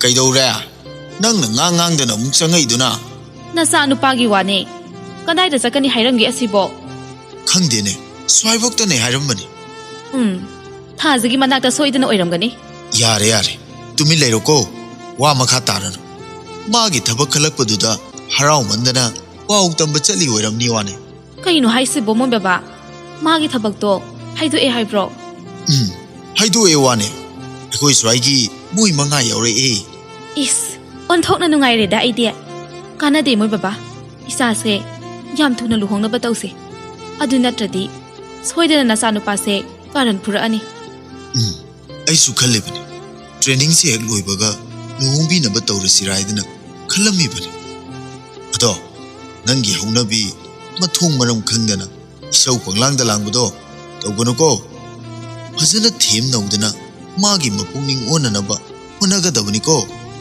ꯅꯪꯁꯨ ꯈꯪꯉꯤꯗꯨꯅꯤ ꯃꯉꯣꯟꯗ ꯀꯂꯪꯀꯥ ꯁꯤꯡꯕ ꯌꯥꯗꯦ ꯍꯥꯏꯕꯗꯣ ꯍꯣꯏ ꯑꯩꯁꯨ ꯈꯪꯉꯦ ꯑꯗꯨꯗ ꯁꯥꯎꯅꯤꯡꯕ ꯍꯦꯟꯃꯟꯈꯤꯗꯅ ꯊꯥꯖꯒꯤ ꯃꯅꯥꯛꯇ ꯆꯠꯂꯒ ꯑꯣꯏꯅ ꯉꯥꯡꯉꯨꯔꯁꯤꯔ ꯐꯥꯎ ꯈꯜꯂꯝꯃꯕꯅꯦ ꯍꯥꯏ ꯃꯗꯨ ꯌꯥꯗꯦꯀꯣ ꯃꯈꯣꯏ ꯑꯅꯤ ꯅꯨꯡꯁꯤꯅꯩ ꯍꯥꯏꯕꯁꯨ ꯆꯞ ꯆꯥꯅ ꯈꯪꯕ ꯅꯠꯇꯦ ꯄꯤꯛꯂꯤꯉꯩꯗꯒꯤ ꯍꯧꯅ ꯃꯕꯥꯅꯤ ꯌꯥꯝ ꯂꯨꯅ ꯇꯤꯟꯅꯖꯕꯅꯤ ꯑꯗꯨꯅ ꯃꯌꯦꯛ ꯁꯦꯡꯅ ꯈꯪꯗ꯭ꯔꯤꯕ ꯃꯈꯩꯅꯦ ꯋꯥ ꯑꯃꯠꯇ ꯍꯥꯏꯕ ꯌꯥꯗꯦꯀꯣ ꯍꯣꯏꯁꯦ ꯑꯗꯣ ꯃꯣꯏ ꯕꯕꯥ ꯑꯇꯩ ꯂꯩꯔꯤ ꯑꯩꯗꯤꯅꯦ ꯃꯥꯒꯤ ꯃꯃꯥꯟꯅꯕꯤ ꯇꯔꯨꯕꯤꯗꯣ ꯑꯣꯏꯅꯕꯨ ꯄꯥꯝꯃꯤꯗ ꯑꯗꯨꯁꯨ ꯌꯥꯏꯅꯦ ꯐꯔꯦ ꯁꯤꯒꯤ ꯋꯥꯁꯦ ꯀꯣꯟꯅ ꯈꯟꯅꯔꯁꯤ ꯉꯁꯤꯒꯤꯗꯤ ꯏꯆꯥ ꯊꯕꯛ ꯈꯜꯂꯛꯄꯒꯤ ꯀꯔꯤꯅꯣ ꯍꯤꯟꯖꯥꯡ ꯑꯍꯥꯎꯕ ꯑꯃꯗꯤ ꯆꯥꯁꯤꯗꯅ ꯑꯗꯨꯗꯤ ꯄꯨꯈ꯭ꯔꯤꯗꯒꯤ ꯑꯣꯏꯅ ꯏꯟ ꯊꯥꯔꯒ ꯐꯥꯔꯁꯦ ꯐꯔꯦ ꯑꯗꯨꯃꯥꯏꯅ ꯇꯧꯔꯁꯤ ꯁꯣꯝꯗ ꯄꯥꯔꯤꯗꯨ ꯊꯔꯣꯒꯤ ꯁꯤꯡꯖꯨ ꯌꯣꯟꯐꯝ ꯑꯗꯣꯝꯗ ꯇꯍꯥ ꯂꯥꯛꯇꯨꯅ ꯊꯥꯖꯕꯨ ꯀꯧꯔꯛꯏ ꯊꯥꯖ ꯗꯄꯥꯔꯤ ꯀꯩ ꯍꯥꯏꯒꯦ ꯑꯁꯨꯛ ꯌꯥꯝ ꯐꯤꯡꯅ ꯂꯥꯛꯏꯗꯨꯕꯣ ꯀꯩꯗꯧꯕ ꯌꯥꯎꯔꯒꯦ ꯍꯥ ꯄꯥꯔꯤꯗꯨ ꯁꯣꯔ ꯊꯕꯦꯠ ꯍꯣꯟꯗꯨꯅ ꯊꯥꯖꯒꯤ ꯃꯅꯥꯛꯇ ꯁꯠ ꯐꯝꯊꯩ ꯀꯩꯁꯨ ꯇꯧꯗꯦꯗ ꯅꯨꯡꯉꯥꯏꯕ ꯄꯥꯎ ꯑꯃ ꯇꯝꯕꯤꯒꯦ ꯂꯥꯛꯏꯅꯦ ꯄꯥꯔꯤ ꯀꯔꯤ ꯄꯥꯎꯅꯣ ꯏꯅꯦꯁꯨ ꯇꯥꯅꯤꯡꯈ꯭ꯔꯦꯗ ꯅꯪꯒꯤ ꯄꯥꯎꯁꯦ ꯇꯔꯨꯕꯤꯅ ꯑꯃꯨꯛ ꯃꯔꯛ ꯐꯠ ꯊꯠꯇꯨꯅ ꯑꯁꯦꯡꯕ ꯗꯥꯄꯥꯔꯤꯒꯤ ꯄꯥꯎꯁꯦ ꯌꯥꯝ ꯅꯨꯡꯉꯥꯏꯔꯝꯗꯣꯏ ꯃꯥꯜꯂꯤꯀꯣ ꯑꯗꯨ ꯗꯥꯄꯥꯔꯤ ꯀꯩ ꯄꯥꯎꯅꯣ ꯁꯠ ꯍꯥꯏꯔꯛꯑꯣ ꯌꯥꯝ ꯇꯥꯅꯤꯡꯉꯦꯕ ꯑꯗꯨꯕꯨꯔꯣ ꯑꯩꯒꯤ ꯊꯕꯛꯇꯣ ꯍꯥꯏꯗꯣꯛꯑꯦ ꯑꯗꯨꯗꯤ ꯌꯥꯝ ꯅꯨꯡꯉꯥꯏꯕ ꯄꯥꯎꯅꯤꯅꯦ ꯈꯜꯂꯛꯑꯕ ꯅꯠꯇ꯭ꯔꯣ ꯈꯜꯂꯛꯑꯦ ꯑయ్ꯌꯥ ꯌꯥꯝ ꯊꯥꯖꯗꯤꯌꯦ ꯍꯣꯏꯅꯦ ꯅꯪꯒꯤ ꯄꯥꯎꯁꯦ ꯇꯥꯕꯗ ꯏꯅꯦꯁꯨ ꯅꯨꯡꯉꯥꯏꯅꯦ ꯁꯦꯁ ꯃꯤ ꯃꯆꯥꯗꯤ ꯄꯨꯂꯤꯁꯀ ꯑꯣꯏꯈꯤꯗꯣꯔꯦꯀꯣ ꯑꯁ ꯌꯥꯔꯦꯗ ꯑꯃꯨꯛ ꯍꯥꯏꯔꯛꯑꯅꯣ ꯈꯥꯏꯕ ꯅꯠꯇꯤꯌꯦ ꯑꯁꯦꯡꯕꯅꯦ ꯑꯗꯣ ꯊꯕꯛ ꯈꯜꯂꯛꯄꯒꯤ ꯊꯥꯖ ꯏꯕꯥꯅꯤꯁꯨ ꯀꯩꯅꯣꯃꯗꯤ ꯄꯤꯖꯕ ꯌꯥꯕ ꯖꯥꯠꯅꯤ ꯄꯤꯖꯗꯣꯏꯅꯤ ꯀꯩꯅꯣ ꯅꯠꯇꯦꯅꯦ ꯅꯈꯣꯏꯕꯨ ꯀꯩꯀꯩ ꯆꯥꯅꯤꯡꯒꯦ ꯇꯔꯨꯕꯤꯒꯤ ꯋꯥꯗꯨꯗ ꯊꯥꯖ ꯍꯥꯏꯔꯨꯅꯨ ꯍꯥꯏꯒꯨꯝ ꯈꯨꯖꯤꯟꯅ ꯈꯪꯁꯤꯛ ꯁꯤꯛꯂꯛꯏ ꯃꯇꯧ ꯑꯗꯨꯗ ꯇꯔꯨꯕꯤꯗꯨ ꯏꯈꯪ ꯈꯪꯅ ꯑꯌꯣ ꯍꯤꯡꯆꯥꯕꯤ ꯀꯩꯅꯣ ꯌꯥꯝ ꯅꯥꯏꯌꯦ ꯊꯥꯖ ꯀꯩꯝꯇ ꯈꯪꯁꯤꯟꯅꯗꯕ ꯁꯥꯗꯨꯅ ꯀꯩꯗꯧꯔꯒꯦ ꯑꯗꯨ ꯌꯥꯝ ꯀꯟꯅ ꯂꯧꯈꯠꯂꯛꯏꯗꯨꯅ ꯇꯔꯨꯕꯤꯁꯨ ꯂꯠ ꯂꯠ ꯇꯧꯅ ꯀꯩꯅꯣꯅꯦ ꯇꯤꯜꯂ ꯈꯪꯗꯤꯌꯦ ꯈꯨꯗꯥꯡꯁꯤꯗ ꯌꯥꯝ ꯀꯟꯅ ꯆꯤꯛꯂꯛꯏꯕ ꯅꯥꯕ꯭ꯔꯣ ꯅꯥꯗ꯭ꯔꯗꯤ ꯀꯩꯅꯣ ꯍꯤꯡꯆꯥꯕꯤ ꯑꯗꯨꯛ ꯌꯥꯝ ꯀꯟꯅ ꯁꯤꯛꯑꯒ ꯀꯛꯆꯤꯡ ꯑꯅꯥꯕꯤꯗꯣ ꯑꯣꯏꯔꯝꯒꯅꯤꯌꯦ ꯑꯣꯏꯔꯝꯅꯤ ꯇꯔꯨꯕꯤ ꯈꯔ ꯐꯔꯕ꯭ꯔꯣ ꯅꯪꯕꯣ ꯍꯣꯏꯅꯦ ꯈꯔꯕꯨꯗꯤ ꯐꯔꯦ ꯍꯧꯒꯠꯂꯒ ꯀꯔꯤ ꯀꯔꯤ ꯂꯩꯒꯦꯗꯣ ꯌꯦꯡꯉꯨꯗꯅ ꯌꯦꯡꯗ꯭ꯔꯁꯨ ꯌꯥꯔꯅꯤꯗ ꯄꯥꯔꯤꯗꯨ ꯑꯅꯤꯗꯨꯗ ꯑꯃꯨꯛ ꯑꯣꯟꯁꯤꯜꯂꯛꯇꯨꯅ ꯋꯥꯗꯨ ꯐꯠ ꯁꯝꯖꯤꯜꯂꯛꯏ ꯑꯁ ꯌꯥꯔꯦꯁꯦ ꯅꯣꯏꯅꯤꯒꯤꯗꯣ ꯀꯗꯔꯅꯦ ꯈꯪꯉꯦ ꯑꯗꯨꯏ ꯁꯔꯨꯛꯅꯦ ꯐꯤꯔꯣꯜ ꯂꯣꯏꯁꯜꯂꯣ ꯑꯗꯨꯒ ꯐꯥꯁ ꯐꯨꯗꯇ ꯑꯆꯥꯄꯣꯠ ꯆꯥꯊꯔꯨꯔꯁꯦ ꯗꯥ ꯄꯥꯔꯤ ꯐꯥꯒꯤ ꯇꯧꯕꯅꯦ ꯆꯥꯗ꯭ꯔꯁꯨ ꯌꯥꯅꯤꯌꯦ ꯁꯤꯗ ꯑꯗꯨꯝ ꯁꯤꯡꯖꯨ ꯑꯣꯏꯅ ꯆꯥꯔꯁꯦ ꯑꯁ ꯌꯥꯔꯣꯏꯌꯦ ꯆꯥꯔꯨꯗꯣꯏꯅꯦ ꯅꯠꯇꯦ ꯅꯣꯏꯒꯤꯁꯦ ꯑꯩ ꯀꯤꯔꯥ ꯅꯠꯇ꯭ꯔꯒꯅ ꯏꯅꯦ ꯀꯤꯔꯤꯔꯥ ꯑꯗꯨꯒꯤ ꯅꯠꯇꯤꯌꯦ ꯅꯠꯇ꯭ꯔꯒ ꯀꯩꯒꯤ ꯌꯥꯗ꯭ꯔꯤꯕ ꯏꯅꯦ ꯉꯥꯏꯍꯥꯛꯇ ꯆꯠꯂꯨꯒꯦꯀꯣ ꯗꯥꯄꯥꯔꯤ ꯉꯁꯤꯒꯤꯗꯤ ꯇꯣꯛꯑꯁꯦ ꯀꯣꯟꯅ ꯆꯥꯔꯁꯦ ꯑꯁ ꯌꯥꯔꯣꯏꯌꯦ ꯆꯥꯔꯨꯗꯣꯏꯅꯦ ꯅꯣꯏꯒꯤꯁꯦ ꯏꯅꯦ ꯀꯤꯕꯩꯔꯥ ꯅꯠꯇ꯭ꯔꯒ ꯑꯩꯒ ꯆꯠꯄ ꯇꯟꯕꯩꯔꯣ ꯁꯦꯡꯅ ꯍꯥꯏꯌꯨ ꯀꯩꯗꯧꯔꯒꯦ ꯗꯥꯄꯥꯔꯤ ꯅꯕꯨ ꯐꯠꯇꯕ ꯇꯧꯅꯣ ꯑꯗꯨꯒꯤ ꯅꯠꯇꯦ ꯍꯥꯏꯕꯅꯦ ꯐꯔꯦꯁꯦ ꯗꯥꯄꯥꯔꯤꯅ ꯄꯤꯖꯅꯤꯡꯉꯗꯤ ꯇꯔꯨꯕꯤ ꯏꯕꯥꯅꯤ ꯌꯥꯎꯗ꯭ꯔꯁꯨ ꯑꯆꯥꯄꯣꯠꯇꯣ ꯑꯗꯨꯝ ꯂꯩꯔꯛꯑꯣ ꯑꯗꯨꯒ ꯁꯤꯗ ꯑꯣꯏꯅ ꯄꯨꯟꯅ ꯆꯥꯃꯤꯟꯅꯔꯁꯦ ꯌꯥꯏꯗꯅ ꯗꯥꯄꯥꯔꯤ ꯅꯪ ꯁꯤ ꯌꯥꯅꯤꯡꯗꯕ꯭ꯔꯣ ꯄꯥꯔꯤ ꯊꯥꯖꯅ ꯃꯉꯣꯟꯗꯒꯤ ꯅꯥꯊꯩꯅꯕ ꯍꯣꯠꯅꯔꯦ ꯍꯥꯏꯕ ꯃꯥ ꯈꯪꯉꯤ ꯑꯗꯨꯕꯨ ꯄꯨꯝꯅꯃꯛꯇꯣ ꯐꯥꯖꯤꯜꯂꯒ ꯌꯥꯝꯅ ꯇꯞꯅ ꯍꯥꯏꯔꯛꯏ ꯐꯔꯦ ꯐꯔꯦ ꯑꯩꯗꯤ ꯑꯥꯗ ꯆꯠꯂꯒ ꯅꯣꯏꯅ ꯑꯄꯥꯝꯕꯗꯣ ꯈꯜꯂꯒ ꯄꯤꯖꯅꯤꯡꯕꯅꯦ ꯑꯗꯨꯕꯨ ꯅꯣꯏꯅ ꯌꯥꯗ꯭ꯔꯕꯅꯤꯅ ꯀꯔꯤ ꯎꯄꯥꯏ ꯂꯩ ꯑꯗꯣ ꯅꯕꯥꯅꯤ ꯉꯥꯛꯇ ꯂꯩꯔꯝꯃꯨꯀꯣ ꯑꯩ ꯐꯠ ꯂꯩꯔꯒ ꯂꯥꯛꯀꯦꯕ ꯀꯩꯀꯩ ꯂꯩꯔꯣ ꯍꯥꯏꯅꯣ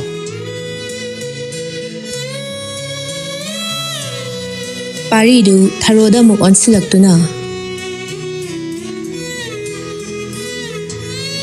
ꯑꯗꯨ ꯏꯅꯦꯒꯤꯁꯨ ꯆꯥꯅꯤꯡꯕ ꯑꯝꯇ ꯍꯥꯏꯔꯛꯎꯗꯅ ꯑꯩ ꯄꯨꯟꯅ ꯂꯩꯔꯛꯀꯦ ꯄꯥꯔꯤ ꯏꯅꯦꯒꯤꯗꯤ ꯌꯥꯔꯦꯗ ꯑꯩꯈꯣꯏꯗꯤ ꯑꯍꯟꯁꯨ ꯑꯣꯏꯔꯕꯅꯤꯅ ꯀꯩꯁꯨ ꯆꯥꯅꯤꯡꯕꯒ ꯐꯥꯎꯗ꯭ꯔꯦꯗ ꯑꯗꯨ ꯏꯅꯦ ꯀꯩꯅꯣꯝꯇꯪꯗꯤ ꯍꯥꯏꯔꯛꯑꯣ ꯉꯁꯤꯁꯦ ꯑꯩꯅ ꯀꯩꯅꯣꯝꯇ ꯁꯨꯝ ꯄꯤꯖꯅꯤꯡ ꯇꯧꯕꯅꯦꯕ ꯐꯔꯦ ꯐꯔꯦ ꯅꯪꯅ ꯌꯥꯗ꯭ꯔꯕꯅꯤꯅꯅꯦ ꯕꯣꯔꯥꯔ ꯀꯩꯅꯣꯝꯃ ꯍꯦꯛꯇ ꯂꯩꯔꯛꯑꯣ ꯑꯗꯣ ꯗꯥꯄꯥꯔꯤ ꯑꯩꯈꯣꯏꯒꯤꯁꯨ ꯗꯥꯄꯥꯔꯤꯅ ꯍꯥꯎꯅꯤ ꯈꯟꯕꯗꯣ ꯑꯗꯨꯝ ꯂꯩꯔꯛꯑꯣ ꯅꯣꯏꯕꯨ ꯑꯩꯅ ꯈꯜꯂꯛꯄ ꯑꯃ ꯍꯦꯛꯇ ꯌꯥꯔꯕ꯭ꯔꯅꯦ ꯊꯥꯖ ꯌꯥꯔꯅꯤꯌꯦ ꯑꯗꯨꯗꯤ ꯉꯥꯏꯍꯥꯛ ꯂꯩꯔꯝꯃꯨꯀꯣ ꯉꯥꯏꯔꯝꯗꯅ ꯆꯠꯈ꯭ꯔꯗꯤ ꯑꯩꯗꯤ ꯁꯥꯎꯅꯤꯍꯦ ꯀꯩꯅꯣ ꯗꯥꯄꯥꯔꯤ ꯆꯥꯊꯒꯦꯅ ꯂꯩꯔꯀꯥꯟꯁꯤꯗ ꯀꯩꯗꯧꯕꯩ ꯉꯥꯏꯔꯝꯃꯣꯏꯗꯣꯏꯅꯣ ꯑꯗꯨꯗꯤ ꯆꯠꯂꯨꯈꯤꯒꯦꯀꯣ ꯁꯣꯝꯗꯅ ꯁꯛꯍꯦꯟꯗꯤ ꯊꯥꯖꯒꯤ ꯋꯥꯔꯤ ꯇꯥꯔꯨꯕ ꯅꯨꯃꯤꯠꯇꯒꯤ ꯃꯥꯒ ꯅꯛꯁꯤꯟꯅꯅꯕ ꯍꯣꯠꯅꯕꯗ ꯊꯔꯣꯒꯤ ꯁꯤꯡꯖꯨꯗꯨ ꯏꯇꯠ ꯇꯠꯇꯅ ꯑꯗꯨꯃꯛ ꯆꯥꯕ ꯍꯧꯔꯕꯅꯤ ꯐꯥꯏꯜꯁꯤꯡꯗꯨ ꯂꯣꯏꯁꯤꯜꯂꯝꯂꯕ ꯇꯨꯡꯗ ꯊꯔꯣꯒꯤ ꯃꯅꯥꯛꯇ ꯆꯠꯅꯕꯅꯤ ꯍꯥꯏꯗꯨꯅ ꯍꯣꯕꯦ ꯍꯣꯕꯦ ꯊꯣꯛꯂꯛꯄꯗ ꯖꯦꯝꯁꯀꯤ ꯀꯣꯜꯁꯨ ꯂꯥꯛꯂꯤ ꯁꯛꯍꯦꯟ ꯄꯣꯀꯦꯠꯇꯒꯤ ꯐꯣꯟꯗꯣ ꯂꯧꯊꯣꯛꯇꯨꯅ ꯍꯜꯂꯣ ꯑꯁ ꯃꯤ ꯃꯆꯥꯗꯤ ꯌꯥꯝ ꯅꯨꯡꯉꯥꯏꯈ꯭ꯔ ꯃꯥꯜꯂꯦꯗ ꯀꯣꯜꯒ ꯁꯨꯡꯇꯧ ꯇꯧꯔꯛꯇꯦ ꯋꯥꯅꯤ ꯑꯁ ꯑꯗꯨꯒꯤ ꯅꯠꯇꯦꯍꯦ ꯊꯕꯛꯅꯤ ꯑꯥꯗ ꯇꯧꯔꯤꯅꯤ ꯍꯣꯏꯅꯦ ꯑꯗꯣ ꯃꯐꯝꯗꯨꯕꯨ ꯅꯨꯡꯉꯥꯏꯕ꯭ꯔꯣ ꯀꯃꯥꯏꯅ ꯇꯧꯒꯦ ꯃꯐꯝꯁꯤꯕꯨꯗꯤ ꯌꯥꯝ ꯏꯪꯅ ꯅꯨꯡꯉꯥꯏ ꯂꯩꯔꯤꯕ ꯃꯤꯁꯤꯡꯁꯨ ꯑꯗꯨꯛꯀꯤ ꯃꯇꯤꯛ ꯌꯥꯝ ꯆꯝꯃꯤ ꯑꯗꯨ ꯑꯣꯏꯔꯒꯅ ꯅꯪꯒꯤꯁꯨ ꯑꯃ ꯌꯦꯡꯁꯤꯜꯂꯨꯗꯅ ꯑꯩꯁꯨ ꯈꯜꯂꯤꯕꯅꯦ ꯑꯗꯨꯕꯨ ꯅꯍꯥꯟ ꯅꯣꯡꯃ ꯑꯃ ꯎꯈꯤꯕꯗꯒꯤ ꯑꯅꯤꯔꯛ ꯁꯨꯅ ꯎꯒꯦ ꯐꯪꯈꯤꯗ꯭ꯔꯦ ꯀꯩꯅꯣ ꯅꯪ ꯅꯨꯄꯥ ꯅꯠꯇ꯭ꯔꯣ ꯐꯪꯅꯕ ꯊꯤꯌꯨ ꯀꯩꯅꯣ ꯑꯗꯨ ꯉꯥꯏꯈꯣꯅꯦ Noi sarangna call tawbada nangna supai farak te aisina kamai tawribi amuk tawbadana switch off lei haine ingonda yam sauna call ga tawraga wakala ambani ꯑꯩꯗꯤ ꯀꯥꯎꯏꯅꯦ ꯑꯩ ꯀꯣꯜ ꯑꯝꯇ ꯇꯧꯒꯦꯁꯦ ꯑꯗꯨꯒ ꯀꯟꯐꯦꯁ ꯊꯥꯔꯛꯀꯦ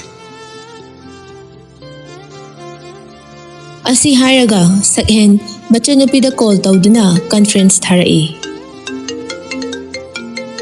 ꯍꯜꯂꯣ ꯇꯥꯃꯣꯆꯣ ꯍꯥꯎ ꯑꯩꯅ ꯐꯣꯟ ꯇꯧꯕꯗ ꯄꯥꯏꯔꯤꯗꯨꯅ ꯀꯩ ꯍꯥꯏꯕ ꯍꯟꯗꯛꯁꯦ ꯇꯥꯃꯣꯆꯧ ꯊꯕꯛ ꯈꯔ ꯆꯤꯜꯂꯤ ꯑꯗꯨꯒꯤꯅꯤ ꯇꯧꯕꯗꯤ ꯅꯪꯅ ꯇꯧꯔꯦ ꯍꯥꯏꯕ ꯅꯨꯃꯤꯠꯇꯣ ꯃꯩꯁꯨ ꯂꯥꯛꯇꯕ ꯑꯗꯨ ꯑꯣꯏꯔꯁꯨ ꯀꯣꯜ ꯕꯦꯛ ꯇꯧꯔꯛꯄ ꯌꯥꯏꯗꯅ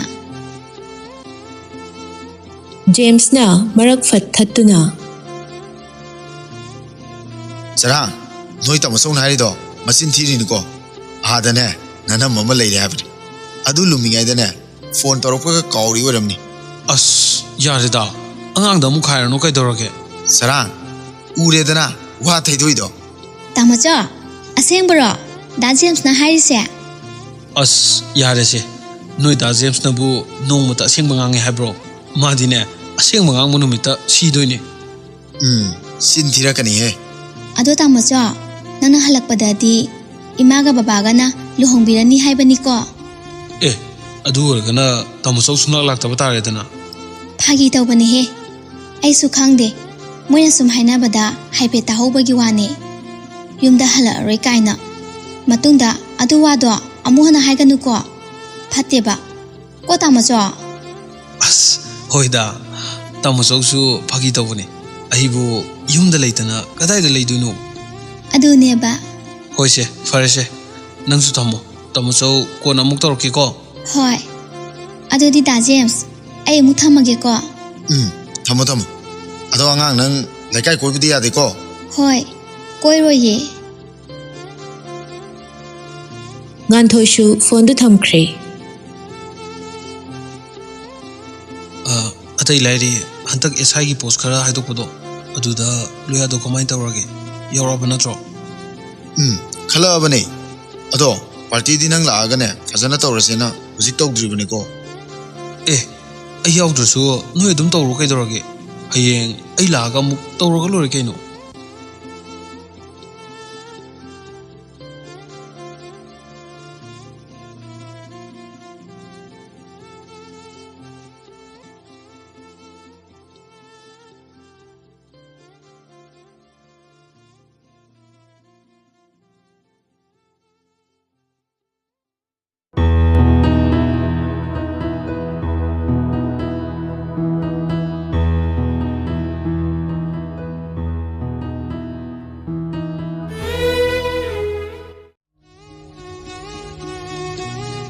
ꯊꯥꯖ ꯀꯩꯒꯤꯅꯣ ꯅꯪꯅ ꯑꯗꯨꯛ ꯌꯥꯝ ꯄꯨꯛꯅꯤꯡ ꯁꯣꯟꯊꯔꯤꯗꯨꯕꯣ ꯃꯥꯏꯗ ꯈꯤꯇꯪ ꯈꯛ ꯁꯣꯛꯄꯗꯨꯒꯤꯔꯣ ꯅꯪꯒꯤ ꯐꯤꯕꯝ ꯍꯥꯏꯁꯦ ꯌꯥꯝ ꯄꯥꯡꯗꯕ ꯇꯧꯔꯛꯀꯅꯨꯀꯣ ꯑꯩꯒꯤ ꯏꯃꯥꯟꯅꯕꯤꯒ ꯃꯥꯟꯖꯗꯦ ꯑꯃꯔꯣꯝꯗꯗꯤ ꯆꯥꯎꯊꯣꯛꯅ ꯍꯥꯏꯕꯤꯒꯦ ꯃꯥꯏ ꯁꯣꯛꯑꯦ ꯍꯥꯏꯔꯤꯕ ꯅꯪꯉꯣꯟꯗꯒꯤ ꯍꯦꯟꯅ ꯁꯛ ꯐꯖꯕ ꯂꯩꯀꯥꯏꯁꯤꯗ ꯀꯅꯥꯕꯨ ꯂꯩꯔꯤꯒꯦ ꯇꯔꯨꯕꯤ ꯋꯥꯁꯣ ꯌꯥꯝ ꯉꯥꯡꯒꯅꯨꯀꯣ ꯅꯪꯅꯗꯤ ꯏꯔꯥꯏ ꯂꯥꯏꯅ ꯍꯥꯏꯔꯤꯕ ꯆꯍꯤ ꯆꯨꯞꯄ ꯑꯃ ꯃꯥꯏꯁꯤꯗ ꯐꯤ ꯑꯃꯅ ꯑꯗꯨꯝ ꯌꯦꯠꯂꯤꯁꯤꯕꯨ ꯁꯛ ꯐꯖꯕꯒꯤ ꯈꯨꯗꯝꯂꯣ ꯅꯪꯒꯤ ꯋꯥꯗꯣ ꯃꯤꯅ ꯇꯥꯔꯒ ꯉꯥꯡꯖ ꯁꯥꯔꯤꯁꯤ ꯌꯦꯡꯉꯨ ꯍꯥꯏꯗꯅ ꯁꯣꯏꯗꯅ ꯅꯣꯛꯅꯈꯤꯅꯤ ꯅꯣꯛꯅꯅꯤꯡꯉꯒ ꯅꯣꯛꯅꯖꯁꯅꯨ ꯑꯁꯦꯡꯕ ꯍꯥꯏꯕꯅꯤ ꯀꯩꯅꯣ ꯑꯗꯣ ꯍꯥꯏꯁꯨ ꯍꯥꯏꯕꯅꯤ ꯊꯥꯖ ꯅꯪ ꯑꯗꯨꯗ ꯀꯥ ꯍꯦꯟꯅꯁꯨ ꯈꯟꯖꯟꯒꯅꯨ ꯏꯕꯥꯅꯤꯅ ꯌꯥꯎꯔꯤꯕ ꯃꯔꯨꯞꯁꯦ ꯍꯦꯛ ꯐꯪꯕꯒ ꯅꯪꯒꯤ ꯃꯥꯏꯗꯣ ꯌꯥꯝ ꯊꯨꯅ ꯌꯦꯡꯊꯣꯛꯅꯕ ꯇꯧꯁꯤ ꯑꯩꯒꯤ ꯁꯤꯌꯔ ꯑꯃ ꯌꯥꯎꯕꯗꯨꯁꯨꯅꯦ ꯅꯪꯒꯤ ꯂꯥꯌꯦꯡꯕꯒꯤ ꯑꯗꯨꯝ ꯑꯣꯏꯔꯣ ꯌꯥꯔꯤꯈꯩꯗꯤꯅꯦ ꯃꯤꯉꯣꯟꯗꯒꯤ ꯍꯪꯗꯅꯕ ꯍꯣꯠꯅꯁꯤ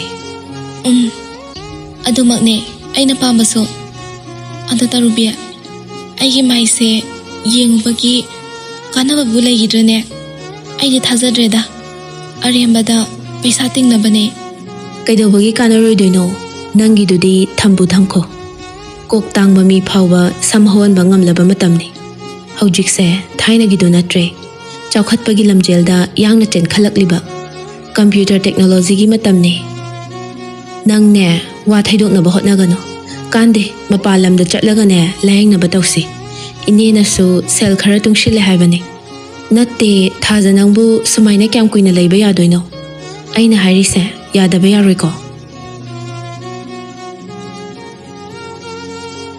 ꯊꯥꯖ ꯁꯣꯔ ꯁꯥꯡꯅ ꯍꯣꯟꯇꯣꯛꯇꯨꯅ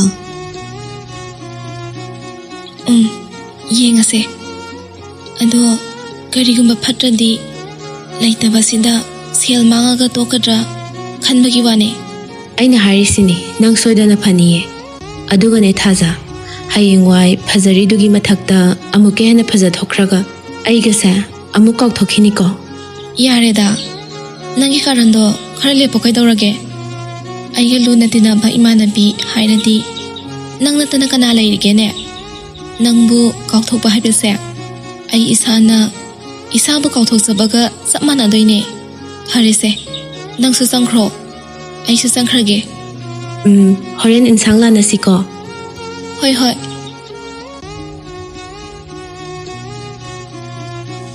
ꯑꯁꯨꯝꯅ ꯑꯅꯤꯗꯨ ꯉꯥꯡꯗꯅ ꯂꯥꯛꯄꯅ ꯃꯥꯒꯤ ꯃꯌꯨꯝ ꯌꯧꯗꯨꯅ ꯆꯪꯅꯈ꯭ꯔꯦ ꯊꯥꯖ ꯍꯪꯒꯥꯝ ꯍꯥꯞꯄ ꯄꯣꯂꯥꯡꯗꯨ ꯄꯨꯊꯣꯔꯛꯇꯨꯅ ꯃꯟꯕ ꯍꯧꯏ ꯇꯟꯖꯥ ꯑꯗꯨꯗ ꯄꯥꯔꯤꯗꯨ ꯃꯈꯨꯠꯇ ꯈꯥꯎ ꯑꯃ ꯌꯥꯟꯗꯨꯅ ꯆꯪꯂꯛꯂꯒ ꯊꯥꯖꯒꯤ ꯅꯥꯀꯟꯗ ꯁꯠ ꯐꯝꯊꯔꯛꯏ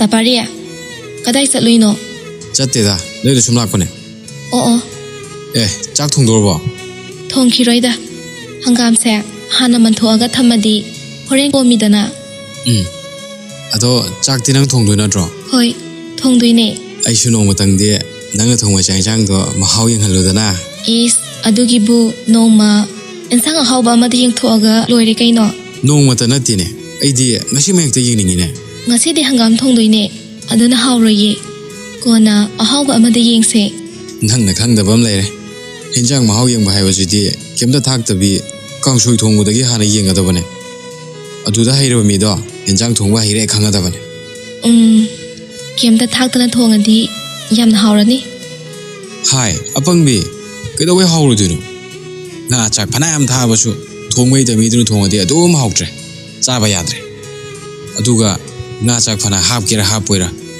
ꯊꯣꯡꯕꯨ ꯍꯩꯔꯕꯗꯤꯅꯦ ꯍꯥꯎꯗꯣꯏꯕ ꯈꯪꯕ ꯏꯍꯦ ꯑꯩꯗꯤ ꯋꯥꯔꯤꯗ ꯀꯥꯎꯔꯦꯗꯅ ꯊꯥꯖ ꯁꯦ ꯂꯧꯁꯜꯂꯣ ꯗꯥꯄꯥꯔꯤꯌꯥ ꯀꯩꯅꯣ ꯁꯤꯕꯣ ꯀꯩꯁꯨ ꯅꯠꯇꯦꯗ ꯅꯪꯅ ꯐꯤ ꯁꯥꯕꯗꯅꯦ ꯆꯥꯅꯕ ꯑꯆꯥꯄꯣꯠ ꯈꯔꯒ ꯏꯟꯖꯥꯡ ꯈꯔꯒ ꯂꯩꯕꯤꯔꯛꯄꯅꯦ ꯗꯥꯄꯥꯔꯤꯌꯥ ꯀꯩꯗꯧꯕꯒꯤ ꯂꯩꯔꯛꯏꯅꯣ ꯑꯗꯨꯏ ꯁꯔꯨꯛ ꯌꯨꯝꯒꯤ ꯑꯣꯏꯅ ꯂꯩꯌꯨ ꯌꯥꯗ꯭ꯔꯣ ꯑꯩꯈꯣꯏꯅꯦꯅꯦ ꯏꯕꯥꯅꯤ ꯈꯛ ꯆꯥꯕꯅꯤꯅ ꯏꯟꯖꯥꯡꯒꯤꯗꯤ ꯀꯩꯁꯨ ꯊꯣꯏꯗꯣꯛꯇꯦꯗ ꯑꯗꯨꯅ ꯏꯟꯖꯥꯡꯁꯦ ꯌꯨꯝꯗ ꯑꯣꯏꯅ ꯄꯨꯈꯣ ꯑꯩꯈꯣꯏꯒꯤꯗꯤ ꯍꯤꯡꯒꯣꯜꯁꯨ ꯆꯥꯎꯋꯤ ꯏꯟꯖꯥꯡ ꯅꯥꯄꯤꯁꯨ ꯋꯥꯠꯅꯤꯡꯉꯥꯏ ꯂꯩꯇꯦ ꯑꯗꯨꯅ ꯅꯣꯏꯒꯤ ꯂꯩꯕꯤꯔꯛꯄꯅꯦ ꯑꯗꯨ ꯑꯣꯏꯔꯁꯨ ꯗꯥꯄꯥꯔꯤꯅ ꯂꯩꯔꯛꯏꯁꯤꯗꯤ ꯅꯣꯏꯗ ꯍꯧꯗꯕ ꯉꯥꯛꯇꯅꯤ ꯀꯩꯅꯣ ꯑꯗꯨꯅ ꯄꯨꯈꯨꯋꯣ ꯊꯥꯖ ꯅꯪ ꯉꯁꯤ ꯀꯩꯗꯧꯔꯒꯦ ꯅꯪ ꯉꯁꯤ ꯀꯩꯗꯧꯔꯦ ꯍꯥꯏꯕꯅꯣ ꯁꯦ ꯑꯩꯉꯣꯟꯗ ꯁꯦꯡꯅ ꯑꯝꯇ ꯍꯥꯏꯌꯨ ꯅꯪꯉꯣꯟꯗ ꯀꯅꯥꯅ ꯀꯔꯤ ꯍꯥꯏꯔꯛꯑꯒꯦ ꯅꯪ ꯃꯍꯧꯁꯥꯒ ꯏꯃꯥꯟ ꯃꯥꯟꯅꯗꯦ ꯗꯥꯄꯥꯔꯤꯌꯥ ꯑꯗꯨꯒꯤ ꯅꯠꯇꯤꯌꯦ ꯑꯩꯉꯣꯟꯗꯕꯨ ꯀꯅꯥꯅ ꯀꯔꯤ ꯍꯥꯏꯗꯣꯏꯅꯣ ꯅꯠꯇꯦ ꯊꯥꯖ ꯅꯪꯅ ꯑꯩꯉꯣꯟꯗ ꯐꯅꯌꯥꯝ ꯍꯥꯏꯗꯣꯛꯅꯤꯡꯗ꯭ꯔꯕꯁꯨ ꯅꯪꯒꯤ ꯃꯥꯏꯊꯣꯡꯗꯨꯗ ꯇꯥꯔꯤꯕ ꯅꯤꯡꯉꯝꯗꯕꯒꯤ ꯃꯃꯤꯗꯨꯅ ꯇꯥꯛꯏ ꯅꯪꯉꯣꯟꯗ ꯀꯔꯤꯒꯨꯝꯕ ꯋꯥ ꯈꯔ ꯂꯩꯔꯦ ꯍꯥꯏꯕ ꯑꯗꯨꯕꯨ ꯑꯩ ꯃꯔꯝꯗꯨꯗꯤ ꯍꯪꯉꯣꯏꯗ ꯗꯥꯄꯥꯔꯤꯌꯥ ꯅꯪꯅ ꯈꯜꯂꯤꯗꯣ ꯑꯣꯟꯅꯔꯦ ꯑꯩꯉꯣꯟꯗ ꯅꯨꯡꯉꯥꯏꯇꯕ ꯅꯤꯡꯉꯝꯗꯕ ꯀꯔꯤꯁꯨ ꯂꯩꯇꯦꯀꯣ ꯑꯩꯗꯤ ꯏꯆꯝ ꯆꯝꯅꯗ ꯑꯩꯈꯣꯏꯒꯤ ꯏꯟꯖꯥꯡ ꯌꯥꯝꯅ ꯂꯩꯔꯤ ꯍꯥꯏꯕꯒꯤ ꯋꯥꯅꯦ ꯁꯤꯗ ꯗꯥꯄꯥꯔꯤꯅ ꯌꯥꯝꯅ ꯅꯨꯡꯉꯥꯏꯇ꯭ꯔꯗꯤ ꯐꯔꯦ ꯏꯟꯖꯥꯡꯁꯦ ꯂꯧꯍꯧꯔꯒꯦ ꯑꯗꯣ ꯃꯇꯨꯡꯗꯗꯤ ꯂꯩꯕꯤꯔꯛꯀꯅꯨꯀꯣ ꯑꯋꯨ ꯃꯤꯅ ꯎꯈ꯭ꯔꯒ ꯑꯩꯕꯨ ꯂꯥꯟꯅ ꯄꯥꯎꯊꯣꯛꯈꯤꯅꯦꯕ ꯍꯧꯖꯤꯛꯄꯨꯗꯤ ꯂꯧꯗ꯭ꯔꯁꯨ ꯌꯥꯔꯦꯗ ꯆꯥꯁꯨ ꯆꯥꯕꯤꯔꯣꯏꯗꯕꯗ ꯀꯩꯗꯧꯗꯣꯏꯅꯣ ꯂꯧꯔꯨꯔꯒ ꯀꯩꯅꯣ ꯗꯥꯄꯥꯔꯤꯌꯥ ꯅꯪ ꯁꯥꯎꯔꯤꯔꯣ ꯁꯥꯎꯗꯦꯗ ꯀꯩꯗꯧꯕꯩ ꯁꯥꯎꯔꯗꯣꯏꯅꯣ ꯃꯤꯅ ꯂꯧꯕꯤꯔꯣꯏꯁꯨ ꯈꯪꯗꯅ ꯑꯩꯅ ꯑꯍꯩꯄꯥ ꯁꯥꯔꯨꯕꯒꯤꯅꯤ ꯐꯔꯦ ꯊꯥꯖ ꯅꯪꯁꯨ ꯂꯩꯍꯧꯔꯣ ꯑꯩꯁꯨ ꯆꯠꯂꯒꯦ ꯉꯥꯏꯈꯨꯋꯣ ꯗꯥꯄꯥꯔꯤꯌꯥ ꯅꯪꯅ ꯏꯅꯥꯛꯇ ꯂꯥꯛꯑꯝꯃꯒ ꯀꯩꯁꯨ ꯂꯩꯇꯕ ꯋꯥꯁꯤꯒꯤ ꯋꯥꯔꯧꯔꯒ ꯆꯠꯈꯤꯕꯗꯣ ꯑꯩ ꯅꯨꯡꯉꯥꯏꯇꯦ ꯑꯗꯨꯅ ꯏꯟꯁꯥꯡꯗꯣ ꯊꯝꯕꯤꯔꯝꯃꯣ ꯗꯥꯄꯥꯔꯤꯅ ꯆꯥꯕꯤꯔꯣꯏꯅ ꯈꯜꯂꯁꯨ ꯑꯩ ꯍꯪꯒꯥꯝꯁꯦ ꯍꯌꯦꯡ ꯊꯣꯡꯉꯒꯦ ꯉꯁꯤꯒꯤꯗꯤ ꯗꯥꯄꯥꯔꯤꯅ ꯄꯨꯔꯛꯏꯕ ꯏꯟꯁꯥꯡꯁꯦ ꯑꯣꯏꯅ ꯊꯣꯡꯉꯒꯦ ꯌꯥꯔꯦꯗꯅ ꯁꯤꯐꯥꯎ ꯁꯥꯎꯔꯤꯕꯣ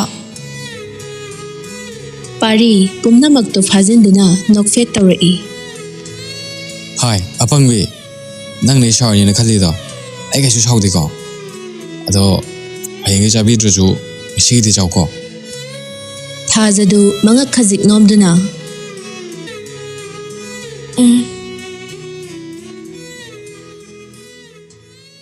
ꯄꯥꯔꯤ ꯃꯈꯨꯠꯅ ꯄꯥꯏꯈꯠꯂꯨꯔꯕ ꯈꯥꯎꯗꯨ ꯊꯥꯖꯗ ꯑꯃꯨꯛ ꯄꯤꯔꯝꯗꯨꯅ ꯃꯥꯁꯨ ꯆꯠꯈ꯭ꯔꯦ ꯁꯛꯍꯦꯟꯗꯤ ꯊꯥꯖꯕꯨ ꯍꯦꯛ ꯎꯔꯨꯕ ꯃꯤꯀꯨꯞꯇꯒꯤ ꯉꯁꯤ ꯐꯥꯎꯕ ꯊꯕꯛꯀ ꯇꯧꯐꯝ ꯈꯪꯗ꯭ꯔꯕꯅꯤ ꯀꯔꯤ ꯍꯤꯌꯥꯏꯕꯨ ꯆꯦꯟꯕꯅꯣ ꯅꯨꯄꯥ ꯃꯥꯕꯨ ꯑꯁꯨꯛ ꯊꯤꯅ ꯉꯥꯎꯍꯟꯕꯗꯤ ꯅꯨꯡꯁꯤꯕꯗꯣ ꯊꯃꯣꯏꯗ ꯂꯣꯠꯇꯨꯅ ꯂꯩꯔꯝꯕꯗꯣ ꯄꯨꯛꯅꯤꯡ ꯃꯍꯥꯛ ꯈꯛꯇꯒꯤꯅꯤ ꯍꯥꯏꯗꯨꯅ ꯊꯃꯣꯏꯗ ꯍꯛꯇꯨꯅ ꯊꯝꯈ꯭ꯔꯕ ꯃꯥꯒꯤ ꯅꯨꯡꯁꯤ ꯃꯃꯤꯅꯤ ꯁꯛꯍꯦꯟ ꯁꯨꯝ ꯐꯝꯂꯝꯕꯗꯒꯤ ꯀꯅꯥꯁꯨ ꯇꯥꯛꯂꯝꯗ ꯅꯍꯥꯟ ꯊꯥꯖꯅ ꯂꯩꯔꯝꯕ ꯗꯨꯀꯥꯟꯗꯨ ꯇꯝꯅ ꯄ꯭ꯔꯞ ꯄ꯭ꯔꯞ ꯂꯥꯛꯂꯦ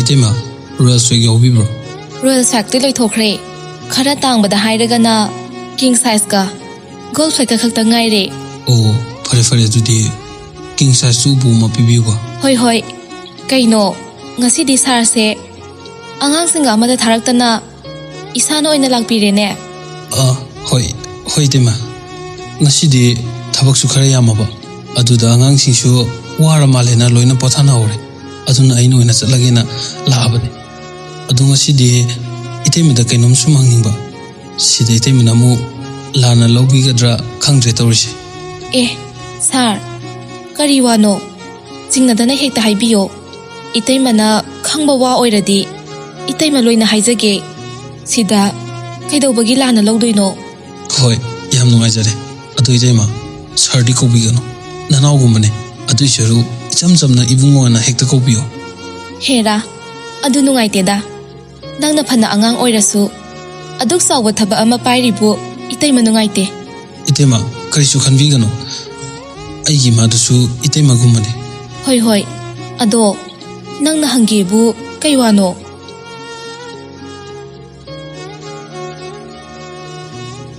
ꯁꯛꯍꯦꯟ ꯃꯈꯨꯠ ꯈꯨꯗꯣꯝꯕꯤꯗꯨꯅ ꯄꯤꯁꯨꯝ ꯍꯥꯏꯐꯦꯠ ꯈꯣꯠꯇꯨꯅ ꯏꯀꯥꯏ ꯏꯀꯤ ꯄꯨꯝꯕ ꯊꯥꯗꯣꯛꯇꯨꯅ ꯏꯛ ꯑꯥ ꯇꯧꯅ ꯈꯨꯝꯂꯛꯂꯝꯃꯤ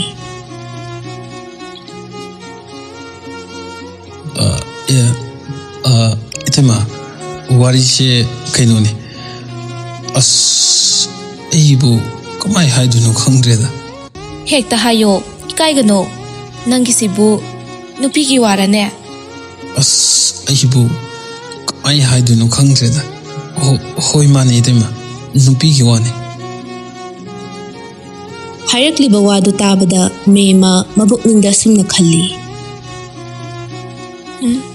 ꯃꯥꯅ ꯍꯪꯗꯣꯏꯁꯦ ꯃꯅꯤꯡ ꯂꯩꯀꯥꯏꯒꯤ ꯊꯥꯖ ꯑꯣꯏꯔꯝꯗꯧ ꯃꯥꯟꯈ꯭ꯔꯦꯗ ꯑꯣ ꯅꯨꯄꯤꯗꯨꯕꯨ ꯀꯅꯥꯅꯣꯅꯦ ꯍꯪꯉꯣ ꯑꯩꯁꯨ ꯃꯃꯤꯡ ꯃꯊꯥꯒꯗꯤ ꯈꯪꯕ ꯅꯠꯇꯦꯗ 이때마 ꯑꯗꯨꯗꯤ ꯀꯃꯥꯏ ꯈꯪꯗꯣꯏꯕ ꯅꯠꯇꯦꯅꯦ ꯅꯨꯄꯤꯗꯨꯒꯤ ꯁꯑꯣꯡ ꯁꯕꯥꯟꯕꯨ ꯀꯃꯥꯏ ꯇꯧꯒꯦ 이때마다 하요 ꯀꯅꯥꯅꯣ ꯃꯁꯛ ꯈꯪꯕ꯭ꯔꯥ ꯌꯦꯡꯒꯦꯕ ꯑꯩꯅ ꯎꯕꯗ ꯃꯥꯒꯤ ꯁꯕꯥꯟꯗꯣ ꯃꯁꯥ ꯄꯥꯔꯞ ꯇꯧꯔꯒ ꯃꯁꯝꯗꯨꯅ ꯃꯈ꯭ꯋꯥꯡ ꯃꯄꯥ ꯌꯧꯔꯞ ꯇꯧꯕꯅꯤ ꯑꯅꯤꯔꯛ ꯑꯍꯨꯝꯂꯛꯀꯨꯝꯕꯗꯤ ꯁꯨꯔꯝꯃꯅꯤ ꯑꯗꯨꯕꯨ ꯅꯣꯡꯃꯇ ꯃꯃꯥꯏꯗꯨꯗꯤ ꯐꯖꯅ ꯎꯗ꯭ꯔꯤ ꯀꯩꯅꯣꯅꯦ ꯑꯁꯨꯛ ꯌꯥꯝꯅ ꯊꯦꯡꯅꯔꯒ ꯃꯃꯥꯏ ꯎꯗ꯭ꯔꯤ ꯍꯥꯏꯁꯤꯕꯣ ꯅꯠꯇꯦ ꯅꯪꯒꯤꯁꯤꯕꯨ ꯃꯥꯅ ꯆꯠꯈꯤꯕꯅ ꯍꯥꯟꯗꯅ ꯎꯍꯧꯗ꯭ꯔꯤꯔꯥ ꯅꯠꯇ꯭ꯔꯒ ꯀꯃꯥꯏ ꯇꯧꯕꯅꯣ ꯅꯠꯇꯦ 이때마 마도 마tam ayambada mamaydo fi aman adum khumjili aduda udabani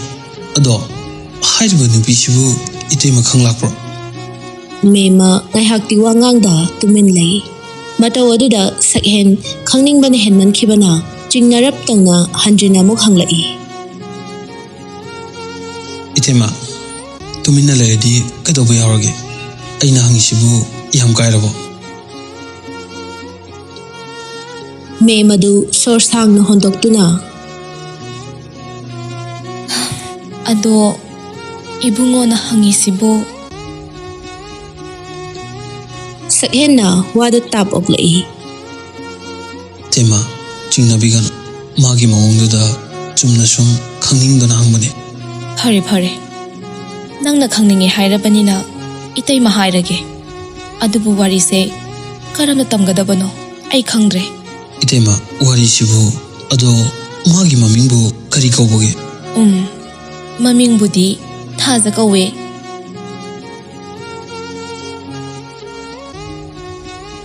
ꯃꯤꯡꯗꯣ ꯇꯥꯕꯗ ꯁꯛꯍꯦꯟ ꯁꯣꯟꯊꯥꯡꯅꯅ ꯀꯅꯥꯁꯨ ꯇꯥꯍꯟꯗ ꯃꯆꯤꯟꯗ ꯁꯨꯝꯅ ꯁꯣꯜꯂꯤ꯫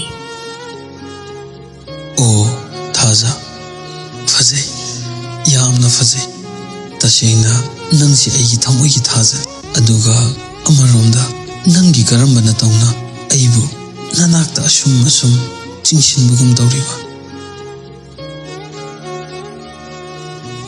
ꯁꯛꯍꯦꯟꯒꯤ ꯃꯑꯣꯡ ꯑꯗꯨꯗ ꯃꯦꯃꯅ ꯑꯆꯤꯛꯄꯗꯨ ꯊꯨꯒꯥꯏꯔꯛꯇꯨꯅ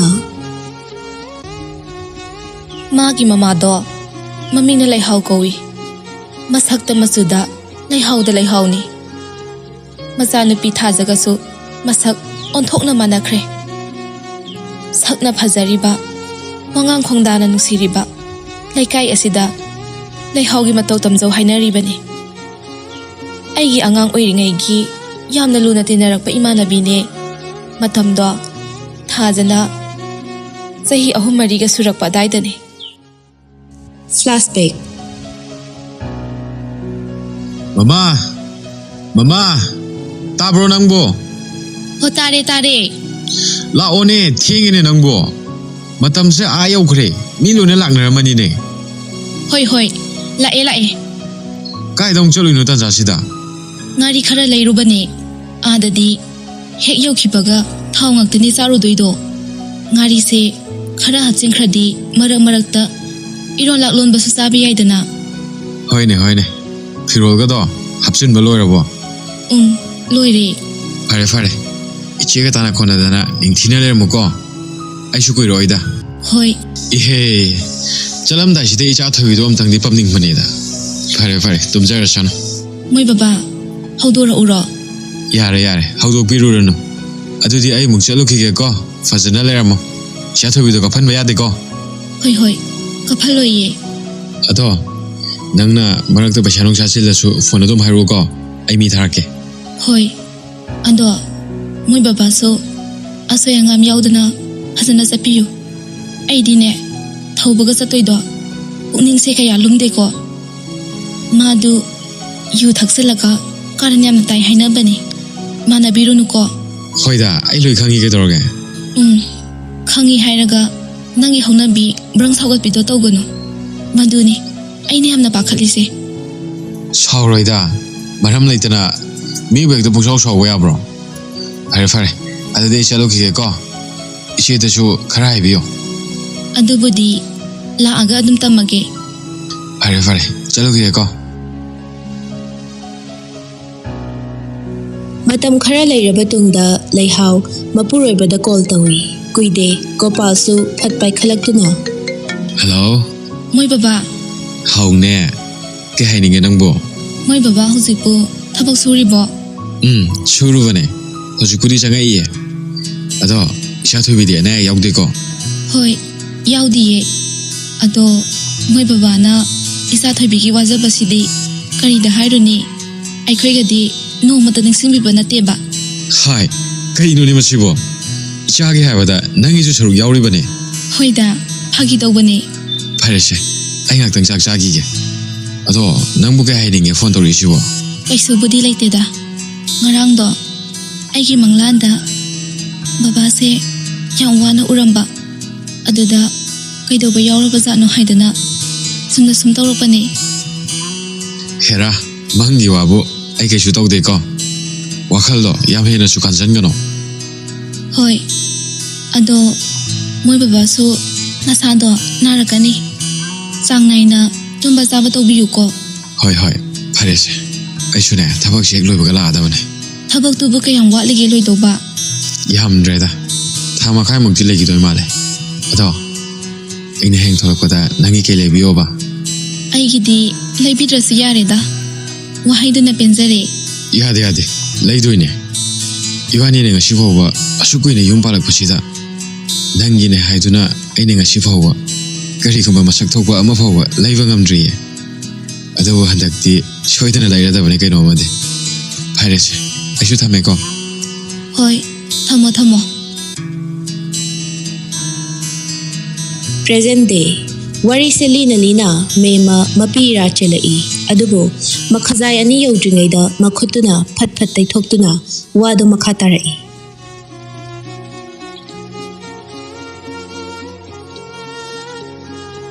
Numituda Leihao ga sanakhiba wariduna mapuroibagi aroiba numit oiki. Waridu tabada sakhen thazabu hena nungshiba phaurai. Kayada maraibak thikrabano khanbada ma thazabu uningbana masadu leitafam khangdri. Adu itema matau karamna lekidabno aduga amaromda thazana mamai khumkhibana karigi Adugi suwari lay. Leihao gi mapuroibana thabak suriba mafamdo khara lapi. Hojikpudi lamdo kaubu kaukreda. Maga thabak zatminaba thauba hairiba nupatuga paisagi matangda yamna ningai sangdanaba zatne. Adudagi soidana khatnarakpada laikhidabane su hainai. Khangdeda taurise.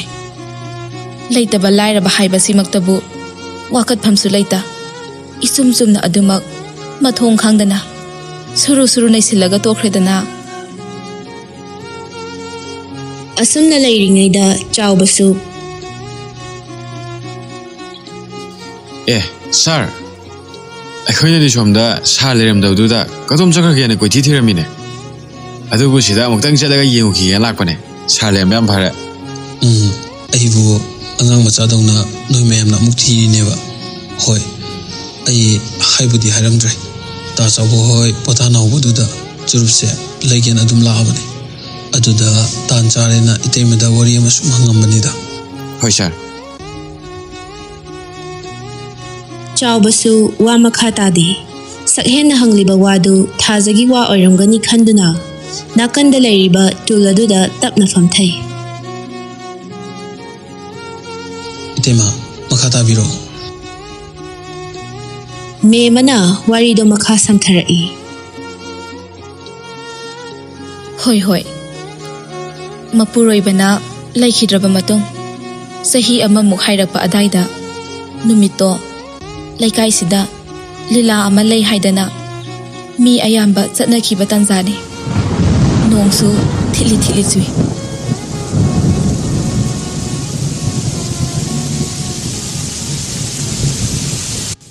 Flashback Leihao nangmu tabro thongjam ta hango Nupadu tharo leite khangbana khudong chaba silaunaba hotnarakpani. Leihao su machaga punna hitlambadagi khonjela du tabada haifetti khanjane aduga machinda sumna soli.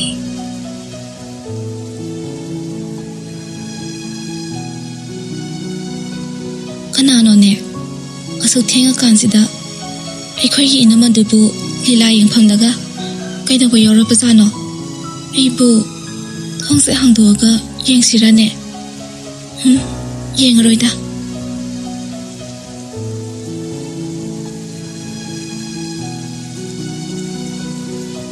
Asumna leiringai nupaduna hanjina mukauri.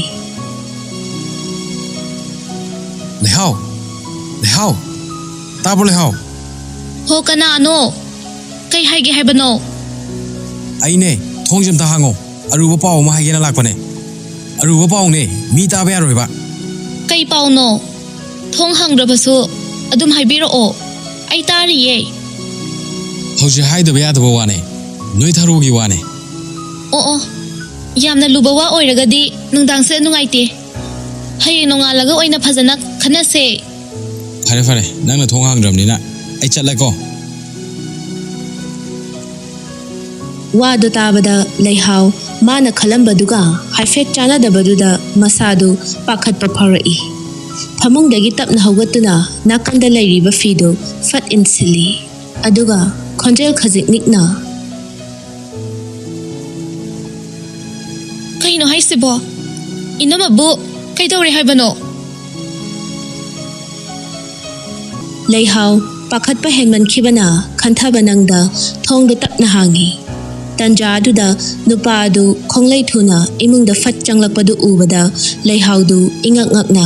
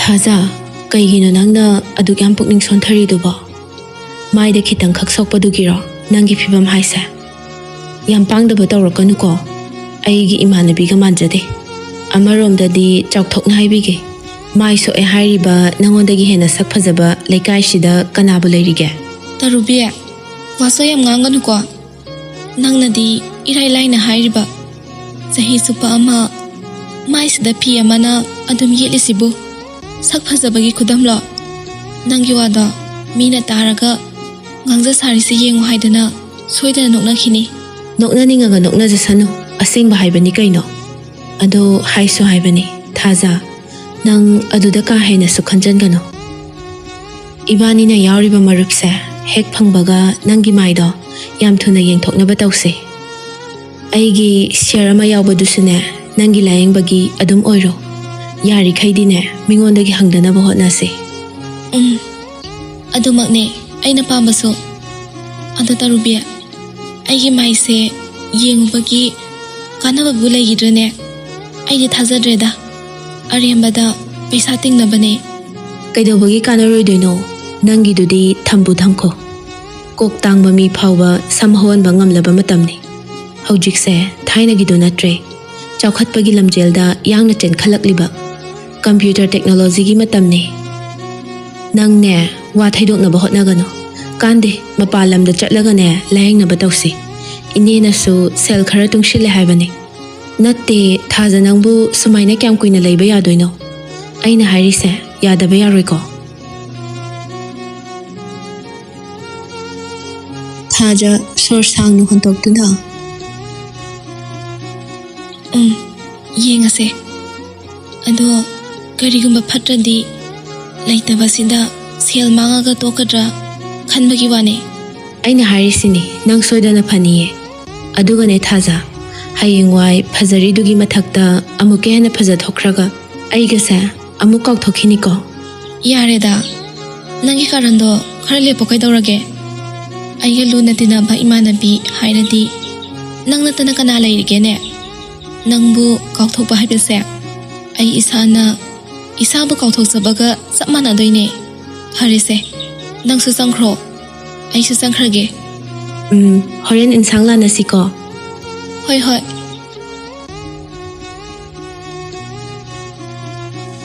ꯑꯁꯨꯝꯅ ꯑꯅꯤꯗꯨ ꯉꯥꯡꯗꯅ ꯂꯥꯛꯄꯅ ꯃꯥꯒꯤ ꯃꯌꯨꯝ ꯌꯧꯗꯨꯅ ꯆꯪꯅꯈ꯭ꯔꯦ ꯊꯥꯖ ꯍꯪꯒꯥꯝ ꯍꯥꯞꯄ ꯄꯣꯂꯥꯡꯗꯨ ꯄꯨꯊꯣꯔꯛꯇꯨꯅ ꯃꯟꯕ ꯍꯧꯏ ꯇꯟꯖꯥ ꯑꯗꯨꯗ ꯄꯥꯔꯤꯗꯨ ꯃꯈꯨꯠꯇ ꯈꯥꯎ ꯑꯃ ꯌꯥꯟꯗꯨꯅ ꯆꯪꯂꯛꯂꯒ ꯊꯥꯖꯒꯤ ꯅꯥꯀꯟꯗ ꯁꯠ ꯐꯝꯊꯔꯛꯏ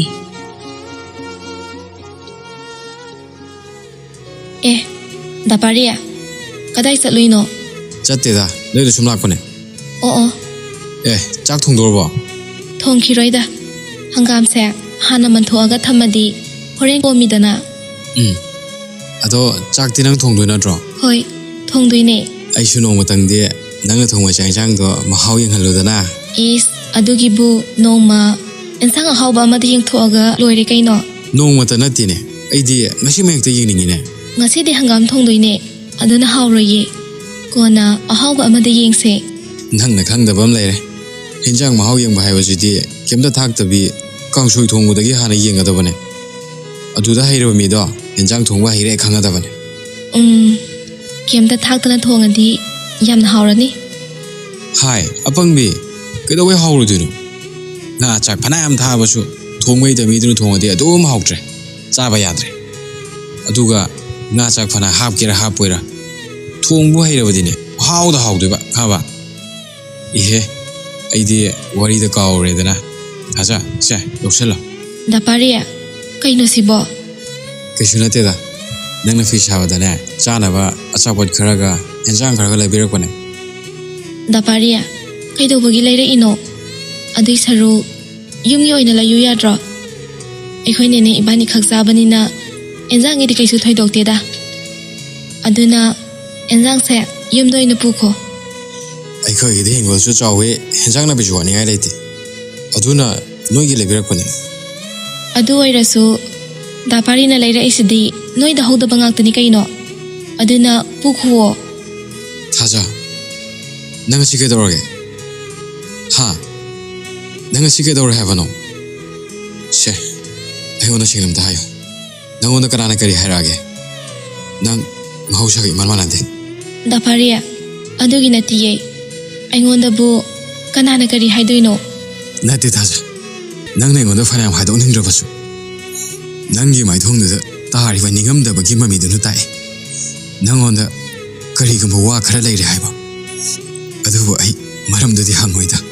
Dapariya nangna khalido onare aingonda nungaitaba ningamdaba kari sup leite ko aidi isam samnanda aikhoi enjang yamna leiri haibagi wane sida Dapari na yamna nungaitrandi phare enjang se lahorage ado matungdadi leibirakhanu ko awu mina ukhraga aibulana pauthokhini ba Hojikpudi laudrusi yareda. Swasu safiroi tawada kaidawduino laururaga. kaino Dapariya nang sauriro Saudeda. Kaidawi saurdaino. Mina lawbini lawbirosu khangdana.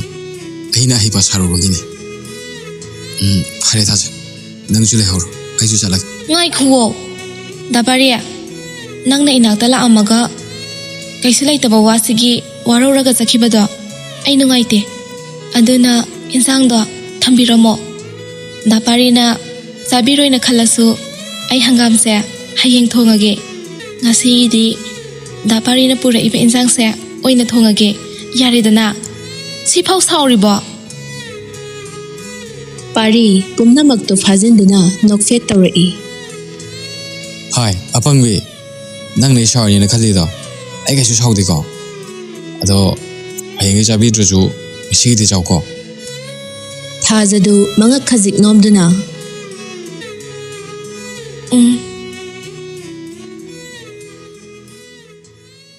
Pari makhutna paikhatluraba khawdu thajada mupiramduna masu chatkhre Sakhendi thajabu hek uruba mikuptagi ngasi fawba thabakata phongkhangdrabani kari hi aibu chenbano nupamabu asukthina ngawhanbadi nungshibado thamoida lotuna leirambado pukning mahak khaktagini haiduna thamoida haktuna thamkhraba magi nungshi mamini sakhen sumphamlambadagi kanasu taklamda nahan thajana leiramba dukan du tamna prap lakle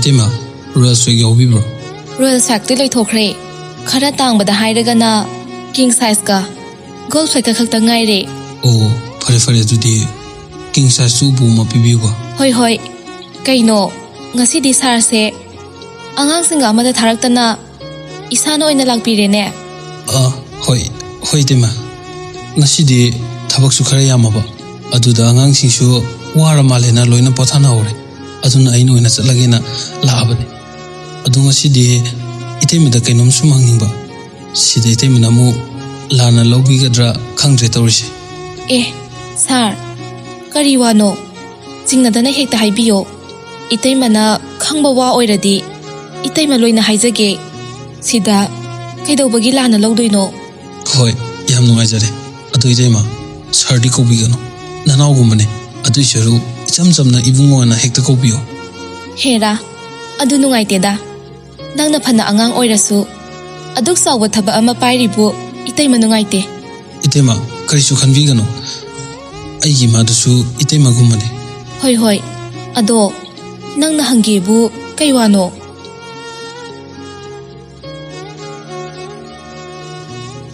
ꯁꯛꯍꯦꯟ ꯃꯈꯨꯠ ꯈꯨꯗꯣꯝꯕꯤꯗꯨꯅ ꯄꯤꯁꯨꯝ ꯍꯥꯏꯐꯦꯠ ꯈꯣꯠꯇꯨꯅ ꯏꯀꯥꯏ ꯏꯀꯤ ꯄꯨꯝꯕ ꯊꯥꯗꯣꯛꯇꯨꯅ egg ꯑꯥ ꯇꯧꯅ ꯈꯨꯝꯂꯛꯂꯝꯃꯤ.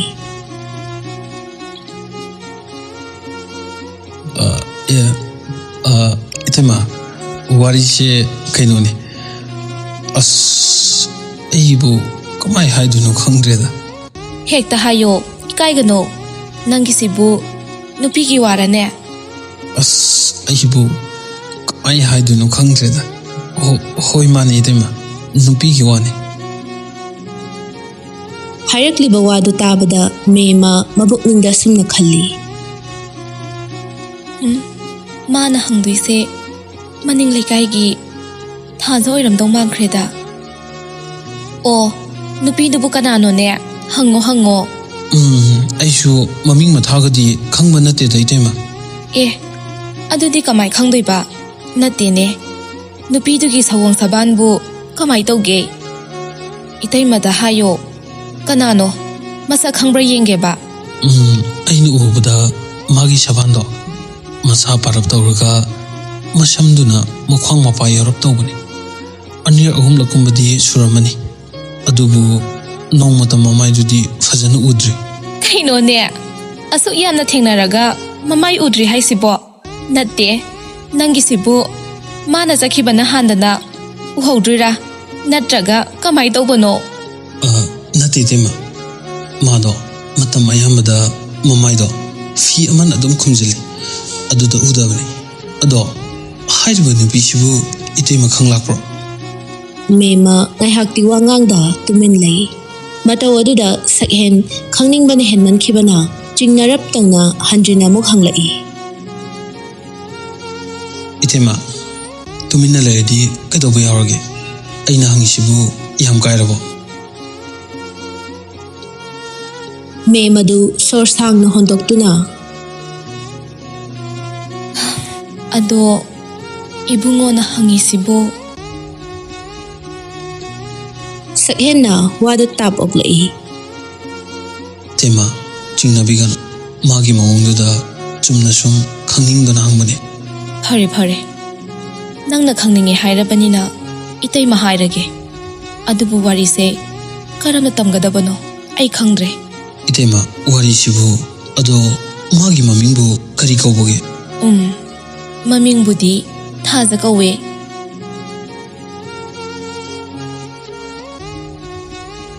ꯃꯤꯡꯗꯣ ꯇꯥꯕꯗ ꯁꯛꯍꯦꯟ ꯁꯣꯟꯊꯥꯡꯅꯅ ꯀꯅꯥꯁꯨ ꯇꯥꯍꯟꯗ ꯃꯆꯤꯟꯗ ꯁꯨꯝꯅ ꯁꯣꯜꯂꯤ.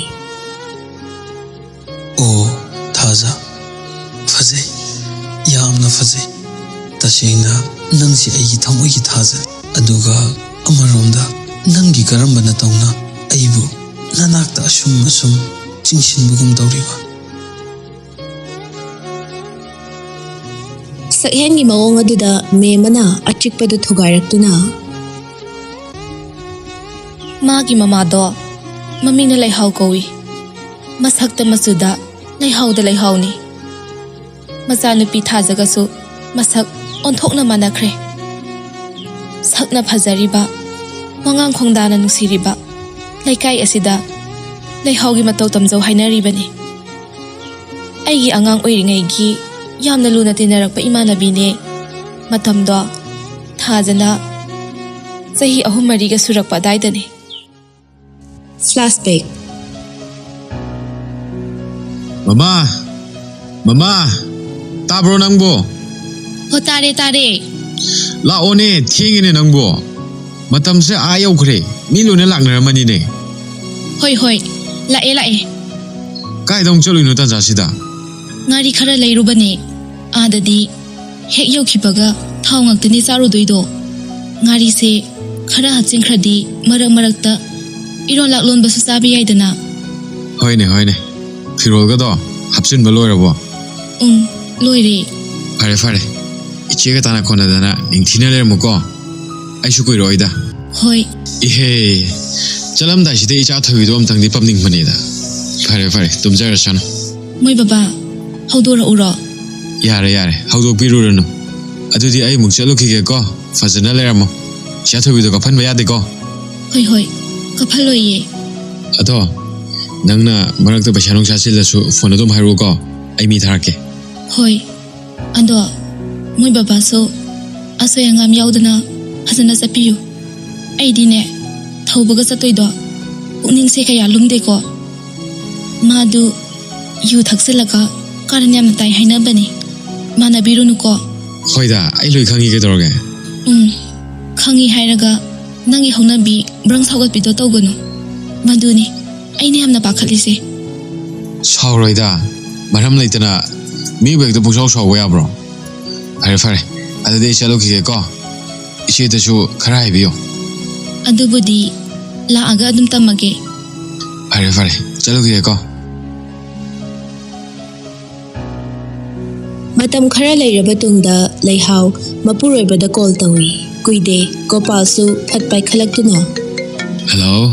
ꯃꯣꯏ ꯕꯕꯥ. ꯍꯥꯎꯅꯦ. ꯀꯩ ꯍꯥꯏꯅꯤꯡꯉꯦ ꯅꯪꯕꯣ? ꯃꯣꯏ ꯕꯕꯥ ꯍꯧꯖꯤꯛꯄꯨ ꯊꯕꯛ ꯁꯨꯔꯤꯕꯣ? ꯁꯨꯔꯨꯕꯅꯦ. ꯍꯧꯖꯤꯛꯄꯨꯗꯤ ꯆꯪꯉꯛꯏꯌꯦ. ꯑꯗꯣ ꯏꯆꯥ ꯊꯣꯏꯕꯤꯗꯤ ꯑꯅꯥ ꯑꯌꯦꯛ ꯌꯥꯎꯗꯦꯀꯣ? ꯍꯣꯏ, ꯌꯥꯎꯗꯤꯌꯦ. ꯑꯗꯣ ꯃꯣꯏ ꯕꯕꯥꯅ ꯏꯆꯥ ꯊꯣꯏꯕꯤꯒꯤ ꯋꯥꯖꯕꯁꯤꯗꯤ ꯀꯔꯤꯗ ꯍꯥꯏꯔꯨꯅꯤ? ꯑꯩꯈꯣꯏꯒꯗꯤ ꯅꯣꯡꯃꯇ ꯅꯤꯡꯁꯤꯡꯕꯤꯕ ꯅꯠꯇꯦꯕ. ꯍꯥꯏ, ꯀꯩꯅꯣꯅꯦ ꯃꯁꯤꯕꯣ? ꯏꯆꯥꯒꯤ ꯍꯥꯏꯕꯗ ꯅꯪꯒꯤꯁꯨ ꯁꯔꯨꯛ ꯌꯥꯎꯔꯤꯕꯅꯦ. ꯍꯣꯏꯗ, ꯐꯥꯒꯤ ꯇꯧꯕꯅꯦ. ꯐꯔꯦꯁꯦ, ꯑꯩ ꯉꯥꯛꯇꯪ ꯆꯥꯛ ꯆꯥꯈꯤꯒꯦ. ꯑꯗꯣ ꯅꯪꯕꯨ ꯀꯩ ꯍꯥꯏꯅꯤꯡꯉꯦ ꯐꯣꯟ ꯇꯧꯔꯛꯏꯁꯤꯕꯣ? ꯀꯩꯁꯨꯕꯨꯗꯤ ꯂꯩꯇꯦꯗ. ꯉꯔꯥꯡꯗꯣ ꯑꯩꯒꯤ ꯃꯪꯂꯥꯟꯗ ꯕꯕꯥꯁꯦ ꯌꯥꯝ ꯋꯥꯅ ꯎꯔꯝꯕ. ꯑꯗꯨꯗ ꯀꯩꯗꯧꯕ ꯌꯥꯎꯔꯕꯖꯥꯠꯅꯣ ꯍꯥꯏꯗꯅ ꯆꯨꯝꯅ ꯁꯨꯝ ꯇꯧꯔꯛꯄꯅꯦ.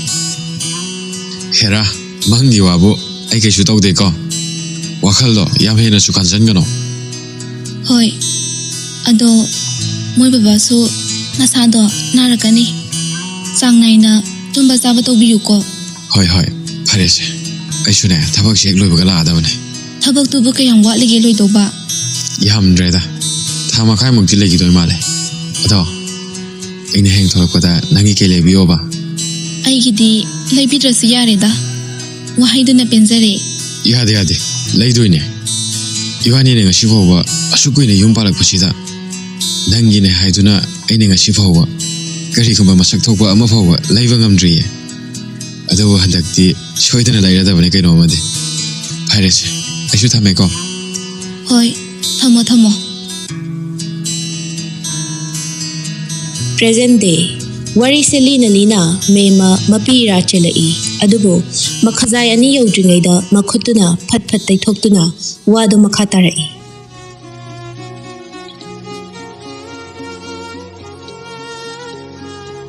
ꯅꯨꯃꯤꯠꯇꯨꯗ ꯂꯩꯍꯥꯎꯒ ꯁꯥꯟꯅꯈꯤꯕ ꯋꯥꯔꯤꯗꯨꯅ ꯃꯄꯨꯔꯣꯏꯕꯒꯤ ꯑꯔꯣꯏꯕ ꯅꯨꯃꯤꯠ ꯑꯣꯏꯈꯤ. ꯋꯥꯔꯤꯗꯨ ꯇꯥꯕꯗ ꯁꯛꯍꯦꯟ ꯊꯥꯖꯕꯨ ꯍꯦꯟꯅ ꯅꯨꯡꯁꯤꯕ ꯐꯥꯎꯔꯛꯏ. ꯀꯌꯥꯗ ꯃꯔꯥꯏꯕꯛ ꯊꯤꯈ꯭ꯔꯕꯅꯣ ꯈꯟꯕꯗ ꯃꯥ ꯊꯥꯖꯕ ꯎꯅꯤꯡꯕꯅ ꯃꯁꯥꯗꯨ ꯂꯩꯇꯥꯐꯝ ꯈꯪꯗ꯭ꯔꯤ. ꯑꯗꯨꯗꯤ ꯃꯇꯧ ꯀꯔꯝꯅ ꯂꯩꯈꯤꯗꯕꯅꯣ? ꯑꯗꯨꯒ ꯑꯃꯔꯣꯝꯗ ꯊꯥꯖꯅ ꯃꯃꯥꯏ ꯈꯨꯝꯈꯤꯕꯅ ꯀꯔꯤꯒꯤ? ꯑꯗꯨꯒꯤꯁꯨ ꯋꯥꯔꯤ ꯂꯩ. ꯂꯩꯍꯥꯎꯒꯤ ꯃꯄꯨꯔꯣꯏꯕꯅ ꯊꯕꯛ ꯁꯨꯔꯤꯕ ꯃꯐꯝꯗꯣ ꯈꯔ ꯂꯥꯞꯄꯤ. ꯍꯧꯖꯤꯛꯄꯨꯗꯤ ꯂꯝꯗꯣ ꯀꯥꯎꯕꯨ ꯀꯥꯎꯈ꯭ꯔꯦꯗ. ꯃꯥꯒ ꯊꯕꯛ ꯆꯠꯃꯤꯟꯅꯕ ꯊꯧꯕ ꯍꯥꯏꯔꯤꯕ ꯅꯨꯄꯥꯗꯨꯒ ꯄꯩꯁꯥꯒꯤ ꯃꯇꯥꯡꯗ ꯌꯥꯝꯅ ꯅꯤꯡꯉꯥꯏ ꯁꯪꯗꯥꯅꯕ ꯖꯥꯠꯅꯤ. ꯑꯗꯨꯗꯒꯤ ꯁꯣꯏꯗꯅ ꯈꯠꯅꯔꯛꯄꯗ ꯂꯩꯈꯤꯗꯕꯅꯦꯁꯨ ꯍꯥꯏꯅꯩ. ꯈꯪꯗꯦꯗ ꯇꯧꯔꯤꯁꯦ. ꯂꯩꯇꯕ ꯂꯥꯏꯔꯕ ꯍꯥꯏꯕꯁꯤꯃꯛꯇꯕꯨ ꯋꯥꯀꯠꯐꯝꯁꯨ ꯂꯩꯇ. ꯏꯆꯨꯝ ꯆꯨꯝꯅ ꯑꯗꯨꯃꯛ ꯃꯊꯣꯡ ꯈꯪꯗꯅ ꯁꯨꯔꯨ ꯁꯨꯔꯨ ꯅꯩꯁꯤꯜꯂꯒ ꯇꯣꯛꯈ꯭ꯔꯦꯗꯅ. ꯑꯁꯨꯝꯅ ꯂꯩꯔꯤꯉꯩꯗ ꯆꯥꯎꯕꯁꯨ ꯁꯥꯔ, ꯑꯩꯈꯣꯏꯅꯗꯤ ꯁꯣꯝꯗ ꯁꯥꯔ ꯂꯩꯔꯝꯗꯕꯗꯨꯗ ꯀꯗꯣꯝ ꯆꯠꯈ꯭ꯔꯒꯦꯅ ꯀꯣꯏꯊꯤ ꯊꯤꯔꯝꯃꯤꯅꯦ. ꯑꯗꯨꯕꯨ ꯁꯤꯗ ꯑꯃꯨꯛꯇꯪ ꯆꯠꯂꯒ ꯌꯦꯡꯉꯨꯈꯤꯒꯦꯅ ꯂꯥꯛꯄꯅꯦ. ꯁꯥꯔ ꯂꯩꯔꯝꯕ ꯌꯥꯝ ꯐꯔꯦ. ꯑꯩꯕꯨ ꯑꯉꯥꯡ ꯃꯆꯥꯗꯧꯅ ꯅꯣꯏ ꯃꯌꯥꯝꯅ ꯑꯃꯨꯛ ꯊꯤꯔꯤꯅꯦꯕ. ꯍꯣꯏ, ꯑꯩ ꯍꯥꯏꯕꯨꯗꯤ ꯍꯥꯏꯔꯝꯗ꯭ꯔꯦ. ꯇꯥ ꯆꯥꯎꯕ ꯍꯣꯏ ꯄꯣꯊꯥꯅꯍꯧꯕꯗꯨꯗ ꯆꯨꯔꯨꯞꯁꯦ ꯂꯩꯒꯦꯅ ꯑꯗꯨꯝ ꯂꯥꯛꯑꯕꯅꯦ. ꯑꯗꯨꯗ ꯇꯥꯟ ꯆꯥꯔꯦꯅ ꯏꯇꯩꯃꯗ ꯋꯥꯔꯤ ꯑꯃ ꯁꯨꯝ ꯍꯪꯉꯝꯕꯅꯤꯗ. ꯍꯣꯏ ꯁꯥꯔ. ꯆꯥꯎꯕꯁꯨ ꯋꯥ ꯃꯈꯥ ꯇꯥꯗꯦ. ꯁꯛꯍꯦꯟꯅ ꯍꯪꯂꯤꯕ ꯋꯥꯗꯨ ꯊꯥꯖꯒꯤ ꯋꯥ ꯑꯣꯏꯔꯝꯒꯅꯤ ꯈꯟꯗꯨꯅ ꯅꯥꯀꯟꯗ ꯂꯩꯔꯤꯕ ꯇꯨꯜ ꯑꯗꯨꯗ ꯇꯞꯅ ꯐꯝꯊꯩ꯫ ꯏꯇꯩꯃ ꯃꯈꯥ ꯇꯥꯕꯤꯔꯣ꯫ ꯃꯦꯃꯅ ꯋꯥꯔꯤꯗꯣ ꯃꯈꯥ ꯁꯝꯊꯔꯛꯏ꯫ ꯍꯣꯏ ꯍꯣꯏ, ꯃꯄꯨꯔꯣꯏꯕꯅ ꯂꯩꯈꯤꯗ꯭ꯔꯕ ꯃꯇꯨꯡ ꯆꯍꯤ ꯑꯃꯃꯨꯛ ꯍꯥꯏꯔꯛꯄ ꯑꯗꯥꯏꯗ ꯅꯨꯃꯤꯠꯇꯣ ꯂꯩꯀꯥꯏꯁꯤꯗ ꯂꯤꯂꯥ ꯑꯃ ꯂꯩ ꯍꯥꯏꯗꯅ ꯃꯤ ꯑꯌꯥꯝꯕ ꯆꯠꯅꯈꯤꯕ ꯇꯥꯟꯖꯥꯅꯤ꯫ ꯅꯣꯡꯁꯨ ꯊꯤꯠꯂꯤ ꯊꯤꯠꯂꯤ ꯆꯨꯏ꯫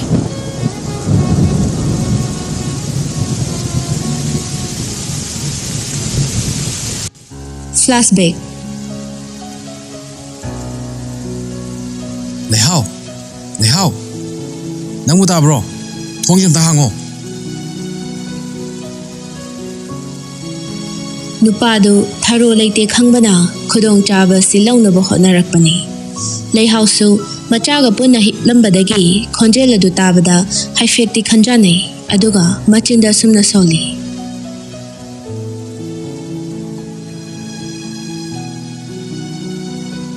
ꯀꯅꯥꯅꯣꯅꯦ ꯑꯁꯨꯛ ꯊꯦꯡꯉꯀꯥꯟꯁꯤꯗ ꯑꯩꯈꯣꯏꯒꯤ ꯏꯅꯝꯃꯗꯨꯕꯨ ꯂꯤꯂꯥ ꯌꯦꯡꯐꯝꯗꯒ ꯀꯩꯗꯧꯕ ꯌꯧꯔꯕꯖꯥꯠꯅꯣ?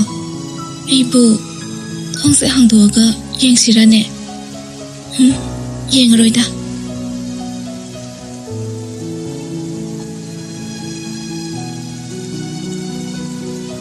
ꯑꯁꯨꯝꯅ ꯂꯩꯔꯤꯉꯩ ꯅꯨꯄꯥ ꯑꯗꯨꯅ ꯍꯟꯖꯤꯟꯅ ꯑꯃꯨꯛ ꯀꯧꯔꯛꯏ꯫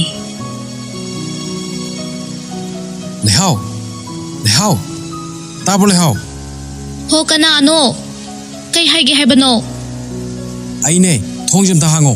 Aruba pao ma haigena lakpane. Aruba pao ne, mi taba yaroiba. ꯀꯩ ꯄꯥꯎꯅꯣ?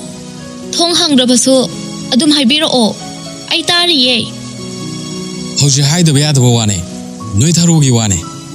ꯑꯣ, ꯌꯥꯝꯅ ꯂꯨꯕ ꯋꯥ ꯑꯣꯏꯔꯒꯗꯤ ꯅꯨꯡꯗꯥꯡꯁꯦ ꯅꯨꯡꯉꯥꯏꯇꯦ꯫ ꯍꯌꯦꯡ ꯅꯣꯡꯉꯥꯜꯂꯒ ꯑꯣꯏꯅ ꯐꯖꯅ ꯈꯟꯅꯁꯦ꯫ Fare fare, nangna thong hangdramnina. Ai chatleko. ꯋꯥꯗꯨ ꯇꯥꯕꯗ ꯂꯩꯍꯥꯎ ꯃꯥꯅ ꯈꯜꯂꯝꯕꯗꯨꯒ ꯍꯥꯏꯐꯦꯠ ꯆꯥꯟꯅꯗꯕꯗꯨꯗ ꯃꯁꯥꯗꯨ ꯄꯥꯈꯠꯄ ꯐꯥꯎꯔꯛꯏ꯫ ꯐꯃꯨꯡꯗꯒꯤ ꯇꯞꯅ ꯍꯧꯒꯠꯇꯨꯅ ꯅꯥꯀꯟꯗ ꯂꯩꯔꯤꯕ ꯐꯤꯗꯨ ꯐꯠ ꯏꯟꯁꯤꯜꯂꯤ, ꯑꯗꯨꯒ ꯈꯣꯟꯖꯦꯜ ꯈꯖꯤꯛ ꯅꯤꯛꯅ ꯀꯩꯅꯣ ꯍꯥꯏꯁꯤꯕꯣ? ꯏꯅꯝꯃꯕꯨ ꯀꯩꯗꯧꯔꯦ ꯍꯥꯏꯕꯅꯣ? ꯂꯩꯍꯥꯎ ꯄꯥꯈꯠꯄ ꯍꯦꯟꯃꯟꯈꯤꯕꯅ ꯈꯟꯊꯕ ꯅꯪꯗ ꯊꯣꯡꯗꯨ ꯇꯞꯅ ꯍꯥꯡꯉꯤ꯫ ꯇꯟꯖꯥ ꯑꯗꯨꯗ ꯅꯨꯄꯥ ꯑꯗꯨ ꯈꯣꯡꯂꯩ ꯊꯨꯅ ꯏꯃꯨꯡꯗ ꯐꯠ ꯆꯪꯂꯛꯄꯗꯨ ꯎꯕꯗ ꯂꯩꯍꯥꯎꯗꯨ ꯏꯉꯛ ꯉꯛꯅ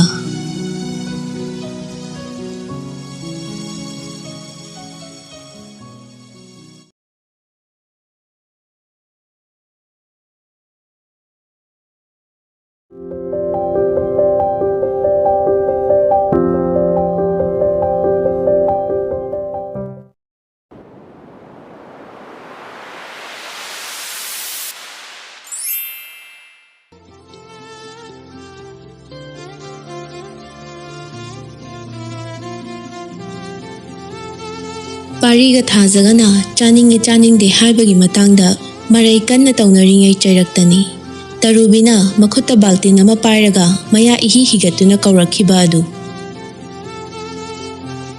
ꯊꯥꯖ꯫ ꯇꯥꯏꯌꯦ, ꯍꯤꯡꯆꯥꯕꯤ꯫ ꯉꯁꯥꯏꯈꯩ ꯑꯩꯅ ꯐꯣꯟ ꯇꯧꯕꯒ ꯁꯨꯡꯄꯥꯏ ꯄꯥꯏꯔꯛꯇꯦꯅꯦ꯫ ꯀꯔꯥꯏꯗꯒꯤ ꯐꯣꯟꯅꯣ? ꯐꯣꯟꯗꯤ ꯑꯩꯈꯣꯏ ꯏꯟꯗꯣꯝꯆꯥꯅ ꯉꯁꯥꯏꯗꯒꯤ ꯐꯤꯂꯝ ꯌꯦꯡ ꯂꯩꯔꯒ꯫ ꯐꯣꯟ ꯂꯥꯛꯑꯦꯒ ꯍꯥꯏꯗꯈꯩ ꯀꯩ ꯐꯤꯂꯝꯅꯣ ꯈꯪꯗꯦ, ꯃꯊꯟꯇꯅꯦ ꯅꯣꯛ ꯅꯣꯛꯇꯅ ꯌꯥꯝ ꯀꯟꯅ ꯌꯦꯡꯍꯧꯔꯤ꯫ ꯑꯗꯨꯗ ꯑꯩꯁꯨ ꯐꯣꯟꯗꯣ ꯂꯧꯒꯦ ꯍꯥꯏ ꯉꯝꯗ꯭ꯔꯕ, ꯑꯗꯨꯒꯤꯅꯤ꯫ ꯑꯗꯨ ꯀꯩ ꯍꯥꯏꯒꯦ? ꯅꯪ ꯐꯣꯟ ꯇꯧꯔꯛꯏꯕꯣ? ꯀꯩꯁꯨ ꯂꯩꯇꯦꯗ, ꯅꯪꯗꯤ ꯁꯤꯡꯖꯨ ꯌꯥꯝꯅ ꯄꯥꯝꯖꯕꯗꯨꯗ ꯆꯥꯁꯤꯜꯂꯛꯑꯣ ꯍꯥꯏꯒꯦ ꯇꯧꯕꯅꯦ꯫ ꯏꯅꯦꯒꯤ ꯁꯤꯡꯖꯨꯁꯦ ꯐꯖꯅꯗꯤ ꯇꯧꯉꯝꯅꯤ꯫ ꯏꯕꯥꯅꯤꯅ ꯅꯨꯡꯇꯤꯒꯤ ꯆꯥꯕꯗꯅꯦ ꯄꯩꯁꯥ ꯂꯧ ꯍꯥꯏꯕꯁꯨ ꯌꯥꯗꯦ꯫ ꯍꯌꯦꯡꯗꯒꯤꯗꯤ ꯄꯩꯁꯥ ꯑꯗꯨꯝ ꯊꯥꯗꯔꯅꯤꯀꯣ ꯏꯅꯦ, ꯅꯠꯇ꯭ꯔꯗꯤ ꯆꯥꯕ ꯏꯀꯥꯏꯔꯛꯇꯣꯔꯦꯕ꯫ ꯊꯤꯗ ꯑꯉꯥꯎꯕꯤꯁꯤꯗꯤ ꯀꯩꯗꯧꯕꯒꯤ ꯏꯀꯥꯏꯗꯣꯏꯅꯣ? ꯅꯣꯏꯅ ꯆꯥꯕꯕꯨ ꯀꯌꯥꯝ ꯆꯥꯔꯗꯅ? ꯆꯥꯎ ꯏꯆꯥꯁꯤꯡꯅ ꯆꯥꯕꯕꯨ ꯀꯔꯤꯒꯤ ꯄꯩꯁꯥꯅꯣ? ꯏꯅꯦ ꯄꯩꯁꯥꯒ ꯑꯝꯇ ꯂꯧꯖꯔꯣꯏꯀꯣ꯫ ꯏꯅꯦ, ꯄꯩꯁꯥꯅ ꯂꯩꯔꯒ ꯆꯥꯕꯒꯤ ꯇꯣꯉꯥꯟꯕ ꯃꯍꯥꯎ ꯑꯃꯁꯨ ꯂꯩꯕꯅꯦ, ꯑꯗꯨ ꯑꯃꯨꯛ ꯌꯦꯡꯅꯤꯡꯉꯛꯏꯕ꯫ ꯊꯥꯖꯗꯨ ꯃꯃꯥꯏ ꯈꯖꯤꯛ ꯂꯩꯊꯣꯔꯛꯇꯨꯅ Tarubidu ngasaidagi wangangda tumin phamliba parida muk onsilaktuna. Kaino dapari sing asidi wagangang dena yumda insang morok sarakpro ha dapari Morok pudi shadeda. Shakta nusida mi mayaw. Aduda waningdra. Adugini. e kanano haisibo aingondaro Chal hai. Nonda dina teko. o adu oragana thajadaro Ai khangde. Masada ko. kaino noeni na tawrisibo paina danaga leiradana thaja dapari na harisibu kaino ba Kaisu nate ba ang ako si Bo. thaja kaino haibane Adubura aikoy na singsu saw haiba. Adada ay na nga sidi bukse itan tangkale. Kaya zaning de dapari na tanda saw haiba gine. Pairise.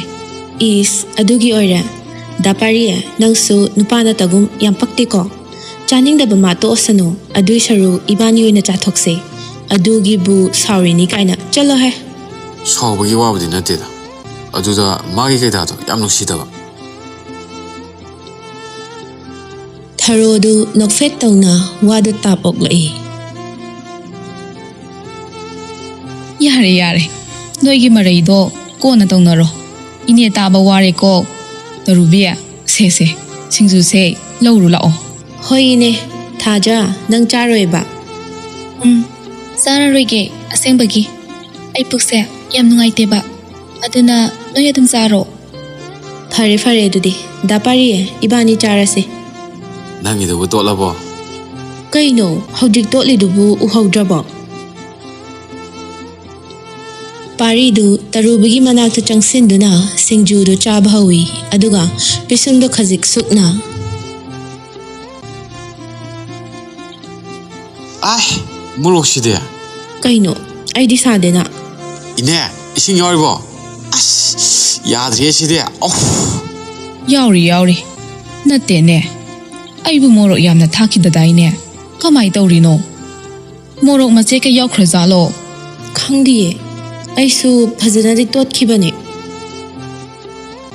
thaja manakta leiriba chini kauta adu lamduna parida piraklami Tapari se sini se khara sasalo. Aina morok sara asuna sini se thambane. paridu thajadagi chini do lauduna khara chasilaba tungda Hayengidine. Singju torbi dolan mayadre. As. dapari nabuk phataba khanganu ko mana phajana yengagadi chadraga aingondaga tainaradana thaja aina hoji totpado nangsu hori natra Uhawi kaino. Nang nasunatana. aduneba As. Kaino khusam do wane. Ah. Sumai sadamni una han khede. Ine gi sibu umuro ka hapro. Hapte da. yare dapari yam haining aina si phau laude aduga umoro hapra kaina nupana tadawna Madi morok kaya sadabane. Aduna sabo oiramgani. Aina morok hapada. Khara henjeng khrabra khangdreda. henjilasu ine aibu kemta sade wane Pariye. Nangbu sabado khara pharabo. Ine. Kharabudi fare. Pukti cha iye. tanja aduda parigi mama binasu taha laktuna Kay dauri nang dia. Namay na mi ka isusugal iduna. Kasu tawdeda. Salo yumda. Nang katanaga da bawa ama leire. Kay wano. Salo ne. Yum yauraga adum khangani. Isea singsu da lupa kundagi biro. Hoi. binadu thajada pairap yengduna wada makhatara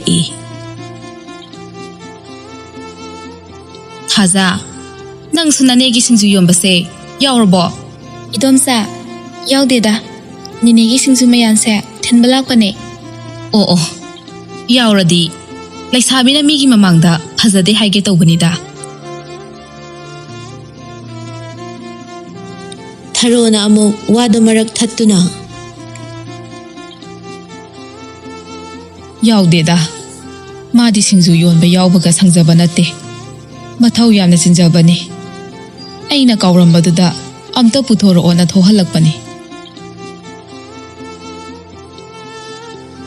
ꯕꯤꯅꯥꯁꯨ ꯋꯥ ꯃꯈꯥ ꯇꯥꯔꯝꯗ ꯁꯤꯡꯖꯨꯗꯨ ꯄꯥꯏꯔꯗꯨꯅ Ibungo, laone nangbo. Ngairabane. Akon ahan kemta he khangdidako nangse. Hoi ima, lagi kaidoroge, ima chalamu. Yam thuna lauko. Aine migi mamangsda wa yamna ngangningde. Pariya salo. Namagi se khara thuba mali. Hana amta hanguko. Hoi ne, adudi tarubi, ai mu chaluki ko. Thaja, ai chale ko.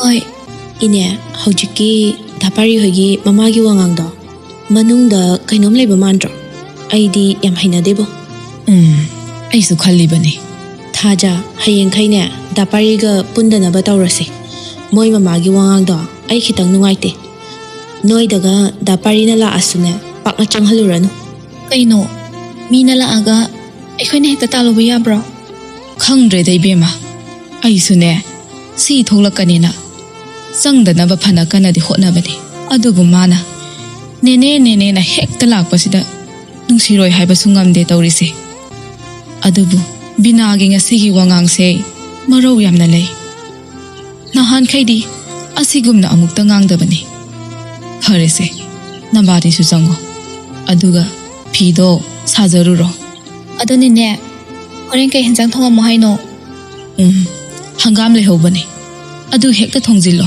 ꯏꯃꯧꯁꯤꯗꯤ ꯍꯣꯏ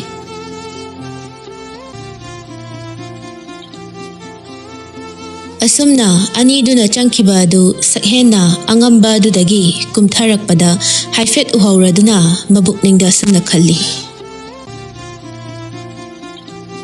Manida, kainone, mihunsina asukana chongisina.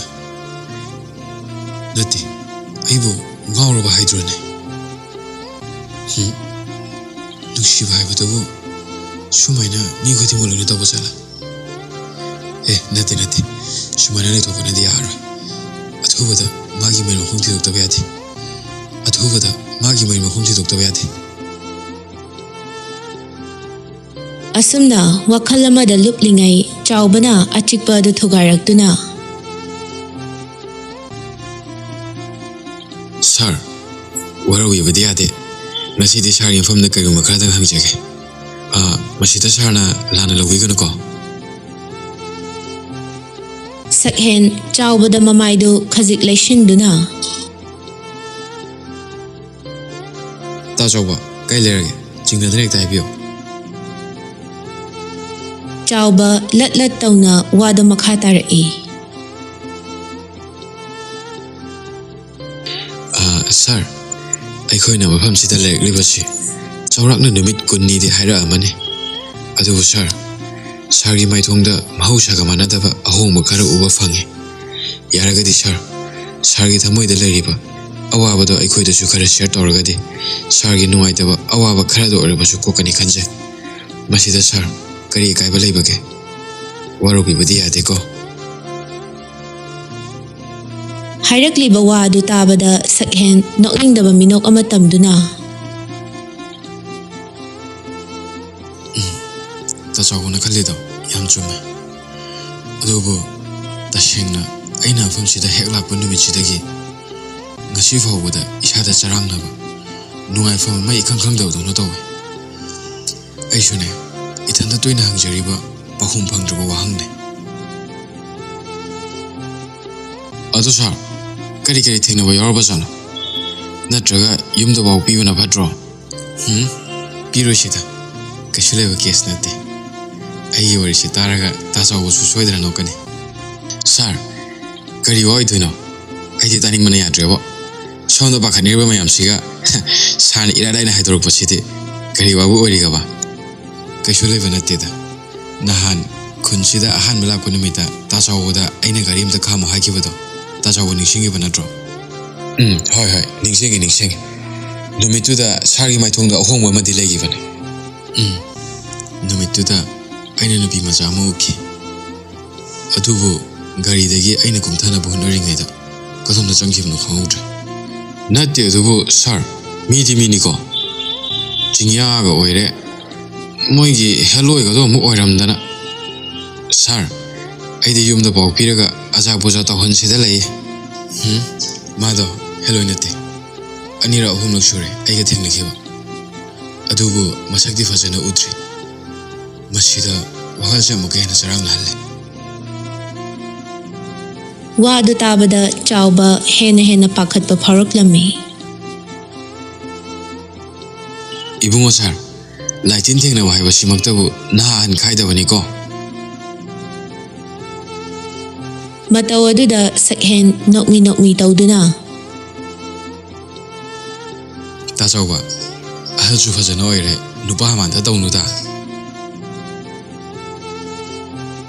ꯂꯥꯛꯑꯣ ꯆꯪꯉꯁꯤ ꯅꯌꯥꯝꯕꯗꯤ ꯁꯤꯒꯨꯝꯕ ꯋꯥꯔꯤꯁꯤ ꯀꯌꯥ ꯍꯩꯅꯗꯦꯕ ꯑꯗꯨꯕꯨ ꯁꯥꯔ ꯅꯨꯄꯤꯗꯨꯅ ꯆꯪꯈꯤꯕ ꯃꯐꯝꯗꯨꯗꯤ ꯈꯪꯍꯧꯕ꯭ꯔꯣ ꯑꯩꯈꯣꯏꯅ ꯊꯦꯡꯅꯕꯗ ꯆꯪꯈꯤꯕ ꯃꯐꯝꯗꯨꯕꯨꯗꯤ ꯍꯥꯏꯐꯦꯠ ꯈꯪꯍꯧꯋꯦ ꯑꯣ ꯐꯔꯦ ꯑꯗꯨꯗꯤ ꯁꯥꯔꯒꯤ ꯑꯋꯥꯕꯗꯣ ꯈꯔꯗ ꯑꯣꯏꯔꯕꯁꯨ ꯀꯥꯎꯅꯕ ꯑꯩ ꯅꯨꯄꯤꯗꯨꯒꯤ ꯃꯔꯝꯗ ꯊꯤꯖꯤꯟꯅꯕ ꯍꯣꯠꯅꯔꯒꯦ ꯇꯧꯕꯇꯕꯨ ꯅꯨꯄꯤꯗꯨꯒꯤ ꯁꯑꯣꯡ ꯁꯥꯋꯣꯟ ꯍꯥꯏꯐꯦꯠꯇꯪ ꯈꯪꯗ꯭ꯔꯒꯗꯤ ꯈꯔꯗꯤ ꯋꯥꯅ ꯊꯣꯛꯀꯅꯤ ꯅꯨꯄꯤꯗꯨꯒꯤ ꯁꯕꯥꯟ ꯍꯥꯏꯔꯒꯗꯤ ꯃꯁꯥꯗꯣ ꯑꯌꯥꯝꯕ ꯃꯇꯝꯗ ꯐꯤ ꯃꯆꯥ ꯑꯃꯅ ꯑꯗꯨꯝ ꯌꯦꯠꯄꯅꯦ ꯑꯗꯨꯒ ꯃꯁꯝꯗꯨꯅ ꯈꯣꯡ ꯃꯄꯥ ꯌꯧꯔꯞ ꯁꯥꯡꯕꯅꯦ ꯁꯤ ꯃꯉꯥꯏꯔꯦ ꯑꯩꯅ ꯃꯥꯒꯤ ꯁꯕꯥꯟ ꯈꯪꯍꯧꯕ ꯍꯥꯏꯕꯕꯨ ꯀꯩꯅꯣꯅꯦ ꯁꯥꯔ ꯁꯥꯔꯅ ꯇꯥꯛꯄꯤꯔꯤꯕꯁꯤꯕꯨ ꯑꯩꯕꯨ ꯚꯥꯞ ꯑꯃ ꯇꯥꯕ ꯉꯝꯖꯗ꯭ꯔꯦ ꯇꯥꯆꯧꯕ ꯀꯩꯗꯧꯕ ꯌꯥꯎꯔꯒꯦ ꯑꯇꯩ ꯅꯠꯇꯦꯗ ꯑꯍꯥꯟꯕ ꯊꯦꯡꯅꯕ ꯅꯨꯄꯤ ꯑꯃꯕꯨ ꯅꯨꯡꯁꯤ ꯄꯥꯝꯃꯤ ꯍꯥꯏꯕꯁꯤꯗꯤ ꯃꯃꯥꯏ ꯍꯥꯟꯅ ꯌꯦꯡꯉꯒ ꯍꯥꯏꯅꯕ ꯉꯥꯛꯇꯅꯤ ꯊꯃꯣꯏꯗ ꯂꯥꯛꯄ ꯍꯥꯏꯗꯨꯅ ꯀꯣꯟꯅ ꯐꯥꯎꯖꯔꯛꯄꯅꯤ ꯑꯗꯨꯕꯨ ꯁꯥꯔꯒꯤ ꯉꯁꯤꯒꯤ ꯃꯑꯣꯡꯁꯤꯗꯤ ꯑꯩ ꯇꯁꯦꯡꯅ ꯉꯛꯑꯦ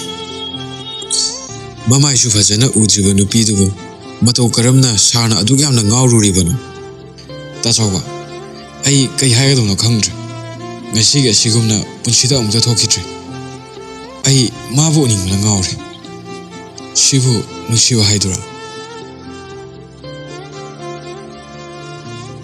ꯆꯥꯎꯕ ꯁꯛꯍꯦꯟꯒꯤ ꯑꯣꯏꯔꯛꯂꯤꯕ ꯃꯑꯣꯡꯁꯤꯗ ꯃꯊꯥ ꯍꯥꯏꯐꯦꯠ ꯁꯥꯅ ꯃꯈꯨꯠꯇꯨꯅ ꯃꯀꯣꯛꯇ ꯄꯥꯏꯁꯤꯟꯗꯨꯅ ꯁꯛꯍꯦꯟꯒꯤ ꯑꯋꯥꯕꯁꯤ ꯀꯣꯛꯅꯕꯒꯤꯗꯃꯛ ꯃꯥ ꯅꯨꯄꯤ ꯑꯗꯨꯕꯨ ꯊꯤꯔꯒꯦ ꯂꯦꯞꯈ꯭ꯔꯦ ꯄꯥꯔꯤꯁꯨ ꯃꯌꯨꯝꯗ ꯄ꯭ꯔꯞ ꯂꯥꯛꯇꯨꯅ ꯃꯥꯡꯒꯣꯜ ꯀꯥꯈꯠꯀꯦ ꯍꯦꯛ ꯇꯧꯕꯒ ꯏꯃꯨꯡꯗꯒꯤ ꯕꯤꯅꯥ ꯊꯣꯔꯛꯇꯨꯅ ꯈꯣꯟꯖꯥꯎ ꯊꯥꯗꯔꯛꯏ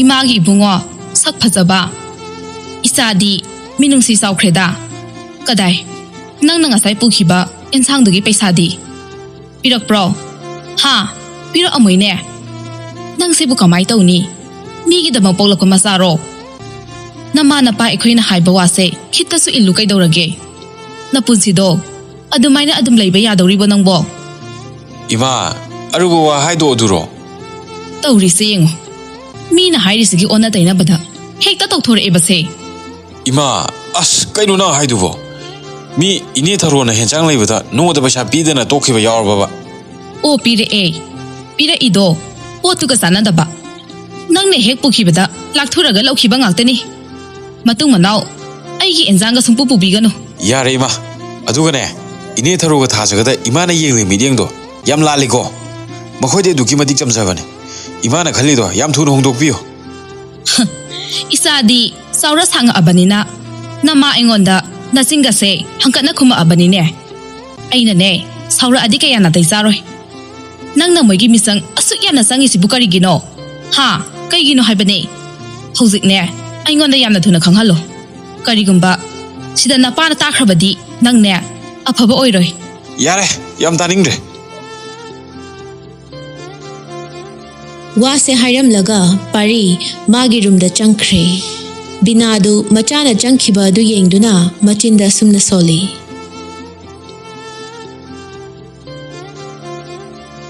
तौरिसे येंगुने करम थोकदौरिबनो मसिबो असुक यामना ngangnaba waba masasibo adubudi yengudana thabakse hek haidokpaga yamna thungna luhongbidaba yadre natradi makhoigi mani mamauduna isase soidana phakhrani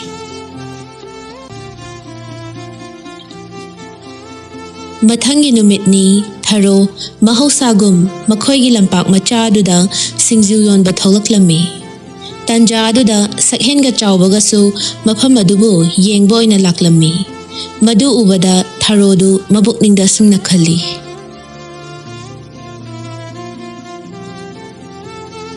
कनानोने असिबो ꯑꯩꯈꯣꯏ ꯁ꯭ꯋꯥꯏꯒꯤ ꯃꯤꯁꯨ ꯃꯥꯟꯗꯦ ꯃꯁꯛ ꯃꯇꯧꯅꯒ ꯐꯖꯔꯤꯕ ꯋꯥꯡ ꯆꯥꯎꯔꯗꯅ ꯑꯣꯟꯊꯣꯛꯅ ꯆꯤꯡꯂꯦꯝꯈ꯭ꯔꯦ ꯑꯁꯤꯕꯨ SDO ꯑꯅꯧꯕ ꯑꯃ ꯂꯥꯛꯑꯦ ꯍꯥꯏꯕꯗꯨ ꯑꯣꯏꯕ ꯖꯥꯠꯂꯥ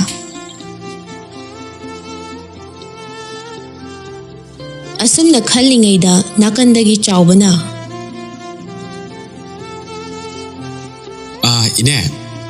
ꯏꯅꯦꯅ ꯌꯣꯜꯂꯤꯁꯤꯕꯨ ꯁꯤꯡꯖꯨ ꯑꯣꯏꯔꯕꯣ ꯍꯥ ꯏꯕꯨꯡꯉꯣ ꯃꯥꯅꯤ ꯑꯁ ꯌꯥꯝ ꯐꯔꯦ ꯑꯗꯨꯗꯤ ꯅꯨꯡꯊꯤꯜ ꯉꯥꯏꯍꯥꯛ ꯇꯨꯝꯊꯔꯨꯕꯒꯤ ꯃꯣꯔꯣꯛ ꯑꯁꯥꯕ ꯑꯃ ꯆꯥꯅꯤꯡꯗꯅ ꯁꯨꯝ ꯊꯣꯛꯂꯛꯄꯅꯦ ꯊꯥꯟ ꯌꯥꯝ ꯆꯥꯔꯦ ꯍꯣꯏ ꯏꯕꯨꯡꯉꯣ ꯍꯧꯖꯤꯛꯇꯤ ꯂꯧꯁꯤꯡꯁꯨ ꯄꯥꯟꯅꯗ꯭ꯔꯕꯅꯤꯅ ꯇꯧꯐꯝ ꯈꯪꯗꯗꯅ ꯄꯪꯇꯧ ꯇꯧꯔꯤꯕ ꯍꯥꯏꯗꯨꯅꯤ ꯊꯣꯏꯅ ꯀꯥꯟꯅꯔꯨꯕꯒꯤ ꯅꯠꯇꯦꯗ ꯃꯥꯅꯦ ꯁꯨꯗꯕ ꯌꯥꯕꯗꯤ ꯅꯠꯇꯕꯅꯤꯅ ꯏꯅꯦꯅ ꯇꯧꯔꯤꯁꯦ ꯌꯥꯝ ꯐꯩ ꯁꯤꯁꯨ ꯃꯌꯥꯝꯒꯤ ꯁꯦꯕꯥ ꯃꯈꯜ ꯑꯃꯅꯤ ꯀꯩꯅꯣ ꯍꯥꯏꯗꯤ ꯃꯌꯥꯝꯅ ꯁꯤꯡꯖꯨ ꯆꯥꯅꯤꯡꯉꯛꯄ ꯃꯇꯝꯗ ꯏꯅꯦꯅ ꯐꯪꯍꯜꯂꯤꯁꯦ ꯁꯤꯃꯨꯛ ꯐꯕ ꯂꯩꯇ꯭ꯔꯕꯅꯤ ꯈꯪꯗ꯭ꯔꯦꯗ ꯏꯕꯨꯡꯉꯣ ꯅꯠꯇꯦ ꯅꯣꯏꯕꯨ ꯁꯤꯗ ꯆꯥꯒꯦ ꯍꯥꯏꯕ꯭ꯔꯣ ꯅꯠꯇ꯭ꯔꯒ ꯌꯨꯝꯗ ꯄꯨꯗꯣꯏꯔꯣ ꯆꯥꯎꯕ ꯃꯇꯨꯡꯗ ꯂꯦꯞꯂꯤꯕ ꯁꯛꯍꯦꯟꯗ ꯐꯂꯞ ꯌꯦꯡꯉꯤ ꯑꯗꯨꯕꯨ ꯁꯛꯍꯦꯟꯗꯤ ꯃꯈꯨꯠ ꯑꯅꯤꯗꯨ ꯄꯣꯀꯦꯠꯇ ꯍꯨꯝꯖꯤꯟꯗꯨꯅ ꯁꯥꯟꯅꯔꯤꯕ ꯋꯥꯔꯤꯗꯨ ꯇꯥꯗꯕ ꯃꯈꯩ ꯃꯃꯥꯏꯗꯨ ꯂꯩꯗꯨꯅ ꯅꯨꯄꯤ ꯑꯗꯨꯕꯨ ꯊꯣꯛꯂꯛꯄ꯭ꯔꯥ ꯍꯥꯏꯗꯨꯅ ꯀꯟꯅ ꯌꯦꯡꯂꯤ ꯃꯗꯨ ꯎꯕꯗ ꯆꯥꯎꯕ ꯅꯣꯛꯐꯦꯠ ꯇꯧꯅ ꯁꯛꯍꯦꯟꯒꯤ ꯑꯆꯤꯛꯄꯗꯨ ꯊꯨꯒꯥꯏꯔꯛꯏ ꯁꯥꯔ ꯁꯤꯡꯖꯨꯁꯦ ꯁꯤꯗ ꯆꯥꯖꯦ ꯍꯥꯏꯕ꯭ꯔꯣ ꯅꯠꯇ꯭ꯔꯒꯅ ꯑꯗ ꯄꯨꯒꯗ꯭ꯔꯣ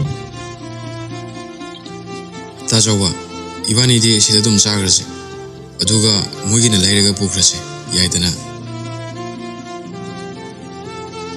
ꯁꯛꯍꯦꯟꯅ ꯁꯤꯡꯖꯨ ꯆꯥꯕꯒꯤ ꯅꯃꯥꯗ ꯅꯨꯄꯤ ꯑꯗꯨꯕꯨ ꯊꯣꯛꯂꯛꯄ꯭ꯔꯥ ꯌꯦꯡꯒꯗꯧꯔꯤꯕꯅꯤ ꯈꯪꯂꯗꯨꯅ ꯆꯥꯎꯕꯗꯨ ꯅꯣꯛꯐꯦꯠ ꯇꯧꯖꯩ ꯍꯣꯏ ꯑꯗꯨꯃꯥꯏꯅ ꯇꯧꯔꯁꯤ ꯑꯗꯨꯗꯤ 이네 ꯁꯤꯡꯖꯨꯗꯣ ꯇꯣꯉꯥꯟꯅ ꯈꯔꯒ ꯌꯣꯟꯕꯤꯔꯣ ꯍꯣꯏ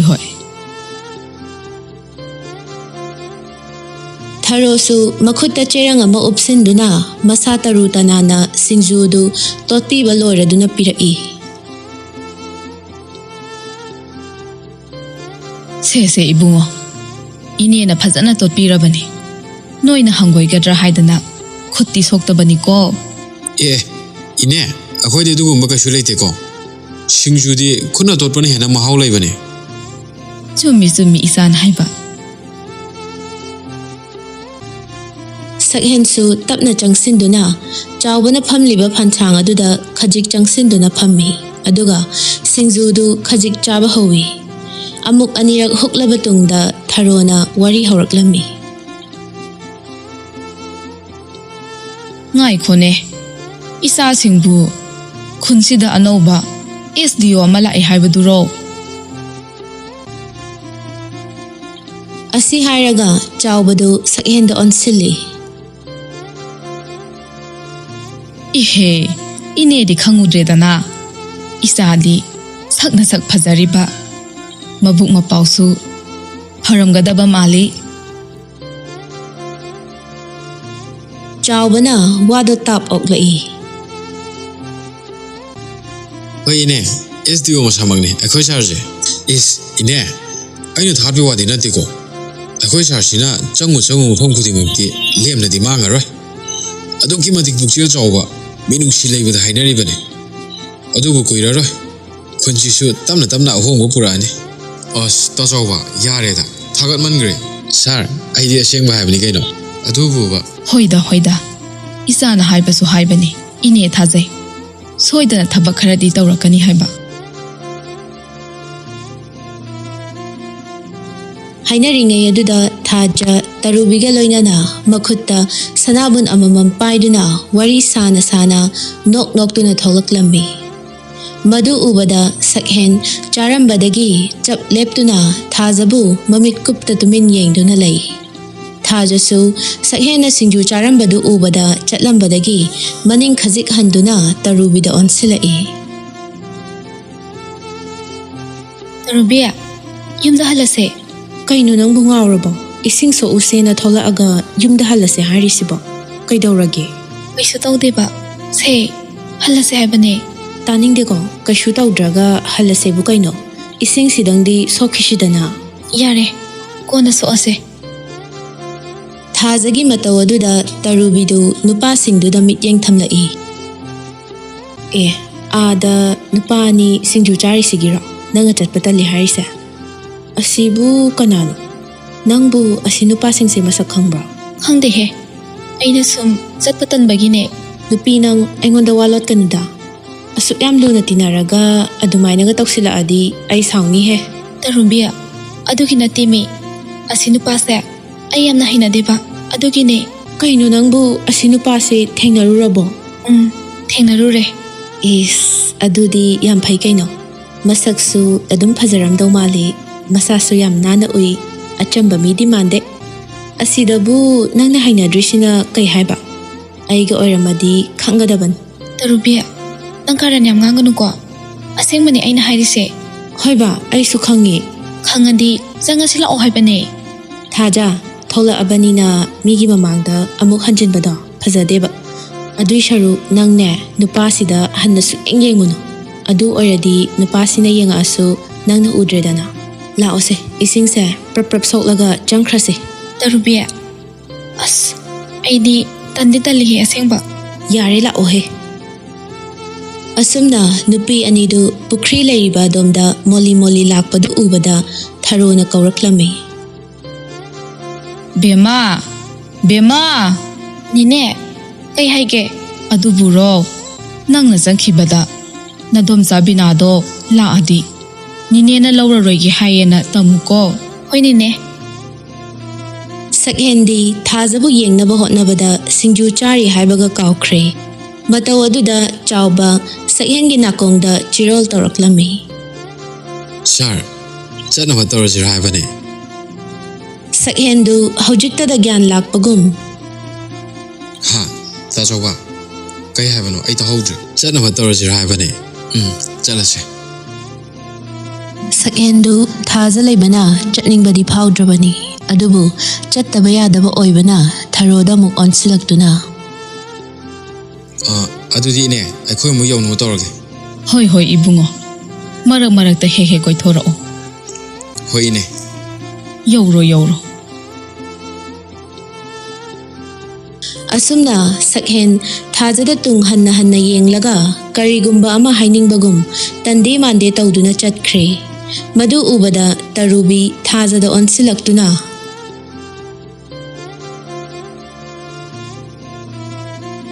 ꯋꯥꯎ, ꯊꯥꯖ, ꯑꯁꯤ ꯅꯨꯄꯥꯁꯤꯔꯣ ꯅꯪꯅ ꯌꯥꯝ ꯍꯩꯅꯗꯦ ꯍꯥꯏꯔꯤꯁꯦ? ꯑꯩꯗꯤ ꯅꯍꯥꯟꯈꯩ ꯈꯪꯗꯦ ꯅꯪꯗꯤ ꯇꯁꯦꯡꯅ ꯉꯥꯎꯏꯅ꯫ ꯑꯁꯨꯛ ꯌꯥꯝꯅ ꯐꯖꯕ ꯅꯨꯄꯥꯁꯤꯗꯤ ꯑꯩꯗꯤ ꯄꯨꯟꯁꯤꯗ ꯑꯃꯨꯛꯐꯥꯎ ꯎꯗ꯭ꯔꯤ ꯍꯥꯏꯕ꯫ ꯅꯪꯅ ꯌꯥꯝ ꯍꯩꯅꯗ꯭ꯔꯒꯅ ꯑꯩꯒꯤ ꯑꯣꯏꯅ ꯁꯦꯝꯕꯤꯔꯣꯗꯅ꯫ ꯑꯗꯨꯁꯨ ꯌꯥꯔꯣꯏꯅꯦ, ꯅꯨꯄꯥꯗꯨꯒꯤ ꯃꯤꯠꯌꯦꯡꯗꯣ ꯑꯩꯉꯣꯟꯗ ꯌꯦꯡꯗꯦꯕ꯫ ꯑꯗꯣ ꯊꯥꯖ, ꯑꯁꯤ ꯅꯨꯄꯥꯁꯤꯅ ꯀꯔꯤꯒꯨꯝꯕ ꯅꯪꯉꯣꯟꯗ ꯄꯥꯝꯃꯤ ꯅꯨꯡꯁꯤ ꯀꯥꯏꯅ ꯍꯥꯏꯔꯛꯂꯗꯤ ꯌꯥꯗꯕ ꯌꯥꯔꯣꯏꯀꯣ? ꯃꯁꯛꯁꯦ ꯈꯨꯐꯖ ꯑꯃ ꯇꯧꯋꯦ ꯍꯥꯏꯕ, ꯃꯕꯨꯛ ꯃꯄꯥꯎꯁꯨ ꯌꯥꯝ ꯐꯔꯝꯗꯧ ꯃꯥꯜꯂꯦꯕ꯫ ꯅꯪ ꯌꯥꯗꯕ ꯌꯥꯔꯣꯏꯀꯣ? ꯑꯩꯗꯤ ꯍꯥꯏꯁꯤꯅꯤꯀꯣ꯫ ꯇꯔꯨꯕꯤ, ꯌꯥꯔꯦꯕ, ꯃꯪꯂꯥꯟꯗ ꯗꯂꯥꯟ ꯁꯥꯒꯠꯄꯒꯤ ꯊꯕꯛꯁꯦ ꯇꯣꯛꯁꯦ꯫ ꯅꯪꯅꯗꯤ ꯈꯪꯗ꯭ꯔꯤꯕ ꯑꯩꯒꯤ ꯐꯤꯕꯝꯁꯦ ꯅꯪꯁꯨ ꯈꯪꯉꯤꯕ ꯅꯠꯇ꯭ꯔꯥ? ꯑꯩꯒꯤ ꯁꯛꯁꯦ ꯎꯕꯗ ꯃꯥ ꯑꯗꯨꯝ ꯇꯟꯈ꯭ꯔꯗꯧꯅꯦ꯫ ꯑꯗꯨꯒꯤ ꯋꯥꯗꯣ ꯑꯩꯉꯣꯟꯗ ꯃꯇꯨꯡ ꯑꯃꯨꯛ ꯍꯥꯏꯔꯛꯀꯅꯨꯀꯣ, ꯑꯩ ꯁꯥꯎꯅꯤꯍꯦ꯫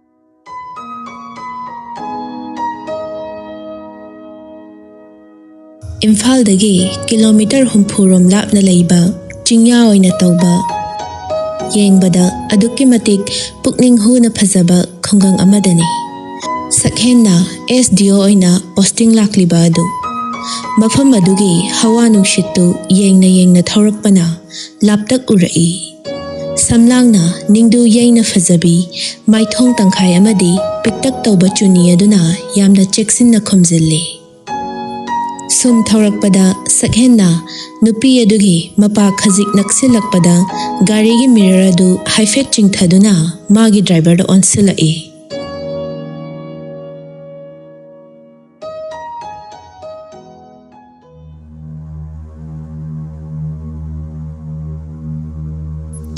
ꯇꯥꯆꯧꯕ ꯒꯥꯔꯤ ꯑꯝꯇ ꯈꯥꯝꯃꯣ꯫ ꯑꯦ ꯁꯥꯔ ꯀꯩꯗꯧꯕ ꯌꯥꯎꯔꯒꯦ ꯂꯝꯍꯥꯡꯁꯤꯗ ꯒꯥꯔꯤ ꯈꯥꯝꯃꯣ ꯍꯥꯏꯁꯤꯕꯣ? ꯈꯥꯝꯃꯣꯅꯦ꯫ ꯆꯥꯎꯕꯗꯨ ꯄꯟꯊꯕ ꯇꯧꯗ ꯒꯥꯔꯤꯗꯨ ꯁꯠ ꯈꯥꯝꯃꯤ꯫ ꯁꯛꯍꯦꯟ ꯀꯨꯝꯊꯅꯕ ꯍꯣꯠꯅꯔꯤꯉꯩ ꯆꯩꯔꯛꯇ ꯍꯧꯖꯤꯛꯇ ꯃꯤꯠꯃꯥꯡꯗ ꯃꯃꯤꯒꯨꯝ ꯂꯩꯔꯝꯕ ꯅꯨꯄꯤꯗꯨ ꯀꯗꯣꯝꯗ ꯆꯠꯈꯤꯕꯅꯣ ꯈꯪꯍꯧꯗ꯭ꯔꯦ꯫ ꯃꯇꯧ ꯑꯗꯨꯗ ꯃꯥꯏꯊꯣꯡ ꯈꯖꯤꯛ ꯃꯛꯁꯤꯟꯅ ꯒꯥꯔꯤꯗꯨꯗ ꯑꯃꯨꯛ ꯀꯥꯔꯛꯇꯨꯅ ꯌꯥꯔꯦ ꯇꯧꯔꯣ꯫ ꯉꯁꯤ ꯁꯛꯍꯦꯟꯒꯤ ꯃꯇꯧ ꯑꯁꯤꯗ ꯆꯥꯎꯕꯗꯤ ꯄꯨꯡꯉꯛ ꯍꯦꯛ ꯉꯛꯈ꯭ꯔꯦ꯫ ꯊꯥꯖꯁꯨ ꯅꯨꯄꯥ ꯑꯗꯨꯒꯤ ꯃꯑꯣꯡꯗꯨ ꯎꯕꯗ ꯇꯍꯥ ꯆꯪꯂꯛꯏ꯫ ꯃꯗꯨ ꯎꯕꯗ ꯊꯔꯣꯅ ꯕꯦꯝꯃ ꯀꯩꯗꯧꯔꯦ? ꯑꯁꯨꯛ ꯊꯨꯅ ꯆꯪꯉꯛꯏꯗꯤ?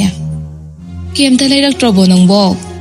ꯅꯦꯅꯦ, ꯉꯁꯤꯁꯦ ꯀꯩꯗꯧꯕ ꯌꯥꯎꯔꯕꯅꯣ ꯈꯪꯗꯦ꯫ ꯑꯩꯈꯣꯏꯒꯤ ꯀꯩꯊꯦꯜ ꯃꯆꯥꯗꯣ ꯏꯟꯁꯥꯡ ꯌꯣꯟꯕꯤ ꯀꯅꯥꯃꯠꯇ ꯐꯝꯍꯧꯗꯤꯌꯦ, ꯑꯗꯨꯅ ꯀꯦꯝꯇ ꯂꯩꯔꯛꯇ꯭ꯔꯦ꯫ ꯏꯍꯦ, ꯑꯗꯨꯗꯤ ꯇꯣꯛꯄ ꯇꯥꯔꯤꯕ꯭ꯔꯥ ꯉꯁꯤꯁꯤꯕꯣ? ꯐꯔꯦ ꯅꯪꯅ ꯉꯁꯥꯏ ꯁꯣꯏꯔꯝꯕ ꯈꯔꯁꯦ ꯑꯣꯏꯅ ꯌꯣꯜꯂꯨꯔꯒꯦ꯫ ꯅꯠꯇꯦꯅꯦ, ꯅꯪꯅ ꯍꯥꯏꯔꯤꯁꯤꯕꯨ ꯉꯁꯤꯁꯦ ꯀꯩꯗꯧꯕ ꯌꯥꯎꯔꯕꯖꯥꯠꯅꯣ? ꯈꯪꯗꯤꯌꯦ꯫ ꯇꯟꯖꯥ ꯑꯗꯨꯗ ꯄꯥꯔꯤꯁꯨ ꯇꯍꯥ ꯂꯥꯛꯇꯨꯅ ꯊꯥꯖ ꯍꯩꯃꯥ, ꯗꯥ ꯄꯥꯔꯤ ꯆꯪꯉꯛꯑꯣ, ꯀꯩꯗꯧꯕ ꯌꯥꯎꯔꯒꯦ? ꯊꯔꯣꯅ ꯃꯔꯛ ꯐꯠ ꯊꯠꯇꯨꯅ ꯀꯩꯅꯣꯅꯦ ꯉꯁꯤꯁꯤꯕꯣ? ꯑꯊꯨꯕꯒꯤ ꯑꯊꯨꯕ ꯉꯥꯛꯇ꯫ ꯏꯅꯦ, ꯑꯩꯅ ꯂꯥꯛꯏꯁꯦ ꯑꯇꯩꯒꯤ ꯅꯠꯇꯦꯗ, ꯄꯥꯎ ꯑꯃ ꯇꯝꯒꯦꯅ ꯂꯥꯛꯏꯅꯦ꯫ ꯀꯔꯤ ꯄꯥꯎꯅꯣꯅꯦ ꯅꯪꯅ ꯇꯝꯒꯦ ꯍꯥꯏꯔꯤꯁꯤꯕꯣ? ꯀꯩꯅꯣꯅꯦ, ꯑꯩꯈꯣꯏ ꯈꯨꯟꯗꯅꯦ SDO ꯑꯅꯧꯕ ꯑꯃ ꯂꯥꯛꯍꯧꯔꯦ꯫ ꯍꯥꯟꯅꯒꯤꯗꯣ ꯁꯤꯟꯗꯣꯛꯈ꯭ꯔꯦ ꯍꯥꯏꯌꯦ꯫ ꯐꯔꯦ, ꯁꯤꯟꯁꯅꯨ, ꯃꯔꯝ ꯆꯠꯀꯤꯅꯤ ꯀꯌꯥꯗꯤ ꯌꯥꯝꯃꯦ꯫ ꯃꯥꯅ ꯈꯨꯟꯁꯤꯗꯒꯤ ꯊꯕꯛ ꯍꯥꯞꯄꯤꯒꯅꯤ ꯍꯥꯏꯖꯤꯜꯂꯒ ꯆꯥꯈ꯭ꯔꯤꯕ ꯁꯦꯜ ꯃꯌꯥꯝꯗꯣ ꯑꯇꯩ ꯂꯥꯏꯔꯤ ꯅꯃꯥꯗꯨꯕꯨ ꯁꯤꯡꯖꯨꯒꯤ ꯃꯄꯣꯠꯀ ꯑꯃꯠꯇ ꯂꯩꯍꯧꯗ꯭ꯔꯕ ꯖꯥꯠꯂꯥ? ꯏꯅꯦ, ꯑꯩꯅ ꯍꯥꯏꯐꯦꯠ ꯎꯔꯛꯄꯗꯗꯤ ꯀꯣꯕꯤ ꯈꯔꯗꯤ ꯎꯔꯝꯃꯦ, ꯑꯇꯩꯗꯤ ꯈꯪꯗꯦ꯫ ꯑꯗꯣ ꯉꯁꯤꯒꯤꯕꯨ ꯑꯝꯇ ꯂꯩꯇ꯭ꯔꯕꯣ? ꯈꯔꯕꯨꯗꯤ ꯂꯩꯌꯦ, ꯑꯗꯨꯗ ꯀꯣꯟꯅꯔꯣꯏꯗꯕ ꯑꯗꯨꯒꯤꯅꯤ꯫ ꯅꯆꯟꯅ ꯀꯩꯊꯦꯜꯗ ꯂꯩꯒꯦꯅꯕꯨꯗꯤ ꯆꯠꯂꯨꯔꯕꯅꯦ, ꯑꯗꯨꯕꯨ ꯉꯁꯤꯁꯦ ꯀꯩꯊꯦꯜ ꯑꯃꯠꯇ ꯐꯝꯍꯧꯗꯦ ꯍꯥꯏꯅꯦ꯫ ꯀꯩꯗꯧꯕ ꯌꯥꯎꯔꯕꯖꯥꯠꯅꯣ ꯈꯪꯗꯦꯗ꯫ ꯉꯜꯂꯤꯕꯩ ꯑꯣꯏꯔꯝꯅꯤꯌꯦ, ꯀꯩꯁꯨ ꯊꯣꯏꯗꯣꯛꯄ ꯄꯥꯎꯗꯤ ꯇꯥꯗꯦꯗ꯫ ꯑꯗꯨꯕꯨ ꯑꯣꯏꯔꯗꯤ ꯐꯩꯅꯦ꯫ ꯑꯗꯨꯗ ꯑꯩꯗꯤ ꯀꯔꯤ ꯇꯧꯔꯕꯖꯥꯠꯅꯣ ꯍꯥꯏꯗꯅ ꯅꯨꯡꯁꯥ ꯊꯤꯔꯨꯔꯕꯅꯦ꯫ ꯏꯅꯦ, ꯀꯩꯁꯨ ꯇꯧꯔꯣꯏꯗ, ꯀꯥ ꯍꯦꯟꯅꯁꯨ ꯈꯟꯖꯟꯕꯤꯒꯅꯨ꯫ ꯍꯣꯏꯗ ꯍꯧꯖꯤꯛꯄꯨꯗꯤ ꯈꯟꯗ꯭ꯔꯦ꯫ ꯄꯥꯔꯤꯗꯨ ꯊꯥꯖꯗ ꯑꯣꯟꯁꯤꯜꯂꯛꯇꯨꯅ ꯅꯣꯛꯐꯦꯠ ꯇꯧꯁꯤꯜꯂꯤ꯫ ꯊꯥꯖ, ꯑꯩꯅꯦ ꯑꯩꯈꯣꯏ ꯃꯥꯒꯤ ꯁꯤꯡꯖꯨ ꯃꯌꯥꯟ ꯀꯔꯤ ꯌꯥꯎꯔꯒꯦ ꯑꯝꯇ ꯌꯦꯡꯈꯤꯒꯦꯀꯣ, ꯑꯗꯨꯒ ꯍꯣꯔꯦꯟ ꯏꯅꯦꯒꯤ ꯃꯅꯥꯛꯇ ꯏꯕꯥꯅꯤ ꯑꯣꯏꯅ ꯊꯤꯜꯂꯨꯔꯁꯦ꯫ ꯍꯣꯏ ꯌꯥꯏꯌꯦ꯫ ꯑꯗꯨꯗꯤ ꯏꯅꯦ, ꯑꯔꯩꯕ ꯃꯈꯩꯗꯣ ꯍꯥꯟꯅ ꯌꯣꯜꯂꯨꯔꯣ, ꯑꯩꯅꯦ ꯑꯩꯈꯣꯏ ꯃꯥꯗ ꯑꯝꯇ ꯍꯥꯏꯔꯨꯈꯤꯒꯦ꯫ ꯍꯣꯏ, ꯆꯠꯂꯨꯔꯣ꯫ ꯋꯥꯁꯦ ꯍꯥꯏꯔꯒ ꯄꯥꯔꯤ ꯆꯠꯀꯦ ꯍꯥꯏꯗꯨꯅ ꯃꯃꯥꯏ ꯂꯩꯊꯣꯔꯛꯄꯗ ꯊꯔꯣꯅ ꯑꯃꯨꯛ ꯈꯥꯝꯂꯛꯂꯝꯃꯤ꯫ ꯍꯩꯃꯥ, ꯄꯥꯔꯤ ꯉꯥꯏꯈꯣꯅꯦ ꯅꯪꯕꯣ, ꯁꯦꯜꯁꯦ ꯄꯨꯈꯣꯅꯦ꯫ ꯏꯅꯦ, ꯁꯦꯜꯗꯨꯗꯤ ꯀꯣꯟꯅ ꯇꯧꯔꯁꯦ, ꯄꯣꯠꯇꯣ ꯍꯥꯟꯅ ꯂꯩꯕ꯭ꯔꯥ ꯑꯝꯇ ꯌꯦꯡꯈꯤꯒꯦ꯫ ꯑꯁꯤ ꯍꯥꯏꯔꯒ ꯄꯥꯔꯤꯗꯨ ꯈꯥꯝꯕ ꯅꯪꯗ ꯄ꯭ꯔꯞ ꯆꯠꯈ꯭ꯔꯦ꯫ ꯃꯇꯧ ꯑꯗꯨꯗ ꯊꯔꯣꯗꯨ ꯅꯣꯛꯃꯤ ꯇꯧꯗꯨꯅ ꯇꯧꯔꯤꯁꯤ ꯌꯦꯡꯉꯨꯅꯦ, ꯃꯈꯣꯡꯁꯦ ꯌꯥꯡꯈ꯭ꯔꯕ꯫ ꯊꯥꯖꯗꯨ ꯄꯥꯔꯤꯗꯒꯤ ꯃꯤꯠꯌꯦꯡ ꯈꯖꯤꯛ ꯊꯩꯗꯣꯛꯇꯨꯅ ꯊꯔꯣꯗ ꯑꯃꯨꯛ ꯑꯣꯟꯁꯤꯜꯂꯛꯏ꯫ ꯅꯦꯅꯦ, ꯅꯪ ꯏꯝꯐꯥꯜꯗ ꯀꯔꯝ ꯀꯥꯟꯗ ꯆꯠꯇꯣꯏꯅꯣ? ꯆꯠꯇꯤ ꯆꯠꯅꯤꯡꯕꯅꯦ, ꯑꯗꯨꯕꯨ ꯄꯩꯁꯥꯁꯦ ꯀꯣꯟꯅꯔꯣꯏꯗꯕꯅꯤꯅ ꯄꯥꯡꯊꯣꯛ ꯆꯥꯝꯗꯅ ꯑꯗꯨꯝ ꯂꯩꯔꯦꯗꯅ꯫ ꯏꯝꯐꯥꯜꯗ ꯅꯦꯅꯦꯗꯒꯤ ꯉꯥꯏꯍꯥꯛ ꯂꯩꯇꯅ ꯐꯤ ꯂꯧꯅꯕ ꯏꯃꯥꯟꯅꯕꯤ ꯑꯃ ꯂꯩꯕꯅꯤ꯫ ꯃꯥꯅꯁꯨ ꯀꯩꯗꯧꯔꯕꯅꯣ ꯂꯥꯛꯇ꯭ꯔꯦ ꯍꯥꯏꯔꯝꯃꯅꯤ꯫ ꯅꯠꯇꯦ, ꯅꯪꯕꯨ ꯀꯔꯤ ꯂꯩꯅꯤꯡꯉꯤꯅꯣ? ꯀꯩꯁꯨ ꯅꯠꯇꯦꯗ, ꯑꯩꯒꯤꯁꯨꯅꯤꯁꯦ ꯑꯃ ꯁꯤꯟꯅꯤꯡꯉꯦ꯫ ꯁꯤꯗ ꯁꯨꯝ ꯁꯤꯖꯤꯟꯅꯕꯁꯦ ꯏꯀꯥꯏꯕ ꯑꯃ ꯌꯥꯎꯔꯕ, ꯑꯗꯨꯒꯤꯅꯦ꯫ ꯍꯣꯏ, ꯉꯁꯤ ꯅꯣꯡꯃ ꯅꯤני ꯂꯩꯔꯒ ꯆꯠꯄ ꯌꯥꯕ꯭ꯔꯥ ꯌꯦꯡꯉꯒꯦ꯫ ꯅꯦꯅꯦ, ꯌꯥꯔꯅꯤꯗ, ꯂꯩꯔꯨꯔꯅꯣ ꯀꯣꯟꯅ ꯄꯩꯁꯥ ꯈꯔ ꯈꯣꯝꯃꯒ ꯑꯣꯏꯅ ꯂꯩꯔꯁꯦ ꯍꯦꯔꯥ ꯌꯥꯝ ꯄꯤꯕꯁꯨ ꯅꯠꯇꯕꯗꯨꯕꯨ ꯅꯍꯥꯃꯨꯛ ꯆꯠꯄꯗꯁꯨ ꯌꯨꯝꯗꯒꯤꯗꯤ ꯅꯤꯡꯁꯤꯡꯉꯒ ꯆꯠꯄꯅꯦ ꯌꯧꯔꯒꯗꯤ ꯀꯥꯎꯊꯣꯛꯈ꯭ꯔꯦꯗꯅ ꯉꯥꯏꯈꯣꯅꯦ ꯅꯪꯕꯨ ꯅꯃꯥꯏꯗꯣ ꯀꯥ ꯍꯦꯟꯅ ꯐꯤꯕꯝ ꯊꯤꯅ ꯁꯣꯛꯄꯁꯨ ꯅꯠꯇꯦ ꯈꯔ ꯈꯔꯗꯤ ꯍꯥꯡꯗꯣꯛꯄꯅ ꯐꯠꯇ꯭ꯔꯣ ꯁꯨꯝ ꯈꯨꯝꯃꯒ ꯂꯩꯔꯗꯤ ꯅꯪꯕꯣ ꯅꯤꯅꯦ ꯁꯤꯒꯤ ꯋꯥꯁꯦ ꯇꯣꯛꯑꯁꯤꯗ ꯑꯁꯤ ꯍꯥꯏꯔꯒ ꯊꯥꯖ ꯏꯃꯨꯡꯂꯣꯝꯗ ꯆꯪꯈ꯭ꯔꯦ ꯊꯔꯣꯁꯨ ꯃꯃꯧꯅ ꯆꯪꯈꯤꯕ ꯑꯗꯨ ꯌꯦꯡꯗꯨꯅ ꯃꯕꯨꯛꯅꯤꯡꯗ ꯑꯁꯨꯝꯅ ꯈꯜꯂꯤ ꯀꯌꯥꯅ ꯃꯔꯥꯏꯕꯛ ꯊꯤꯈ꯭ꯔꯕꯅꯣꯅꯦꯁꯦ ꯑꯁꯨꯛ ꯐꯖꯈ꯭ꯔꯕ ꯃꯁꯛꯁꯦ ꯂꯃꯈꯥꯡꯗ ꯅꯝꯗꯅ ꯍꯦꯛ ꯃꯥꯡꯍꯜꯂꯤꯗ ꯏꯅꯤ ꯏꯃꯧꯒꯤ ꯂꯥꯏꯕꯛꯁꯤꯕꯨ ꯍꯦ ꯅꯣꯡꯗꯝꯕ ꯅꯪꯅ ꯀꯔꯤ ꯍꯥꯏꯅꯕꯨ ꯇꯝꯂꯤꯒꯕ ꯉꯥꯡꯅ ꯉꯥꯡꯅ ꯊꯔꯣ ꯀꯣꯝꯄꯥꯛ ꯑꯆꯧꯕ ꯑꯗꯨꯒ ꯈꯥꯎꯗꯨꯃꯒ ꯌꯥꯟꯗꯨꯅ ꯍꯥꯏ ꯕꯦꯃꯥ ꯅꯤꯅꯦ ꯆꯠꯂꯦꯀꯣ ꯍꯣꯏ ꯅꯤꯅꯦ ꯁꯣꯝꯗ ꯁꯛꯍꯦꯟ ꯃꯥꯒꯤ ꯃꯈꯥ ꯊꯥꯕꯁꯤꯡꯗꯨꯗ ꯊꯕꯛ ꯄꯨꯝꯅꯃꯛꯇꯨ ꯁꯤꯟꯅꯔꯝꯂꯒ ꯈꯨꯟ ꯑꯗꯨꯒꯤ ꯃꯐꯝꯁꯤꯡꯗꯨ ꯉꯥꯏꯍꯥꯛ ꯀꯣꯏꯆꯠ ꯆꯠꯇꯨꯅ ꯌꯦꯡꯁꯤꯜꯂꯕ ꯇꯨꯡꯗ ꯆꯠꯂꯒꯦ ꯍꯥꯏꯗꯨꯅ ꯃꯃꯥꯏ ꯂꯩꯊꯣꯔꯛꯄꯗ ꯂꯥꯞꯇꯛꯅ ꯗꯨꯀꯥꯟ ꯑꯃꯒꯤ ꯃꯃꯥꯡꯗ ꯅꯍꯥꯟ ꯃꯥꯅ ꯑꯍꯥꯟꯕ ꯂꯥꯛꯄꯗ ꯎꯈꯤꯕ ꯃꯃꯥꯏ ꯈꯨꯝꯕꯤ ꯅꯨꯄꯤ ꯑꯗꯨ ꯑꯃꯨꯛ ꯎꯔꯛꯏ ꯃꯗꯨ ꯎꯕꯗ ꯁꯛꯍꯦꯟ ꯊꯤꯟꯊꯗꯅ ꯅꯨꯄꯤꯗꯨꯅ ꯂꯩꯔꯤꯕ ꯑꯗꯣꯝꯗ ꯄ꯭ꯔꯞ ꯄ꯭ꯔꯞ ꯀꯨꯝꯊꯔꯛꯏ ꯑꯗꯨꯕꯨ ꯍꯥꯟꯅꯒꯨꯝꯅ ꯃꯤꯠꯌꯦꯡ ꯈꯖꯤꯛ ꯑꯣꯜꯂꯤꯉꯩ ꯅꯨꯄꯤꯗꯨꯅ ꯆꯪꯈꯤꯕꯗꯨ ꯎꯍꯧꯗ꯭ꯔꯦ ꯁꯛꯍꯦꯟꯗꯨ ꯅꯤꯡꯕ ꯀꯥꯏꯅ ꯃꯥꯒꯤ ꯍꯥꯟꯅꯒꯤ ꯃꯐꯝꯗꯨꯗ ꯑꯃꯨꯛ ꯂꯥꯛꯇꯨꯅ ꯅꯥꯀꯟꯗ ꯂꯩꯔꯤꯕ ꯆꯧꯀ꯭ꯔꯤ ꯑꯗꯨꯗ ꯇꯞꯅ ꯐꯝꯊꯔꯛꯇꯨꯅ ꯋꯥꯈꯜ ꯑꯃ ꯈꯜꯂꯛꯏ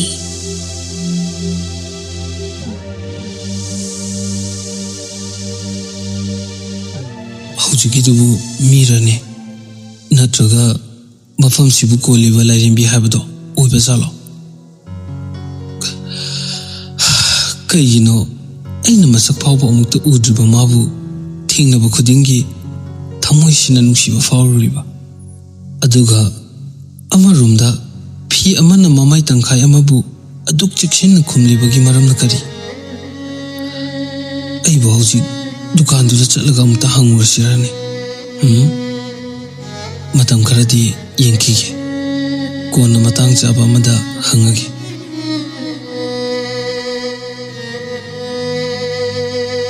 ꯑꯁꯨꯝꯅ ꯋꯥꯈꯜ ꯑꯃꯗ ꯂꯩꯔꯤꯉꯩ ꯇꯟꯖꯥꯗ ꯃꯈꯨꯠꯇ ꯄꯥꯏꯔꯤꯕ ꯐꯣꯟꯒꯤ ꯔꯤꯡꯗꯨꯅ ꯃꯥꯒꯤ ꯃꯪꯂꯥꯟꯗꯨ ꯊꯨꯒꯥꯏꯔꯛꯂꯤ ꯁꯛꯍꯦꯟ ꯂꯥꯛꯂꯤꯕ ꯀꯣꯜ ꯑꯗꯨ ꯐꯠ ꯄꯥꯏꯈꯠꯇꯨꯅ ꯍꯜꯂꯣ ꯆꯔꯥꯡ ꯀꯩꯗꯧꯔꯦ ꯇꯥꯃꯣꯆꯣ ꯑꯗꯨꯒꯤ ꯃꯤꯡꯗꯣ ꯀꯧꯔꯛꯀꯅꯣ ꯍꯥꯏꯕꯅꯤꯀꯣ ꯍꯣꯏꯗ ꯏꯆꯟꯗꯤ ꯐꯖꯕꯤꯅꯤ ꯇꯥꯃꯣꯆꯧꯅ ꯁꯨꯝ ꯅꯨꯡꯁꯤꯗꯅ ꯂꯛꯅꯕꯅꯤꯗ ꯑꯗꯣ ꯀꯩ ꯂꯩꯔꯒꯦ ꯅꯪꯅ ꯐꯣꯟ ꯇꯧꯔꯛꯏꯁꯤꯕꯣ ꯀꯩꯁꯨ ꯂꯩꯇꯦꯗ ꯏꯃꯥꯅ ꯐꯣꯟ ꯇꯧꯕꯗ ꯄꯥꯏꯔꯛꯇꯦꯅ ꯑꯃꯨꯛ ꯇꯧꯔꯒ ꯌꯦꯡꯉꯣꯅ ꯇꯧꯔꯛꯏꯅꯦ ꯁꯛꯍꯦꯟ ꯄꯤꯁꯨꯝꯗꯣ ꯍꯥꯏꯐꯦꯠ ꯁꯨꯛꯇꯨꯅ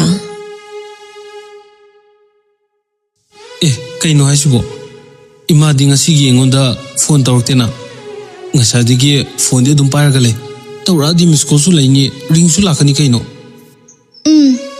ꯇꯧꯔꯝꯃꯅꯤ ꯈꯪꯉꯦꯕ ꯑꯁ ꯌꯥꯔꯦꯁꯦ ꯏꯃꯥ ꯂꯩꯔꯗꯤ ꯄꯥꯏꯍꯜꯂꯛꯑꯣꯗꯅ ꯍꯣꯏ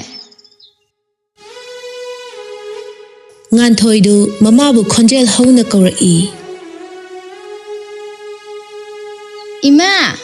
ꯏꯃꯥ ꯇꯥꯕ꯭ꯔꯣ ꯇꯥꯃꯣꯆꯧꯅ phone ꯄꯥꯏꯔꯛꯑꯣꯌꯦ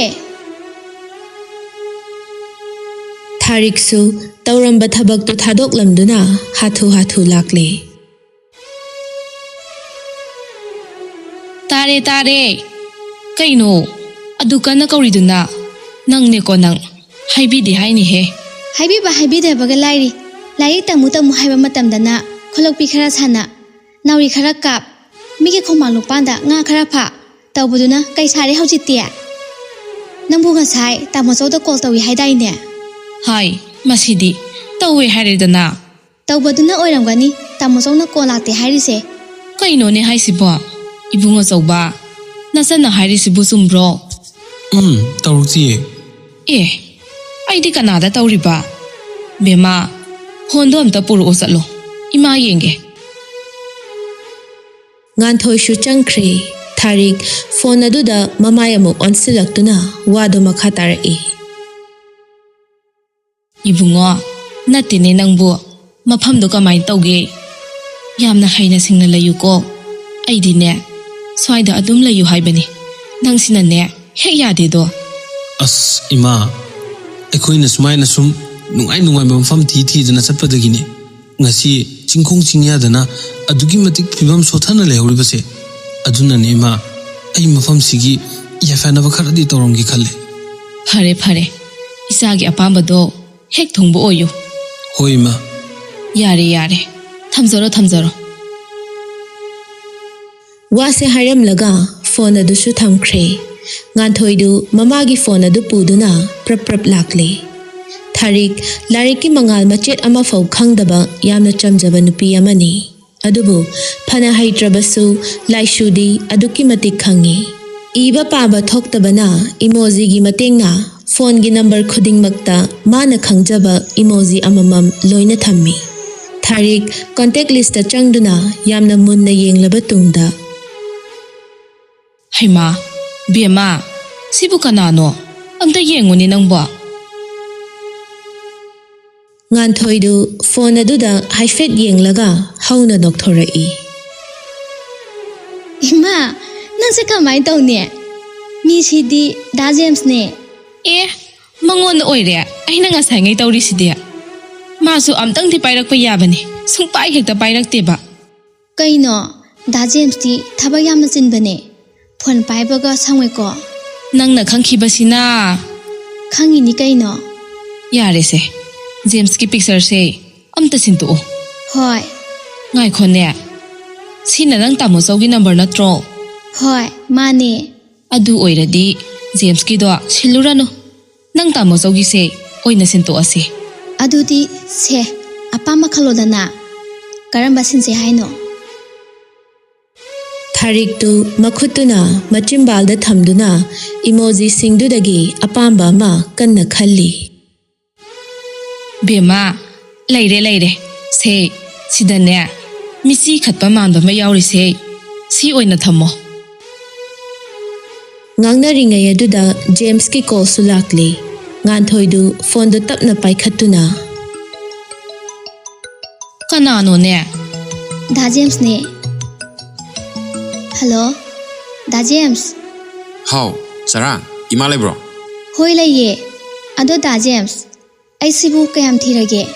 Kayamu yam na thirage ba. Nuina sarang na kaurise. Ay thawayam na nungaite ko.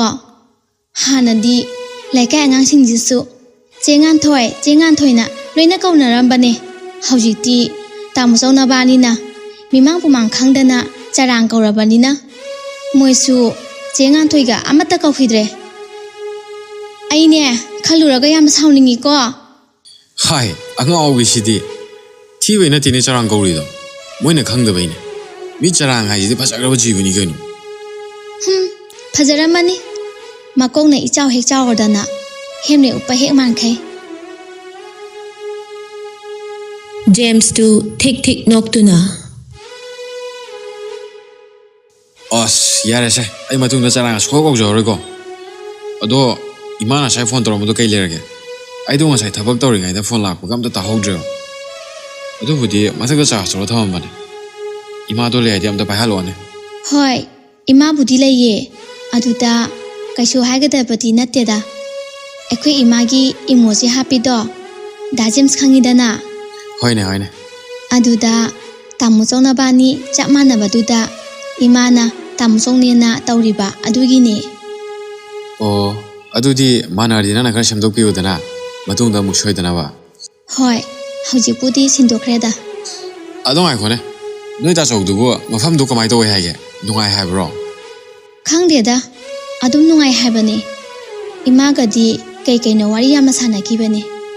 Oh, fare adudi. Ay horen nungdang oina fajana phone tawrage ko. Ado angang na ngausinaba yade ko. Fare adudi ang thamage. Ekhoidi ngausina baga sangjade.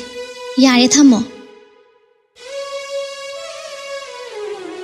Parisu makhutta khaw ama yanduna hathu lakli. Aduga sumang machi duda leptuna.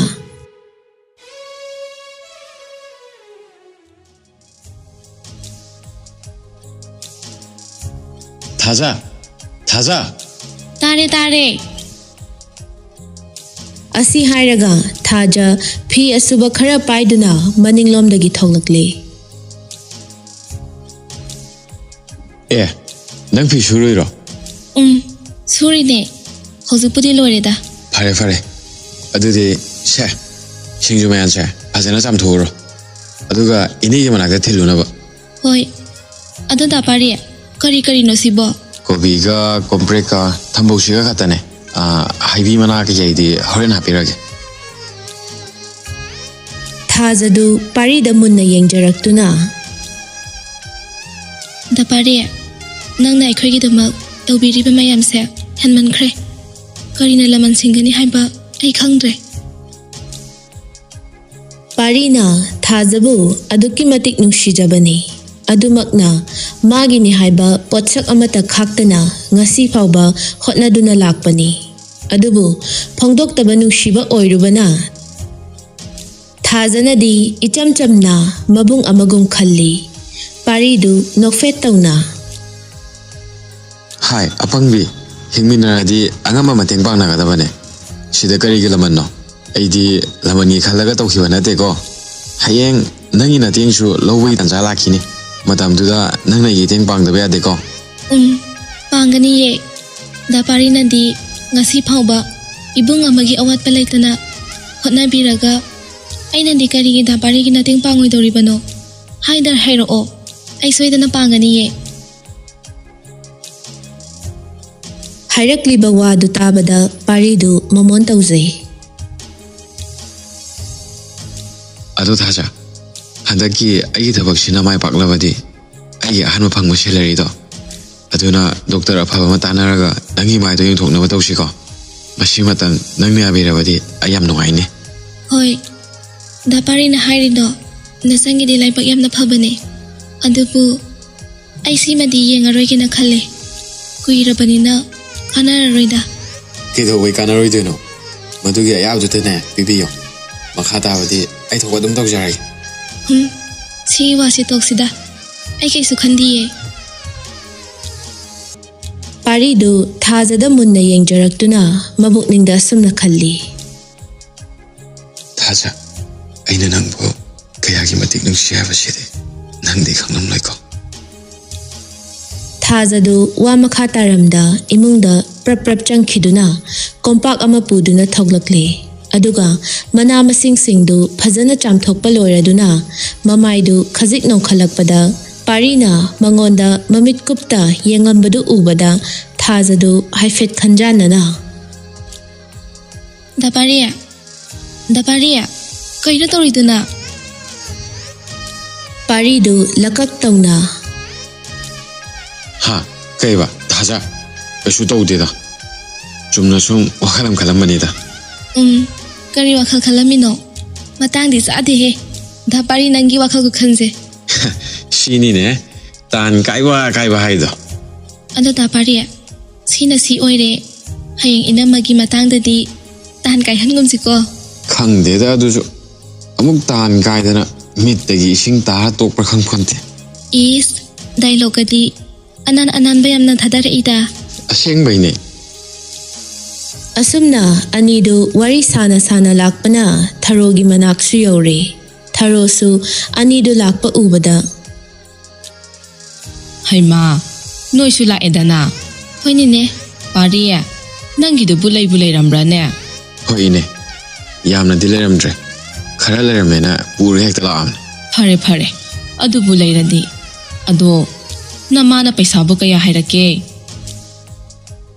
ꯋꯥꯁꯦ ꯍꯥꯏꯔꯒ ꯊꯔꯣ ꯃꯥꯒꯤ ꯁꯦꯡꯒꯥꯎꯗꯒꯤ ꯆꯥꯃ ꯆꯞꯄꯤ ꯑꯃ ꯂꯧꯊꯣꯛꯇꯨꯅ ꯄꯤꯔꯛꯏ. Ine, yarniye. Yambasu natabasida. Yade. Yamgera yamoigera. Noisu lalolibani. Aisu yolibani. Chap mane. Sesi lausillo. Ine, matung doina laujarage. Nasigide paisada hapsanbiro. Yaradrane nangbo. Namana amuk saibidana to orani. Inegi watajidi aidu mi kaishalayada. Kaidawbagi ikaidoino anghawbasidi. Pare. Nangna paisa lau yadrabanina singju se oina khara hek pugro. Yarese, inine am nuaitradi Sida oina thajay wani khara chaminarage. Nate, dapari oina saro. Ai ding asise pokse ithan thangkatle. Aduna kaya saning basu phaudre. Ine. Adu ri yarni. Aisu chaningre. Karino ne noipa. Bema. Nabung se mathanda chaba nungai da dan tawrini. Nangsu khara kok hexamina rodana. Thazadu pairap tawna. Kai haino khangdeba. Aina saning de hairi mata. Chaningre di yari kai dorage. Ai ke shu haide ko.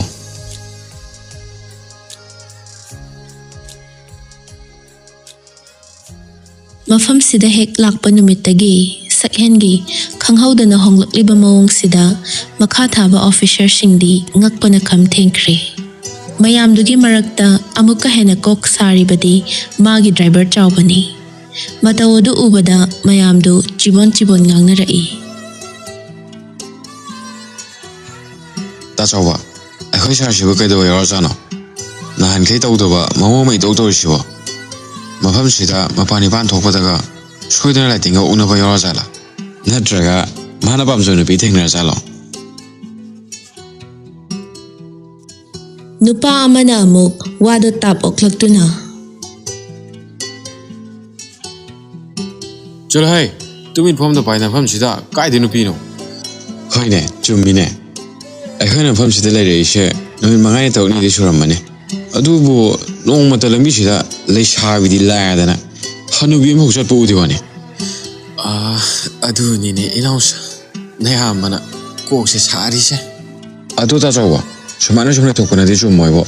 Yumda pau pi bina patro. Adu su chume. Adubu ai manakta khara kupna senaraga gari leibage haibado. Hana amukta yengthoklo kike. Aduga paudo konna pirasi. Adune, ngarang su kun sidagi nupa amana SD una gena lakba fo. Aikhoi shar do hakchang amda dana leire. Nongni ni leire una biro haisin grabane. Nang di kari ge haisin liba. Ibo nang ama aikhoi shar ga taradi nafam tatpa soidre. As kai deno da hekta tat ya bro. Mana sumaina summa chim sida ungrega kamai wari sana ya dun. Hoida. Adu budi masu angawadi natte dana. Kanana khangni. Aikhoina panghanna khanjanba oirambasu madumdadi tawrula unuko adum unahal adudada khangadabane magi mawungsi